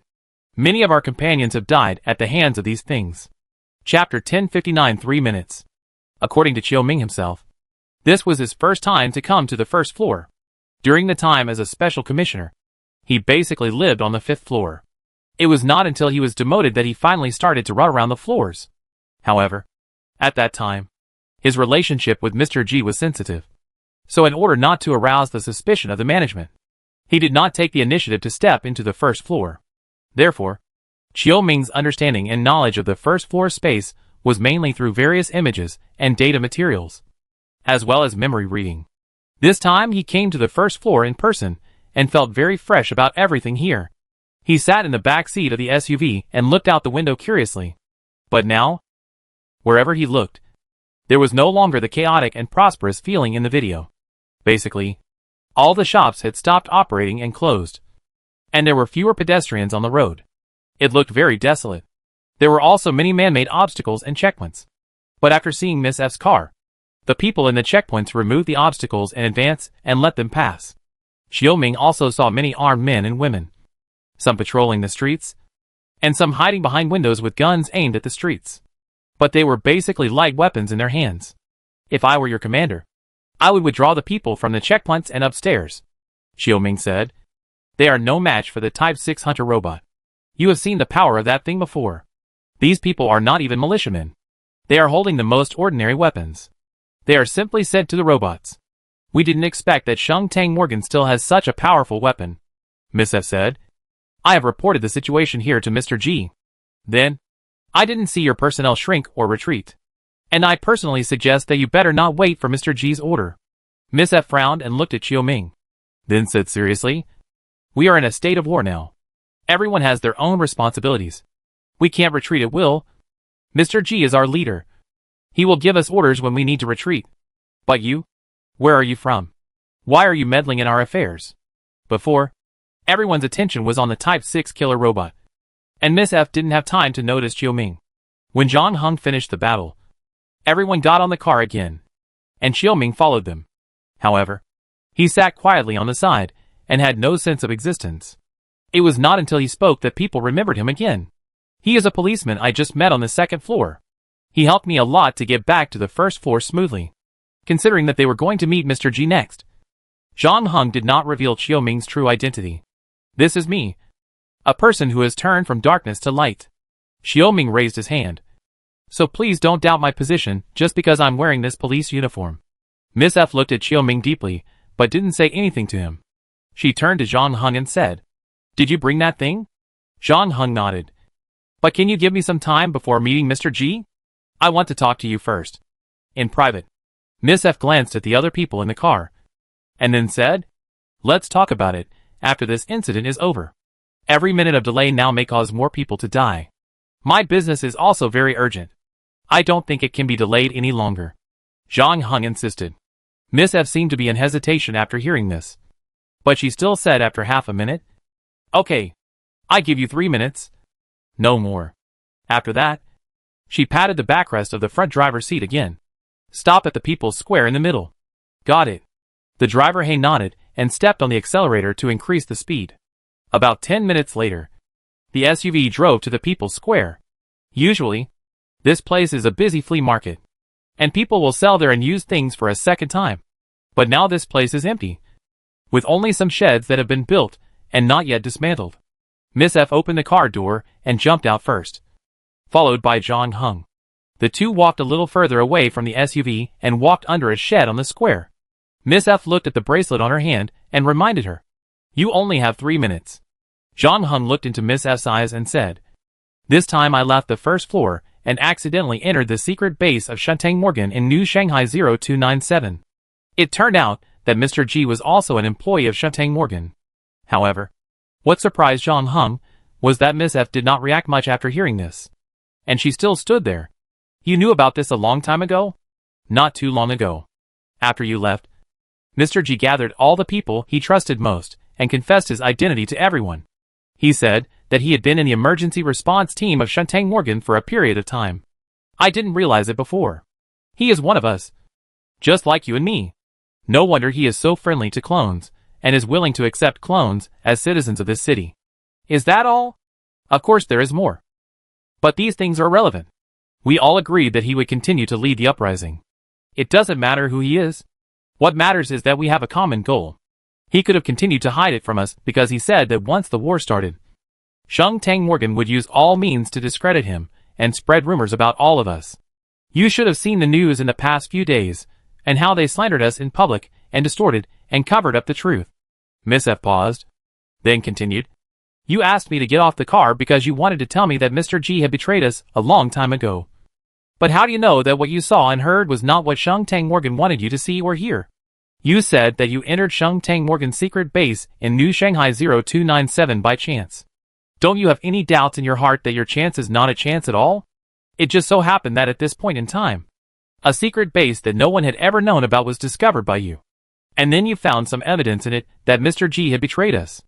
Do you think I might be a spy sent by Shantang Morgan to alienate you?" Zhang Heng raised his eyebrows. "No. I just said that we can't rule out the possibility that you were deceived by Shantang Morgan." Miss F said, "I believe you, although we haven't known each other for a long time. But Zhang Heng, this is a war, and both sides will use all the means they can in the war. If you see what I see, you should know that what I say is true." Chapter 1060 Advice from a Friend. "It's a pity that I can't see it," Miss F said. "If you were me, what would you choose? On one side is someone I've known for several years, who once saved me and is now my fiancé and our leader. And on the other side is our enemy, Morgan Shantang, who is using all means to discredit us. If you want, I can prove it to you," Zhang Heng said patiently. "Let the Morgan Shantang employee in the car come out to convince me. This is the first time I see a surprised expression on your face. Are you surprised that I know more than you thought? I gave you a chance in the car to ask who he was, and I answered you that he was a policeman I met by chance on the second floor. Miss F sighed. If you want to convince someone to believe you, the best choice is to tell the truth from the beginning.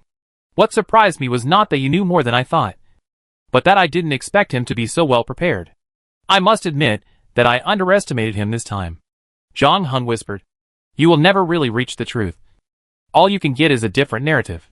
Mr. G is worthy of being Baudrillard's most outstanding disciple. He has completely turned Baudrillard's theory into his own weapon. 3 minutes are up. Miss F looked at the time. It seems you haven't convinced me. Yes. But don't worry. I won't leak these words between us to a third person, including the identity of the guy in the car. Mr. G is actually not sure whether Shentang Morgan will send someone to the first floor with you. What are the conditions? The conditions are that you have to keep an eye on him and don't let him sow discord between us and Mr. G. You too. When you see Mr. G later, give him the things. He has fulfilled the agreement between you and collected 50 shellac records for you. This is not an easy task. Even he has mobilized all the manpower he can, especially at this critical moment, and he can still distract himself to complete such a task. You should be satisfied. Miss F said. I know you had a lot of unpleasantness before, and he shouldn't have broken your previous agreement. So your vigilance and hostility towards him are justified. But this time he really did everything he could, and completed all your requests without any discounts, including trying to show you what we are doing before, hoping that you can integrate into it and become a part of us. But you seem to be completely unmoved. Of course, this is your freedom. I respect your freedom, and this is what I have been trying to do. I hope that in the future, our kind can have the freedom of choice like you. But since you are so close to your goal, try not to make any more trouble. Is this a warning? No. It's just a friend's advice. Miss F said. It's getting late. We should get back on the road. An hour later, the SUV arrived outside Mr. G's private garden. However, after getting off the car, Zhang Heng found that the gate of the garden was locked and there was no one inside. Then he looked at another car parked outside the door and saw Manager Zheng walking down from it, holding a white metal box in his left hand and a black leather suitcase in his right hand. He walked straight to Zhang Heng, nodded to him, put down the white metal box, and opened the suitcase in his right hand. 50 shellac records. All here. You can count them. Supervisor Zheng said. No need to bother. Zhang Heng took the suitcase. He didn't collect shellac records for listening anyway, and the system would automatically calculate how many shellac records he had collected this time. After receiving the prompt that the game score increased by 500 points, Zhang Heng also took out a metal rod about the size of a finger from his arms and handed it to Supervisor Zheng, who took a look at the contents and then opened the metal box on the ground. It turned out that there was a drone inside. Manager Zheng carefully placed the metal rod into the belly of the drone. Zhang Heng said, Where is Mr. G? Didn't he come? Yes. He thinks highly of you and has always wanted to recruit you. But you don't seem to want to participate in our business. In this case, Mr. G seems to have no reason to contact you anymore. Anyway, I can complete the transaction with you. Oh, by the way, as Manager Zheng was talking, Zhang Heng received another reminder message on his bracelet.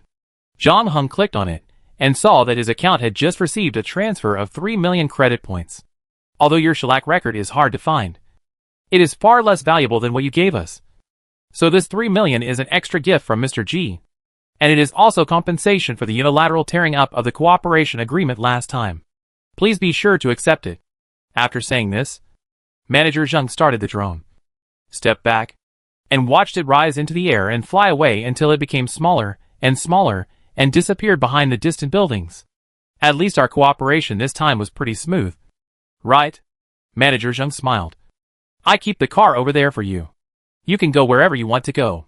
We have to get on with our business.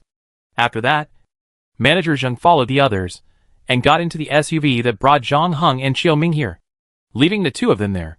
Miss F also took a last look at Zhang Heng. Her expression was a little complicated. She opened her mouth and finally uttered 2 words. Take care. Then he got into the car. Half a minute later, Zhang Heng and Xiao Ming were the only ones left outside the garden gate. After a while, the latter spoke first to break the somewhat silent atmosphere. So let's just call it a day. Zhang Heng did not answer this question, but instead said, You lied to me. I lied to you. When? Xiao Ming was somewhat puzzled. Mr. G's insider in Shungtang Morgan is not you at all, but someone else. How is this possible? I have been secretly passing on information to him all these years. Xiaoming looked incredulous. Why do you say that? You didn't contact him after I held you hostage. Right. That's right. Xiaoming nodded affirmatively. But he knew you were with me, Zhang Heng said. So he confessed to others that he was a member of Shungtang Morgan. He told everyone the truth? Xiaoming's eyes widened. No. Only a small part of the truth. But it was enough to prove his innocence. In addition, he guessed in advance that I would bring you here, which further reduced the authenticity of my words. Chapter 1061 Original Plan. I can swear that I really didn't know he had other insiders in the company. Xiaoming smiled bitterly. Although we have been in contact over the years, he didn't tell me about this. No. I should have thought of it a long time ago, Zhang Heng said. Before, in the second floor space, he sent out a whole team of exoskeleton warriors, all wearing the latest generation of exoskeleton equipment of the military. Obviously, someone is secretly providing him with these cutting-edge weapons. In addition, we may have underestimated his armed forces outside the first floor. It seems that he is more than just that team. If this is the case, then everything can be explained. What explanation makes sense? According to what you said, he once broke into the base of Shungtang Morgan and fought with these hunting Type 6 robots. So other people may not know the existence of these robots. But there is no reason for him not to know. So when he launched this riot, it is impossible to exclude the influence of these robots. No.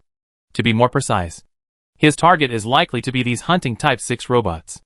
Xiaoming also reacted at this time. You mean he deliberately used the riot to attract these robots to the first floor? Because he knew very well that the management could not tolerate the long-term turmoil on the first floor. If this is the case, now is also the time when the base's defense is the most empty. There is only one hunting Type 6 robot, and about 200 security guards. As long as there are 2 exoskeleton warrior teams, they can break into the base. But what is their goal? Xiaoming frowned. The most valuable and well-defended area inside the base is the memory encoding area, where the memory encoder is stored. But there are several teams of guards guarding it. And at critical moments, the power supply can be cut off, and it can be completely sealed with a metal wall, or even destroyed remotely. It's not the memory encoder, Zhang Heng said. He has already got the memory encoder. It's on the drone just now. What he got through the transaction before was the memory encoder. Xiaoming took a breath. The management. His target is the company's management in New Shanghai 0297. He wants to recode the management's memory. Indeed, this is his only way out. He incited the residents of the first layer of space to fight against the company. No matter how you look at it, there is no chance of winning, even if he is really a military god in the world, leading a group of civilians who have not received strict military training, using the light weapons he produced, to eliminate all the hunting 6 robots, and severely damaging the armed forces of the management in New Shanghai 0297. He can't cope with the subsequent attack from the Shungtang Morgan headquarters. And most importantly, he concealed the real truth of New Shanghai 0297 from his men. And he certainly didn't want to really hit the secret base of Shungtang Morgan on the 5th floor. Xiaoming suddenly thought of something and his expression changed. Since he knows that you and I are together, he must also know that we have guessed his plan. No wonder he didn't meet with you. Besides, he is now dealing with the management and has put us aside. Once he has dealt with the things at hand, he will definitely turn around and deal with us. We have to leave the first floor quickly. No. It's better to leave New Shanghai 0297. We can go to the headquarters of Shungtang Morgan to find my uncle and tell him what is happening here. Or we can try to solve the problem ourselves. Zhang Heng said calmly. I have a friend on the first floor. Once the headquarters of Shungtang Morgan decides to intervene, not only will Mr. G suffer, but my friend will also be implicated. In addition, do you know how Shungtang Morgan will deal with us later? Your friend? Is it the woman just now? But she seems to be more willing to believe Mr. G between you and Mr. G. Haven't you tried it? Is there any way you can convince her? Zhang Heng shook his head. I won't try to convince anyone anymore. So let's just follow my original plan. Original plan? Xiaoming was a little confused. If Fengzi was here now, he would probably immediately understand what Zhang Heng meant by the original plan. I kill Mr. G and help him turn the brave new world he has been promoting into reality. Zhang Heng said this earth-shattering statement in the calmest tone. Are you crazy? Just the two of us? Here? How can we deal with Mr. G and his men? Xiao Ming suspected that there was something wrong with his ears. We don't even know where he is now. You said that since he used drones to deliver goods, he didn't want you to know his location. It doesn't matter. I installed a locator in the metal barrel of the memory encoder, Zhang Heng said, while opening the electronic map on the bracelet. Sure enough, he saw a red dot on it constantly changing its position and moving towards the east of the city. As for the problem of manpower and weapons, don't we have a ready-made helper? Xiao Ming looked in the direction of Zhang Hengyang's chin and saw the Hunting 6 robot standing quietly beside him. This robot was very loyal to Xiao Ming and followed the SUV all the way here under the command. Do you want to control this Hunting 6 robot to fight for you? Why not? I killed the same model robot before and saw the structure inside. The other structures and systems may be more complicated, but it is still quite simple to recode the signal receiver.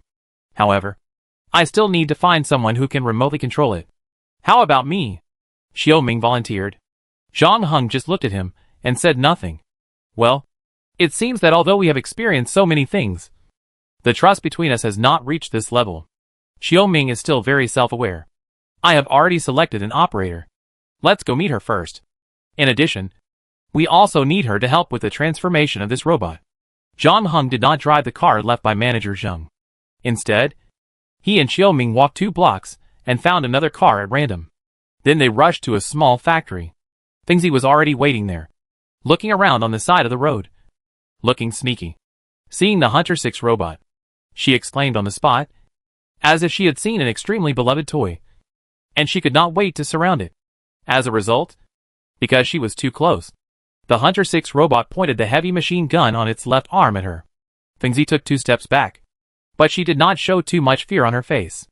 She said in amazement, I used to draw design sketches when I was free, and I drew something similar.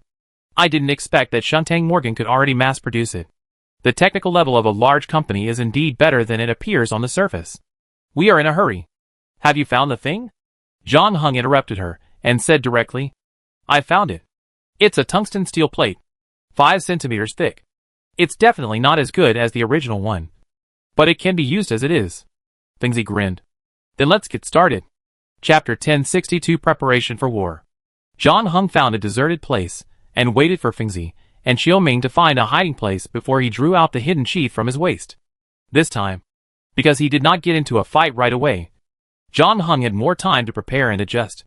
He held the knife with both hands, slowly raised it above his head, and made a starting posture. Xiao Ming on the other side also opened his eyes wide and stared at this place without blinking. He did not want to miss the scene of Zhang Heng knife again like before. However, even though Xiao Ming had focused all his attention, he still failed to completely capture the trajectory of Zhang Heng knife.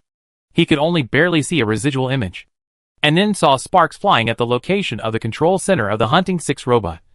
And a 20-centimeter long cut was cut on the metal shell. Moreover, the knife was so powerful that it directly cut through half of the robot's heavy shell. The attacked Hunting 6 robot immediately switched to defense mode, moving its left arm to aim at Zhang Heng. And at the same time, the sickles on its 2 feet had already chopped towards Zhang Heng 1 step ahead. This time Zhang Heng did not use hide the sheath to cut them off. He needed to keep the robot intact as much as possible so that it could exert its maximum power in the next battle. Therefore, Zhang Heng chose to increase his movement speed and evaded the splitting of the 2 sickle feet with his body skills. At the same time, he swung the second knife before the heavy machine gun could aim at him. If he had not seen it with his own eyes, Xiao Ming really could not believe that someone could practice swordsmanship to such a level. Zhang Heng's high-speed swing of the knife actually perfectly overlapped with the first knife, with no difference, as accurate as if it was measured with a ruler. Xiao Ming even suspected whether this was just a coincidence of probability. And as if to answer his doubts, Zhang Heng then slashed the third knife. The fourth knife. Each knife had the most perfect landing point, although the next few knives were not as powerful as the first knife that took a long time to brew. They also cut through the metal shell of the robot bit by bit along the previous traces. Moreover, Xiao Ming saw clearly enough this time. He found that the most difficult self-healing function of the Hunting 6 robot was actually ineffective. The metal near the wound cut by Zhang Heng had obviously changed, but for some reason, the wound could not be healed. Zhang Heng's knife fell on the metal shell of the robot like a storm. This time, He only used 5 cuts to completely cut through the metal shell, while the Hunting 6 robot on the other side had already put away the heavy machine gun in its left hand. The main reason was that Zhang Heng was now completely in front of it, and the distance between the two sides was less than half a meter. At this distance, the judgment program of the Hunting 6 robot would give priority to using close combat weapons. That is, the giant sword in its right hand and the 8 legs under its body to attack. But Zhang Heng did not give it any more opportunities. When he made the 6th cut, Zhang Heng inserted the hidden sheath into the 20-centimeter long wound and cut off several main lines next to the control center. The next moment, the Hunting 6 robot seemed to have been paused, and all its movements suddenly froze in midair. One of the sickle legs was less than an inch away from Zhang Heng's chest, but in the end, it could no longer move forward. Zhang Heng then used hidden sheath to cut open the chest of the Hunting 6 robot and took out its signal receiver from it. After doing all this, he let Fengzi and Xiaoming come out from behind the bunker again. Zhang Heng said to Fengzi, "I will recode the signal receiver. This thing is in your hands. Please help it replace the line that I cut off. But don't rush to connect it. Wait until I install the signal receiver and then connect the wires. The same is true for the final tungsten steel plate welding. I listen to you, boss." Miniko took the wrench from her waist and asked curiously, "How can you be so sure that I will stand on your side instead of Mr. G's side? After all, I was working very hard at the military factory before." Miniko blinked her eyes. It seemed that she wanted to hear someone say some gentle love words. After all, in general movies and novels, this is the best time for the male protagonist to express his deep love to the female protagonist and launch a fatal blow, such as saying, "I know your heart will definitely be with me," or, "Love gave me the answer." Such sweet words. In the end, Zhang Heng just said calmly, "Mr. G pointed a gun at you. What makes me feel the most sad is that I find that I can't seem to refute you." Fengzi sighed, and then said, "I like the new world he described. And I like everyone in the military factory who is working hard for this dream. But I really don't like Mr. G himself. It doesn't matter to me whether he is in that future or not. And I believe you, and am willing to believe everything you say." "Thank you," Zhang Heng said. "In fact, I can see that the woman named F also believes in you. But she has too many things on her shoulders, including Mr. G's life-saving grace to her, the fate of her own kind, and the people who fought side by side with her. So she can't make the same choice as me." Fengzi said. "I know," Zhang Heng said lightly. "It's okay.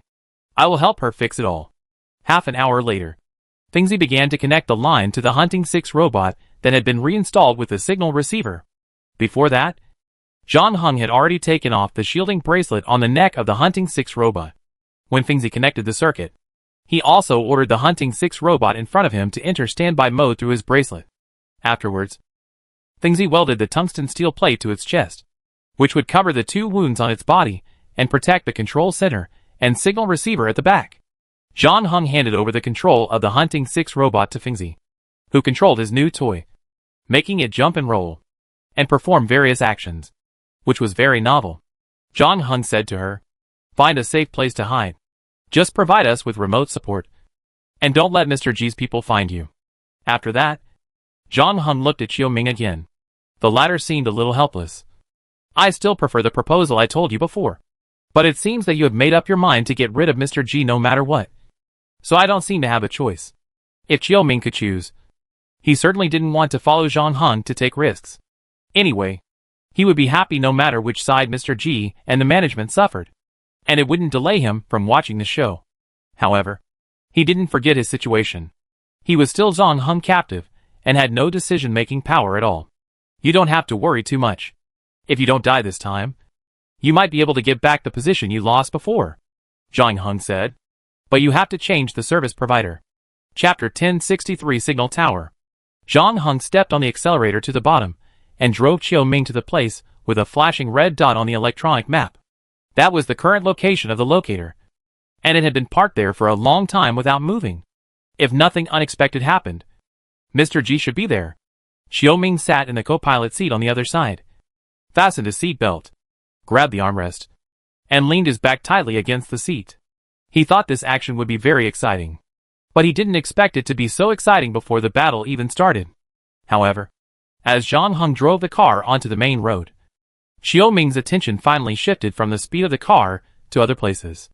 Previously, because their team of police had a relatively remote route.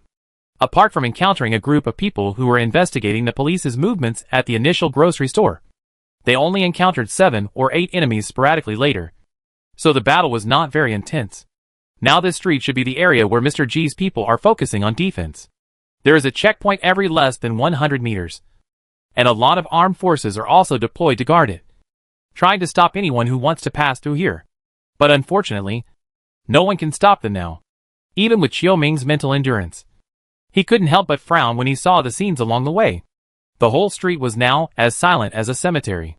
There were corpses everywhere on the roadside, in the checkpoints, and in the nearby buildings.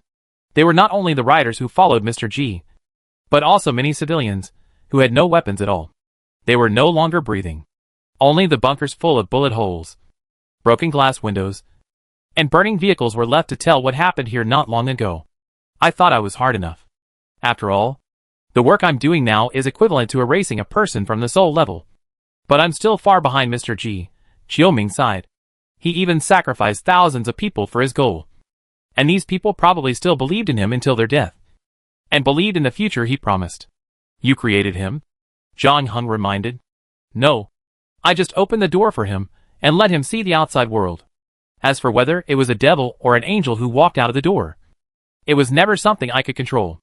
Chiu Ming shrugged. At least you have a chance to put the devil you released back into the box. I hope I can live to see this end, Chiu Ming said, as he checked the rifle in his hand again. After driving 2 blocks, Zhang Heng could already see the end of this journey from the car window. It was a white signal tower, about 400 meters high, providing signal exchange services for the entire first floor space. You should know that the height of the entire first floor space is only 486 meters according to official records. In other words, this signal tower is close to the foundation of the second floor space.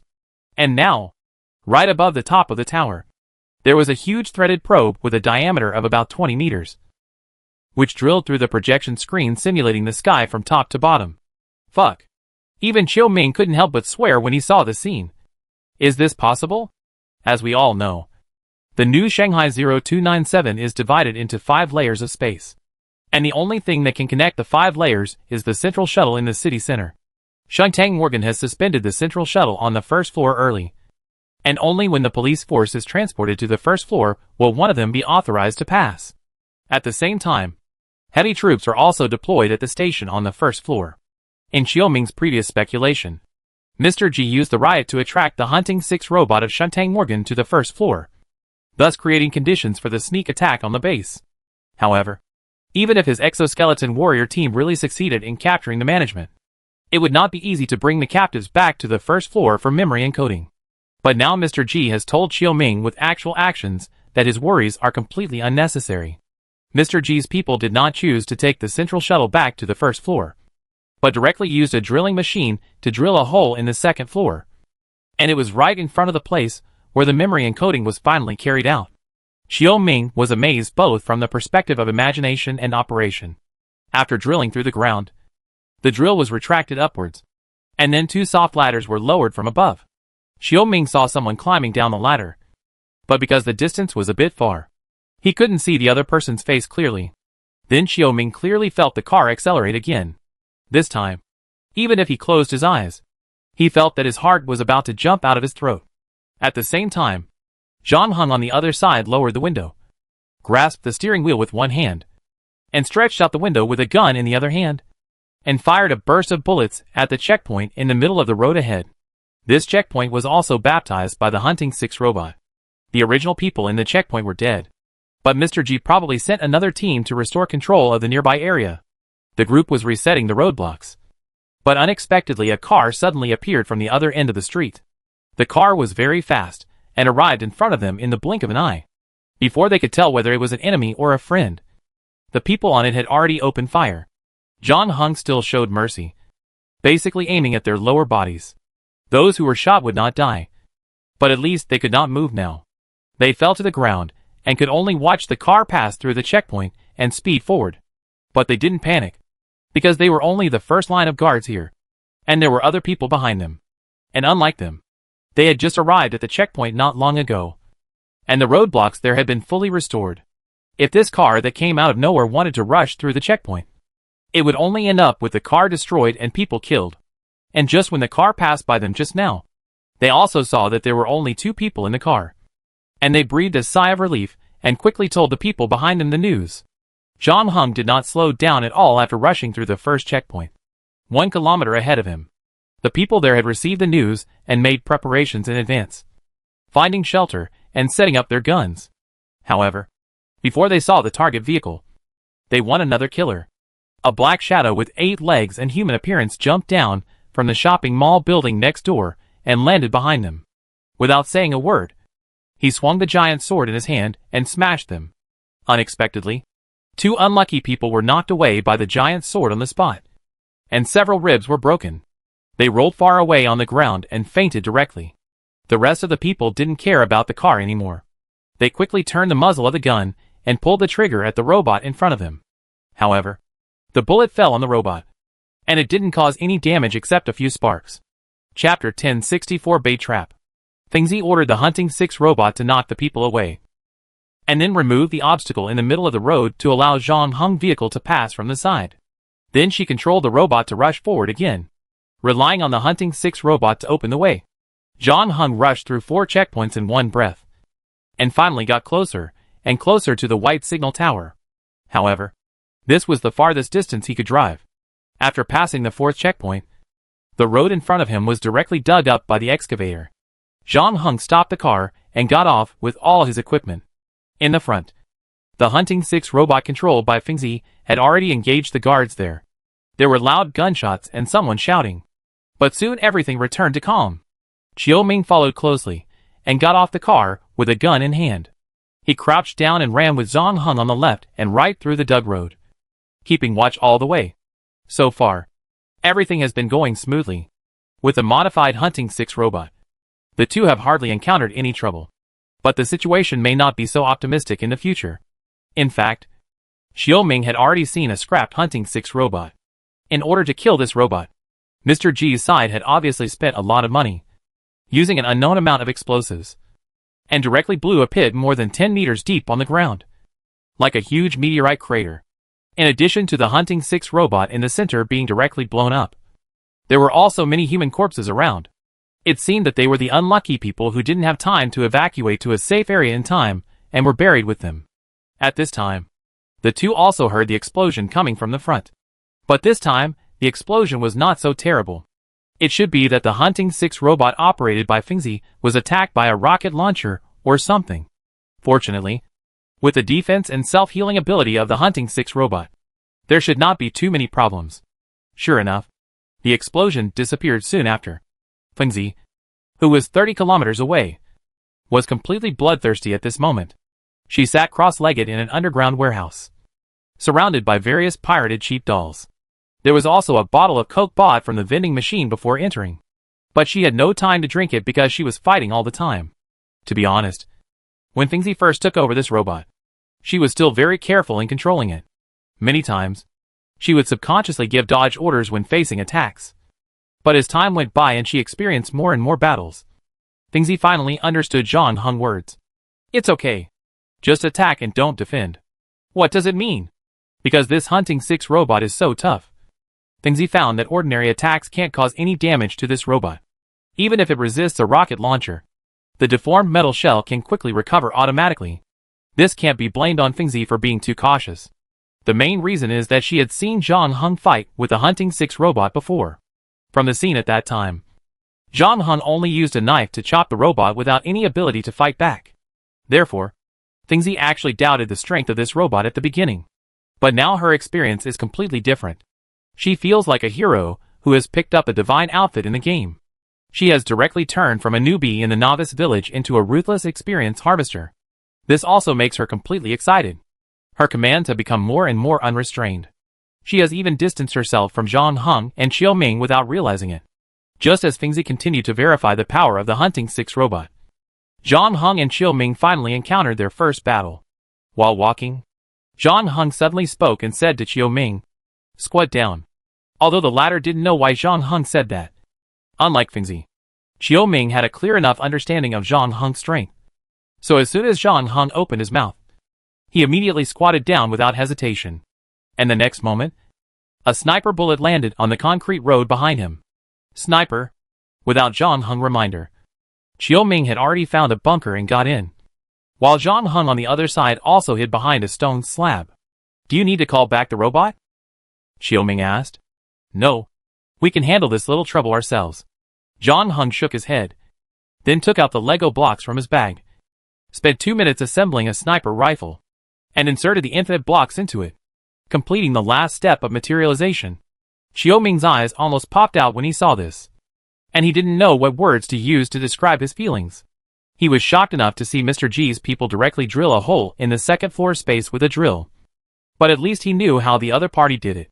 Zhang Heng's magic of turning blocks into snipers was truly unrestrained, and he could no longer guess the principle behind it. With a gun in hand, Zhang Heng immediately set up a simple trap, took off his coat, and leaned out of the bunker with the barrel of the gun. About 3 seconds later, a bullet went through the coat, leaving a hole in it. Zhang Heng roughly calculated the opponent's position from the hole and the previous shot, and then winked at Chiu Ming, asking him to help him attract attention. So Chiu Ming stretched his gun out of the bunker and fired randomly in the direction of the bullets. This time, the sniper in the distance was not fooled again. He ignored Chiu Ming, who was shooting happily over there, and instead turned the muzzle of the gun to the area where Zhang Heng was, holding his breath. As a result, his efforts paid off. The next moment, he saw a figure jumping out from behind the stone slab. I got you! The sniper's eyes flashed with joy, and he pulled the trigger. But when the bullet ejected from the barrel hit the target, the sniper in the distance was shocked to find that it was still just a coat, with nothing underneath. The moment before, he was still complacent about seeing through Zhang Heng's bait tactics. But he didn't expect that the next moment he was tripped by the same stone twice. And this time it was fatal to him. After the gunshot, Zhang Heng had already rushed out from the opposite direction. He spent 1.5 seconds to lock onto the distant target, and another 0.5 seconds to adjust his posture and breathing, and then pulled the trigger. Zhang Heng aimed at the arm of the sniper on the opposite side. But because of the terrifying kinetic energy of the bullet, the latter was not only unable to shoot after being shot, but also lost a whole arm.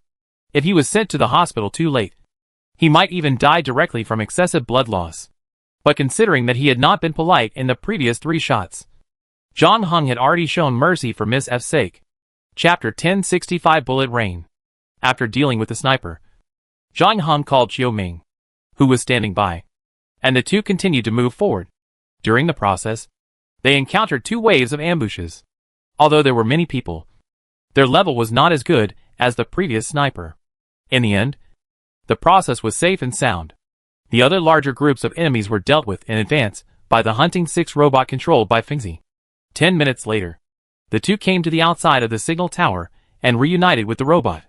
Just as they were about to attack the east gate of the signal tower, the glass door there automatically opened to both sides. Manager Zheng, who had changed into a combat uniform, came out. When he saw Zhang Heng, he bowed politely and then said, "Did something go wrong with our previous transaction?" "No. This transaction went quite smoothly," Zhang Heng replied. "Did our people not do something well during the transaction? Did you offend them?" "No. I am very grateful to Miss F for her timely response. Later, I got all the shellac records from you, and also received the compensation of 3 million from Mr. G." Manager Zheng nodded and continued. "Then I don't understand. We have shown enough sincerity from beginning to end. We have fulfilled all your requests and have done nothing wrong. Why did you turn around and kill people all the way here?" "Because I thought about everything that happened after I came here, and suddenly I understood a truth." "What truth?" "My biggest shortcoming is that I am too reasonable," Zhang Heng said calmly. "So I'm not going to reason this time. The deal between Mr. G and I has been completed. What's next is just a little personal grudge between him and me. Do you really realize what you are doing now? If you insist on crossing this door today, then what will happen next is far more than a little personal grudge between you and Mr. G. Miss F is your friend. Aren't you afraid of hurting her feelings by doing this? And Miss Xia Fengzi, although she chose to stand on your side, as far as I know, she has been very happy these days, and has made many friends. In addition, there are more people, those who you don't know, but are looking forward to living in the new world. Some of them have already sacrificed their lives, and some are still fighting for their ideals somewhere. Do you also want to be their enemy? It doesn't matter. I'm just a person who happened to pass by here. I don't have time to improve my reputation, Zhang Heng said. Manager Zheng didn't know what this meant, but he saw Zhang Heng stretched out his right hand to hold the hilt of the knife. This was the latter's actual action to show his position. That's really regrettable. Manager Zheng sighed. But then his whole temperament changed. He no longer had the polite attitude before, and his eyes became extremely cold. Since you don't intend to reason anymore, we won't be polite to you next. After saying that, he snapped his fingers. The next moment, gun barrels were extended from all the places in the hall of the signal tower where people could hide. At least 50 guns ejected bullets at the same time, and finally gathered into a tongue of fire, smashing the glass curtain wall to pieces. Bullets flew towards Zhang Heng and Qiu Ming at an angle. There was no shelter around where the two were standing. However, there was no panic on their faces. They jumped onto the back of the Hunting 6 robot at the first moment, using the latter's huge body, which was almost twice that of an ordinary person, to block the rain of bullets. At the same time, Thingzi also controlled the Hunter 6 robot to raise the heavy machine gun in her left hand and began to fire wildly into the hall. This time she did not show mercy, mainly because there were too many enemies. Some people carried rocket launchers and fired grenades that landed on the robot and caused an explosion, blowing the robot back again and again. However, the Hunter 6 robot was worthy of being the most advanced technological crystallization of Morgan in the prosperous Tang dynasty. It actually withstood such fierce firepower. And once the heavy machine gun started to work, the opponent was immediately thrown to the ground. 14.5mm machine gun bullets can easily penetrate steel plates, not to mention ordinary bulletproof vests. Under the destruction of such large caliber bullets, the bulletproof vests on the opposite side are completely useless, and being shot basically means death. On the other side, Zhang Heng and Qiu Ming took advantage of the retreat of the Hunting 6 robot and rolled into the flower bed on the side. Zhang Heng took off the sniper rifle from his back and started to fight back. His shooting frequency was not high, but every time his finger touched the trigger, a target fell down, as accurate as the name of the god of death. Moreover, Zhang Heng prioritized attacking enemies with heavy weapons such as rocket launchers and heavy machine guns. With the Type 6 hunting robot on a killing spree, the enemy's firepower soon weakened, and Qiu Ming could also show his head and shoot from behind. However, when Zhang Heng dealt with the most threatening targets and looked back, he found that Director Zheng had disappeared. Zhang Heng frowned. The wave of attacks organized by Director Zheng looked fierce, but it actually did not pose much threat to Zhang Heng's side with the Type 6 hunting robot. On the contrary, most of his ambushed men were killed or wounded in just 2 minutes, although the remaining men were still fearless and did not retreat. It was only a matter of time before they were eliminated.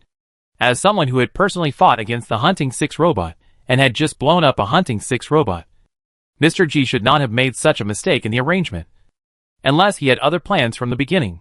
In the revolving restaurant on the middle floor of the signal tower, the projection screen was synchronously playing the battle situation below. But the person who was dispatching the command was not Mr. G, but He, who had driven for Zhang Heng before. Seeing that his own side had suffered heavy casualties, he was drawing people from various places to continue to invest in the battle below. However, the situation was still not optimistic. The Hunting 6 robot was not something that ordinary people could stop, although they had killed one before with a large amount of explosives. This time, because it was under the signal tower, the explosives could not be used. Fortunately, after killing hundreds of people, the heavy machine gun of the Hunting 6 robot finally ran out of bullets. However, with a giant sword in its right hand, it was still invincible in the crowd. Sweat oozed from He's forehead. Obviously, he was under great pressure after so many people died. However, he still had a trump card in his hand. A team of half-exoskeleton warriors had been airdropped directly from the second-floor space. Mr. G also gave him the right to dispatch these people. Now he had used up all the bullets of the Hunting 6 robot with human lives. Whether he could really stop the robot that had gone crazy was up to these exoskeleton warriors. Chapter 1066 Kitchen Utensils and Weapons.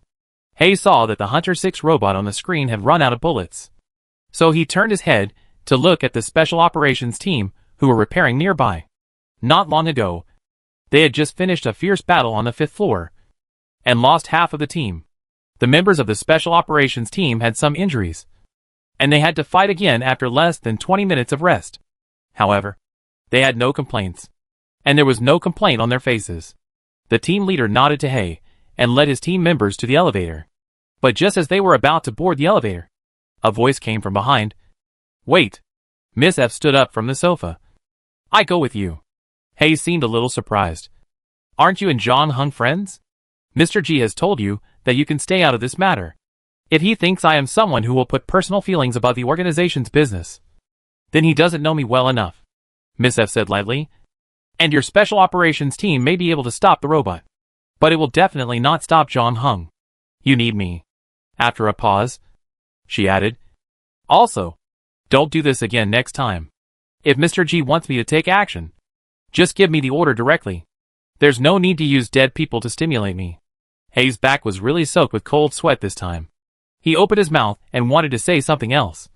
But at this time Miss F had already taken the elevator with the special operations team. The battle below was almost coming to an end. John Hung and Xiaoming had already dealt with 2 waves of reinforcements, and the Hunting 6 robot controlled by Fengzi finally rushed into the hall. But at this moment, John Hung stopped.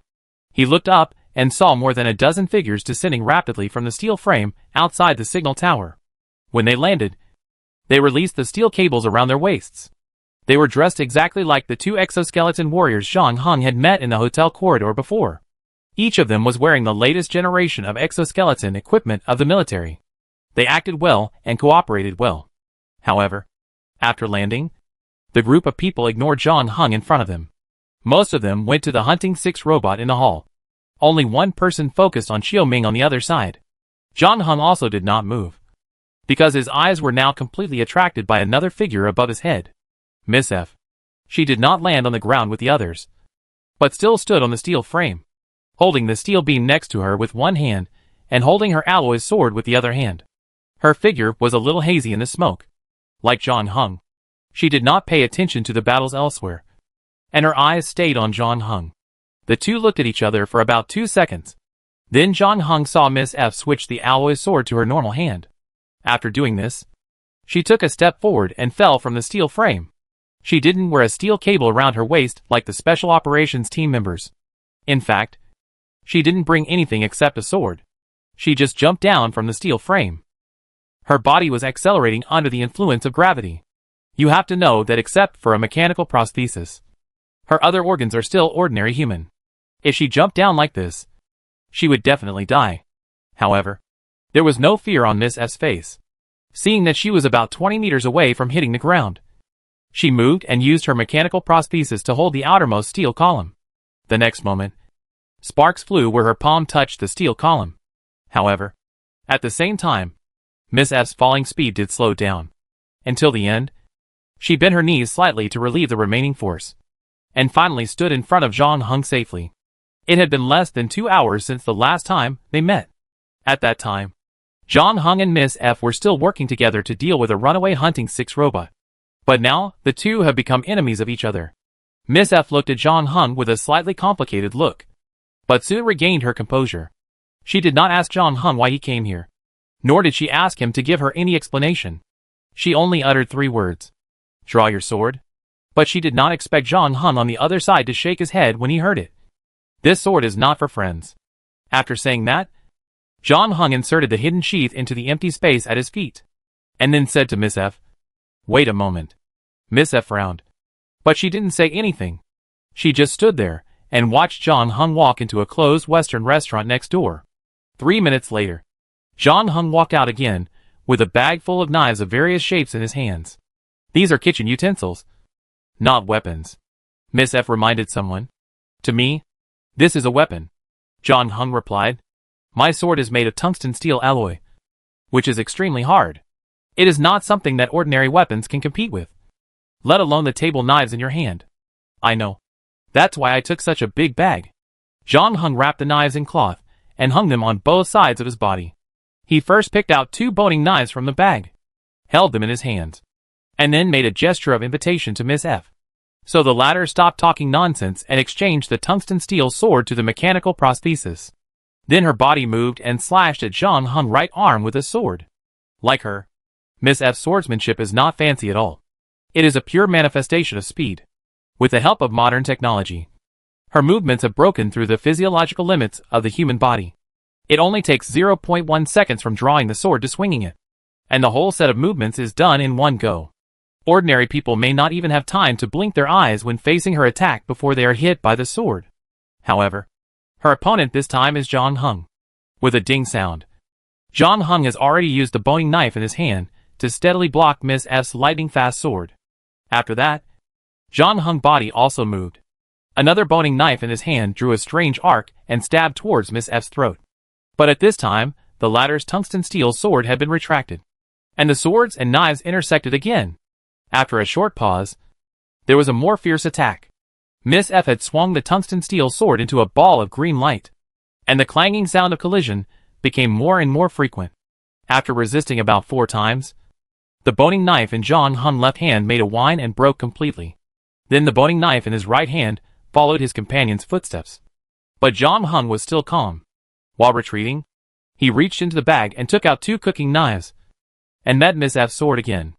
Chapter 1067. Neither side gives in. The person who felt the most distressed about the fight between John Hung and Miss F was probably the owner of the Western restaurant next door, because his kitchen knives were basically packed up and requisitioned by John Hung. And the damage rate was amazing. In just 2 minutes, John Hung had already used up more than a dozen knives. Although he brought a lot of knives, they could not withstand such a scrap rate.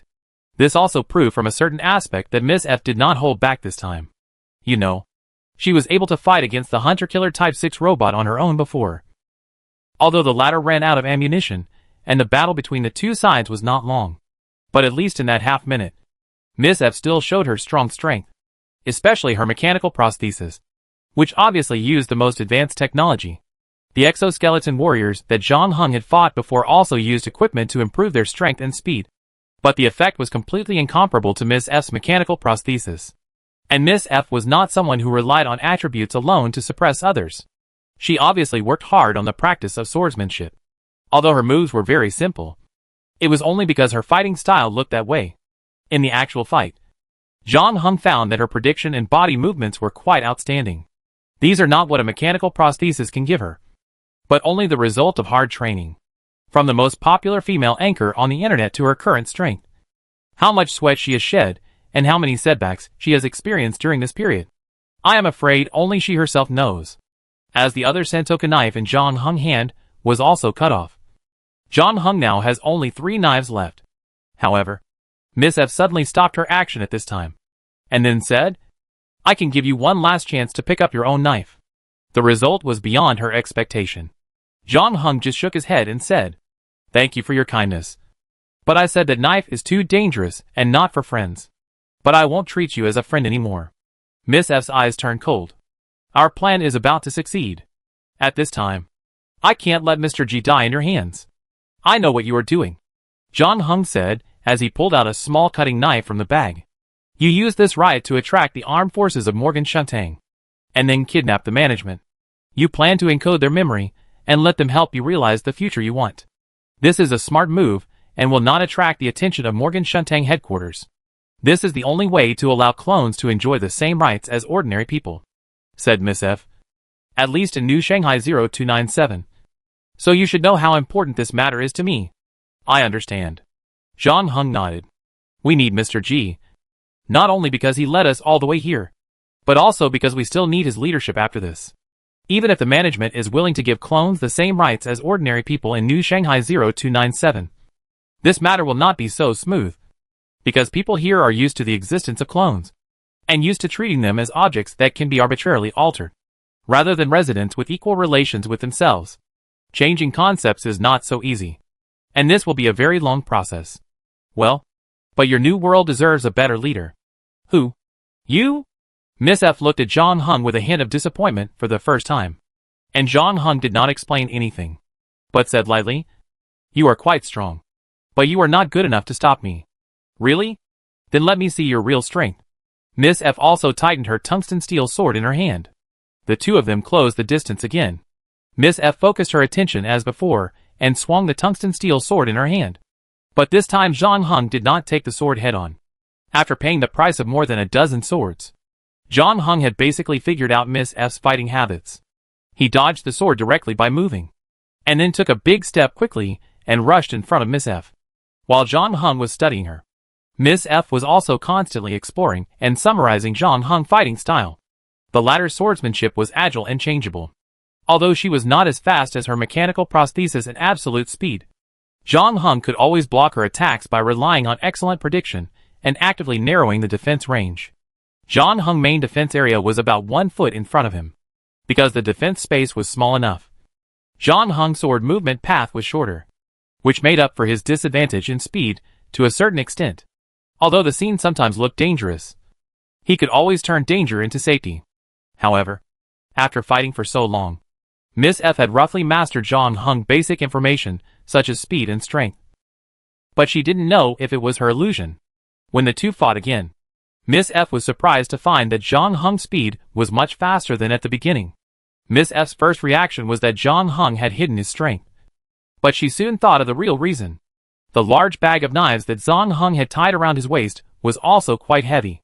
However, as the battle continued, John Hung threw away more and more broken knives, and the knives in the bag became fewer and fewer. So the weight on his body naturally became lighter and lighter. So his pace became faster. The next moment, the distance between John Hung and Miss F was less than half a meter, and the shorter knife in John Hung's hand finally began to exert its real power. Miss F misjudged John Hung's speed, which led to her slow reaction at first. By the time she realized what was happening, John Hung was already close to her. Although Miss F did not panic at all and immediately retracted the tungsten steel sword in her hand to force John Hung back again. The difference between masters is always a millimeter. In addition to speed, what surprised Miss F even more was that John Hung's fighting style had also changed. He no longer took the path of agile changes, and his moves became more and more mysterious. This seemed almost impossible to Miss F, because the formation of fighting style is not something that happens overnight.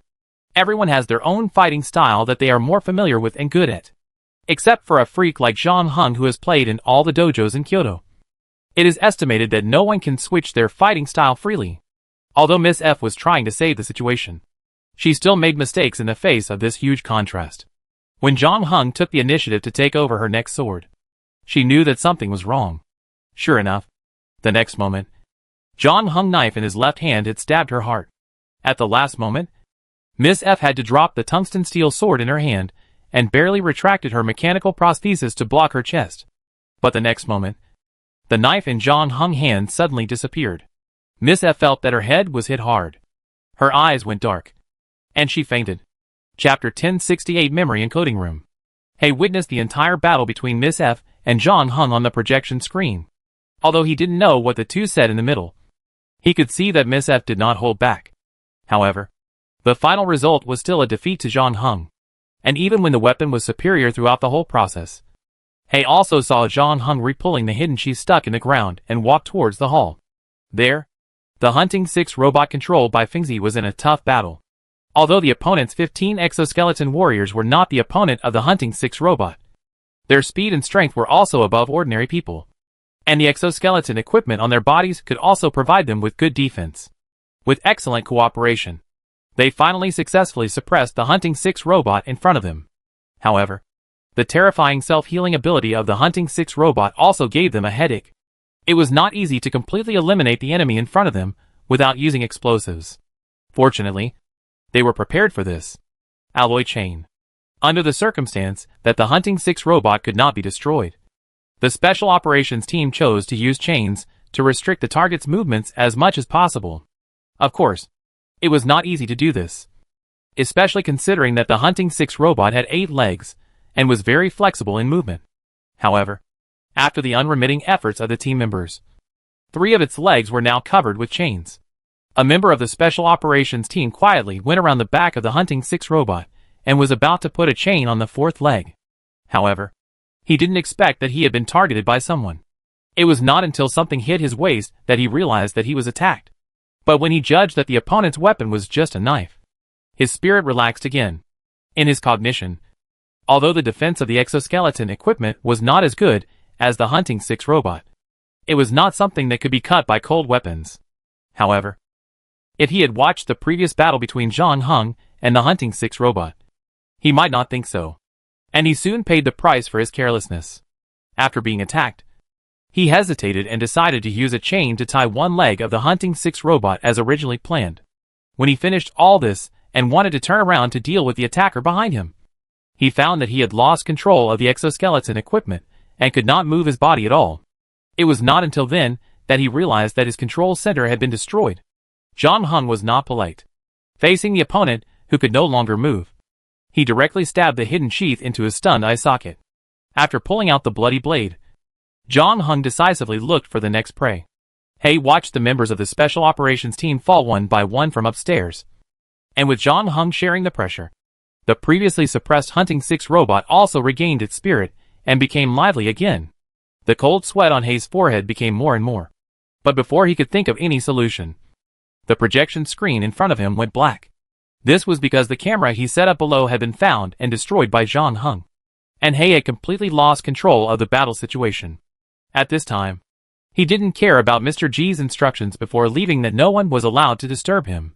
He hurried to the elevator next to him, because he was too nervous. He even pressed the up button instead of the down button, and then quickly canceled it and pressed it again. As early as 2 months ago, Mr. G had completed the transformation of this signal tower. He used the top floor to build a memory encoding room. However, memory encoding is a very complex and focused job. Mr. G has formulated strict rules. Without permission, other personnel are not allowed to enter the memory encoding room on the top floor. Therefore, Hay was very nervous on the way up. He knew that, strictly speaking, this action had violated Mr. G's order. But in view of the current situation, he had to come because he was worried that if he came a little later, John Hung and his Hunting 6 robot would be standing outside the door. Hay almost trotted out of the elevator and ran all the way to a metal door at the end of the corridor. Then, he hurriedly pressed the doorbell outside the door. About half a minute later, Mr. G's face appeared on the access control display screen, frowning and saying, "Didn't I say that you will command the battle? Don't disturb me. I'm afraid you must know about this," Hay said anxiously. "I arranged it according to your request." And Miss F finally agreed to take action. But she and the Special Operations team could not stop John Hung and the robot. The remaining people can't hold on for much longer, and the enemy may come to kill them in a few minutes. Mr. G's face showed no expression. And after listening, he asked, "Is that all you want to say?" Hay was a little dumbfounded, not knowing what Mr. G meant. John Hung was about to kill him, and his primary target was Mr. G. As a result, the latter seemed a little impatient after receiving this news, as if he thought that Hay was making a fuss about nothing by running up in such a panic just for such a trivial matter. "I see." Mr. G saw Hay's confusion and added, "You can continue to do your work." But I don't seem to have anything else to do now." Hay was now ashamed and terrified. He had killed all the people Mr. G had given him, and he had not been able to stop John Hung in the end. Besides, he didn't know what else he could do now except wait to die. Mr. G behind the door seemed to think for half a second, and then said, "Forget it. Come in." After he said this, the metal door of the memory encoding room also opened outwards. Hay took 2 steps back, made room for the door to open, and then walked in. This was his first time entering the memory encoding room that was classified as top secret by Mr. G. As a result, he was shocked by the scene in front of him as soon as he entered the door, and even temporarily forgot the fear that John Hung was going to kill him. There was a wide hall surrounded by countless large and small screens. Each screen was playing a video, and the protagonist of these videos was a middle-aged man in a suit. On the left-hand side of the screen, he was sitting at a dining table eating steak, and on the other side, he was holding a meeting in a conference room. In addition, Hay also saw a peculiarly shaped base located in a valley. It looked like a huge ship sailing against the wind. At the same time, countless sounds overlapped in the room, including car horns, the rustling of papers being turned, the chewing of gum, and the news broadcasts. These sounds gathered together as if to drown him. Chapter 1069 half for each. "Is this all the memories of a person?" Hay asked after being stunned for half a minute. "All the memories? No. This is just a small part of it," Mr. G said. "What you have seen is at most less than a week's memory. It is not easy to find the memory we need to modify. We need to keep fishing in the ocean of memory. Most ordinary people's memory storage has no rules. And sometimes we have to distinguish what is the target's imagination and what is reality." Mr. G pointed to a screen while speaking. On that screen, Mr. G was kneeling at the feet of the middle-aged man, begging for forgiveness with tears in his eyes. See? This is his imagination. He probably dreamed of this day happening. But unfortunately, now he is lying in my memory encoding room. Hay also noticed the 5 people lying on the ground not far away. At first, Hay thought they were all corpses. But when he walked in, he found that they were just sleeping. In addition, there was a single bed in the middle of the room, and the middle-aged man on the screen was lying on it. He was wearing a helmet that looked a little funny, which almost covered his entire face. At the same time, there was a tube plugged into the back, which was connected to an elliptical machine with a diameter of about 6 meters. In addition, there were 4 people wearing blue work clothes sitting around the elliptical machine, and all 4 of them were wearing the same funny helmets. Hay had heard of memory encoding before, but this was the first time he saw the live process of memory encoding. Needless to say, the 4 people in blue work clothes were the workers responsible for memory encoding. Just when Hay wanted to take a closer look at the machine, an electronic synthesized voice sounded. R9041 Memory. Research, Keywords Board of Directors. Artificial Reproduction Plan. As an important core member of Mr. G, Hay knew more about Mr. G's plan than others. He knew that if the uprising of New Shanghai 0297 was to be successfully realized, it would also need to solve the troubles from the Morgan headquarters in Shentang. This is why Mr. G took so much effort to kidnap the management here. Through memory coding, the branch management can stand on their side from now on, and find a rational excuse for the transformation of New Shanghai 0297 to deal with the board of directors of the headquarters. But the artificial reproduction plan behind it is unknown. What Hay is doing. He noticed that the screens around him suddenly went black, and it took about 5 seconds before they lit up again. This time, the picture Hay saw became a little difficult to understand. In the city with a population explosion, under the extreme gap between the rich and the poor, everyone is looking for job opportunities and asking where new cities are being built. In order to get a job, they are willing to accept memory coding. While the financial report of Shentang Morgan, where the middle-aged man is, has been growing year after year, setting new records, the management celebrated the completion of the new project. And this new project was New Shanghai 0297, which was promoted by Shentang Morgan as a paradise. Applicants could not only get job opportunities, but also live an elite life if they were lucky enough to enter the 3rd or 4th floor. People signed up enthusiastically and racked their brains to enter New Shanghai 0297. And the middle-aged man was also sent here to work. Is this also his imagination? Hay couldn't fully understand the content of the pictures, but he still felt a little chilly, as if he was grabbing a life-saving straw, and asked impatiently. However, Mr. G's next words hit him in the chest like a hammer. No, this is reality. What you are desperately trying to overthrow is what people outside envy. How is this possible? Hay felt a little confused. Wait, did you know this a long time ago? Yes, Mr. G admitted very straightforwardly. I know that New Shanghai 0297 is just a city built of lies. Then why do you still lead us to fight against those injustices? I used to be a member of this city like you, playing my role diligently in the cycle day after day, until someone above me played a prank on me and woke me up from this long nightmare, allowing me to see the real workings of this world. However, I was not able to change anything at that time. In order to survive now, I had to reach an agreement with Shentang Morgan to play the role of Mr. G here and manage the order of the 1st floor for them. But now that I have seen the real world, I am certainly not willing to stay in this fake paradise for the rest of my life. Mr. G shook his head and said, what you are pursuing now is still too small.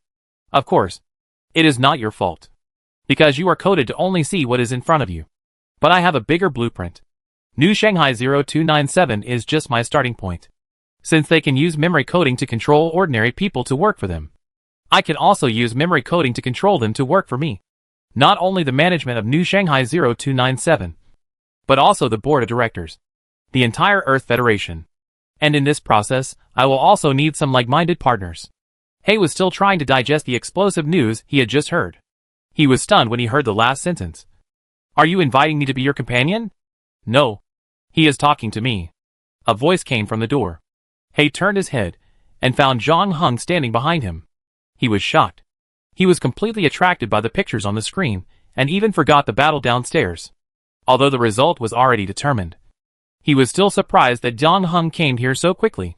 As if knowing what he was thinking, Zhang Heng explained, The battle below is not over yet. But the hunting 6 robots should be able to deal with the remaining people. So I come up first. Mr. G nodded. I am also very cautious in selecting partners. As the only 2 people who broke into the secret base of Shentang Morgan since the establishment of New Shanghai 0297, you have proved that you are capable of becoming my companion. And since you already know the truth about this city, you should also know the significance of what I am doing. We don't need to dwell on the previous grievances, because the real new era is still waiting for us ahead. Your idea is quite bold, Zhang Heng said. I only knew that you had other plans before, but I didn't expect your goal to be so big. You also want to take this opportunity to use the memory encoder to control the entire senior management of Shentang Morgan bit by bit. This riot will definitely not be concealed. The senior management will send people to investigate this matter. At that time, with the help of the branch management, we can easily encode their memories and make them obey us. When they go back, we can trick more senior management to come here, Mr. G said. As long as we do it secretly enough, our chances of winning are not small, as far as I know. In addition to New Shanghai 0297, Shentang Morgan has 15 new cities. We can each take half. Chapter 1070. It's getting late. The cooperation conditions offered by Mr. G can be said to be very sincere, and even Hay beside him couldn't help but be moved. He originally found it difficult to accept Mr. G's deception, but after hearing the broader prospects described by the latter, looking back at the things that happened in New Shanghai 0297, it seemed not so important. New Shanghai 0297 was originally a city built on lies, and Mr. G just added another lie to it. If the things he saw on the screen were real, then even if they went according to the original plan, they would still be living in another lie. But now Mr. G really provides a way to escape from this city of lies. And after leaving here, instead of living numbly like most ordinary people in the picture, you can control your own destiny, and even the destiny of thousands of people. Such power is exciting just to think about. This may also be the reason why Mr. G was not worried about Zhang Heng coming to kill him from beginning to end, because he had enough confidence to convince the latter to join his cause. However, what He didn't expect was that Zhang Heng then shook his head and said, "Sorry, I'm not interested." Why? Mr. G was also stunned. You have also been to the secret base of Shentang Morgan. You should know the situation here. Are you willing to live a lie for the rest of your life? It doesn't matter. I won't stay here for too long anyway. Zhang Heng shrugged. And speaking of which, I have to thank you. After your unremitting efforts, you provided me with 50 shellac records in the shortest time. My goal of coming here has been achieved. So what happens next is purely my personal preference. The biggest mistake Mr. G made was to treat Zhang Heng as a normal person from the beginning to the end. At first, he treated Zhang Heng as one of the thousands of residents who played their roles in this city diligently, and then put Zhang Heng in the same position as himself. So he really couldn't think of any reason for Zhang Heng to reject him. However, Zhang Heng was different from anyone he had ever met. If in the eyes of Mr. G and Shentang Morgan, New Shanghai 0297 was just a fictitious lie, then in Zhang Heng's eyes, from Shentang Morgan to the so-called outside world was just a copy. So there was no essential difference between here and the outside world for Zhang Heng. The 50 shellac records he got from Mr. G plus the 16 he got from Old Man Gung before. He already got 660 points in this round of the dungeon, which was enough for him to advance to the next round of the game. And if nothing unexpected happened, he would be able to enter the top 50 and get the small gift the bartender said. Zhang Heng naturally didn't need to take the risk of exploring new maps. Not to mention that although Mr. G said it was easy, it might not be so easy to actually do it. In the era of memory encoding, the board of directors would not have no countermeasures for similar crises. Mr. G's trick could work in New Shanghai 0297, but it might not work against a higher level existence. Even if he succeeded, it would be useless for Zhang Heng to be assigned 8 new cities. He would leave when the game time was up anyway. Mr. G obviously couldn't understand Zhang Heng's obsession with shellac records, just like he couldn't understand how a person could have no idea when facing power. However, he still didn't give up trying to persuade Zhang Heng. However, before he could speak again, Zhang Heng waved his hand to stop him from continuing. It's getting late. After I finish this matter, I plan to take a good tour of the city. As Zhang Heng spoke, he held up the hidden sheath in his hand and smiled at Mr. G. Next, please try not to be hit by me. Ms. F didn't know how long she had been unconscious. When she opened her eyes again, She found that the signal tower not far away had turned into a sea of fire. The people below were busy putting out the fire. But because the fire destroyed the elevator, they couldn't find any other way to get up for a while. And most people could only worry. "Are you awake?" Hay, who was standing by, saw Miss F open her eyes and said with joy.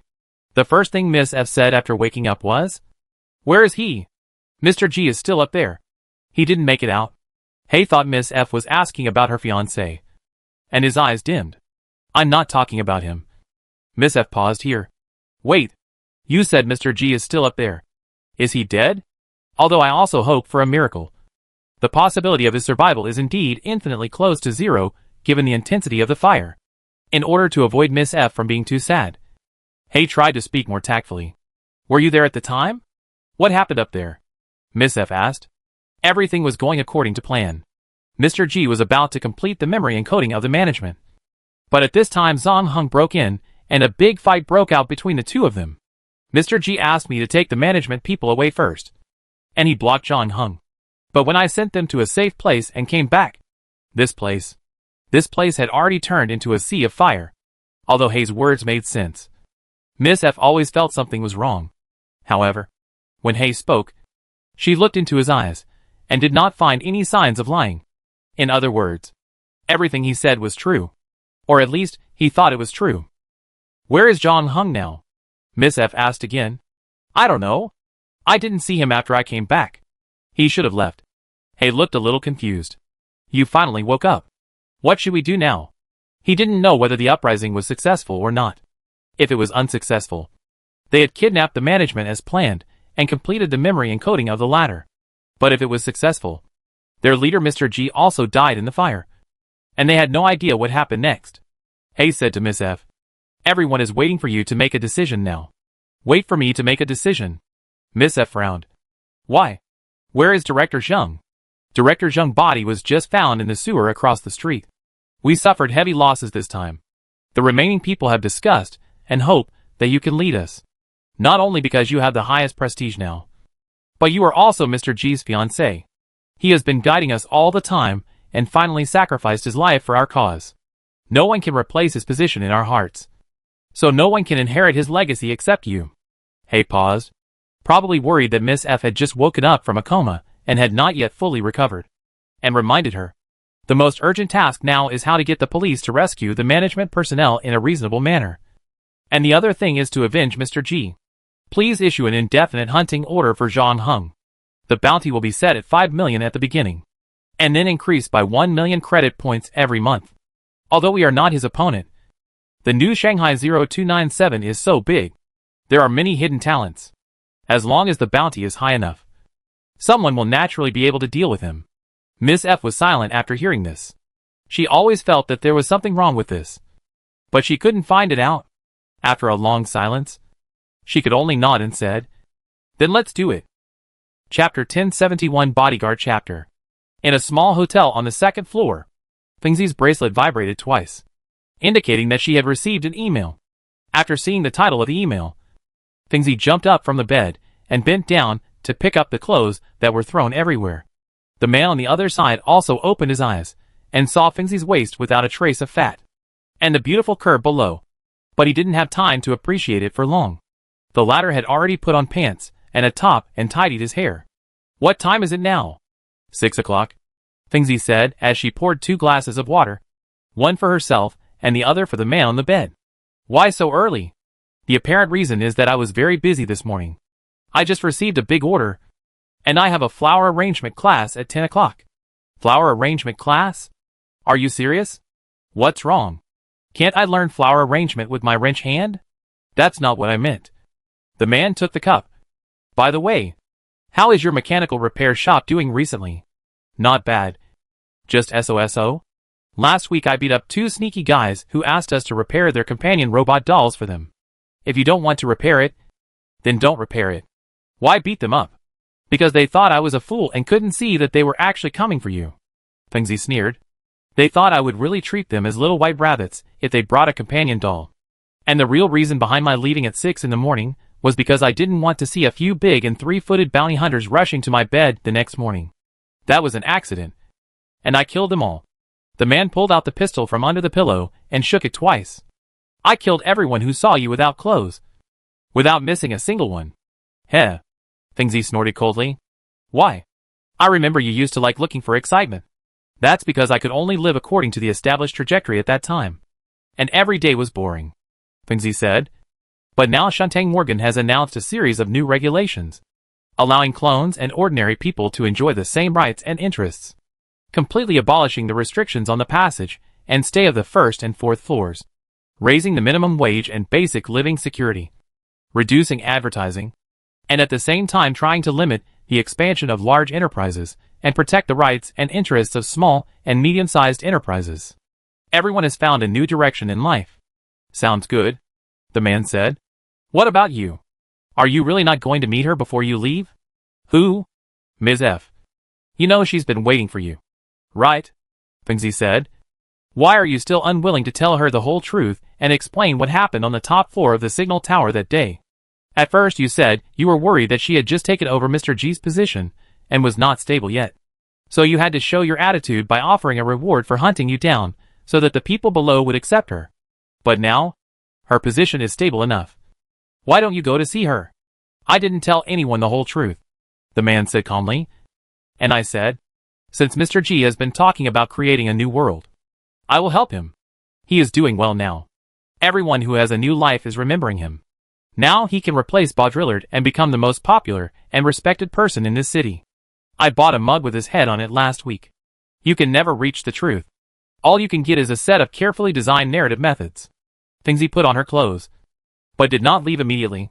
Instead, she sat on the man again and hugged his neck. I was really happy when I slept with you for the first time. But it seems that it's nothing after sleeping with you for a long time. But I will probably miss you after you leave.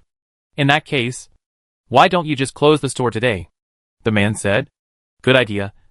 But I don't think you can last that long. Fengzi raised her eyebrows.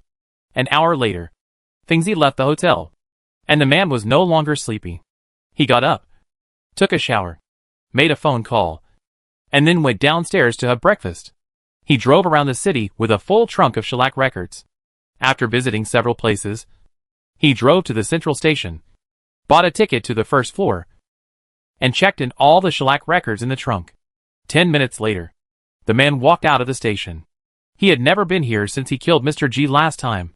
The main reason was that he didn't want to cause trouble for himself. After all, Mr. G had always been a totem-like figure on the first floor, and he was even more powerful after his death. Many young people who admired him even chose to tattoo his head on their bodies to express their remembrance and admiration for him. He has now been completely portrayed as a revolutionary pioneer exuding an idealistic atmosphere and humanistic care. Reality is always more absurd than literary works. When the man walked to a cafe, a voice sounded behind him. Xiao Ming, wearing a windbreaker, handed one of the 2 cones in his hand to the man opposite him. Try it. It's a special edition for Mr. G's 44th birthday. But unfortunately, the number is not auspicious. The man took the ice cream, but did not eat it, but threw it directly into the trash can beside him. You really still don't trust me at all. You are so ruthless. I have done so many things for you. Xiao Ming smiled bitterly. I was helping you keep an eye on the management, and I sent the people sent by the headquarters. I thought you already considered me a friend. Forget about friends. You should be thankful that you didn't mess things up after I left, the man said. How dare I? You are the famous Zhang Heng. Even Mr. G died in your hands. Moreover, no bounty hunter has been able to kill you and get the reward in more than a year. This is the first time I have seen someone who can hunt down a Type 6 robot alone. If I mess up, who knows where you will come from to kill me? Xiao Ming shrugged and said. Besides, no one will make a special commemorative ice cream for me after I die.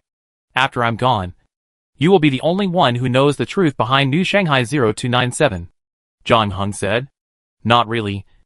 There are also Electric Sheep and Su Qian. Xiao Ming paused. To be honest, I didn't expect you to make such a choice in the end. They have made enough sacrifices and deserve the future they expect, regardless of whether this future is built on lies. As for whether someone will break into the secret base of Shantang Morgan in the future, it is none of my business, Zhang Heng said. Also, remember, you can never reach the truth. All you can get is a set of carefully designed narrative methods. Xiao Ming opened his mouth. with a puzzled look on his face. But Zhang Heng did not explain any more, but walked into the cafe. Xiao Ming followed behind him. Zhang Heng chose a table by the window and sat down, just in time to see the cinema outside. About 20 minutes later, a figure wearing a cheongsam and a mechanical prosthesis on her left arm walked out. She was talking to someone around her, but her steps suddenly stopped, as if she noticed something, looked up, and looked towards the cafe across the street. But she only saw a man with a stunned face there, staring at the empty seat in front of him with wide eyes. Chapter 1072 Crazy List. There are less than 24 hours left until the first round of the Proxy War Dungeon officially ends. The players' enthusiasm for watching the show is unprecedentedly high. Some people are idle, and even check the official website every 2 minutes to see if there are any changes in the rankings, and then take screenshots and post them on the forum. However, because the deadline is approaching, the rankings, especially the top ones, have gradually stabilized. The first place is still the president of Light Arc, February Siege, with 2,892 points, which is the highest among all. However, the second place was surpassed by a player named Tchaikovsky from the second front. His score was only 65 points lower than February Siege. His appearance also broke the monopoly of Light Arc on the top 3. However, apart from the absence of Tchaikovsky's airdrop, there were no other changes in the top 10. The Silver Wings president, Tian Ma, who was originally ranked 10th, was squeezed out of the top 10 and ranked 11th with 2,240 points. Although the rewards for the top 50 were the same. For a large guild like Silver Wings, failing to enter the top 10 was a failure in itself, which would bring a series of adverse effects. For example, some people have begun to post on the forum to gloat over the misfortune, analyzing that Silver Wings has been lagging behind Light Arc and the second front since the death of the previous president, falling into the second echelon, and suggesting that Silver Wings be expelled from the 3 major guilds. However, soon there were also members of the Silver Wings Guild who responded below to refute, and the two sides then began to fight verbally, and the back and forth was very lively. And gradually the topic was diverted and began to turn to boring issues such as how many Tianma could fight a February siege. As a result, at this time, a refresher suddenly found that the top 10 of the ranking list had been refreshed again. Everyone on the list, including February Siege, had dropped 1 position, and the current first place was replaced by a player named Beta. This was a big news, especially when everyone later found out that the 3 major guilds remained silent on this matter, and no one spoke out, which means that the player named Beta did not belong to any guild. Independent player? So powerful? Although the internet has no memory. It was not long after all, and soon someone remembered that Beta was one of the only 2 players who scored more than 1,000 points in the first Proxy War copy. There was also a player named Simon who got the highest score of 1,475 in the first game. To this day, everyone still doesn't know how he did it. I can only sigh that this guy must have cheated. But after that, the score of the guy named Simon was forever fixed at 1,475 points. As time went by, more and more people believed that he had an accident in the subsequent games. So now no one pays attention to him. As for Beta, everyone only found out now that his ranking had just changed a few hours ago, and he unexpectedly came to 37th place without any sound. Then, half a minute ago, he rose to the first place on the list again. Who is this guy? He also connected 2 dungeons in one go without taking a break.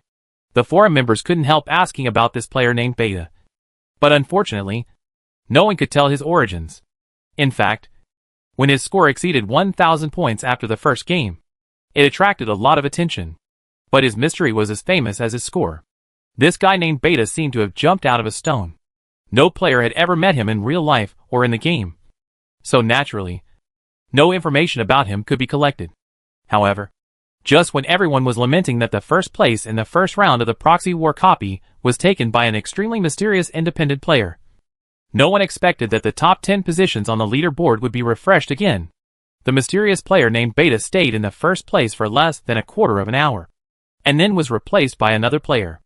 At first, everyone thought that the 3 major guilds had come up with some big moves. But when they saw the name of the first place, everyone was stunned, because the first place was actually a familiar ID. Simon 3,025 points. And because of Beta's sudden appearance, Some people who were really bored also checked Simon's ranking. They can prove that just a few minutes ago, Simon's score was still only 1475 points in the first game. In other words, this guy has only played 2 proxy war copies so far, and he is ranked first. He is also the only player with a score of more than 3,027 points more than the second place beta. If the spectators were just amazed at beta's sudden rise, they don't know what to say about Simon's sudden resurrection. Is this a confirmed cheat? Spokesperson, Carousel. If he really got 1475 points in the first game, it would be normal for him to get 1550 points in the second game. It is better to say that he cheated because he could not get such a high score in the second game. Spokesperson, Madrid is incredible. Are you kidding me? Alessa's brother? Isn't this cheating? Show me how to get more than 1,000 points in one game. Spokesperson, Ho Sai. Just because you can't do it doesn't mean others can't do it. Didn't the guy called Beta also get more than 1,000 points in one game? And the president of Guangzhou, February Siege, also got almost 1,000 points in one game. Spokesperson, Madrid is incredible. But isn't his 2,000-3,000 points too exaggerated? Are we really playing the same game? Spokesperson, Xiongning Zhanqi. As more and more people noticed the long-lost name at the top of the list, the forum was completely blown up. The main reason was that this guy named Simon had completely exceeded their common sense. If getting more than 1,400 points in the first game could be explained by chance, then the fact that he got more than 1,500 points in the second game proved that this was not a coincidence at all. But the problem is that no one knows how he did it. Apart from the mysterious Beta, Area Siege is now recognized by all players as a top player, and the entire Light Arc Guild is serving him. After 3 games, the average score per game did not exceed 1,000. Especially everyone who participates in the game knows that the later the points are, the harder it is to earn. Simon leads Area Siege by 500 points in every game, which is a bit too exaggerated. Soon, a post on the forum titled on whether players can achieve an average of 1,500 points per game was pushed to the most popular place. There were all kinds of ideas in the comments below, but no one could give a convincing solution. However, the reason is actually very simple for the parties involved. After all, John Hung had stayed in the previous instance for a full 270 days. Although he hardly collected shellac records in the later period, because he had an acquisition agreement with the gold diggers before, the latter would continue to provide him with shellac records, especially when the instance was extended long enough. The number of shellac records he accumulated became considerable. Therefore, when John Hung left the instance, he found that his ranking had unknowingly returned to the top of the list. Chapter 1073 Instant Noodles and Juice. John Hung himself didn't really care too much about the ranking. His goal was to get into the top 50 from the beginning. So unlike other players, he only played 2 proxy war dungeons. However, the scores from these 2 games still put him back at the top of the list. As soon as John Hung left the lounge on the second floor of the bar, he received several messages, most of which were congratulations. The first one was from Black Swan, which was full of hints as always. Handsome guy. I opened a bottle of red wine for you at home. Do you want to have a drink? The second one was from Rabbit. Ha ha ha. I really want to see the expression on Area Siege's face now. Is this true or not? You are too strong. You only played 2 games in the first round of the proxy war dungeon, and you surpassed everyone? And do you know the origin of the beta below you? It looks very powerful too. I can't help it. Just thinking about it makes me happy. Those guys in Guangzhou have also had this day. I have to order a midnight snack without my mother's knowledge. And I have to tell Li this good news. Considering the previous conflict between the Union and Light Arc, it is obvious that Rabbit is so happy for a reason. The third message came from Ding Xiafulu, with only 1 sentence. Brother, you are awesome. We have received a new batch of props. I will send you the introduction later. See if you need anything. In addition, there is a message from Shinsisi. Her content is much simpler. She just congratulated Zhang Hung. But in the end, she couldn't help but sighed. It's okay that you got 3,000 points in the first round. But how did you get a GPA of 3.9 at the same time? Zhang Hung flipped forward and found a message from Chen Huadong, which surprised him. He thought Chen Huadong knew everything. But he found that the content was just, when you come back tomorrow morning, please pass by the overpass next to the school and bring me a pancake with a sausage. Zhang Hung then scrolled the message list to 2 days ago, but still did not find any message from Fan Meinan. In addition, she did not appear on the list, although everyone entered their own ID. Countless idle people who had nothing to do had already searched through everyone on the list, except for Beta, who is extremely mysterious and has not revealed any information. The rest of the people can basically be identified, and Fan Meinan is not among them, considering the latter's identity as Loki's agent. It makes no sense for her not to participate in this proxy war. So now there are two possibilities. Either Fan Meinan did not make it into the top 500, which is a bit unlikely, although Fan Meinan's own strength is unknown. There is no reason for her to be eliminated in the first round with just her superb deception skills. And you have to know that Loki, the first evil god in Norse mythology, is standing behind her, thanks to Marvel. Even now, his name and his brother Thor are still well known to everyone. From this point of view, this Beta who suddenly appeared out of nowhere is very likely related to Loki. But if Beta is Fan Meinan, there is no reason for Beta not to contact him after the first round of the game. Zhang Heng recalled the last time he met Fan Meinan, which was almost 2 months ago. Since then, Fan Meinan has never contacted him again. So Zhang Heng is more inclined to believe that Fan Meinan is in trouble now. Or to be more precise, Fan Meinan has been in trouble since a long time ago, which is why she left home and traveled thousands of miles to this city to live alone, and did not go home even during the Chinese New Year. Due to the involvement of the sunglasses girl, Fan Meinan is still on the bounty list of the 3 major guilds, so she needs to be cautious in her daily life. Her whereabouts are all secret. Zhang Heng used to contact her by phone and WeChat. Now that these 2 channels cannot contact her, Zhang Heng does not know how to find Fan Meinan for a while. As a result, at this time, Zhang Heng's phone vibrated again, prompting him that he had received a message. Unlike the messages Zhang Heng received before, this message contained nothing but a location. Zhang Heng looked at the number, which he did not recognize. However, after seeing the address above, Zhang Heng raised his eyebrows, as if he had thought of something. Fan Meinan put on her clothes, walked through the dark corridor outside the door, and tiptoed to the stairs as much as possible without disturbing those who were sleeping on the side of the corridor. She looked back and confirmed that no one had discovered her. Then she slipped downstairs with ease. After passing through a small garden and parking lot, Fan Meinan saw the back door, which meant that she was very close to her destination. So Fan Mei pulled down the hood of her coat to cover her face, walked past the security guard who was on night duty in the duty room, turned a corner, and finally saw the lights of the 24-hour convenience store. She pushed the door and walked in. It was 4 o'clock in the morning. There was no one in the convenience store except a salesperson. Fan Meinan walked around the shelves. First took a pack of shrimp and fish cake flavored instant noodles.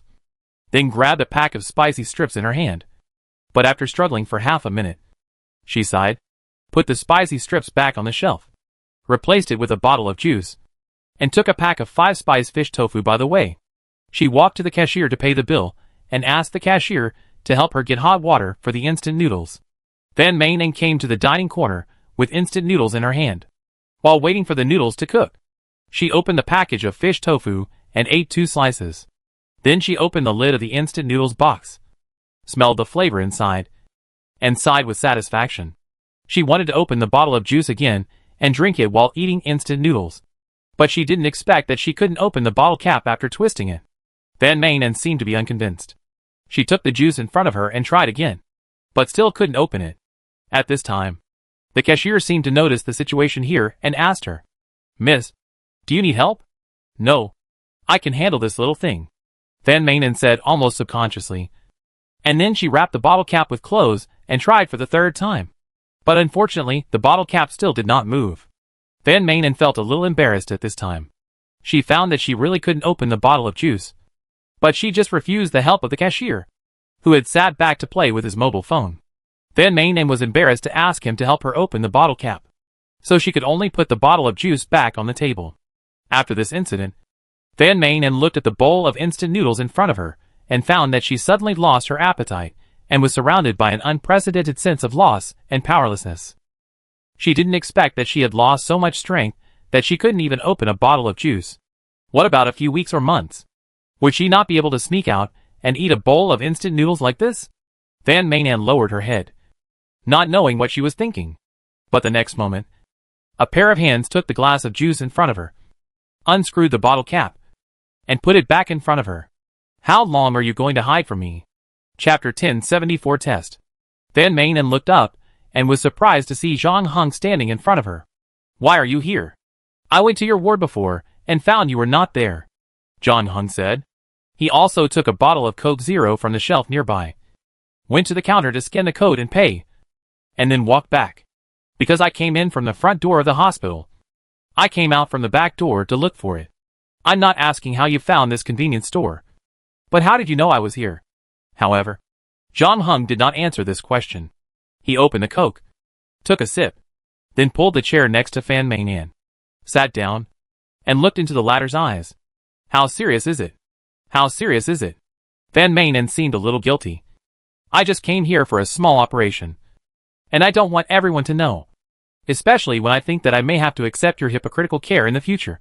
I am even more uncomfortable. You have been sick for a long time. Right?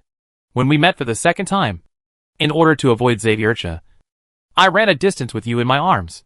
At that time, I found that you weighed much less than ordinary people. This is why you usually like to wear loose clothes. Later, in order to save Han Lu, you had to use telepathy to find your sister and took off your shirt in the bathroom. I noticed that your body is indeed much thinner than normal people. And the last time we met in McDonald's, your face looked very bad. It should be that your condition has progressed again. You have a band-aid on the back of your hand. You don't want me to find the needle hole left by the infusion on the back of your hand. Zhang Heng paused. I should have realized it earlier. I went back to your home with you. You are different from your sister, and have no problem with your parents. But in the real world, you still chose to leave home alone and go to another city thousands of miles away. You didn't go back even during the Chinese New Year because you didn't want your parents to see you like this. You don't know anything. Van Manen interrupted Zhang Heng coldly. You came here late at night without sleeping and sat in front of me, acting like a famous Detective Conan, buzzing in my ears, showing off your observation skills, and exposing other people's scars as if everything is under your control. Why can't you just take care of your own business? Are you still participating in that proxy war? My score is currently ranked first, Zhang Heng said calmly. Then find something else to do. Go find your rich investor or Sakura's sister. They might be willing to throw you a party to celebrate your first place. Or Shinsisi is also okay. I think she probably likes self-righteous guys like you. Van Manen said irritably. You two represent justice and arrogance. You are a perfect match. You can also play your thoughtful trick of helping girls unscrew bottle caps with her. I bet she will be calm on the surface. But she must be very happy in her heart. This is not the first day I've known you. I know you can be mean sometimes. But today you've broken your own mean record. What you said just now is really impressive. Zhang Heng didn't get angry when he heard that, and took another sip of Coke. But I don't think I've offended you recently. Of course not. You're right, handsome guy. I'm just a vicious and mean little liar. Unlike a serious person like you. I'm thinking about how to cheat the next person every day. So, can you please be kind and stop disturbing my work? I finally got into this hospital, and I'm brewing some shocking conspiracy and planning to show my skills. If you want to know what happens next, you can wait to check the forum like everyone else and wait to admire my heroic figure. Okay. Zhang Heng agreed so straightforwardly that Van Manen was stunned. However, she waited for half a minute. But the person still showed no sign of getting up. So she frowned again. Interesting. I don't remember that the chairs here were coated with glue. I leave soon, Zhang Heng said. As long as you answer me one question honestly. Why didn't you participate in the first round of the proxy war? Zhang Heng glanced at his starfish mechanical watch while speaking. You should know that the first round of the game will end in less than 18 hours. Right? What? Did your moody boss fire you? Uh-huh. I just realized that you are really good at irritating people. Van Manen was a little upset by someone's sudden appearance. She didn't feel like eating the instant noodles in front of her. She put down her fork and turned to look at Zhang Heng. Okay. If you want to know the reason, I tell you the reason. It couldn't be better. Loki is different from any other gods. If you have read Norse mythology, you should know that he has always been a very special existence. As the son of a giant, he lives with the gods. But he has never been very sociable and always wanders outside the rules. This is why he has two agents. Me and my sister. However, according to the rules of the organizing committee, A god can only choose one agent to participate in the proxy war. We didn't take this rule seriously at first. We thought that this time, he would have a way to let both of us get in like before. But when the day of this round of the game started, Loki told us that only one of us could participate in this proxy war. What will the other person do? John Hung asked. Being eliminated, Fan Mainen said. He said that for fairness, he would give each of us a test. The first person to pass the test would be officially selected by him as his agent, and the other person would no longer have any relationship with him, and the power he had given him would be taken back. So you are the one who failed the test. That's right. Van Mainen laughed at himself. Aren't you curious about what my test is? I can guess it even if you don't tell me. You are not stupid. I told you that you can come to me for help if you need anything. But you never came to me from beginning to end. Instead, you deliberately stayed away from me. It seems that your test is probably related to me, John Hung said. I am just a little surprised. Why is Loki suddenly so interested in killing me? He is the god of tricks and mischief. He likes to see the ugly appearance of his targets when they are fooled. No one can really guess what is going on in his head, Van Mainen said. But anyway, this kind of thing is not important. I lost and my sister won. It's that simple.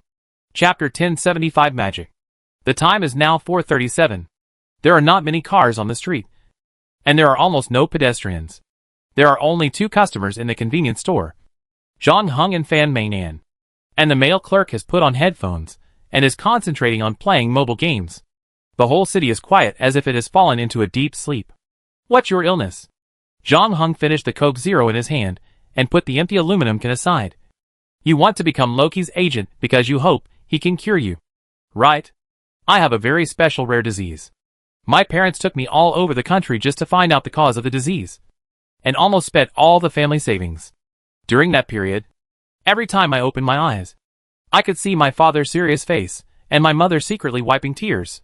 You always look unhappy. This is the origin of your WeChat name. John Hung thought of something, and raised his eyebrows. Yes. After the diagnosis, I knew that my disease could not be cured with the current medical technology, and the subsequent treatment expenses would be very high. In addition, my younger brother is still studying, and the family has a lot of money to spend. I don't want to be a burden to the family, and let the people I care about the most be dragged down by me. So I ran away from home with this idea in mind, Van Mainen said. At that time, I had not yet come into contact with the world we are in contact with today, so I did not have any extravagant expectations for treatment.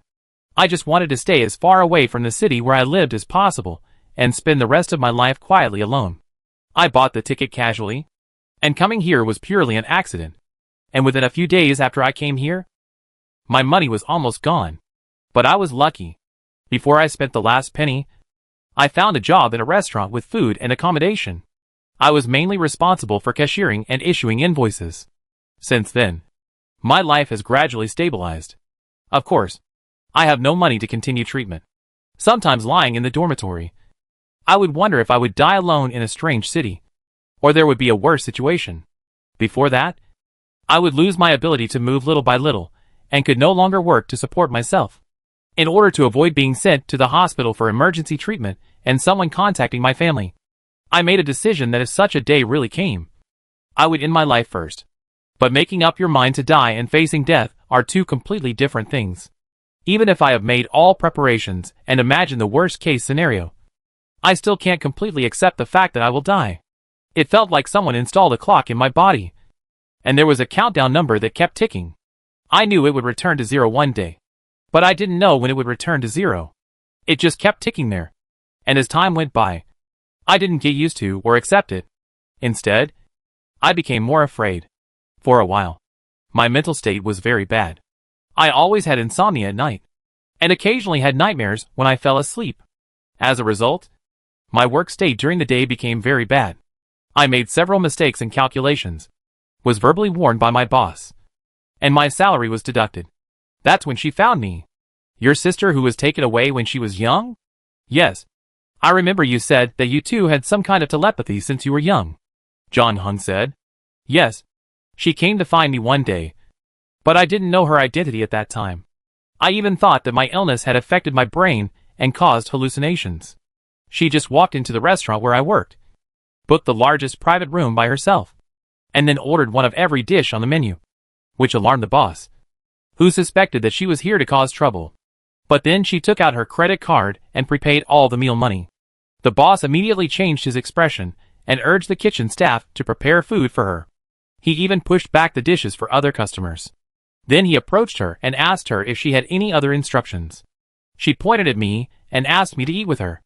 I wanted to say that I was just a cashier, but I was soon pushed into her private room by the boss.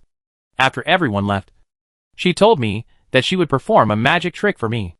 I asked her what the magic was, but she was unwilling to continue. She just gave me an address and asked me to go there after get off work. She also told me that she knew I was on the list of the god of death, and once on that list, there was no way to get off. But she also said that there was a great being in this world who could deceive everyone, even the god of death. After that, she stopped answering any of my questions and just told me that we had about 20 minutes to eat. 20 minutes later, she used the excuse of going to the bathroom and never came back. After about 10 minutes, the boss realized something was wrong and searched the entire restaurant but couldn't find her. Then the boss also found that the meal money he had received before was also missing. He was very angry and immediately called the police. I also went to make a statement, but concealed the address she gave me. Did you see him afterwards? Who? My sister? No. I mean Loki. I don't know. Norse mythology records that he can transform into anything. I have never seen his true face. The first day we met, I saw a Scottish folk cat. It didn't speak. It was mainly my sister who spoke. After that, it gave me a trial contract as an agent and a night to think. But considering my situation at the time, I didn't have much room to think. As long as there was a way to deceive the god of death, I would try it no matter how slim the chance was. So I accepted the contract and became his agent like my sister. But now, I have messed up everything. Van Manen drank some juice and looked at the street outside the window. A small black cat just ran into the green belt. In fact, I knew from the beginning of the test that I would not be my sister's opponent. She is more like Loki, equally cunning and cold, and can manipulate the target without knowing it. Loki will undoubtedly appreciate her more. After becoming Loki's agent, she did a lot of big things, especially the auction, where she fooled the 3 major guilds and the Chamber of Commerce participating in the auction. Comparatively, what I did was just a minor incident, and I was blamed for a lot of things.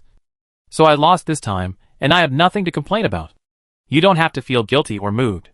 Even if I was determined to kill you, I probably wouldn't be your opponent, and my sister might have already completed the test. Now think about it. I didn't have a chance of winning from the beginning. Chapter 1076 Sky High Price Deal. John Hung listened to Fan Mainon's story quietly, and then did not express any opinion, but asked, "How much time do you have? What are you asking about? My condition has entered stage 4 about 2 months ago. If it's fast, it will take 2 or 3 months. If it's optimistic, it may take half a year." Van Manen said. "Why? Do you still want to attend my funeral? I've been busy with some things recently, and I don't think I can spare any time."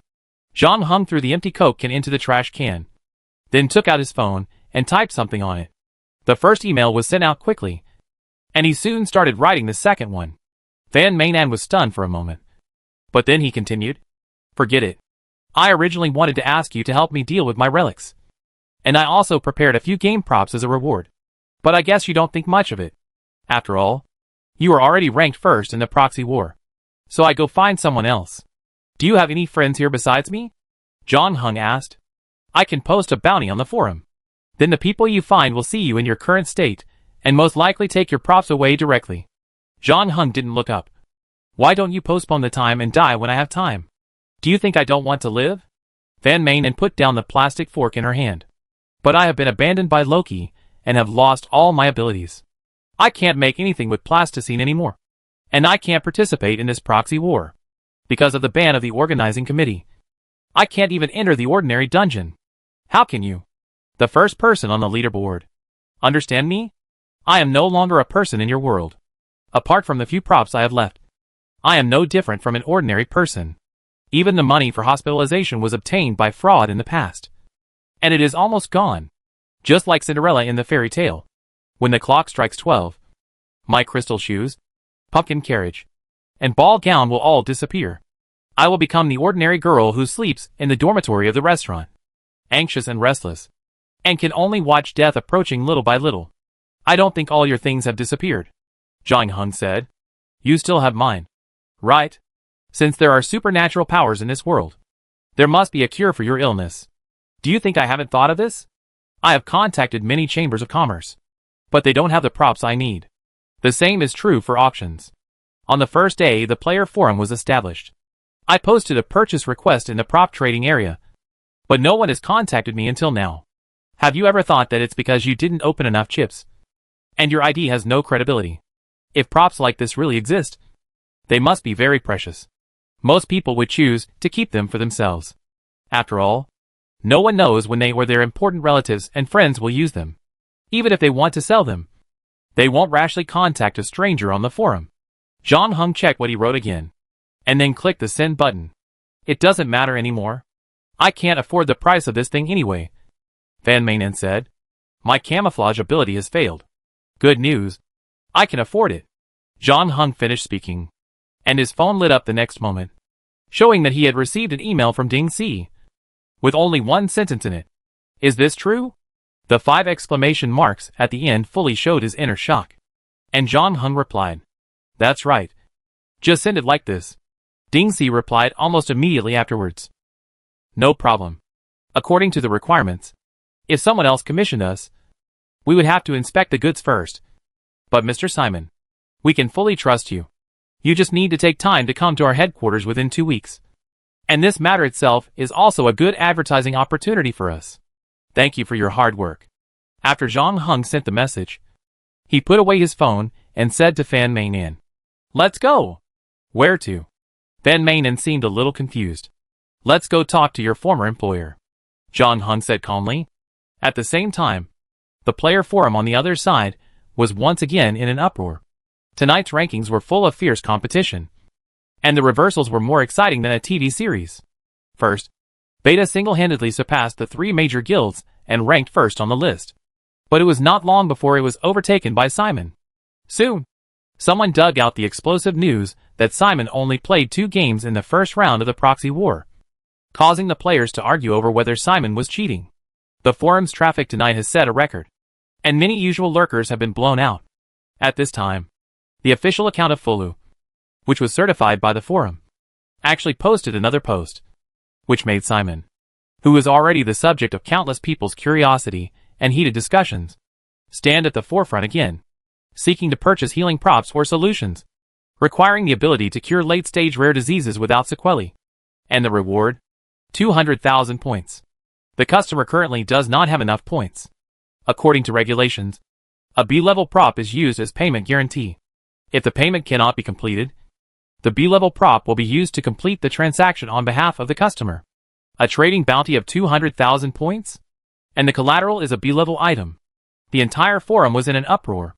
You should know that a normal copy can only earn a few dozen points per game. 200,000 points is an astronomical figure for any player, not to mention a B-level item. So far, only 2 A-level items have appeared, and 1 disappeared very quickly. So B-level items are basically the strongest items that players can get. And the number is also pitifully small. There are almost no B-level items circulating on the market. For example, the Death Dream that appeared at the auction before was completely an accident. The 3 major guilds could not decide who would hold it, so they had to choose the public auction method. And it was almost certain that Death Dream would fall into the pocket of one of the guilds. But they did not expect that it would be cheated away by the sunglasses girl later. Considering that Simon obviously didn't have 200,000 points, it meant that he would probably use that B-level item to pay. This was also the first time a player publicly traded a B-level item, and the trader was Simon, who is currently ranked first on the leaderboard. Soon, the forum's traffic record was refreshed again, and more posts discussed this matter. Simon was looking to buy healing items. Could it be that he himself had a terminal illness? Spokesperson, Bing Xia. Not necessarily. It could be a relative or friend. After all, it's a bit unrealistic for a terminally ill person to be so aggressive. Spokesperson, Ball Lightning. If he is willing to take out a B-level item, this person must be very important to him. Spokesperson, Little Tail. As expected of the number 1 player on the leaderboard, he is too bold. although everyone previously speculated that he should have a B-level item. This is equivalent to him directly admitting that he has a B-level item, and he does not belong to any guild. So isn't he afraid of being targeted? Spokesperson, kill la kill. Is there really anyone in this world who dares to take advantage of Simon? Spokesperson, little tail. Theoretically, no one would think that their life is too long. But after all, it is a B-level item. And Simon is only one person. At most with his teammates. There are always people in this world who want to take a gamble. Spokesperson, revolver. Chapter 1077. She is in the room. Van Manen noticed the huge transaction bounty post on the forum, because the post she posted a few months ago suddenly had a lot of replies. After receiving the reminder, Van Manen logged into the forum and opened her post, thinking that someone had contacted her. But she found that the comments were all from a group of archaeological onlookers, who not only did not provide any help, but also kept asking about her relationship with Simon. After that, Van Manen exited her post and saw the current controversial transaction bounty post, and also saw the amount and transaction collateral in it. Are you crazy? Van Manen looked up at Zhang Heng across from him. 200,000 points is a very reasonable price. Zhang Heng explained. If someone really has such an item, it is likely to be of B-grade quality. Although we are only borrowing it once, the owner probably won't be tempted if the price is lower than this. But where do we get 200,000 points? Or do you really plan to exchange it for a B-grade item? You don't have to worry about that, Zhang Heng said. The trading bounty itself is just an alternative. Our primary goal right now is to find Loki. If he can cure you, I can also ask Fulu to withdraw the trading post. Do you know where to find him? I don't know. Van Manen shook her head. Loki has many enemies. The Norse gods don't like him very much, and he seems to have caused other troubles. There are also many Greek and Roman gods who are looking for his whereabouts. Therefore, his whereabouts have always been very secretive. In addition, he is very good at disguise, especially turning into various animals. Unless he comes to you himself, it is almost impossible for you to find him. In fact, the only few times I met him, he took the initiative to appear in front of my son. But now, he has chosen an agent. If he wants to continue playing this game, he must make his agent live as long as possible. Zhang Heng said. Are you talking about my sister? Van Manen looked embarrassed when she heard this. Our sisterly relationship was originally very ordinary. Last time, we caught her because of Han Lu's incident. After that, our relationship further deteriorated, and we never contacted each other again. But no matter what, she is my sister. If possible, I don't want to hurt her again. Don't worry. Our target this time is not her, but Loki behind her. If possible, we can talk to her first. After all, you are her sister. How is your health? Can you take me to find her again?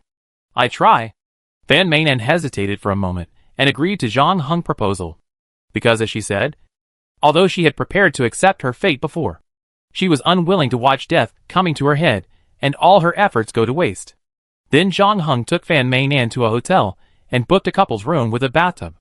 Just like last time, Zhang Heng first put half a bathtub of hot water in the bathtub, then added cold water to room temperature, tried it with his hand, and said to Van Manen, "It's okay."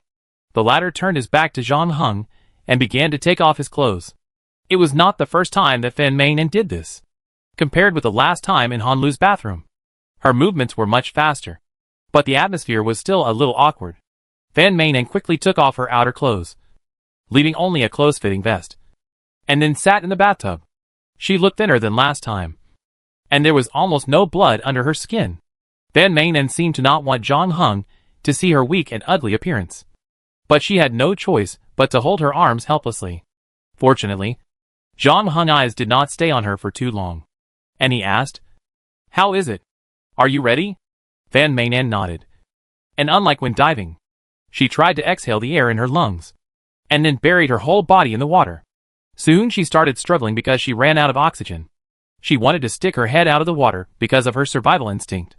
But Zhang Heng pushed her back until her struggle became weaker and weaker.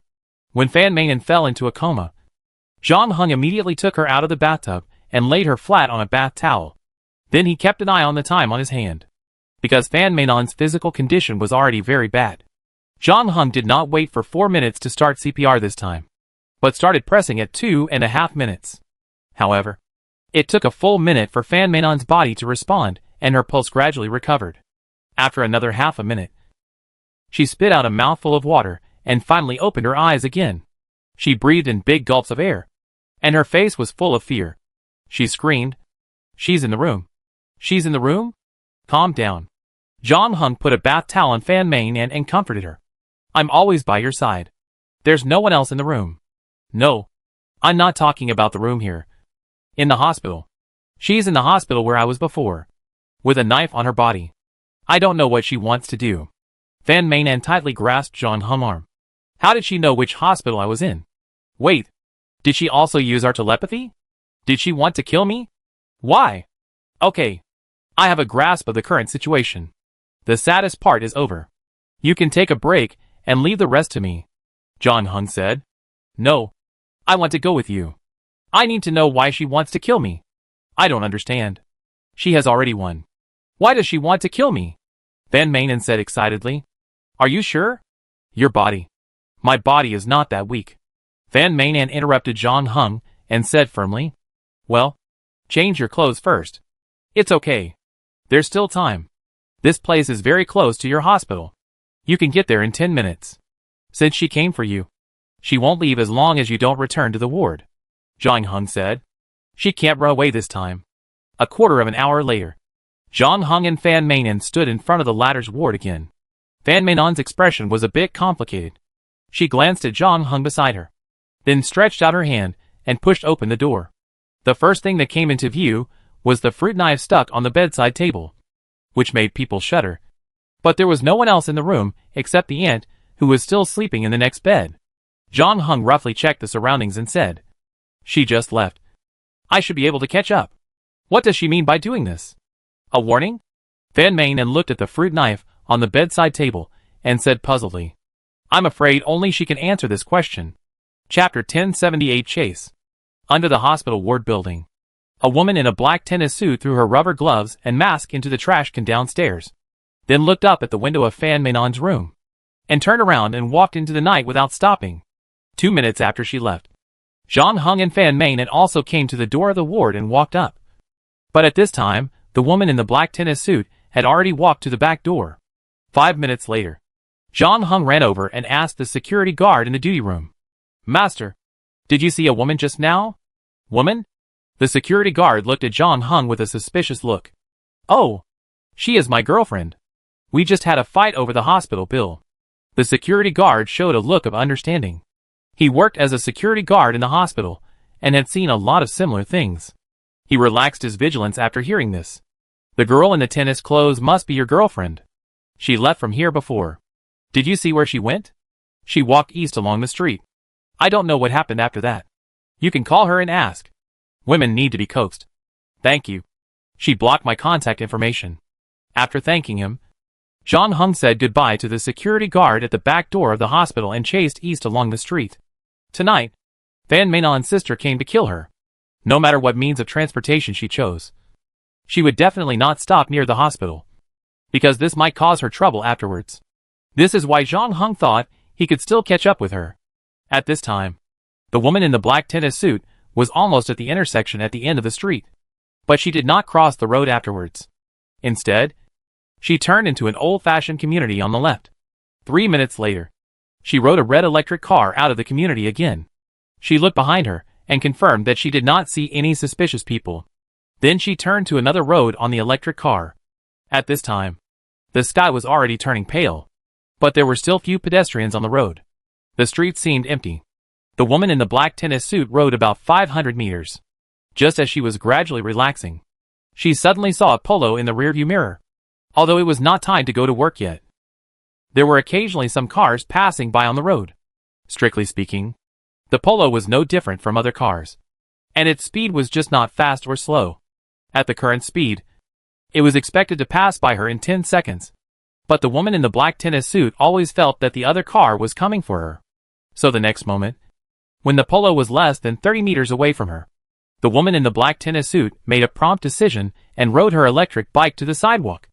Then she saw the polo passing by her without changing speed. Was it a false alarm? The woman in the black tennis suit breathed a sigh of relief. But she didn't look at the driver in the car. The latter was wearing a baseball cap, blocking his face. But it seemed that the Polo was not coming for him, because then the Polo drove forward directly through the intersection and turned to another road.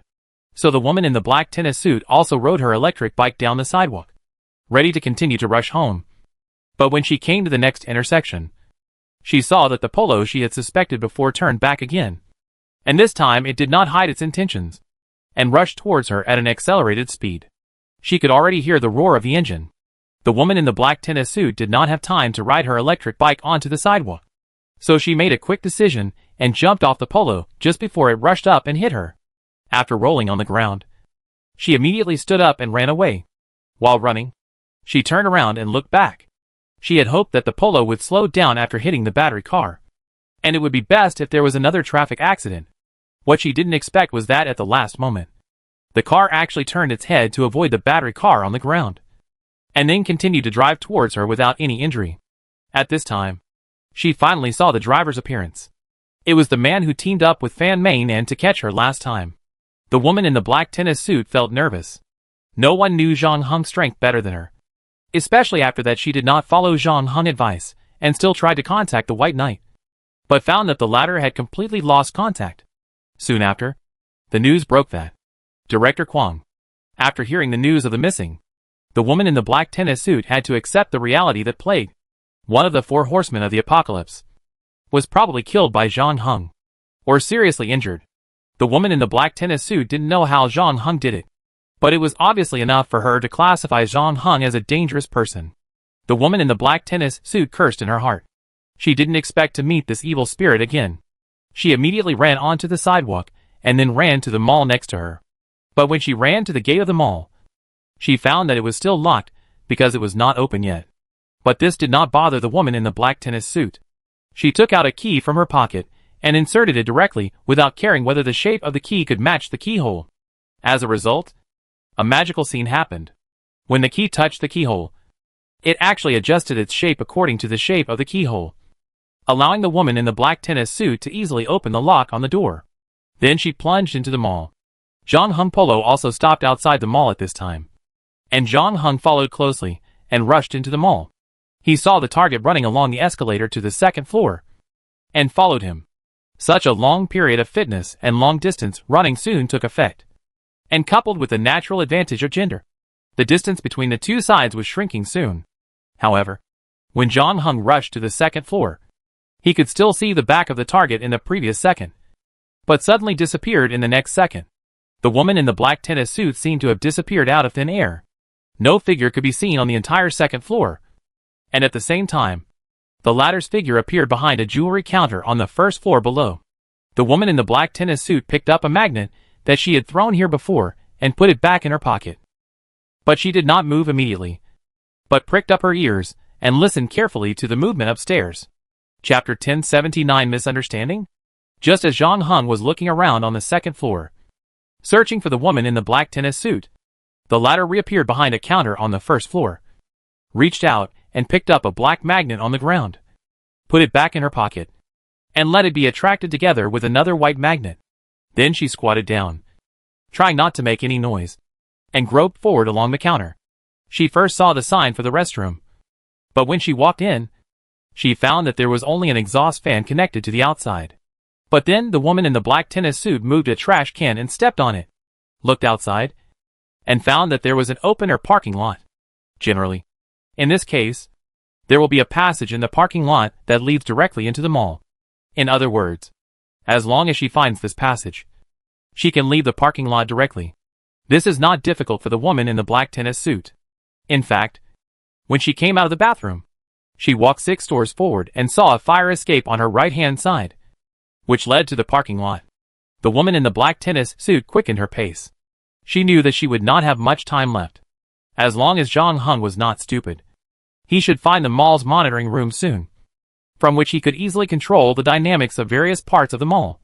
So she needed to leave before that. The fire escape was also locked, but this was not a problem for the woman in the black tennis suit. She took out the key she had used before, and the result was the same as the last time in front of the gate. The key in her hand began to automatically adjust its shape when it was inserted into the keyhole, allowing her to easily open the door in front of her and walk into the parking lot. Then she calculated the time again. Zhang Heng probably just found where the monitoring room was, and was on his way there. She only needed to run the last 50 meters in front of her to leave the parking lot. However, what the woman in the black tennis suit didn't expect was that Zhang Heng didn't look for any monitoring room before, but climbed directly to the roof of the mall. At this moment, he was standing on the roof and looking down. Almost all malls have many doors and passages connected to the outside world. So once the target is lost, it is difficult to judge which door the target will leave from.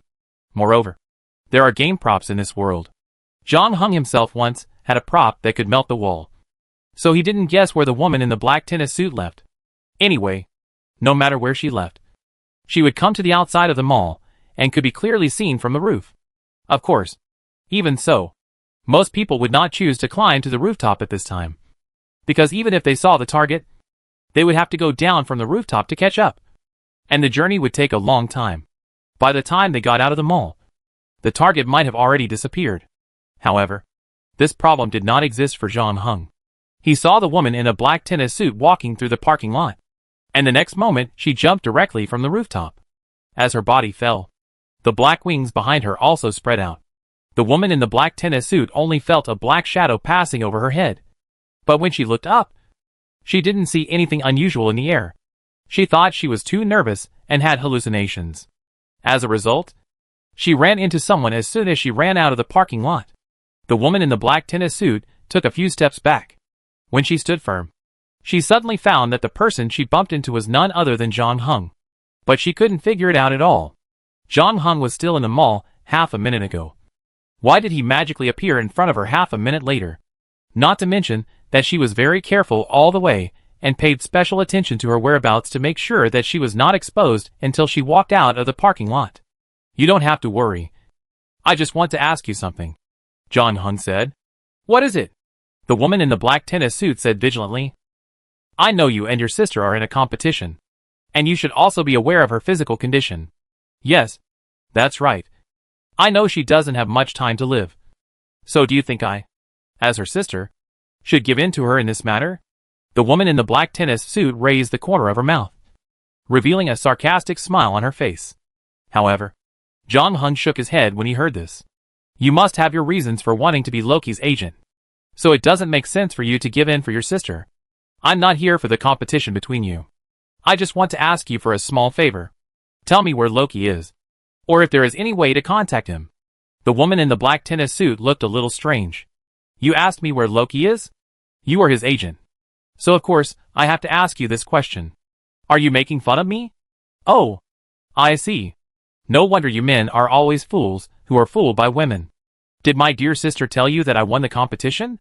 What do you mean? Zhang Heng frowned. If you were not so dazzled by my sister, who has no body at all, why didn't you use your brain to think about why I went to the hospital to see her tonight? Was it to consolidate my victory? Or do you want to make a declaration in front of her as a winner? The woman in the black tennis suit sneered. Are you saying that she is actually the winner of this competition? But just now in the mall, you used your supernatural power to get rid of me. Otherwise, as for my supernatural power, Loki has taken back the power he once gave me about a week ago. Those little tricks in the supermarket were just because of the props on me. The woman in the black tennis suit took out a key and 2 magnets from her pocket while speaking, shook them in front of Zhang Heng, and then continued. The 3 major guilds were unable to do anything to me before. If my disguise ability was still there, how could you catch me so easily? What do you think? Do you think my sister is not as innocent as she appears to be? If you want to listen, I can tell you more about her story. I guarantee that you will be surprised. No one in this world knows her better than me. After all, there is a telepathy between the two of us. However, what surprised the woman in the black tennis suit was that Zhang Heng on the opposite side remained unmoved after hearing her words, and simply said 4 words. I believe her. After a pause, Zhang Heng continued. I have known your sister for a while, and I know very well who she is. So you should put away your tricks of sowing discord. But now it seems that there may be some misunderstanding between the two of you this time. Chapter 1080 Truth and Lies. 20 minutes later, Zhang Heng returned to the hospital where Fan Meinan was. He parked the car in the parking lot and walked into the inpatient building with a woman in black tennis clothes. This time, he met the nurse on duty at the nurse's desk. The latter did not expect someone to visit so early, but still asked John Hung and the woman in black tennis clothes to register according to the regulations before letting the two in. In the ward, Van Manen was obviously a little scared when she saw the woman in black tennis clothes. Especially she might have remembered the knife that was stuck in the bedside table not long ago. She took a small step back, but still called softly, "Sister. No. I don't deserve this title. You and your boyfriend have caught me twice." The woman in the black tennis suit said calmly, "I am just a seasoning for your emotional life. You catch me and play with me when you are in a bad mood. It's not like that," Van Manen explained. "We just want to ask you for a favor." "Why? Are you still going to continue acting with me at this time?" The woman in the black tennis suit sneered. Then John Hung on the side suddenly said, "It seems that it is difficult for you to establish enough trust in each other in a short period of time. It is difficult to make any substantial progress in the dialogue if it continues like this. So what do you propose?" asked the woman in black tennis clothes. John Hung took out the pledge ring and a piece of parchment from his pocket. "This is a prop. Next, you just need to cut your fingers and mix the blood together. Write down the oath of not lying on this piece of parchment. And then each person will wear a ring. Once the other person lies, the ring on your hand will get hot." "Oh, I remember that I seem to have played this game before," the woman in the black tennis suit said, taking one of the copper rings and putting it on her hand. "I have no objection." "I have no objection either," Van Manen said. And then she also put on another ring. After the two wrote down their vows on parchment as John Hung said, they each handed their hands with the rings to John Hung. "The referee," John Hung said. "You can ask a question that you know the answer to first." "Then I go first," Van Manen said, and asked the woman in the black tennis suit opposite, "What's your name?" "Chung Sahan." "No problem," John Hung said. He could feel that Van Manen's ring had not changed at all, which meant that Chung Sahan was indeed the real name of the woman in the black tennis suit. It was Chung Sahan's turn to ask questions next, but a hint of ill intent flashed across her eyes, and she said, "It was not a coincidence that you first met John Hung." Van Manen's pupils shrank suddenly, and after a moment of silence, she nodded and said, "Yes. The truth." John Hung on the side did not change his expression. "The test has been successfully passed, and you can ask the questions you want to ask later." After hearing his words, Chung Sahan did not change the topic to this competition, but continued, "You approached John Hung because of Loki." Van Manen was silent for a longer time this time, for half a minute, and then she said with difficulty, "Yes. The truth." "Do you feel it is difficult to answer?" "My dear sister, I have just started." Chung Sahan smiled. "It's a rare opportunity for everyone to be so frank. I can reveal all your dirty secrets to your boyfriend." It was Van Manen's turn to ask questions. She tried to calm down and not be affected by her sister, then asked, "Why do you want to kill me?" "I don't like you." Chung Sahan shrugged. "Lies." John Hung felt the heat coming from Van Manen's ring and reminded Chung Sahan, "You better tell the truth." "Okay. Loki asked me to do this," Chung Sahan said. "The truth?" Chung Sahan continued to ask. "Have you always been jealous of Loki's favor towards me? You want to replace me, even though I was your guide, and I recommended you to Loki because I felt sorry for you." "I didn't." Van Manen shook her head. "But I do envy you, because you did everything Loki asked you to do very well. And he only asked me to do one thing, and I haven't done it yet." "The truth?" Chung Sahan seemed a little surprised when he heard it. But soon Van Manen asked again, "Why does Loki want you to kill me?" "Because this is my test. Although it's a little late. But only if I pass this test. Loki will have no other choice but to choose me as his agent," Chung Sahan said calmly. After answering this question, she finally became a little more serious. She was no longer just trying to expose Van Manen's dirty laundry. She thought for a while and said, "Why did you arrest me this time?" "To find out Loki's whereabouts." Van Manen seemed very surprised. "Wait, haven't you passed Loki's test yet? Otherwise, if I passed his test, would you still be able to stand here and talk to me?" Chung Sahan sneered. "If my ability hadn't disappeared, you would have caught me so easily." After a pause, she continued, "If you want to know Loki's whereabouts, why don't you ask him directly? Because I have lost contact with him for a long time, and he has taken back the power he gave me," Van Manen said. "The truth?" At this time, Chung Sahan's face also changed. She even forgot the rule of asking one question per person, and then asked, Didn't you complete your test? Fan Meinan nodded. Your test is to kill me. And my test is to kill Zhang Heng. It seems that we have both made our own choices. It seems that you really like him, Chung Sahan said. Fan Meinan did not answer for the first time this time. After a moment, she asked, I want to become Loki's agent to deceive the god of death. But you have never told me how you became Loki's agent. The same reason as you. But I want to save my adoptive father, Chung Sahan said lightly. He is in the late stage of cancer, and there is not much time left. Then why did you give up halfway? I have lost my ability to disguise myself. And I don't think I can handle the next police investigation. The risk is too great. I thought about it, and decided to let it go, Chung Sahan said lightly. Lies. There are only a dozen hours left before the end of the first round of the proxy war. If we all fail the test, what will Loki do? Isn't he worried that he will have no agent? Fan Meinan was puzzled at this time. Or does he want to quit this game? Loki likes the excitement so much. It's impossible for him to quit this game. Chung Sahan's face became a little ugly. This guy may have been fooling us from beginning to end. Could it be that he has already chosen his own agent outside of us? Chapter 1081 Blood Oath. Compared to Fan Meinan, Chung Sahan has been with Loki for a longer time, so he knows more about the latter. As the god of mischief and lies in Norse mythology, Loki is the most arbitrary of the Norse gods. He has no obvious concept of good and evil, and does things purely based on personal preferences. At the same time, he has powerful power. In a sense, he is like a bare child holding a rocket launcher. Whether it is good or bad intentions, it is unreasonable. Chung Sahan has experienced this many times. In Fan Meinan's eyes, Chung Sahan is Loki's favorite believer. The two have many things in common. But Chung Sahan knows very well that she may inherit some of Loki's power. But she can never inherit the latter's innate cruelty and naivety. For example, now, when Fan Meinan and Chung Sahan were tortured by the so-called test for such a long time, constantly questioning their souls, and finally made a painful choice, they suddenly found that all this was just a cruel joke. It turned out that the two were not on Loki's consideration list from the beginning. Chung Sahan could even imagine how happy Loki was hiding at this moment. However, when she thought of this, her heart suddenly moved, and she said to Zhang Heng, Did you really kill Plague, one of the 4 horsemen of the apocalypse, by yourself? Zhang Heng nodded. The process was actually quite complicated, but the result was like this. Chung Sahan's face showed a trace of entanglement when she heard this. After hesitating for a moment, she said, If I am willing to help you find Loki, can you ask him to fulfill one of my requests? You want to save your adoptive father? Zhang Heng raised his eyebrows. That sounds fair.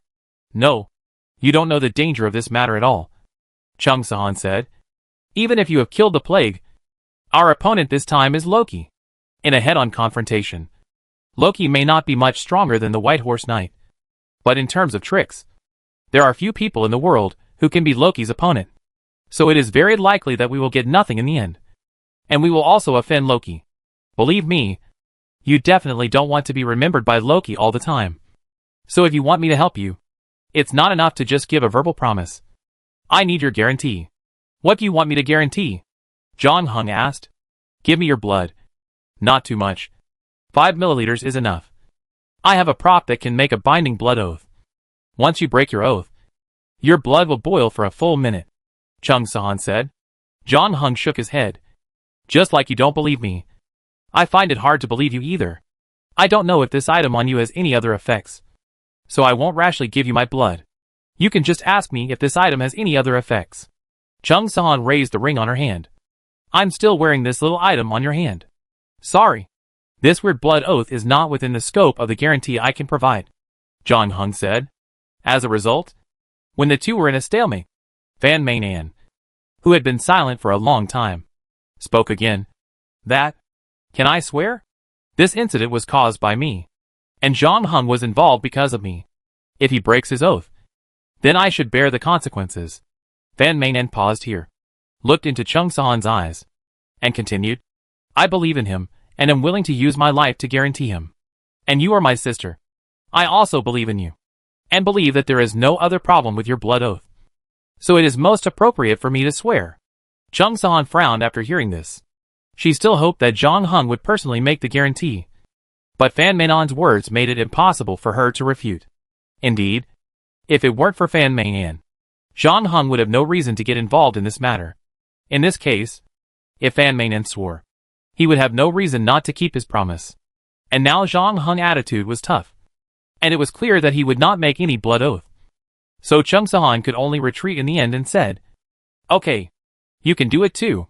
Seeing Chung Sahan nodded in agreement, Fan Mainan also picked up the knife on the bedside table and cut her index finger. However, 5 milliliters of blood was not easy to collect. Fan Mainan also spent a lot of time to fill the silver pocket watch case that Chung Sahan took out. And sweat broke out on her forehead, and her face looked even paler.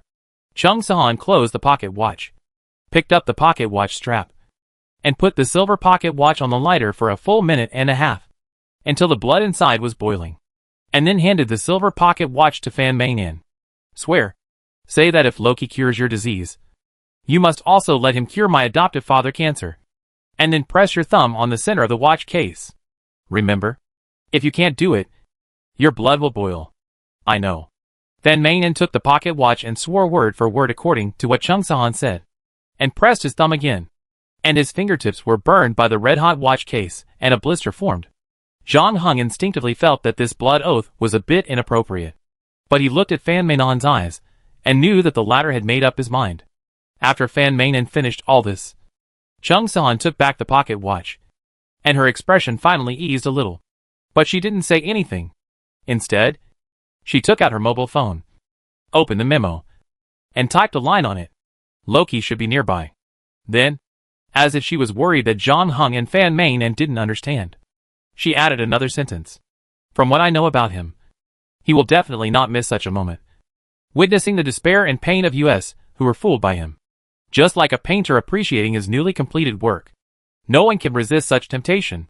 After Chung Sahan typed this sentence, he looked up at Zhang Heng and Fan Mainan, and then the three of them moved their eyes to the fourth person in the room. Yes, that's right. Fan Mainan lives in a double ward with 2 beds. In addition to her, there is a 70-year-old woman living in the bed by the window. She is actually in good health for her age, but she is a little hard of hearing. She was hospitalized because she had a benign tumor in her stomach and needed surgery to remove it. Now the operation has been successfully completed, and her recovery is also good. It is expected that she will be discharged soon. Fan Mainan had never doubted her before, because she behaved so normally, just like other elderly people in hospital. She had a working son, who should be a small leader or something, and was very busy every day. But he would come to visit her after get off work. In addition, she also found a caregiver, who was now asleep in the corridor outside the ward. The old lady was still sleeping soundly at this moment, because the three of them had spoken in a low voice before, and she was hard of hearing, so her sleep was not affected at all. Chapter 1082. A sudden change. Zhang Heng glanced at the ward card in front of another window, and saw the name of the aunt on it. Wang Lirong. Like her, this is also a very common name, and the time of admission was after Fan Mainan. According to Fan Mainan, the original patient on this bed was a female teacher, and that female teacher was discharged from the hospital almost 2 weeks after Fan Mainan moved in. And the one who moved in was Wang Lirong, because she was still on the wanted list of the 3 major guilds. Fan Mainan remained quite vigilant even when treating the disease, and would pay special attention to the people around her. She also spent time to find out the details of Wang Lirong. Wang Lirong was definitely not a player at her age, and the caregiver and son who had contact with her were ruled out as players after Fan Mainan's investigation and probing. So Fan Mainan was completely relieved. In addition, Wang Lirong had a good temper and personality. Seeing that Fan Mainan was alone and no one came to see her, she would often share the fruit and milk brought by her son with Fan Mainan, and the relationship between the two was very harmonious. At the same time, because Wang Lirong was hard of hearing, she had no idea that Fan Mainan would do something small, such as sneaking out to eat instant noodles in the middle of the night. So she could be said to be the most perfect roommate. Therefore, Chung Sahan suspected Wang Lirong, and Fan Mainan still couldn't believe it. However, she also knew how strong Loki's disguise ability was. All the gods were deceived by Loki back then, and Chung Sahan only got a small part of Loki's power. But he could also confuse the 3 major guilds, so it is not impossible that Wang Lirong, who seems to be normal on the surface, is really Loki in disguise. But now the problem comes. Even if they suspect that Wang Lirong is Loki in disguise, the three of them seem to have no means to confirm this. Zhang Heng observation skills, which he had always been proud of, might not be very useful this time. Because if we use skill level to quantify, Loki's disguise skills are estimated to have reached level 5. Standing next to a real person, even if the target's own son stood here, he probably couldn't tell which one was real and which one was fake. Although Zhang Heng still had the oath ring which could be used for lie detection. It was only an F-quality item after all. It was okay for ordinary people. But it was not good enough for a god of Loki's level. After all, Loki was the god of lies and mischief, and an expert in manipulating lies. As for the oath ring, it is probably from an ancient god with the word loyalty in his priesthood. Even if he is not forgotten now, his situation is not very good. It is simply embarrassing for him to confront Loki head-on. Zhang Heng turned his head and asked Chung Sahan with his eyes. How sure is she? 30%. Chung Sahan thought seriously for half a minute and typed. This certainty is obviously not satisfactory. But considering that the opponent is Loki, 30% is not small. However, the trouble is that with Loki's vigilance, the three of them may only have one chance. If they pick the wrong person and are discovered by Loki, it will be difficult to catch him again. Do you have any other suspects? Zhang Heng also took Chung Sahan's phone and typed. Yes. The little nurse who asked us to register when we came in just now. The head nurse on this floor. And my sister's attending physician. Chung Sahan listed 3 people who are most likely to come into contact with Fan Meinan in one breath. Are you so sure that he must be in the hospital? Fan Meinan, who was standing aside, couldn't help asking at this time. Not for sure. Nothing is certain for Loki. But the probability that he is in the hospital is indeed the highest. Because this is the best place for him to watch the show. When you are here, he can observe your emotional changes every day and see you struggling and suffering over whether to complete his test. In addition, the test he gave me is to kill you. So if I want to complete my test, I have to come to the hospital. With his personality, he will definitely reserve a seat for himself at the first time. Whether I kill you in the end or we both realize that we have been deceived. It is very interesting to him. There is still one person left on your list of suspects. Zhang Heng said. Who? Wang Lirong's companion. She has always stayed by Fan Meinan's side.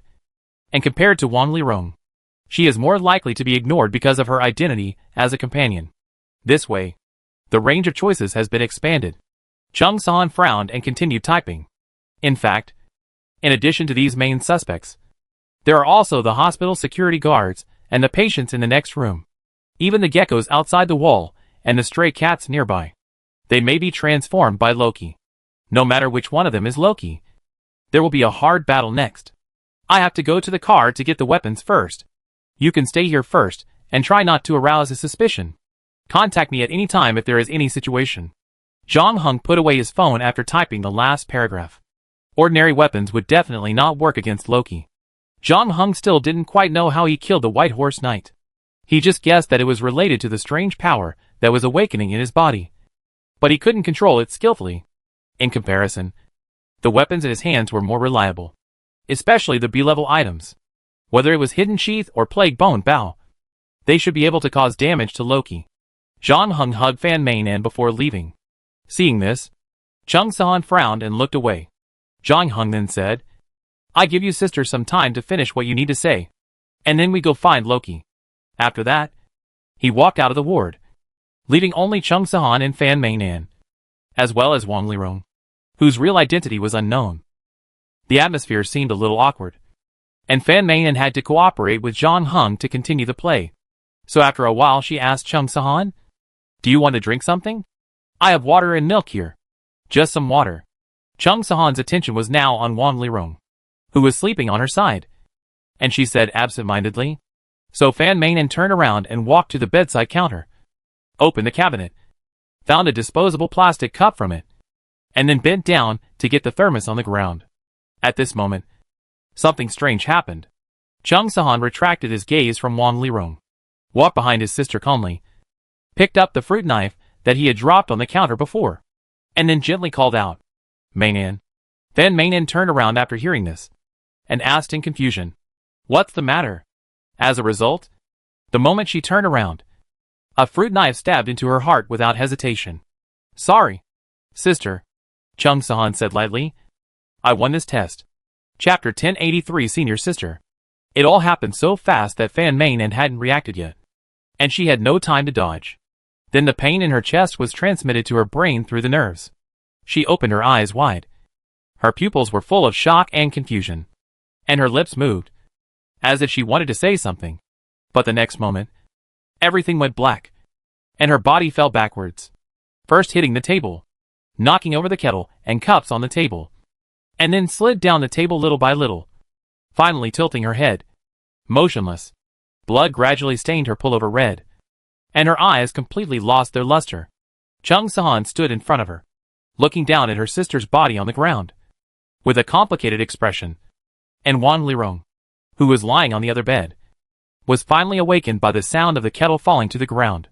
She opened her eyes and turned around. But what she saw was the scene of Fan Meinan dying with his eyes open. She was also shocked and asked Chung Sahan beside her tremblingly, My dear girl, what's going on? I killed her. Chung Sahan said calmly. I completed the test. What test? Wang Lirong looked at Chung Sahan with a bit of fear in her eyes. She didn't expect that such a beautiful girl would be so cruel and stab someone to death. Moreover, she didn't run away after killing the person, but just stood there, looking fearless. Wang Lirong wanted to call for help, but she was worried that it would anger Chung Sahan and make her attack her before anyone came. You gave me a test, asking me to kill my sister, and I have completed it, Chung Sahan said. Now it's your turn to fulfill your promise. I asked you to kill your sister? Wang Lirong looked completely confused by Chung Sahan. Are you still going to act at this point? Chung Sahan said. What am I going to act? Wang Lirong was getting more and more scared. She had already seen that the girl in front of her was not mentally normal. She actually killed her own sister and wanted to push the blame on her. Isn't it you? Chung Sahan frowned. Then she opened the door of the ward. You want to call someone? Just in time. Call your caregiver in. This should be what Wang Lirong wanted. No one wants to face a murderer who just killed their sister in a small room. What's more, Wang Lirong and Fan Meinan have been patients for a long time and have some friendship with each other. Fan Meinan's body is not far from her. But when Chung Sahan opened the door, she didn't hear Wang Lirong shouting. Half a minute later, Chung Sahan closed the door of the ward again, turned around slowly, and found that the expression on Wang Lirong's face had changed.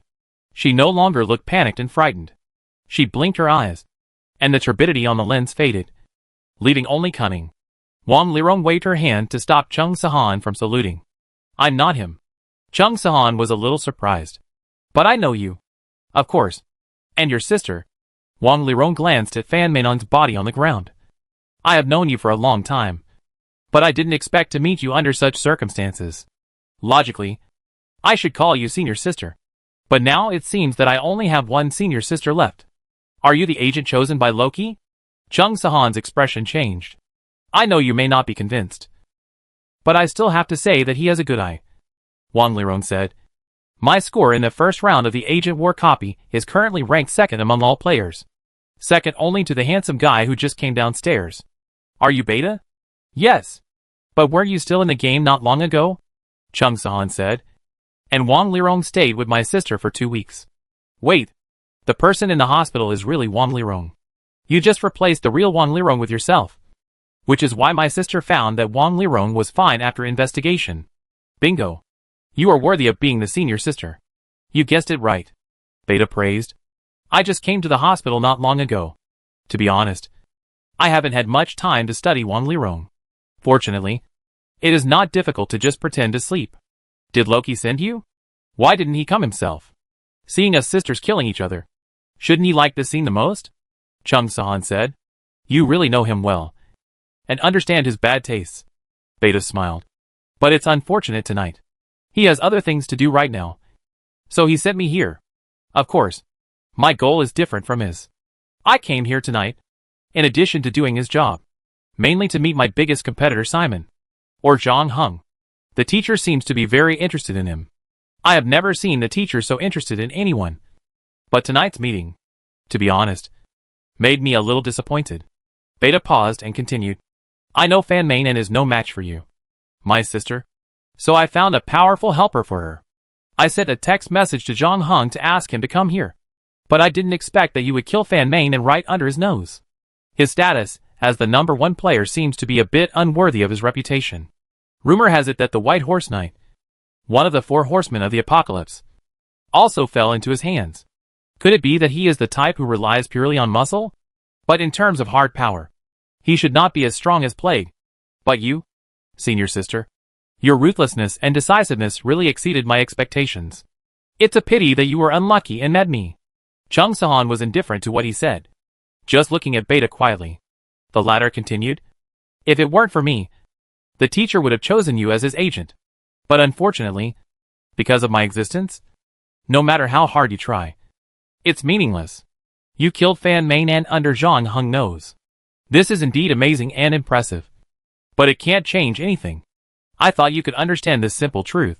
The first round of the proxy war will end in more than 10 hours. Even if the teacher has a way to let you into the game, you probably won't be able to challenge 3 games in a row, let alone surpass me. Chung Sahan refused to comment on this. She just said, take me to see him. And then? Beta asked. I won the test he gave me. Now it's his turn to fulfill his promise. Chung Sahan repeated. Interesting. We all know that our teacher has many virtues, but keeping promises is definitely not one of them. Leave it to him to say that to me. Who do you think you are? Chung Sahan said coldly. Chapter 1084 Tracking. Beta was not angry when she heard this. She glanced at Fan Meng, who was no longer angry, and then moved her eyes to Chung Sahan in front of her. Then she said slowly, I can understand your current mood, understand your despair and anger, but I am actually doing this for your own good. Things can't be changed. If you go to see the teacher in your current state, not only will you not be able to save your adoptive father, but if you offend the teacher, you will suffer other hardships. This is my own business, so you don't have to worry about it. All you have to do is take me to see him. Chung Sahan interrupted Beta without any politeness. Don't delay any longer. Zhang Heng is going back to the car to get weapons, and will be back soon. When he sees Fan Menon's body, who do you think is more likely to be the murderer? As expected of you, you are a senior sister. Did you plan to put the blame on me before you killed someone? Beta raised his eyebrows. His eyes lit up, and praised. That's more like it. It seems that at least I won't be so bored this morning. Okay, I can take you to see the teacher. Don't say I didn't warn you. Don't play any tricks on the road. When I started to lie, you didn't even know where to suckle. The one who starts running first may not reach the finish line first, Beta said, shrugging her shoulders. But I accept your warning. However, she didn't move immediately after saying that. Instead, she took out her mobile phone and waved it in front of Chung Sahan's face. Before you leave, do you mind if I take a few photos as evidence that you have completed the test for the teacher? Whatever you want, Chung Sahan said expressionlessly. So Beta called up the camera mode, selected several different angles and pressed the shutter, taking pictures of the bloody murder scene, while saying, this knife is really clean and neat. Is this the last tenderness of my sister? After taking the picture and putting away the phone, she wanted to reach out and poke the eyes of the corpse. But Chung Sahan, who was waiting impatiently, said, have you had enough fun? Do you really think Zhang Heng killed the plague just by luck? If we don't leave now and wait for him to come back, none of us will be able to escape. Well, the photos have been taken anyway, so there is really no need for us to risk our lives anymore. Beta was very obedient and stood up immediately after hearing the words. Chung Sahan never looked at Fan Menon's body from beginning to end, as if the person lying there was not her sister at all, but just a bag of garbage. As soon as the two of them left the ward, Zhang Heng came downstairs to the inpatient department with Plague Bone Bao and Hidden Sheath. But then Zhang Heng did not go in directly, because if someone saw the equipment on him, they would definitely call the security guards. Although the security guards in the hospital were definitely not Zhang Heng opponents. Zhang Heng did not want to cause any unnecessary trouble, so he climbed along the drainage pipe to the outside of Fan Menon's ward. Then Zhang Heng climbed through the window into the ward and saw Fan Menon lying in a pool of blood, and the fruit knife on her chest. However, Zhang Heng's face remained unchanged, and he did not show any grief or sadness. He just glanced at the time on his hand. 10 seconds later, Fan Menon's body and the blood on the ground disappeared, and only the fruit knife fell from the air. At the same time, another Fan Menon who was hiding in the bathroom also came out. Death illusion. This is a prop that John Hung got from 1810. Its function is to forge an illusion that is almost indistinguishable from the real thing. The illusion lasts for a quarter of an hour and cannot be touched during this period. Otherwise it will become invalid. Before leaving the ward, John Hung gave this prop to Fan Mei through that hug. The previous move was originally planned by the three of them, because they couldn't determine what identity Loki was hiding in the hospital. Even if Wang Lirong was the most suspected, Chung Sahan only had a 30% chance. John Hung didn't like this pure chance, so he proposed another plan. With the help of Death Illusion, Chung Sahan would kill Fan Mei indirectly and complete the test to attract Loki to show up. Compared with the F-level Oath Ring, Death Illusion is a C-level item, and even Loki can't see through it so easily. Besides, it doesn't matter even if Loki sees through it. According to Chung Sahan's understanding of Loki, if he really sees through the little trick created by Death Illusion, he will probably jump out and expose it all. But neither Chung Sahan nor John Hung expected that Loki was not in the hospital tonight. Instead, his agent Beta appeared here instead of him. The good news was that Beta's eyesight was not able to see through the illusion created by Death Illusion. But the bad news was that the three of them could not find Loki immediately. After Fan Mei came out of the bathroom, she also told John Hung what happened in the room before. My sister wants to rely on Beta to find Loki, but I always feel that this Beta will not be so honest. It doesn't matter. Your sister has already initiated location sharing. We can follow. If we really can't find Loki, we can still take down his agent Beta, unless Loki can find a new agent in such a short time and let him participate in the agent war copy. He must not give up Beta, John Hung said. Then the two of them split up. John Hung still climbed out of the window, while Fan Mei left the hospital building through the safety passage. 5 minutes later, the two met in a parking lot and sat back in John Hung Polo. John Hung put his phone on the car holder. The dot representing Chung Sahan was now moving northeast. Her speed was not fast, so she was probably walking. However, John Hung noticed that there was a subway station 500 meters away from her. It seemed that she and Beta were going to take the subway next. So John Hung also found a subway line map. When Chung Sahan's speed began to increase, he circled the subway line that Chung Sahan and Beta were taking on the map. However, probably because the signal in the subway was not very good, Chung Sahan's location information soon became intermittent. Fortunately, there was a subway line map, so John Hung would not follow the wrong direction. About 20 minutes later, Chung Sahan's signal returned to normal. She should have gotten off the subway and moved on the street again, and finally stopped. But when John Hung drove the Polo there, he couldn't help but frowning, because there turned out to be a mobile phone repair shop. John Hung got out of the car and walked into the shop with Fan Mei. As a result, he saw a shifty man bargaining with the owner of the repair shop, and in his hand was Chung Sahan's mobile phone. Chapter 1085 Difference. What do you mean? In the subway car, Chung Sahan looked at Beta's outstretched hand and asked, Let me keep your mobile phone and other communication devices for you for the time being. Beta smiled. I'm not targeting you. But you should also know that the teacher has always been very cautious. There are many people looking for him now. Not just you sisters, but also some other guys, including those in Greek and Roman mythology. It's always better to be careful. Chung Sahan frowned. But after a moment, he still stretched his hand out of his pocket and handed over his mobile phone. Don't lose it. I still have a lot of important things in my phone. Of course. Beta agreed. But after she took the phone, she only held it in her hand for less than 10 seconds, and then stuffed it into the backpack of a man with a sly look next to her. The man was standing next to an office worker at the moment, and secretly reached into the pocket of the office worker to take the wallet. After succeeding, he immediately moved towards the door, apparently preparing to get off the train and change to another subway. Chung Sahan's eyebrows twitched, and a hint of murderous intent flashed in his eyes. Are there any other electronic devices that can record location or communicate with the outside world?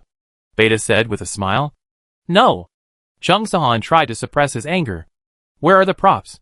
No. Do you mind if I search your private parts? You better not push too far. Chung Sahan's eyes darkened. Beta shrugged, looking very innocent. It won't happen again. Half a minute later, Chung Sahan chose to give in, stood up straight, and motioned Beta to start.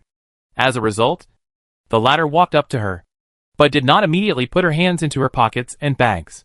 Instead, she walked around her first and praised, "Senior sister, you have a really good figure. I really envy your boyfriend. Are you challenging my endurance limit?" No, no, no. I get started. While talking, Beta finally began to check Chung Sahan's belongings. However, her hands were not honest. From time to time, she moved around Chung Sahan's body and touched places that should not be touched. At first, Chung Sahan's eyes looked like they were about to burst into flames. But soon the anger in her eyes disappeared, and she regained her composure, allowing Beta to touch her all over, and just watched coldly from the side. Beta also noticed Wu Sahan's emotional changes, and her eyes showed a bit of admiration, and her hands finally began to restrain their movements. She took out 2 magnets from Chung Sahan's bag, looked at them, and then took out the silver pocket watch. Curiously, "Is this the blood oath prop? I'm actually quite curious. If the person who swore a blood oath is already dead, will the blood of the corpse still boil after breaking the oath? If you want to know, you can swear an oath yourself and try it," Chung Sahan said indifferently. "Then will you kill me to verify it?" Beta smiled sweetly. But her smile looked indescribably awkward with Wang Lirong's wrinkled face. "I don't mind helping you with this," Chung Sahan said. "It's a pity that I'm not your sister." Seeing Chung Sahan silent, Beta seemed very happy. "I'm sorry. I shouldn't have mentioned your sad story. But think on the bright side. You can at least see the teacher again. If I were you, I would think about how to convince the teacher to save your adoptive father. Or, you can also choose to forget about it and ask for some other reward from the teacher. Have you always been so talkative? The journey is long. I thought you would like someone to talk to you and relieve your boredom. I prefer to travel with a mute. What a strange habit. But I guess you will miss me soon." The subway broadcast sounded, reminding passengers to arrive at Jiayudan Station. When the car door opened to both sides, the man with a shifty look got off the subway with other passengers. And then a new group of passengers got on. Chung Sahan saw an extra empty seat, so he sat on it before a little ghost, and then looked at the frustrated little ghost with a smug look. "Childish." Chung Sahan snorted. "I just have the habit of having fun from time to time." Beta made a face at the little ghost, and the latter was so angry that he cried and buried his face in his mother's thigh. At this time, his mother was still teaching him seriously that he should give priority to the elderly on the subway. But at this time, the culprit had turned his attention back to Chung Sahan. "Senior sister, do you know why the teacher chose me instead of you? You just came in second in the first round of the proxy war. Are you going to brag about it? Or are you waiting for me to give you a certificate?" Chung Sahan mocked. "It's not just because of your strength." Beta shook his head. "Of course, since you mentioned it, I will accept your compliment reluctantly. But then again, do you really not know why the teacher abandoned you? Tell me about it. You are too obsessed with saving your adoptive father," Beta said. "That's why you accepted the teacher's invitation and became his agent. For such a long time, you have been desperately imitating the teacher, learning his skills of disguise and deception, learning his ruthlessness, and trying to stand in his perspective on everything and make choices. You cooperated with Set to mess up the 3 major guilds, and you did a great job. However, this was not because you really wanted to do it, but because you thought that doing so would please the teacher. However, as far as I know, the teacher did not praise you in the end. You are like a pug wagging its tail in front of its master, trying every possible way but still unable to get the meat and bones thrown by its master." Chung Sahan did not speak, but clenched his fists. "So your problem is that you can't really get satisfaction and happiness from pranks and tricks. Just like a top student who gets first place in every subject, but relies on memorizing knowledge points and has no soul of his own. This is also the biggest difference between us. You are the most stupid and pitiful person in the teacher's eyes. Of course, at least you are not as hopeless as your sister. This is why the teacher sent me to the hospital tonight. If you can give up the idea of saving your adoptive father, devote yourself to it, and enjoy the happiness brought by deception, you can still become one of us." Chapter 1086 Platform. Chung Sahan was silent for an unusually long time this time. Her body was swaying slightly with the subway car. The billboards outside the wall flashed by quickly, like a pantomime. "If I give up the idea of saving my adoptive father, can I meet Loki and regain my ability?" "Of course." Beta nodded. "Although the game organizing committee stipulates that the gods can only choose one agent. You know the teacher. He never takes these rules seriously." "Okay. Then I give up saving my adoptive father, Chung Se-han said calmly. I knew you would say that, Beta said with a smile. Come with me. After that, she stood up from her seat, and the subway arrived at the station again, and the door of the carriage opened again. Beta got off the train, but did not take Chung Se-han to the exit, nor did he take the elevator to the transfer station. Instead, he walked to the end of the platform, waited for the subway to leave, and jumped off the platform when the staff were not paying attention, and slipped into the tunnel beside. Chung Se-han hesitated for a moment and followed him down. Then Beta jumped forward, reminding Chung Se-han behind him. Watch your step. Chung Se-han hummed and quickly followed. Not long after they walked, they heard the vibration of the track, which was getting louder and louder. Chung Se-han's heart tightened and reminded, the subway is coming. I know. Beta smiled, but did not have any intention of dodging. Instead, she stood on one foot in the middle of the track and closed her eyes. After about 10 seconds, a speeding subway came from the darkness, brushed past her body, and lifted her hair. The whole scene was a close call. Beta opened her eyes and blinked. Look, it's the car next door. You won't be so lucky every time, Chung Se-han said coldly. It's not luck. The car on our side just passed by, so I know it must be the car next door, Beta said, grinning, and added, but this time it's our car. After saying that, she jumped off the track and pressed her body against the wall behind her. And Chung Se-han behind her also followed her example and pressed against the wall of the tunnel. The next moment, the rails began to vibrate wildly again. Another subway car came out of the darkness. Beta was right. This time, the car was coming from their side. The high-speed subway was past Chung Se-han's ears, and the airflow formed in the middle stung her face slightly. After the subway passed, Chung Se-han spoke again, with a grim tone. I asked you to take me to see Loki, not to play a train-spotting game here. Don't worry, Beta said. We will reach our destination soon. Then the two walked for about 2 minutes, and Beta finally stopped and pointed to an iron door on the wall in front of him, saying, That's it. As she spoke, she walked to the iron door, took out an iron key from her pocket, and opened the lock on it. Then she took the lead and climbed down the ladder below. Although the iron door that suddenly appeared in the tunnel looked a little suspicious, Chung Se-han had no other choice at this time, because the next subway would arrive soon, so she could only grit her teeth and climb down the rusty iron ladder. As a result, the scene below surprised Chung Se-han a little. No one expected that there was a platform under the subway tunnel, but it looked like it had been abandoned for a long time. Or more precisely, it had never been put into use. There was a lot of construction waste piled up inside, and the dust underfoot was so thick that it was hard to tell how thick it was. Beta switched his phone to flashlight mode, shone it around, and explained, there was originally a subway line here in the original city planning, but the plan changed halfway through the construction, and the line was abandoned. I seem to have heard similar statements before, and I thought it was just an urban legend. Is it true? Chung Se-han frowned. Well, many rumors have a source, Beta said, but not many people can find this source. Has Loki been hiding here recently? No. No. No. The teacher doesn't like this dark and abandoned place. He just came here to visit a friend. I told you that he didn't go to see you tonight because he had other things to do. In fact, if you hadn't kept asking, I wouldn't have brought you here. Who is he visiting? Who would live in a place like this? Chung Se-han asked. To be honest, I don't know, and I don't care. Beta shrugged. You asked me to bring you to him, so I brought you here. I have fulfilled the agreement between us, so you have to walk the rest of the way by yourself. However, Chung Se-han on the side did not seem to want to let her go.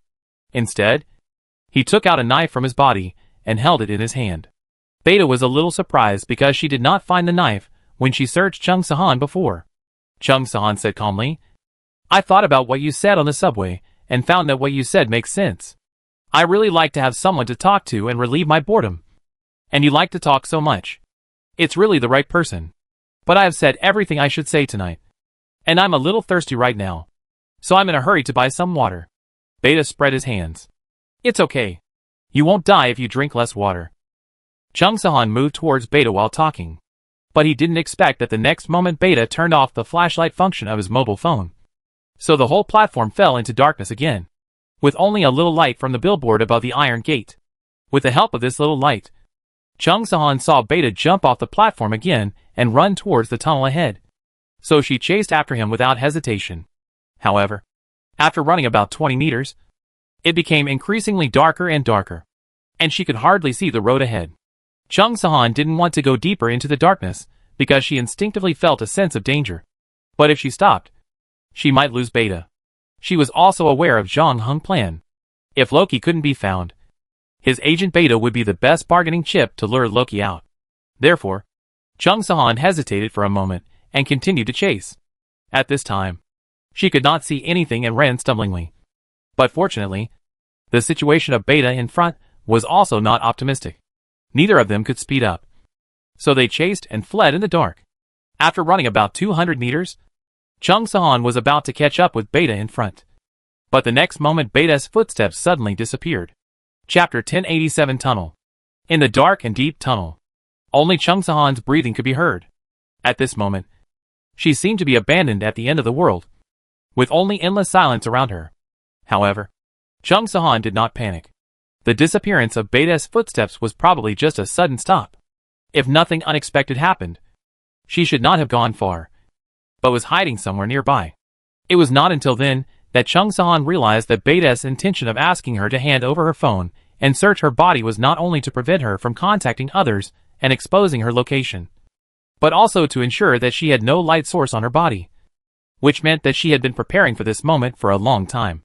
But if she wanted to get away like this, she would be underestimating her senior sister Chung Sahan. Since Chung Sahan could hide a knife on her body when she wasn't paying attention, she could also hide something else. The next moment, Chung Sahan actually took out a mobile phone from her bag. This phone was not hers, but that of a high school girl on the bus. There was a cute cat head hanging on it. Chung Sahan saw her chatting about celebrity gossip with her classmates on her phone. So she wrote down her screensaver password. And then when she put her phone back in her pocket and was about to get off the bus, she stole her phone. Of course, all this happened after Beta searched her. Before Chung Sahan and Beta went down the iron gate, they used this phone to send a location message to Fan Mingyan. However, when Chung Sahan turned on the flashlight function of the phone and illuminated the surroundings, she couldn't help but frown, because it was different from what she imagined. She couldn't see Beta nearby. The latter seemed to have really disappeared out of thin air. Chung Sahan raised the phone to her face and checked the surroundings again. She didn't find any hidden passages or entrances nearby. At this moment, she was in an abandoned tunnel with thick concrete walls on both sides. Beta's disappearance was like a magic trick. However, for Chung Sahan and the world she lived in, such a thing was not impossible. Chung Sahan herself had played a similar game in front of Zhang Heng not long ago. Beta was the second player in the first round of the proxy war rankings, and was also Loki's chosen agent. It would be strange if she didn't have any escape methods. However, what Chung Sahan didn't understand was that Beta clearly had a way to escape. But why didn't she use it in the hospital and on the road? And had to wait until here to use it? Because the props on her can only work here? Or did she just want to bring herself here? Also, how many of the words she said on the subway were true, and how many were false? Chung Sahan looked at the seemingly endless tunnel ahead, and glanced at the phone in her hand. She didn't know if it was because she was too deep underground, but the phone showed no signal at the moment, so she couldn't contact the outside world. Chung Sahan hesitated for a moment and decided to return the same way first. Wait for Zhang Heng and Fan Mingyan to come over, and then discuss what to do next. Fortunately, she hadn't chased too far before. According to Chung Sahan's own calculations, she had only run in the dark for about 4 or 5 minutes. And because she couldn't see the road under her feet, her speed was not very fast. So it should only take 2 or 3 minutes to turn on the flashlight and go back. However, Chung Sahan walked for 6 or 7 minutes afterwards, but still couldn't find the platform she came from. What's even more strange is that this time Chung Sahan also paid special attention to the surrounding environment. As a result, she found that there was no difference between this place and the tunnel in use above her head except that there were no railroad tracks. There was no fork in the middle. So she ruled out the possibility that she took the wrong road when she returned. Chung Sahan's heart sank. She had been chasing Beta before, but her feelings were not very obvious. Now that Beta was gone, she was the only one left in the tunnel. At the same time, the light from her phone cast her shadow on the wall on one side of the tunnel. stretching and lengthening, looking indescribably weird. There was bottomless darkness in front of and behind her, and she was the only one left in the whole tunnel. On the other side, Van Manen had also received the message from Chung Sahan and rushed to the subway station with John Hung, but encountered some trouble when going through security. John Hung equipment, whether it was hidden sheath or plague bone bow, was a bit too conspicuous, so John Hung had to find an oversized travel bag to pack them together. And at the same time, he tried to create a little commotion at the entrance to attract two security inspectors not far away. Then he and Van Manen swiped their cards through the gate, walked down the stairs, and came to the platform. Van Manen looked around, but did not see Chung Sahan or Beta.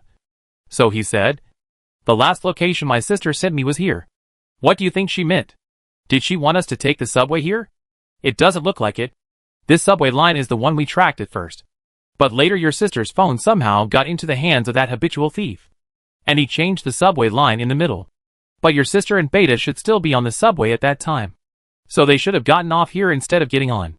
But if they were just leaving the station, your sister would have no need to take the risk of sending a message.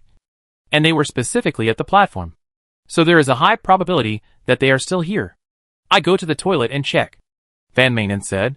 Okay. Then I find a way to adjust the surveillance. John Hung looked up at the cameras on the wall. These cameras basically cover the platform completely. If he could find the video, he should be able to know what happened here. However, Van Manen was a little worried. Unlike the security inspectors at the gate, the people in the monitoring room who were responsible for monitoring would not come out no matter what happened outside. Moreover, there were more than 1 or 2 people in a monitoring room. Of course, these people together would not be Zhang Hung's opponent.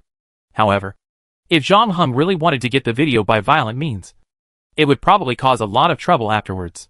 You have to know that this is the real world, not a copy. Logically, this should have been her turn. If her disguise ability was still there, she could have swaggered in to watch the video by pretending to be the leader of the subway station. But now her ability has disappeared.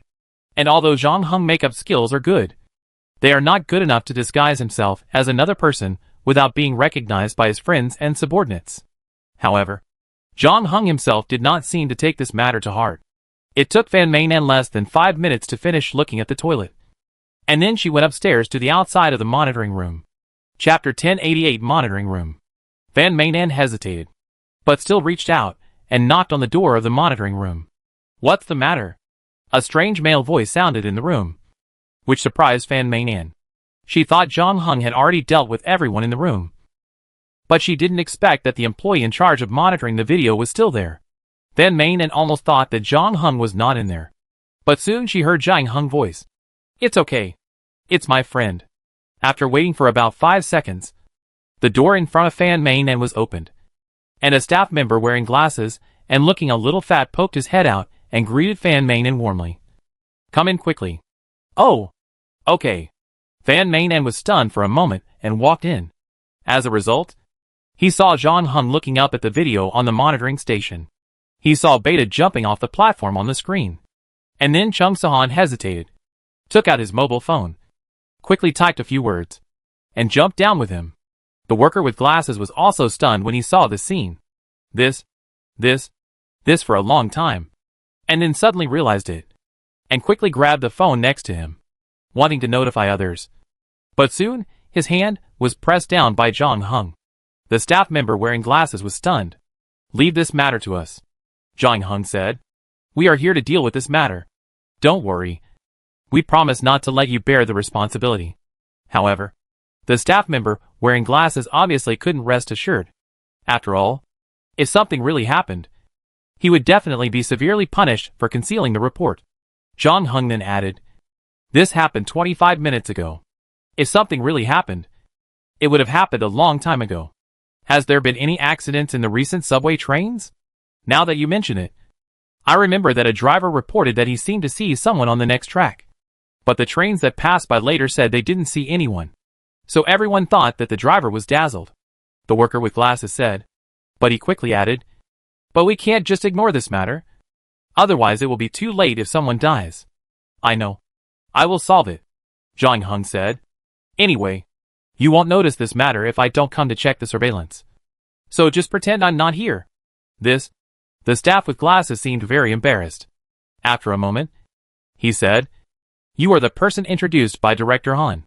Of course, we are willing to cooperate with Director Han's work, but we also have our own rules and regulations. You make it difficult for me to deal with it." John Hung did not force the staff with glasses, but just asked, "Then how do you usually deal with it?" "This matter must be reported to the leader and wait for the leader's instructions. And under normal circumstances, the subway on this line must stop." The staff member wearing glasses said, "Well, let's do as you say," John Hung said, and at the same time let go of his hand. Then, he did not stay in the monitoring room, and walked out with Fan Main and beside him. After closing the door, Fan Main finally asked the question that had been suppressed for a long time. "How did you convince him to let you watch the video? And who is that Director Han?" "I asked a friend to help me and contacted the police station in this area," John Hung said. "He found someone through Han Lu's connections, but he obviously didn't expect Chung Se-han and Beta to jump off the platform. And according to the worker wearing glasses, the two should have found a way to leave the tunnel. Otherwise the driver would not have seen them. We need to go to that tunnel to take a look," John Hung said. "I make another call. Even if we can't go down alone, at least we can go with the subway company when they stop the line for inspection." John Hung didn't know how Han Lu did it.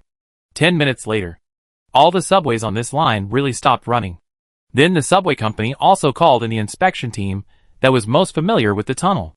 Their usual work usually started late at night. After the last subway arrived at the terminal, it was their turn to go on stage. They pushed the pulley carrying the track lifter, maintenance tools and materials along the track to inspect the screws along the way. Therefore, they were also responsible for this search. The leader of the inspection team, a Northwest man named Malu, found John Hung and Fan Main in. He was in his early 40s and didn't talk much, but he looked very calm. He asked, "Do you want to go too?" "That's right." John Hung nodded. "Well, then follow me," Malu said without further ado, and then handed a flashlight to John Hung and Fan Main in.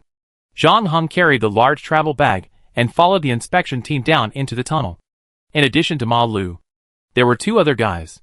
Of course, the entire subway inspection team was not just them, but because they were on night shift, most of the others were still sleeping at home. But anyway, it was only one stop from this platform to the next platform, so they were enough. Without Malu's instructions, the two guys had already dispersed and checked along the track, but they didn't find any problems for the time being. And soon they came to the iron gate. A guy in front shone a flashlight and quickly passed by. But at this time, John Hung said, "Wait, what's wrong?" Malu stopped. "Is the lock on this usually open?" John Hung asked Malu. The latter moved the flashlight to the iron gate mountain and was stunned. "Here? This place has been locked since I came here to work." "Really?" John Hung looked at the dust on top. It had indeed accumulated for a long time, but there were signs that it had been opened not long ago, and there were fingerprints on it. If nothing unexpected happened, it was Chung Se-han and Beta who opened the iron door. So John Hung continued to ask, "What is underneath this?" The two younger inspectors looked at each other with confusion on their faces. But Malu, who had been employed the longest, knew a little bit and said, "I haven't been down there either, but I heard from some old employees that there is a subway line underneath." "Subway line? I used to take the subway often, but I've never heard of it, and it doesn't seem to be on the map," Fan Main said, "because the subway line was abandoned before it was actually built. It is said that the construction plan was changed," Malu said. He also reacted at this time and looked at John Hung. "Do you think they ran down here?" "At present, it is very likely," John Hung said, "but I don't recommend you go down. You can continue to check other places along this road. Let us search down below, so that you can resume operations earlier." However, Malu is obviously a very responsible person. He said without any hesitation, "I go down with you." Chapter 1089 Rescue. Malu insisted on going down, and John Hung could not find a suitable reason to refuse, because he also knew that if there were no people from his side, the subway company would not let them run around in the tunnel. So John Hung and Fan Main looked at each other and agreed to Malu's request. So then Malu asked the other two inspectors to continue searching along the tunnel, while he took the lead and climbed down the iron ladder. The three people's shoes made a creaking sound on the rusty iron railings, breaking the tranquility of the underground world below. Malu's feeling when he first saw the abandoned platform was similar to Chung Sahan's. Although he had worked in the subway company for 20 years and had heard some rumors, this was his first time seeing this abandoned subway line. After landing, he turned on the flashlight in his hand and looked around carefully. At first glance, this platform looks very similar to the platform on the subway line above. But if you look closely, you can still feel the difference. After all, in order to meet the growing number of passengers and the needs of modern travel, the platform above has been renovated and rebuilt several times. However, probably because of the sudden suspension of construction, this platform perfectly preserves the appearance of its initial construction, and many characteristics of the era can be seen.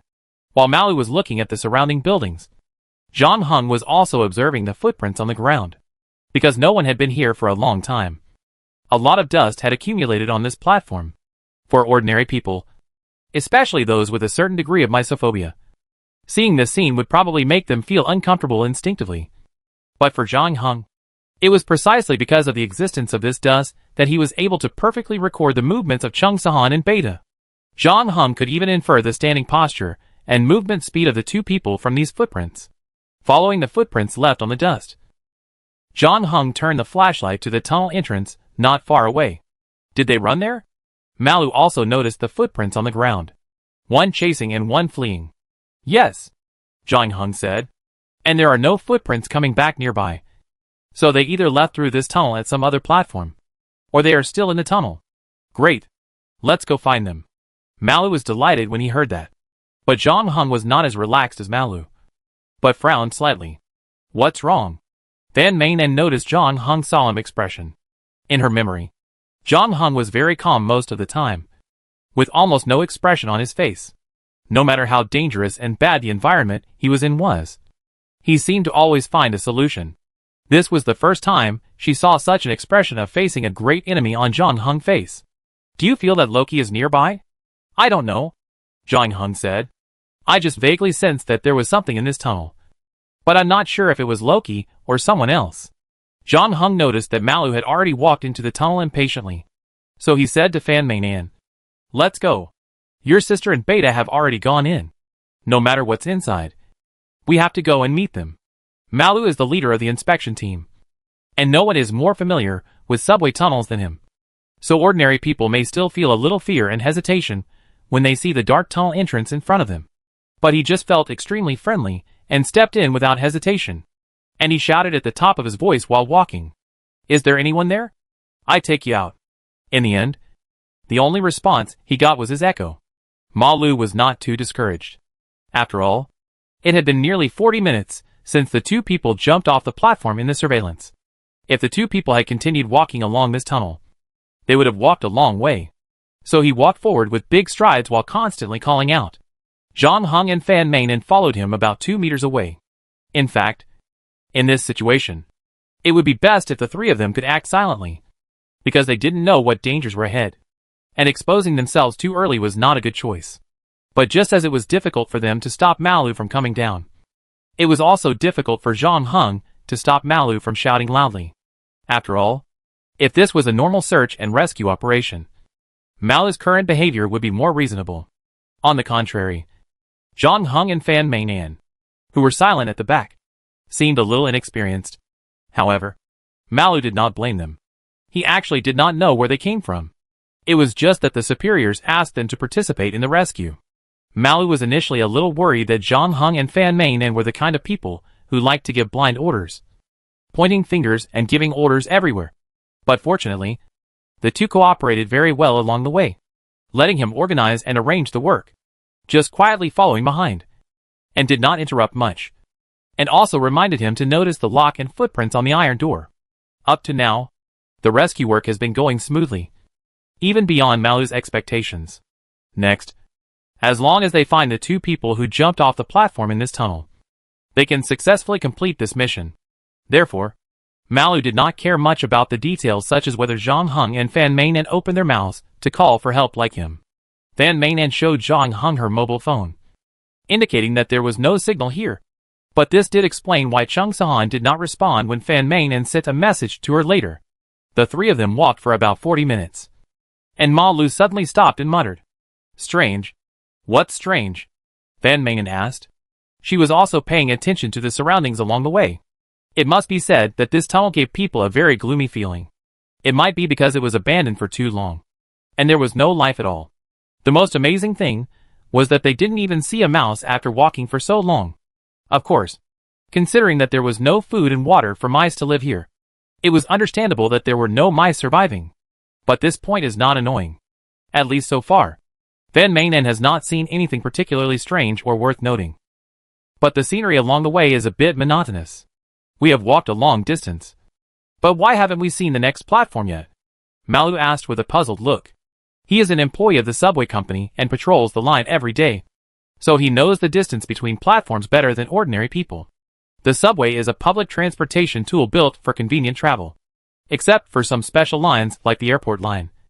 The distance between stations is generally not too far. But now they have walked for 40 minutes. And they should have arrived at the next platform long ago. Chapter 1090 Subway and Rumors. This shouldn't be the airport line. Neither the old airport nor the new airport is in this direction. Malu muttered. What did the people who designed the line think? Why did they design this section so long? After he finished speaking, he looked at Zhang Heng and Fan Manen behind him, and said apologetically, I didn't expect the two stations to be so far apart. I didn't bring any water when I set out. If you feel thirsty or tired, you can go back first. By the way, help me tell the people above about the situation here, and ask them to send a few more people down. Zhang Heng shook his head when he heard this. We won't go back until we find someone. Malu was stunned. He saw Zhang Heng and Fan Manen just following silently all the way. And they didn't show any anxious look during the period. He thought they didn't have much to do with the missing two people. At least they shouldn't be relatives or friends. But they had to find someone with them, for some reason. So Malu kindly suggested that the two of them go back first. Mainly because they had been away for so long. And there was no signal on the mobile phone down there. And someone really needed to contact the people up there to explain the situation. So this was actually the best of both worlds. But he didn't expect Zhang Heng to refuse. And then he heard Zhang Heng continue. I think you can go back. Because you have been shouting for so long. Your voice is a little hoarse. You need to drink some water and rest. I'm fine. Malu shook his head and said. The sooner we find the two missing people, the sooner we can rest assured. After saying that, he saw that Zhang Heng and Fan Manen had no intention of leaving. So he raised the flashlight and continued to move forward. However, Zhang Heng was right. He had been shouting for 40 minutes and his mouth was dry. So he didn't shout loudly again after he set off. The three of them walked forward in silence. After about 5 minutes, Zhang Heng spoke again. Master Ma, you have been working in the subway company for many years. Right? How much do you know about this subway line? This is my first time here. In fact, no one in the company should have been here before. Malu said. The construction of this place was stopped before it was completed. So it was not handed over to the subway company at all. Therefore, I know nothing about the length, direction, and number of platforms of this subway line. Just like you. To be honest, I didn't expect this tunnel to be so long before. And this section has basically been completed. The building materials look good. It's a pity to abandon it like this. Well, what about the rumors? What? Malu thought he had misheard Zhang Heng's words. I remember you mentioned it before. Saying there are some rumors about this place. Can you tell us? Now? You want to listen to those rumors now? Is there anything inconvenient? Zhang Heng asked. Well, because most of those rumors are absurd. And we happen to be in this tunnel now. Although I don't have any superstitions. There are some things that should be avoided. Yeah. But we have nothing to do right now. Zhang Heng said. We must be a little tired after walking for so long. And chatting can help relieve some fatigue. Malu glanced at Fan Manen beside him. And found that this girl, who looked a little thin, did not show any fear. So he nodded. Okay. Where do you want to start? Why not talk about why the subway line was abandoned? Fan Manen said. The official explanation is that due to changes in administrative planning, this subway line became unnecessary. So it was not built any further. But in reality, no one knows the actual situation. Malu said. But when I first joined the company, I did hear some old employees say that the real reason this subway line was abandoned was because no construction workers were willing to continue working. When the construction was about 1/3 of the way left, some people began to fall ill. But at first no one paid much attention to it. thinking it was just the construction workers' own fault. Because the machinery and equipment were not very developed at that time. The workers' labor intensity was also very high, and it was normal for them to have health problems. Usually, they would just rest for a while. But soon, a second and a third person fell ill. The people in the construction company also began to pay attention to it, reducing the labor intensity, paying more attention to ventilation, and also replaced the cooks on the construction site. But it was of no use. More and more people fell ill.